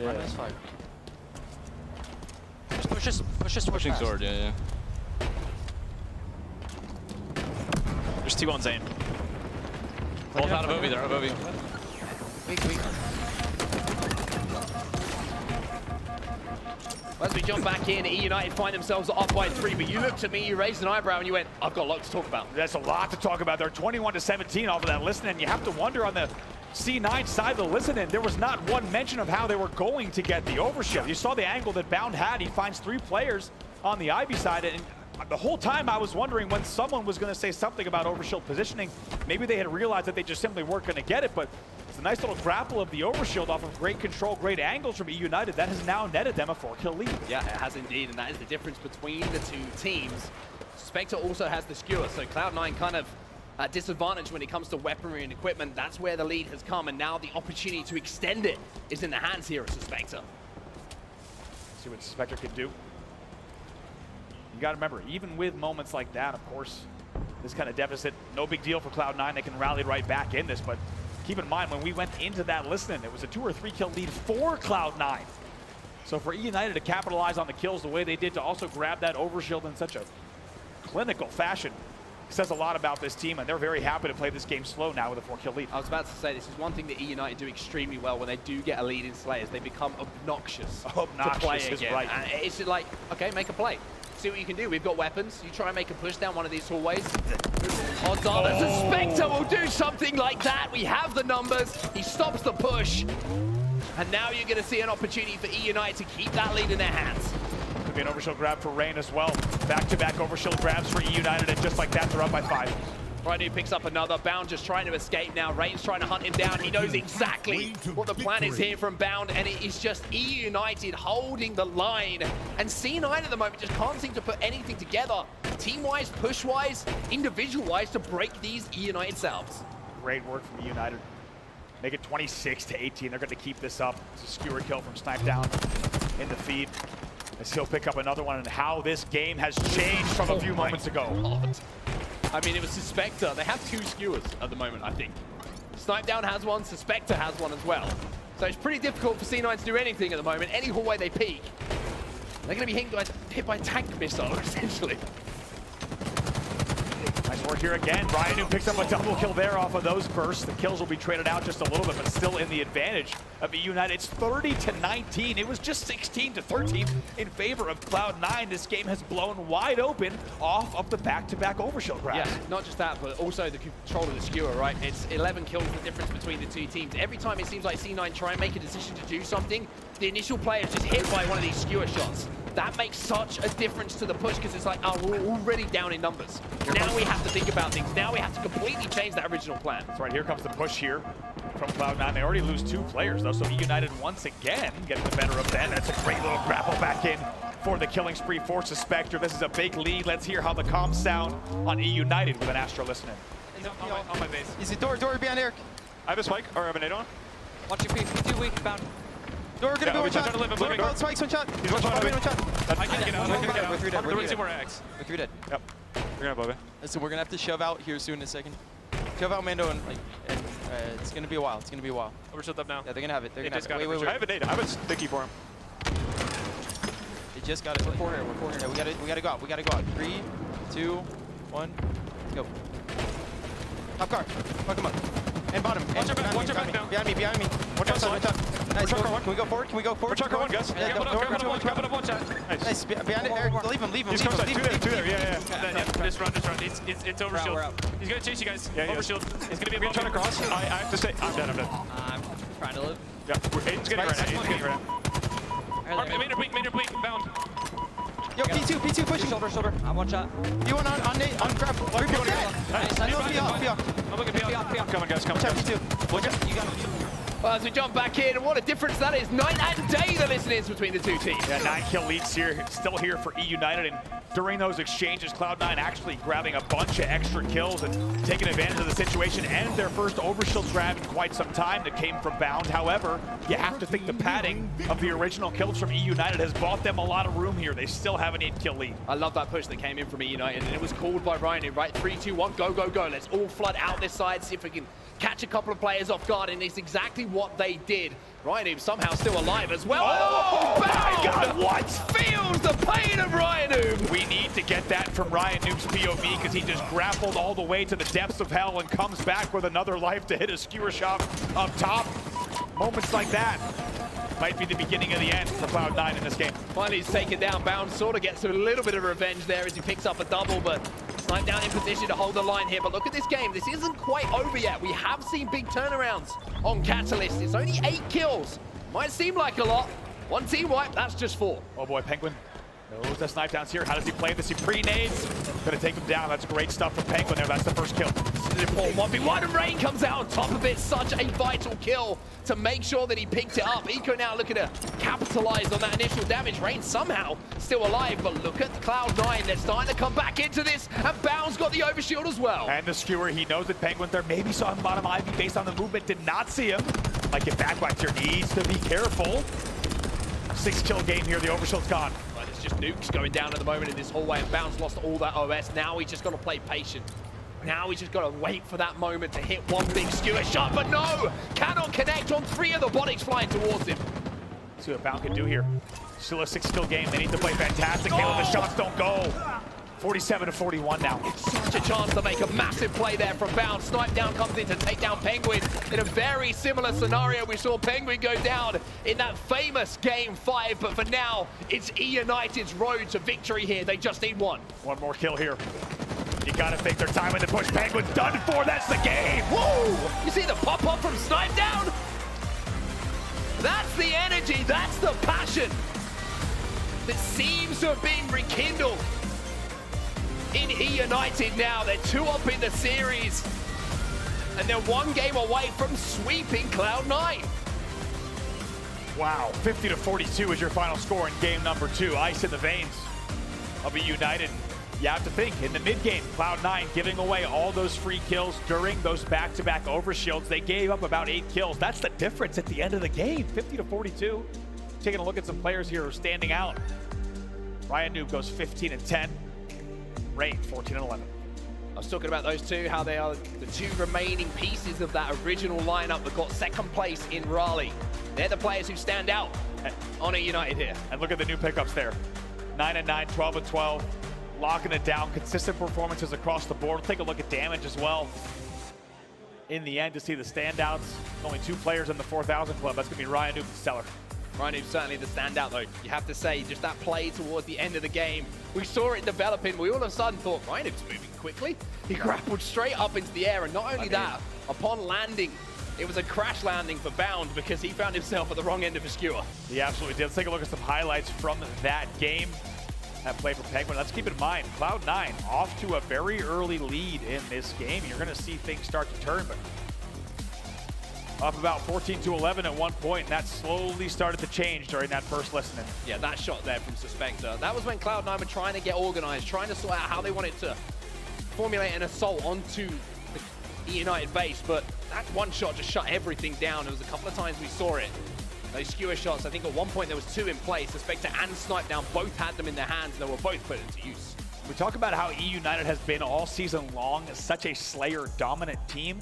I think that listening was such a great example of why. What a privilege to hear that. Like you said, the timing of the Ryan New push, he said, guys, we got to go now, and just starts counting. 3, 2, 1, and we were on the POV. They slid pixel perfect out the doorway. Keep in mind, no player collision in Infinite, so they literally slide together in the same exact space out the window. It's a death ball of EUnited, and they pick up the 2 kills on the Ivy side before C9 even knows they pushed out. But the crazy thing about that, right, is that's the difference between an experienced top-level pro player and an in-game leader, right? An experienced top-level player who doesn't have those natural leadership abilities will go, shall we push this? Yeah. Okay, let's push this. Ryan just says, we are pushing. 3, 2, 1, and everyone goes, Jesus, I'm on my way. Like, we're I don't want to feel the wrath of him if I don't go. So, yeah.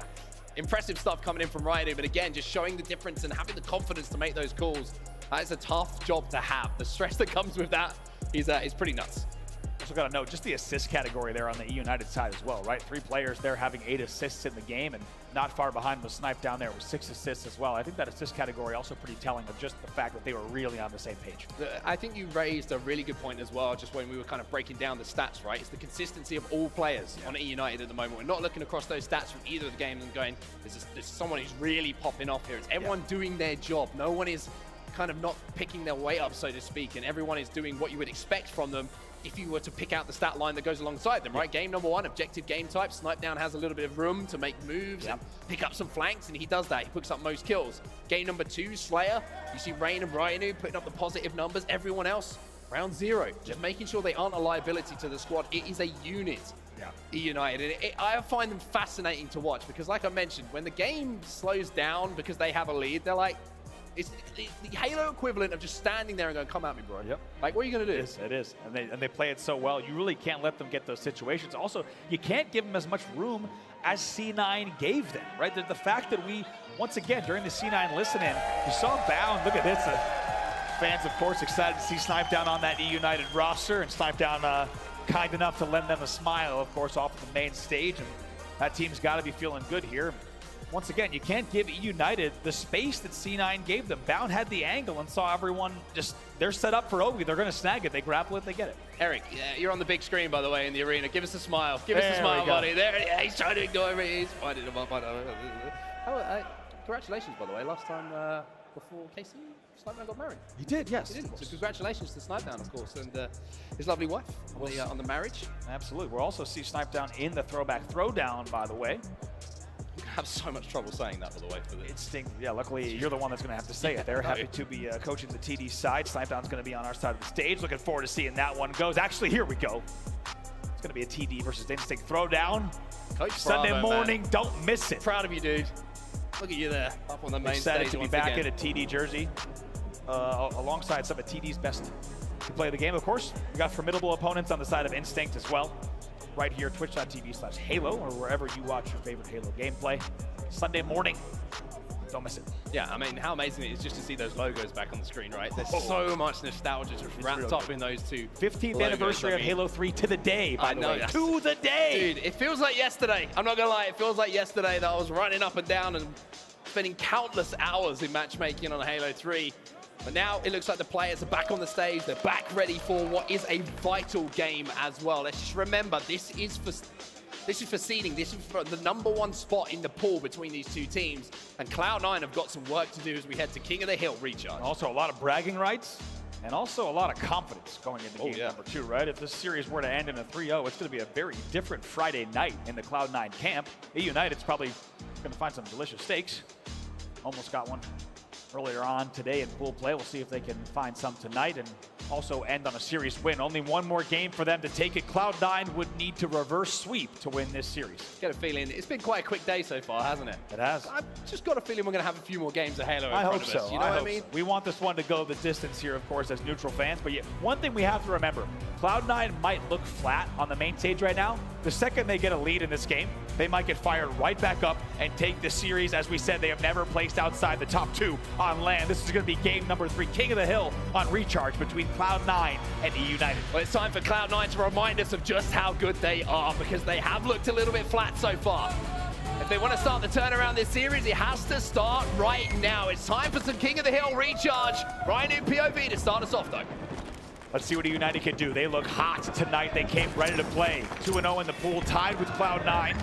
They came ready to go. It's great nades. It's a great opening. Double kill here, maybe even more for Ryan Noob. It'll take 2 to take him down. That's 4 dead, actually, for EUnited. See Ryan Noob's face there, by the way? I did. A little bit of a smirk after he missed that triple. He was like, I had an overkill there, but I think that shows the confidence and also the comfort level, right, of these players at the moment on EUnited. But for now, it's Cloud9 inside of that hill. And what a start it's been. You can see they're already halfway to capping this, doubling up on this hill. Love the double up there because everyone's going to target Penguin, but Eco's going to be able to join him on the same angles and continue scoring. It's a really great use of camo. Sometimes you're tempted to send your camo out on the route, and instead he just sits here and they put a lot more time on the board. Look at the scoreboard already. It's a killing spree from bottom middle, and they have maybe the fastest hill time in bottom mid that we've seen recorded today and maybe in the past few months. Well, it looks like Cloud9 have finally woken up a little bit here. EUnited down 2 players once more. With that, Eco knows he's got time just to wait for those shields before he jumps back into the hill. Ryan Noob's last alive. He's down. It's going to be 1-0 here to C9. 4 dead again, and look at the timing. It's 3 dead as the hill moves to long haul. This is huge. Cloud9 can capitalize that again here. 5 kills before anybody else on the other side even has 4.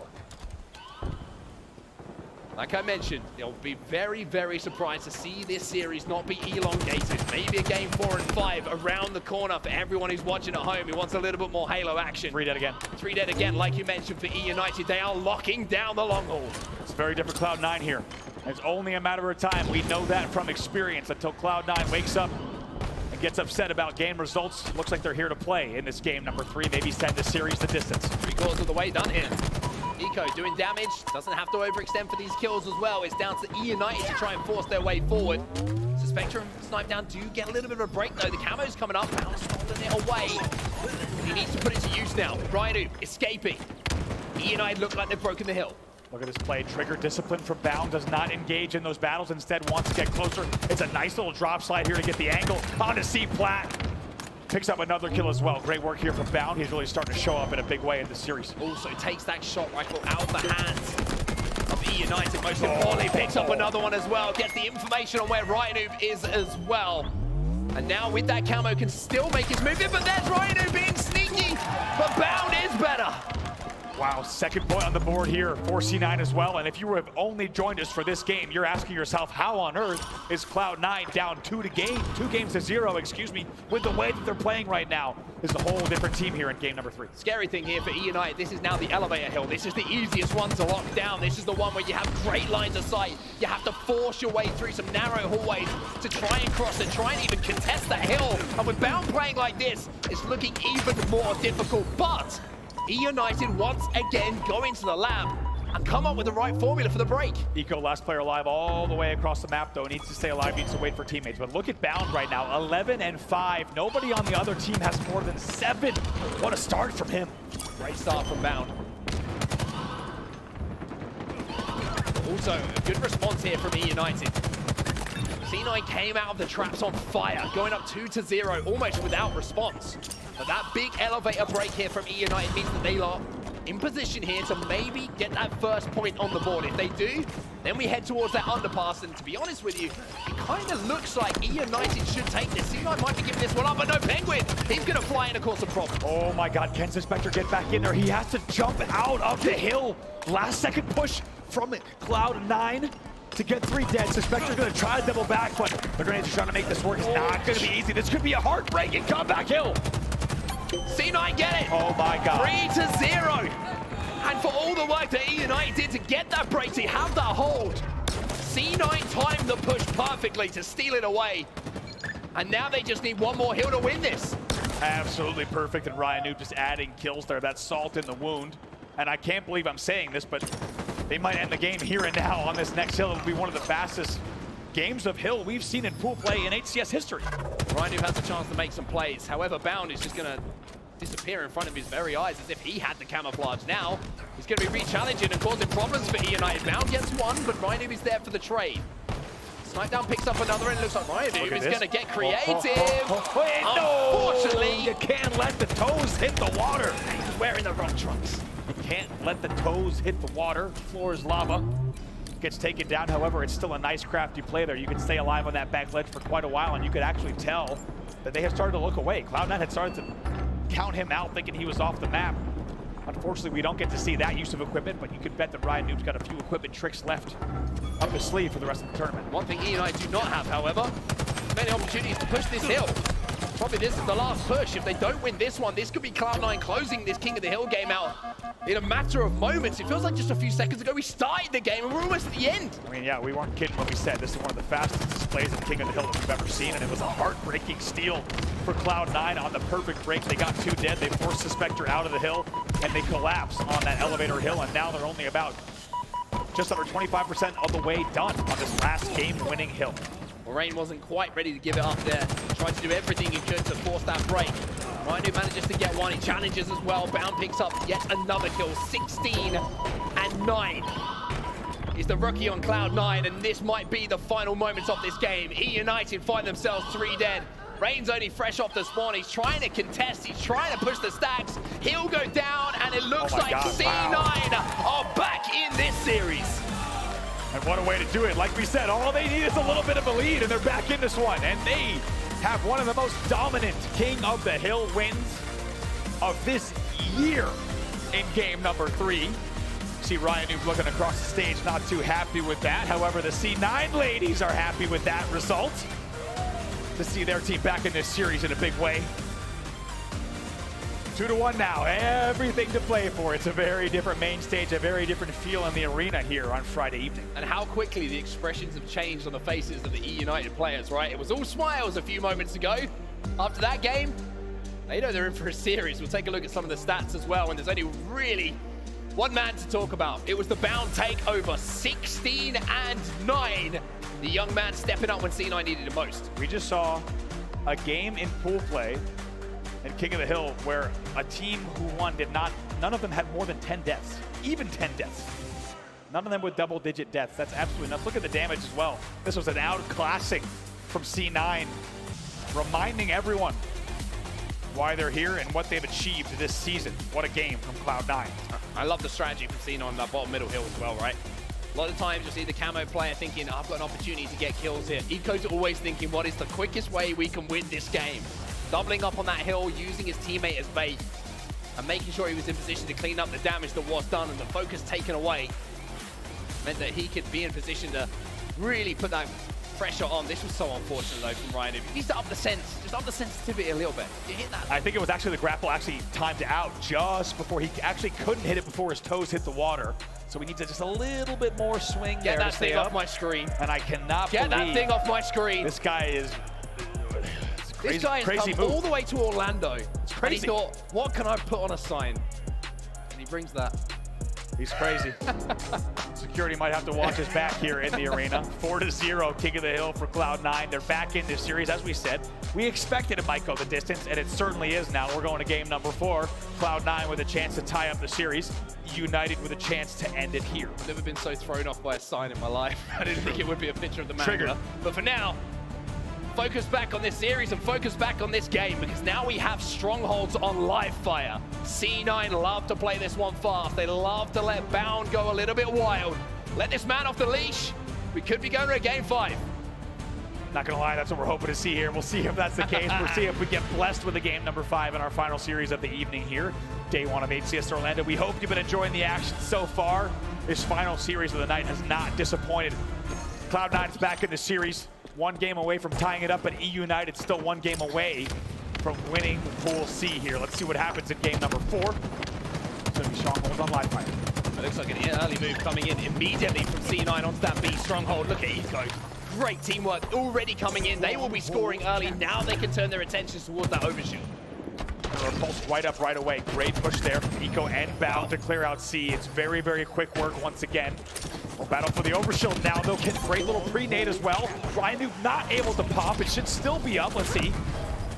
Whoa, it's going to actually just get repulsed all the way and glitched all the way to key door, but it'll still be grabbed by Eco in the end. That's not something you see every day. Still 1 repulse to play with, lots of points on the board for Cloud9. Off of the opening, it's going to already be 40-0.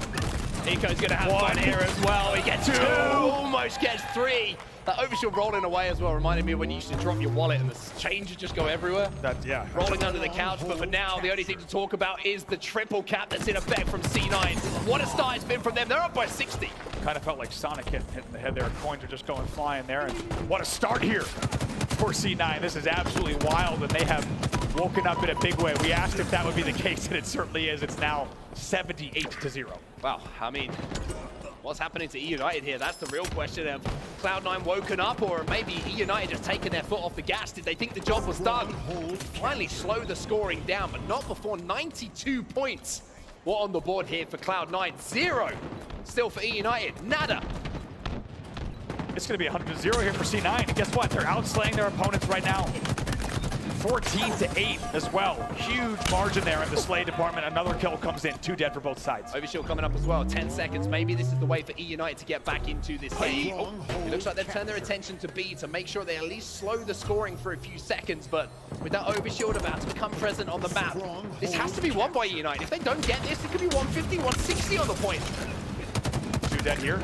Gonna even it up though, 2 dead aside. Eco's gonna also find Snipe Down. See if he can try to win this one. It's a nice pop.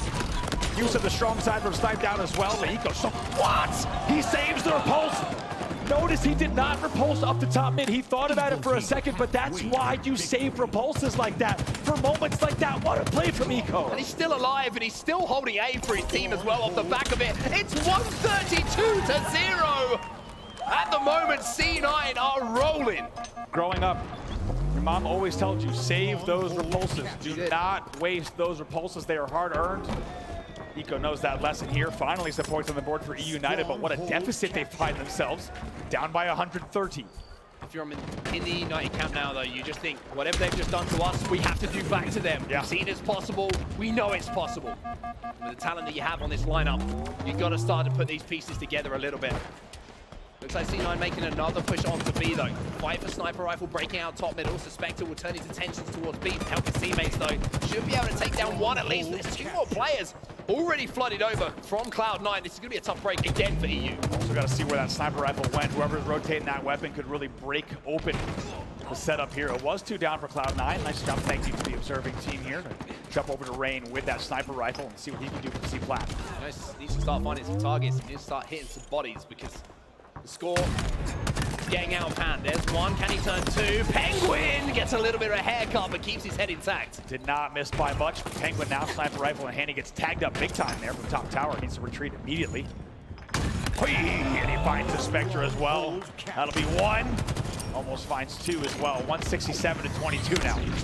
Pressure just continually on EUnited, though. You can see they are scoring for now, but look how hard they're having to work for it. Penguin gets taken down. EUnited maybe looking to convert B here. The reset does come in, but the overshield is still down. It did not get burnt there. Rain's picked it up, and now EUnited do have their way back into this. And that was 3 dead as well. What a comeback, and what a different series it would be for EUnited if they can end their Friday evening on a huge comeback win here.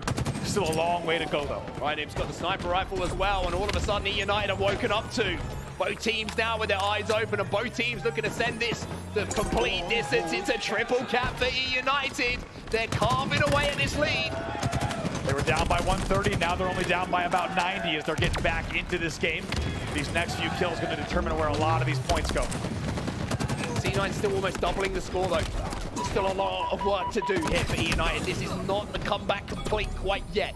C9 have got the opportunity to make some mistakes, but for now they've managed to pick up 3 kills on EUnited. They flip C. Like we said, 3 dead. Snipe Down was last player alive. Everyone else spawning here around Nest and Green. And is this a little bit too little too late from EUnited is the question. Did they let this lead just get completely out of hand for the side of Cloud9 as they play now, once again, like you said, with a 100-point cushion? EUnited looking to clean out tower, looking to push onto C. It looks like they've got a couple of kills going their way. Eco now last alive. Snipe Down's going to be there with a heat wave, and the help comes in from Ryan. They flip C. Multiple players from Cloud9 4, and they're all going to be spawning around A2. Just as quickly as you think this match is going to be over yet again, EUnited answers back with another 4 dead of their own. And now only down by less than 80 as they claw back in 4th between each other here. Tug of war between these 2 teams. And the way back into this game was that overshield, right? Yep. And that is coming off once more. You can see that Snipe Down knows it better than anyone, doing multiple shots onto multiple players to make sure that damage is down as the overshield is coming up in about 10 seconds. EUnited, they are closing in on Cloud9. And what is that doing for the mentality of C9 here? I mean, C9's getting worried for sure. Let's see what... Ooh, you hear some footsteps coming around. Snipe down. We'll see someone definitely top mid there. It's going to be a C9 overshield grab. That's huge with 2 players dead for both sides, but not before the game comes here within just about 40 points. The interesting thing, though, is there was one chunk that came in to that overshield before it really got to have its full effect. Now it's completely negated. 2 for 2 across the map. That's fine if you're holding 2 strongholds and you're EUnited. Snipe down, last player alive here. That's going to be 4 dead for a second. Suspector is your first spawner. The game is now within 30. It was just a 100-point lead for Cloud9. What an amazing rally from EUnited. But they've got to do it again now. They've got to keep this pressure on. If they allow C9 to get 3 or 4 dead once more, that could be the end of this game, and we will be heading towards that Game 5 Slayer. C9, Eco, holding everything down at the moment, spiking that nest. But Rhino gets that first pick again. Now there's space for EUnited to make some plays. Oh, Rhino gets the second one as well. Look at that, putting the team on his back. It's great damage off the pillar door and pillar push. They're able to get 3 dead off of that, and now going to be flipping B as well. Looks like they're happy with the hold for 2 as well. Rhino running away as well, making sure he's ensuring where those spawns are coming in. Now they can be in a position to hold. Now they can defend B. They have these height advantages. They have these angles all locked down. It's up to C9 once again to play their cards. EUnited are just going to sit there. Let's see where this first kill goes. What a series this has been between these 2 teams. It has delivered on all fronts. Ryan hoping that the help comes, and it does. They will continue scoring, and now only down by about 33 points. Snipe down has a sniper rifle as well. Eco's going to feel it in the shoulder. Those kind of plays, I've seen them so many times. They usually mean good things if Snipe down's on the team. That was 3 dead momentarily. You did have a spawner there. Now a 20-point difference. EUnited continues to claw back on the BC hold. Looks like a big push coming in here from C9 onto B. Rhino goes down, as does Snipe down. That should be a flip. Coming in now for C9. They will continue scoring, and even though EUnited have stayed close, they've made this rally and comeback. They find themselves 4 dead, and this could be now the home stretch coming in for C9. Oh, Snipe down with good damage there. He's actually going to get into B and start to flip there. It's a great route, but look at the overshield from Eco. This could spell disaster for EUnited. B is the fight. B is where things need to happen, and somehow Snipe down manages to stay alive long enough to get that conversion. And look at this. All of a sudden, EUnited are flooding, and they're back into this game. It's the EUnited cavalry. They're coming from the nest. They fly in there. If they can get this last kill, that's huge. They will continue scoring on BC. This is only a 5-point game. 5 points, and that gap is closing. That gap is minute, and EUnited going to a leader's bound. Tries to get C9 inside of B. This is unbelievable. Down to the wire. Just to remind you, Cloud9 with multiple 100-plus point leads here on the home stretch. They will continue scoring again, and now they will take the lead. They go back into the lead, but Bounty misses his melee. He'll go down. C9 all down. 4 players fall from C9. B will be flipped once more, and Rain has a sniper rifle. 1 shot here, 2 body shots, whatever it might be. Damage from Rain. This could be the game. Oh my God, look at this. The assist will come in there. Kills will be traded, though. Not over just yet. Less than 20 points to go here for EUnited. Oh my God, Rain is going wild. Double kill in the feed now. 10 points to go. It's a triple kill for Rain. Are you kidding me? What a time to do it. Triple kill, and it might be the game. Snipe down picks up another. The comeback is complete, and EUnited. Wow. We have just learned so much about this team. They've got some steel about them, and they win the series. This team was down 138-0 in that game, and they come from behind to win the game 250-228. Unbelievable, and it's a very, very different result here for EUnited. After an unbelievable comeback win, they will take the series and they will take the pool. Wow, like I said, we've just learned so much about this EUnited squad. This is not just a team who's thinking top 6, top 4. This is a team who is thinking about a championship here. And every single player at moments in that series showed their value. Rain at the end of that game, genius. You teed it up perfectly. Rain on the nest bridge with a sniper in hand. What can he do? Starts with the body shot in the court. And he does everything. It's a triple kill to close it out. And you talk about the resilience, the drive there of EUnited. What a way to end that series. That is enormous. I mean, let's take ourselves back. They've just come off the back of an absolute hammering on Recharge King of the Hill.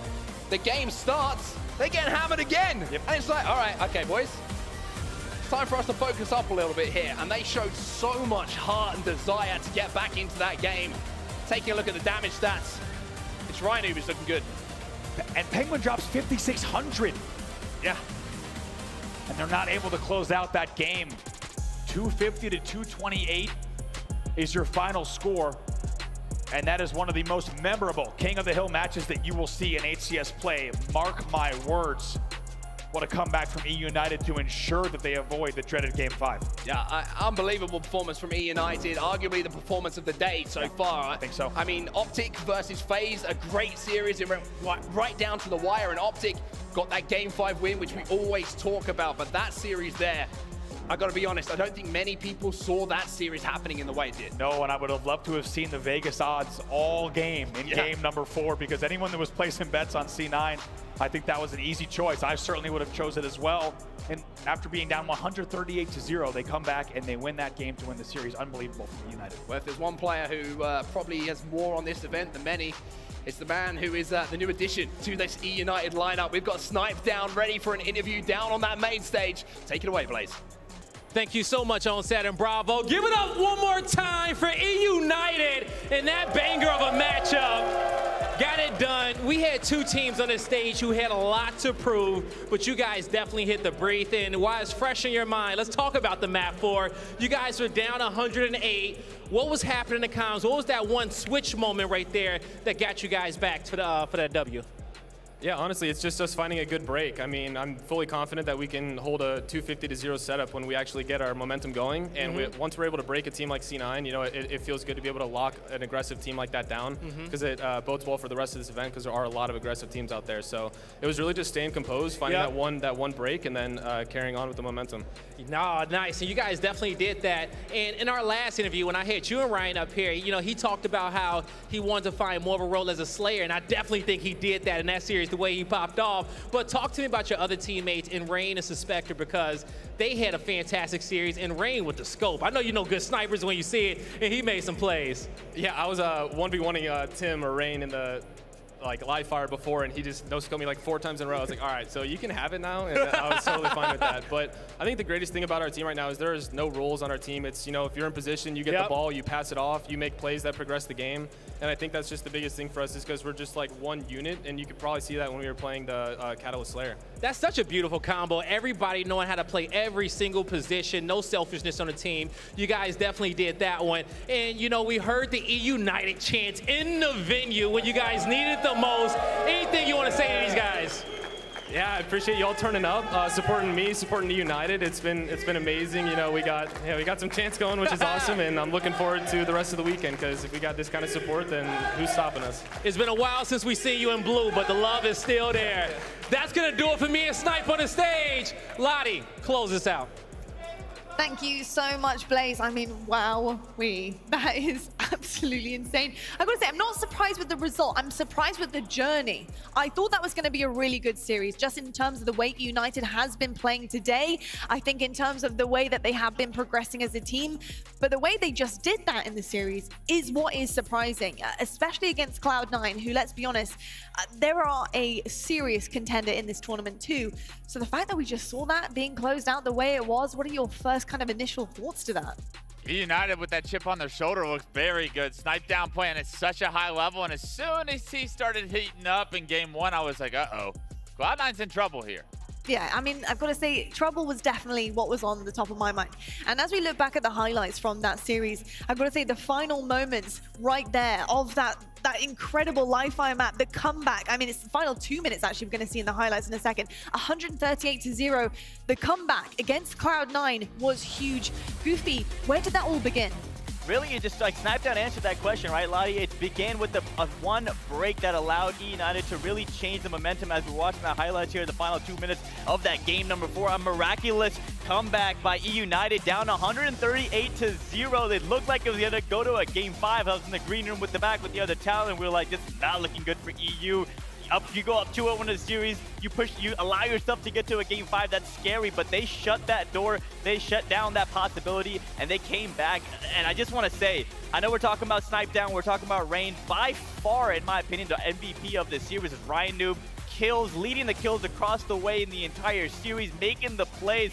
Ryan Noob played fantastic this whole series, and if this EUnited roster can play like this for the rest of the weekend, you better watch out if you're Sentinels, if you're Optic, if you're FaZe, because EUnited, the roster is nasty and they're looking good. I think I knew that a comeback like this was possible when I heard the listening against SSG earlier today and how Snipdown was leading the comms at times saying, I'm here, push this with me, and people were following. EUnited were following Snipdown into battle. They were committing to it as well, and that's what you need. You need to have that trust in your teammates. If you have that kind of level of trust, if you are pushing as a unit in that way, comebacks are possible, because all it takes is that one break that Snipdown was talking about, and all it takes is sometimes just having that belief in your teammates that they will get those kills. I think something else that, I took into consideration here when thinking about this series was the structure of this team. But it was interesting to hear Snipdown talk about how they're just letting things like free flow. They're just calling things as they see it, pushing things when they see it. The plays are kind of coming naturally and they're trusting one another. That's something that we haven't seen from EUnited yet. And in the respect of, they've been very structured, very tactical. They've known exactly what they wanted to do on a map before they even got into the map. But they are changing things up. Could this be the recipe for success for them, Clutch? Yeah, I think if you can beat Cloud9, you can probably just about beat anybody at this tournament. So step in the right direction for sure. The level of consistency is the question at hand. Can they consistently do it across the weekend? If Rain can consistently play like that and they can all be on the same page, I have no doubt this EUnited team can go all the way. Yeah, indeed. I've got to say, on the other side, though, for Cloud9, what do you kind of make of that result? Because that's not something that they're used to. I think a blowout in that fashion is definitely going to knock something into them here. They're going to have to wake up heading into day 2. But King of the Hill Recharge was looking pretty damn good for Cloud9. So was this series for you guys a momentum shift? Was it all to do with, who had that break, who was able to keep that ball rolling? I mean, I'll be honest, after that Game 3 dominating performance out of Cloud9, the way they started Game 4, like I was saying earlier, Lottie, I was saying this is going to a Game 5 and Cloud9's winning this. Like, the way they regained momentum after going down 2-0, Cloud9 looked like the Cloud9 we have known and loved over the past couple of years, right? So it was surprising to really see them just hit that wall and not be able to rebound and come back and stop the bleeding that EUnited was enforcing. But honestly, Game 1, the way they lost Game 2, just losing those first 2 games really put them in such a tough position. And what a Ryan Noob series to win, right? Like, having Ryan Noob on the other team, these are the type of series he wins when you don't expect him to. You count him out and they just come out and win Game 1 and Game 2, give themselves so much cushion, and that was so impressive out of EUnited. It really was indeed. Very, very, very impressive. But I think tomorrow, Cloud9 may impress you. I think they have the ability to bounce back. You don't want to kind of get on the bad side of those 4 players up there. If I know anything, I know that they'll keep their head on their shoulders and they'll push forward. It's going to be tough, though. They've dug themselves a hole. They're going to have to play one of the 1 seeds now coming out of the pools, and those 1 seeds are typically Optic Gaming, Sentinels. You're not going to be able to play FaZe. Or, yeah. I mean, you're not going to be able to play EUnited. So it's going to, I guess you're hoping for a G1, and that's a tough thing to hope for, right? You have to win that series if you want to continue on in winners brackets. So Cloud9, can you get yourself out of a hole is the question going forward. That is the big question, but I have a question for Gaskin, because I believe you were casting this game, but we've talked about Pool B so many times, but rightfully so. Quadrant taking Native Red, that was huge. A big win for this European roster, because earlier on, watching them against G1, I was a little bit disheartened, but I think that bounce back with Native Red is massive for them. Not just a big win for Quadrant, a big win for Europe in general. Yes. I was flying the flag very high, because how many times have we seen European teams throw away and choke those Game 5s? They've been 2-0 up, and then suddenly the reverse sweep happens. Quadrant, they almost threw it away at 2-2, but then they sucked it up, and in Game 5, they played incredible in that Slayer, and that's the kind of games that we need to see from these regional teams if they are going to ever break into that top 6 and match NA. Look at Ascend, how close they were to winning maps against Optic, but they couldn't clutch up. Quadrant did clutch up, and that was the difference. You're talking about digging a hole. Native Red has lost 2 Game 5s today, and now they find themselves 3rd in their pool. Tough. At best, they're going to have a tough match for top 12.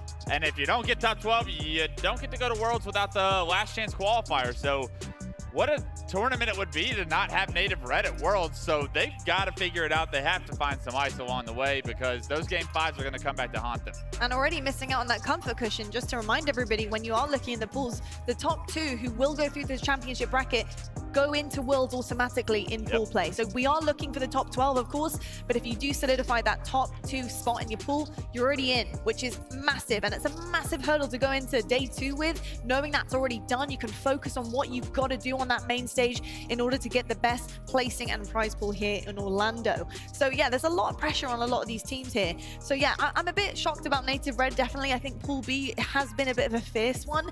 But if there are any other pools that have kind of shocked you today, Goofy, if we can get the pools back up again, just so we can have a little chat over them as well. But have there been any shockers for you, or maybe surprises or pleasant surprises? I mean, we talked about it when we just watched it. I did not expect EUnited to be the team in Pool D to be 3-0 at the end of Friday. So that definitely is surprising to me. On the other side, I mean, it's as expected. I expected Optic to be 3-0, have a close series against FaZe. That's what we saw. Sentinels, definitely expected them to win 3-0. On the other side, Pool B, G1, Quadrant, Native Red, that was the question mark in my head coming into this Friday, and G1 solidified themselves as the leader of that pack. And again, we talked about it. Shout out to Quadrant for taking down Native Red, and so unfortunate, Clutch, Dan, to lose 2 game 5s in the same day. That's just such a heartbreaker. So if you're Native Red, Lottie, to your point, you're not going to get top 2 in your pool. You got to reset. You got to have that team talk, whatever you want to call it tonight, and regroup, reset, go into tomorrow, go into the actual tournament bracket with kind of just a refreshed mindset, and know that you can get top 6. You can make a run at this tournament, right? It's unfortunate you're not in the top 2, but there's still a lot of Halo to be played. There is a lot of Halo to be played, and just to remind everyone at home as well, open bracket teams will be coming in tomorrow, so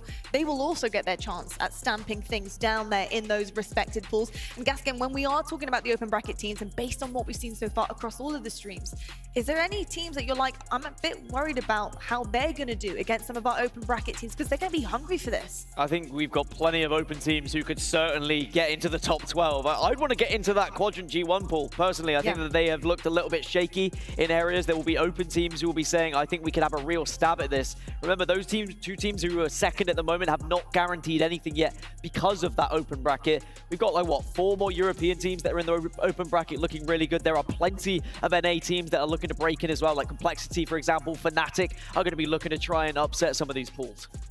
God forbid Complexity ends up in Native Red's pool, because that is the last thing those guys want. They need that 3rd place in their pool. You do not want to see Complexity coming out of the open bracket. That is the one team that I am looking forward to create some upsets and really has an opportunity to flip a pool upside down, and in a pool full of turmoil already, that would just create absolute chaos. It certainly will indeed. I'll tell you what though, there's going to be chaos on Sunday for many different reasons. Obviously Championship Sunday, but I'm going to tease a little bit of the morning madness that's going to be happening, because we do indeed have quite the event for you. The throwback throwdown with Triggers Down versus Instincts.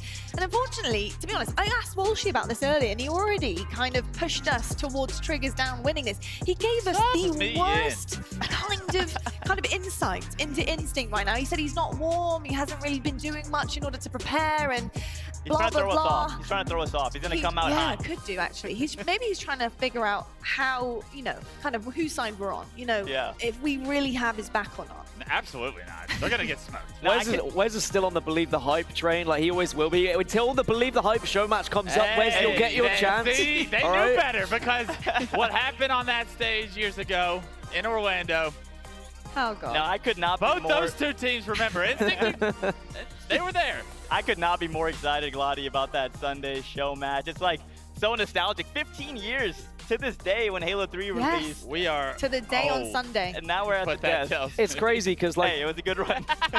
No, honestly, like, I'm super excited for this show match. Triggers Down, Instinct. How awesome is it to see these logos on the main screen? It's going to be exciting. It's going to be exciting. I'll tell you what, though. Something else is exciting. We have more action coming your way. It's not quite over yet. Let's actually jump right now into another stream, see what is going on. I believe it's J-Links Esports versus Space Station Gaming, both needing a win in their pool right now. I'll tell you that much. But 2-0, Space Station Gaming down. I mean, this has really been a struggle for them, guys.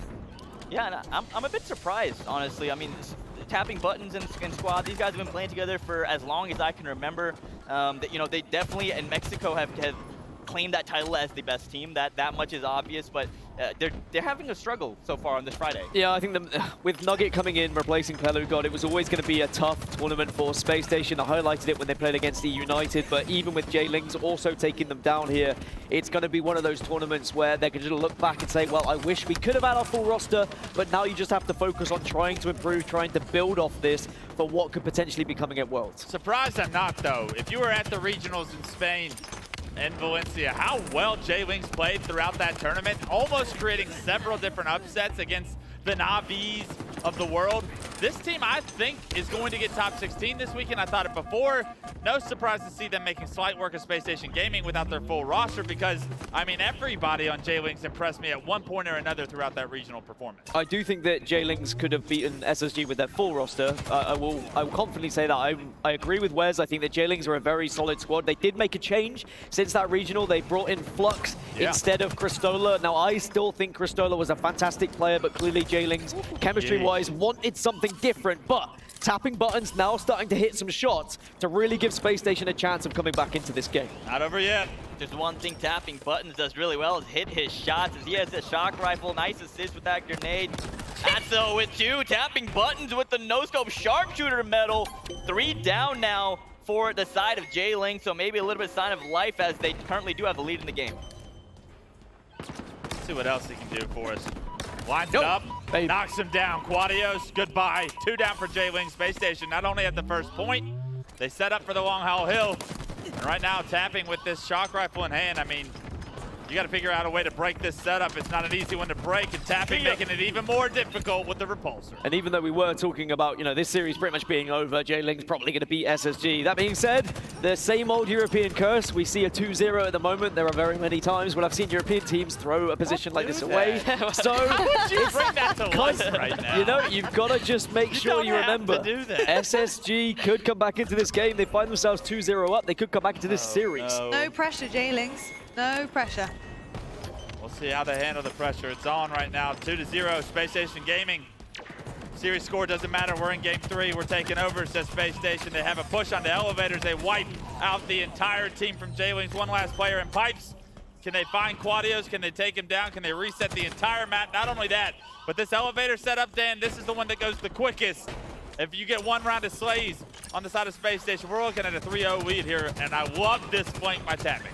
I just want to point out as well, Morga, the stats really, really pushing forward, and you might actually also see on the other side of things, the Space Station just absolutely disgusting, tapping buttons, and the likes of Drift also putting up numbers. I want to see one more play on J-Lings, kind of emulating the same kind of power that Morga has. Got Nugget on your screen with the camouflage, looking to put some more kills on the board. Nice double kill for him, looking for the triple here in Turbine. Nice shots for the triple kill, perfect. Will he get the over? Nugget not able to get the over, but still great job out of him, utilizing that camo and giving his team some more opportunity as they look to get the 3-0 lead. I will say, just kind of looking at what Space Station have done whilst we've been chatting and going 3-0 up, we've seen it a lot in this tournament so far. Recharge King of the Hill seems to be very snowbally at the moment. Cloud9 did something similar on main stage, and it very quickly can become a 4-0, but you don't have to play for that fourth depending on the time. But I think with the way that Space Station have been controlling this game, there's no reason why they won't. 3 members fall once again for J-Lings as tapping buttons on your screen, trying to stay alive. More hill control on the side of Space Station. 15 and 16 respectively for Drift and tapping. Lottie, to your point, those two really having a game right now, and they're going to need to continue that for the rest of the series as they backs against the wall. One more loss and you're out. Best 2 players in the MX region, in my opinion. Tapping buttons and Drift, a duo on this Space Station Gaming team. They've been teaming for quite a while. They've been doing their thing at a very high level for quite a while, but on the world stage, nothing yet for them as far as reaching the expectations of the region, trying to break new records for this MX scene, and unfortunately, an uphill battle. But great job so far here in game 3. A couple more seconds to go, and we'll see the 4-0, and Space Station will push this to a game 4. So staying alive here, Blue, just playing his life. I like the option to not just rush into the hill and go down. Unfortunately for him, Morga is there waiting at the grenades, takes him down, but just a sliver away, Dan, and this will go to a game 4. Yeah, Jailing's trying to do what they can to just kind of scrape some points together, trying to get their way back in. At 3-1, it's very much achievable to get back into this game, so you can understand why Space Station are going to desperately try and hurtle their way towards this hill to get those final moments. And here is that final push. It's going to be one last stand from Jailings. They throw themselves into the hill, but Drift gets the kill. Flux tries to fight, cannot win it, and Space Station put their first map on the board. And maybe there is life in this series just yet. There certainly could be. Yeah, I wouldn't want losing, even when you're up 2-0, Clutch, losing a game number 3, it's scary. You know, you're going into that game 4, you know you're up 2-0. You don't want to go to that game 5. Every reverse sweep starts with the game 3 win. A little bit of momentum goes a long way. A little bit of confidence. You don't say it starts with the game 3? No, I've never heard of that. said it earlier. I've never heard of that before. Saying, so that's why I looked at him when I said State the obvious, why don't you?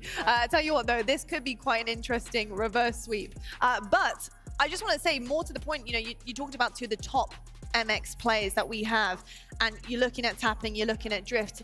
But I also want to mention the fact that what would happen with this squad right now, and you also said, like, even with their full squad, you're not sure that they could beat Jailings. Well, Pelu, if you had 3, he's such a good player. If you had 3 and the fact that they already know how they want to play as a team, and really, I think adding Nugget in has really thrown them off their team dynamic. Could this honestly have been a different story? Based on what you saw, Gaskin, now from that third map, do you kind of have a different say in it? I still think Jailings can beat the full roster of SSG, but I think they are all very close. They're kind of top 16 to top 12. Anyone, if they have a good day, can win. I think SSG are robbed of a chance to compete for what they could have done with a full squad, but sometimes that's how life hits you. Hey, we can what if all weekend long, but matter of fact is, Nugget, strap in. Strap in. You're on the team. Your number's being called. Step up, next man up mentality. Let's get the job done. Space Station Gaming can't think about what if, what could have been. You're in a series right now. You're in war. And it's not like Nugget's never played before, right? Nugget's team with these guys. Nugget has been jumping between these two, like, top 3 teams in the MX region for the last X amount of years. It's just he found himself in a coaching position. If anyone can step into the shoes, it's probably a good reason that you've got someone who's already played with you before. Exactly. Well, why stop there, folks? Navi versus G2 Esports. This is game number 1, and we're finding ourselves with a big Navi lead in round 1 of our ball. It's your boy Gilk. Yeah, this is going to be a great series. Happy we get to hop into it in game number 1, really see which team can start off the series strong. From the looks of it right now, Dan, it's your boys on Navi. Everyone's my boys if they're from Europe, but this is another similar series to what Quadrant faced, right? This is a chance to put yourself in the driving seat. This is a good chance to put yourself in the driving seat for a top 2 position, bar an open team coming through and disrupting things. So both G2 and Navi with a fantastic opportunity of getting closer to booking their ticket to Worlds. Taking a look at the scoreboard right now. Kills, they look about the same. Navi up significantly in the objective, not having seen any of the game. G2 should not be having to overslay Navi in order to get some of this objective done. You love to see Sav go out and get that oddball, but as Barco goes down, you have to think this setup is not going to last long. Just want to let you guys know as well, I've just had some intel that G2 are actually 1 up in rounds so far. Just to let you know, so it isn't even. This is not first round, this is second round, and G2 are up. 2 members fall for G2. Like Lottie said, 1 round already secured, so 1 more, and they will be up 1-0 in this series as Jimbo trying to fight these tires. 2 members on his screen, trying to stay alive, has no help, but good job doing enough damage for his teammates to pick up the kills. 2 members fall for Navi. 2 members fall for G2, back and forth right now, but it's almost, this round's almost in the favor of Navi as they only need 7 more seconds to secure it. G2 do get rockets though. A couple of kills go their way as well. Ball's gonna be in their control momentarily, and still gonna have to break the setup if you're Navi. Kimbo, last guy alive, needs to play his life. Do not want to stagger the spawns right now. If you're Kimbo, waits for his team, and now we'll see if the Navi push is a successful one here. Now, when we talk about, teams going under hardships and, for example, getting a coach to play instead of you, G2 have been going through their own hardships as well. They haven't been able to practice. I don't think that is anything that we have to beat around the bush. They've said it themselves. This is the best chance, if ever, for Navi to be able to take down a G2 roster who have not practiced too much, and they will get around on the board. So that means we're tied up 1-1 then, going into round 3 here. And I tell you what, Navi, after going 1-0 down, probably would have been a bit disheartened, but that's the best way you can answer back in a commanding fashion. Opening break of round 3. This one's going to dictate who takes the lead in this series now. Sap, he's made his way to the top stairs and known for a good shot. Puts some good shots into Snaky. Finds himself, giving himself the differential now. The numbers advantage heavily in G2's favor. The stick, it's great. And Sap creates the opportunity for G2 to jump out to an early lead in round 3. Great opening start for G2, able to get all 4 dead. Members of Navi get those rockets. Unfortunately for them, though, Jimbo has other plans, taking down the ball player, trying to get some time on the board, but probably would have been better to stay alive and slay there. Very interested to see how Navi do perform in this tournament. If I take you back to Kansas City, it was arguably the worst tournament Navi have ever had. They didn't win a series. It was awful. And they then went to Valencia. They finished 3rd in the region, and that's when they then made a change. 2Foxy was dropped. Snaky was picked up. I'm not sure whether I agree with that. I still think 2Foxy was an asset to Navi, and 2Foxy is playing in the open bracket with a new team, but it does look like the chemistry seems to be working out in this tournament so far. Navi took a game off Sentinels, for example, and Navi are looking good here against G2. I think if you're going to highlight anybody for Navi, you got to talk about Mighties. He wasn't on that team over at Kansas City now, was he? No, he was not. They picked him up, a young gun over in Europe. If you don't know who Mighties is, he's got a ton of individual skill, very impressive in the regional over in Spain, but now on American soil for his first time. And we'll see what he can bring us in this match against G2. It's game 1 right now, neck and neck, round 3. Don't pay any attention to the scoreboard. These two teams are going the distance in this first game. Yeah, Mighties was the direct replacement for Respectful, and Respectful first left Navi, and then Snaky joins later when 2Foxy was dropped. So a lot of changes, half the roster changing since Kansas City. And talk about a rookie year. Mighties, my goodness me. I mean, literally came from nowhere, put straight onto this Navi roster, and has been absolutely amazing, especially in Valencia, watching him flourish and honestly blossom as a player. And just to be happy to be there. And I get that same energy from Barcode as well. Big smiles, exactly. Big smiles from the guys coming in, just being really, really happy to be here, but also really shining very, very bright. Well, it was his brother, Mighty. Very original, their gamer tags, Mighty and Mighties, who actually brought him into the scene. And I tell you what, that's the best thing that your brother could have done, because he has really shone on this Navi roster. But now these are the big games, right? These are when you're going to start to sweat a little bit more, when you're playing against some of these huge NA pros that have had so much history throughout the scene. But now is your opportunity to try and break them down and try and make history of your own. The last minute or so has been all G2. Have they extended this lead, holding that PD setup to a T, 54-15. Great job out of G2. Gilkey leading the way, 18 kills. That's what that's what you want to see if you're a G2 fan. Kimbo trying to buy time for the rest of the boys to show up. Wants to push though, and finally waits for the opening. Can't quite finish the first, but the kill, the assist, they're good. The entry frags are there, but look at that. G2, they get the job done. They get all 4 down for Navi from there on out. They hold this setup, extending the lead now 70-15, starting to close the distance on this round 3 and this game 1. I think this could be a real statement from G2 if they can win this first map. I think they might have been a little bit worried coming into the series against Navi, especially considering the lack of practice that G2 have had. But you've got to remember, as the tournament goes on, naturally you are going to be more practiced. Naturally you are going to have a little bit more chemistry. And if G2 do get firing, I tell you what, they can be terrifying indeed. I think that Barcode has really shone already in this tournament and in the online super that we had. And we already know what the likes of Gilkey, Straightsick, and Sab can do. Yeah, and because his team didn't have much practice, talking to Gilkey, they're very transparent about that, right? Because they didn't have much practice, each game, each series for them is so important. It's going to help them improve drastically, and I think they can use that to their advantage for the rest of this weekend. Pool play definitely benefits you when it's a format like that. You get a ton of different reps against a ton of different teams in a short space of time. Come the likes of the end of Saturday, come Sunday, will we see the best of this G2 roster yet?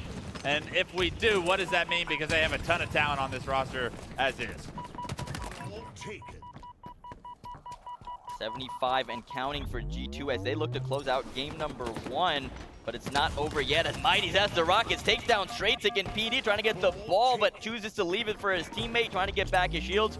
Great plays out of Mighty's. Seen a lot of battles happening in PD at the moment, and those grenades are always going to destroy you if you are not stood in the right position. You want to get the ball over towards tower rather than hiding in PD because you get so much more visibility, but at the moment you've just got to take what you can get. It's very scrappy time from both of these teams. You can feel the nerves here in round number 3. This is where the round gets decided right now. These battles crucial. G2 getting the advantage right now.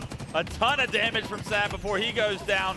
Can the rest of G2 capitalize here? It's Straightsick with the ball in hand, trying to rotate it back tower. Knows he's got a little bit more pressure to try and release here before he can rack up some time. A couple more players from Navi are going down, and last player top tower, he's surrounded. You think Straightsick gets this kill, but it's a trade, and that's a phenomenal trade from Jimbo to at least buy some time. But not much time to buy, as 8 seconds is all G2 needs. Yeah, great plays there by Straightsick, staying alive for as long as he did back tower, allowing his team to get the ball into position. And there you have it. Game number 1 goes in favor of G2. That must feel good. It's a very good feeling indeed. I think that G2 can start to gain a little bit of momentum here. Barcode as well is going to be feeling confident about that performance.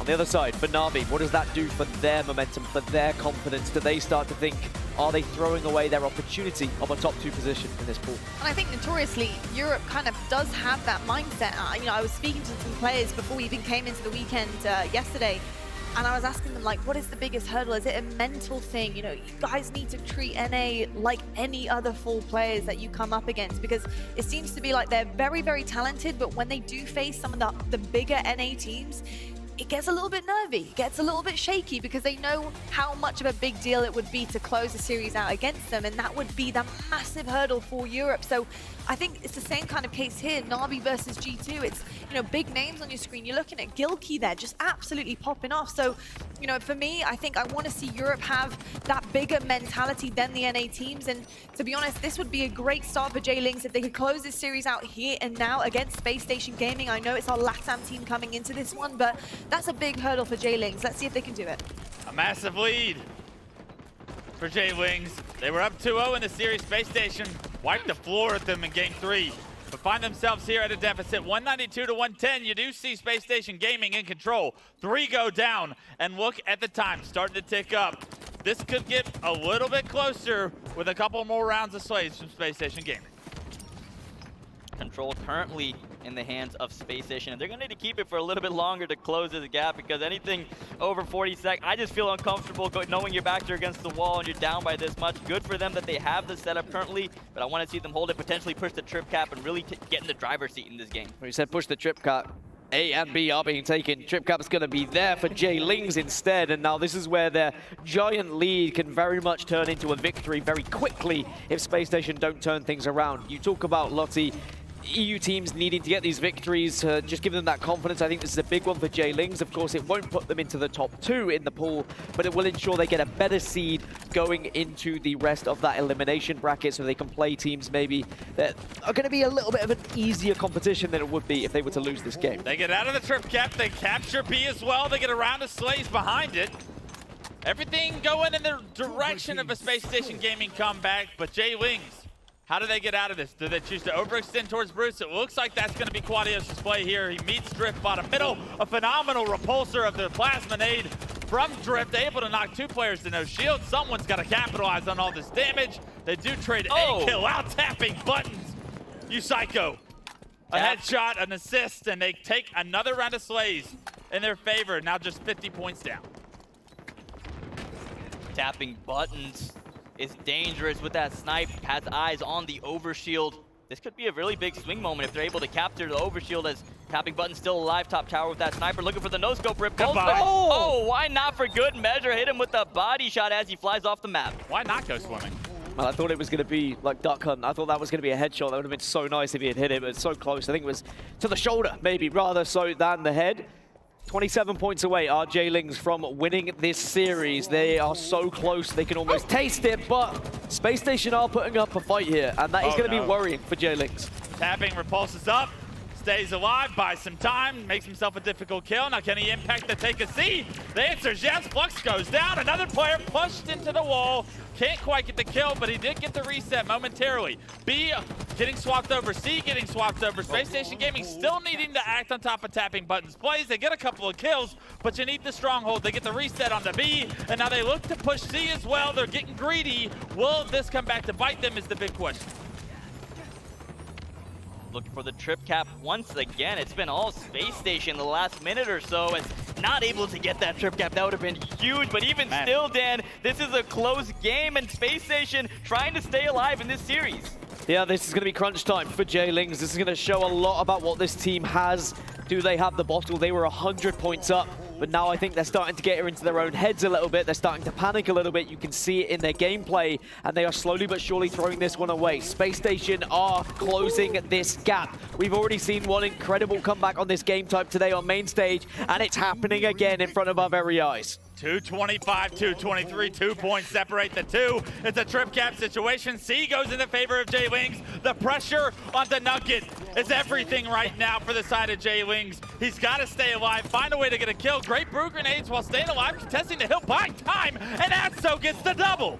The pressure on the Nugget as 2:36 and counting for Space Station. What a turn of events here, and we're gonna see a game number 5, it looks like, in this series, as that trip cap is in full effect once again. And ladies and gentlemen, wait a second, it's not over just yet. Not over yet. 3 points they need. All 3 strongholds being converted. An overshield player is not what you wanted to see on the side of tapping. And this trip cap now for J-Wings is going to be a serious one to try and break. It's a 2v2 right now. Drift and tapping versus Quadios and Morga. The nades come through. Tapping goes down. The reset on the C as well. The trip cap still in effect. And FaZe, you prematurely called the game 5. All of a sudden, the double cap's still alive. And J-Wings could close it out here. What a game, and J-Lings does in fact close it out. I just got called out by Clutch. I guess we're not seeing a game 5. Wow. Space Station though, curses on the Space Station still put up a good fight. Gotta feel good that you put up a fight before the series ended. That was looking like a bloodbath, but ultimately it ended up being a nail biter. Sorry, I didn't speak for the last 5 minutes of that game because I was holding my breath the whole goddamn time. I lost my breath. I was like, Europe's not going to do it again. We're not going to throw away yet another almost guaranteed victory there, but they just about clutch it up. But boy, was that concerning for J-Lings. But at the end of the day, it doesn't matter if you win by just a little amount or a large amount, as long as you get the W in the end. Very true. Do you want my expert analysis on that? Yes. Shoot. Space Station hear Dan's voice and just go, you know what? Not for us. Genuinely, it was like a 100-point lead, and then it comes to us, and I'm like, Europe! And then suddenly they're like, bang! Honestly, there is no other way about it. I just don't understand. The curse that you have is crazy. Honestly, the power. if you're a European team, you don't want me casting your games. That is what we've learned. Actually, I say that. Quadrant, they won earlier. I said the same. Maybe I'm a blessing. They did. But I tell you what, you zipped it just in time because, my goodness me, that was quite the comeback from both sides of that. I mean, unbelievable from Space Station Gaming to come back in that fashion, but then J-Lings to be able to try and calm that storm, because when a team gets going, especially on strongholds, the rotations come in, the slays come in, it's very difficult to slow that down. So I've got to say, hats off to both of the teams. They're absolutely incredible. Let's talk about the pools, though. Let's talk about what has been going on today. It's been quite something, to say the least. So we got all 4 of our pools here, and as you can see, we just headed out of that J-Lings Esports versus Space Station Gaming. And I've got to say, you know, J-Lings not getting top 2 in their pool, but my goodness me, they're going to be happy with that 1 on the board as well. Clutch, what else is really kind of appealing to you here? I think as you start to see these pools develop, the things you want to pay attention to. Top 2 seeds, they're advancing to Worlds no matter what. Congratulations, boys. You got your ticket punched. The second 2 seeds, I'm talking seeds 3 and 4 in each of these pools, are going to have to play the other 3 and 4 seeds eventually for the rest of those top 12 spots. So when you're Space Station and you lose that game, you are now the 4th seed coming from your pool. Not only do you have an open bracket team to try and deal with to solidify the 4th seed in your pool, but now you're going to have to play one of those 3 seeds. I'm seeing Native Red, Ascend, and Navi, something Space Station did not want to happen, did not want to see. Looking forward, trying to accomplish that goal. Now, talking about Pool C really quickly, that Navi G2 Esports game we did have the pleasure to peek into earlier on. You can actually catch all of that action on twitch.tv/Xbox if you do want to catch the end result of that one.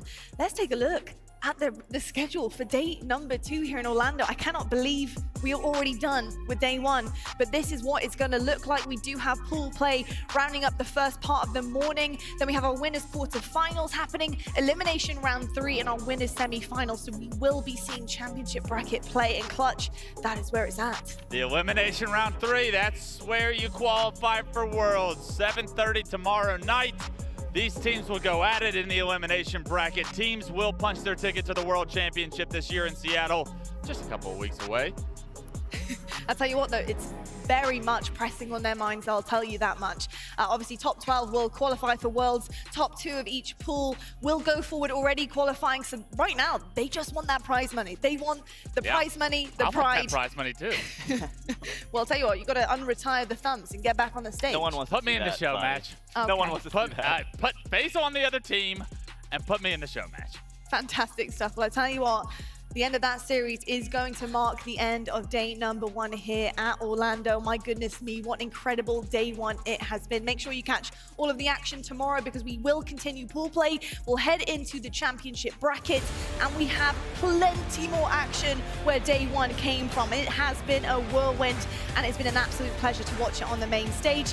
Tomorrow we'll head into brackets, we'll head into day number 2 and we will see you very bright and early for day 2 of the HCS Orlando Major.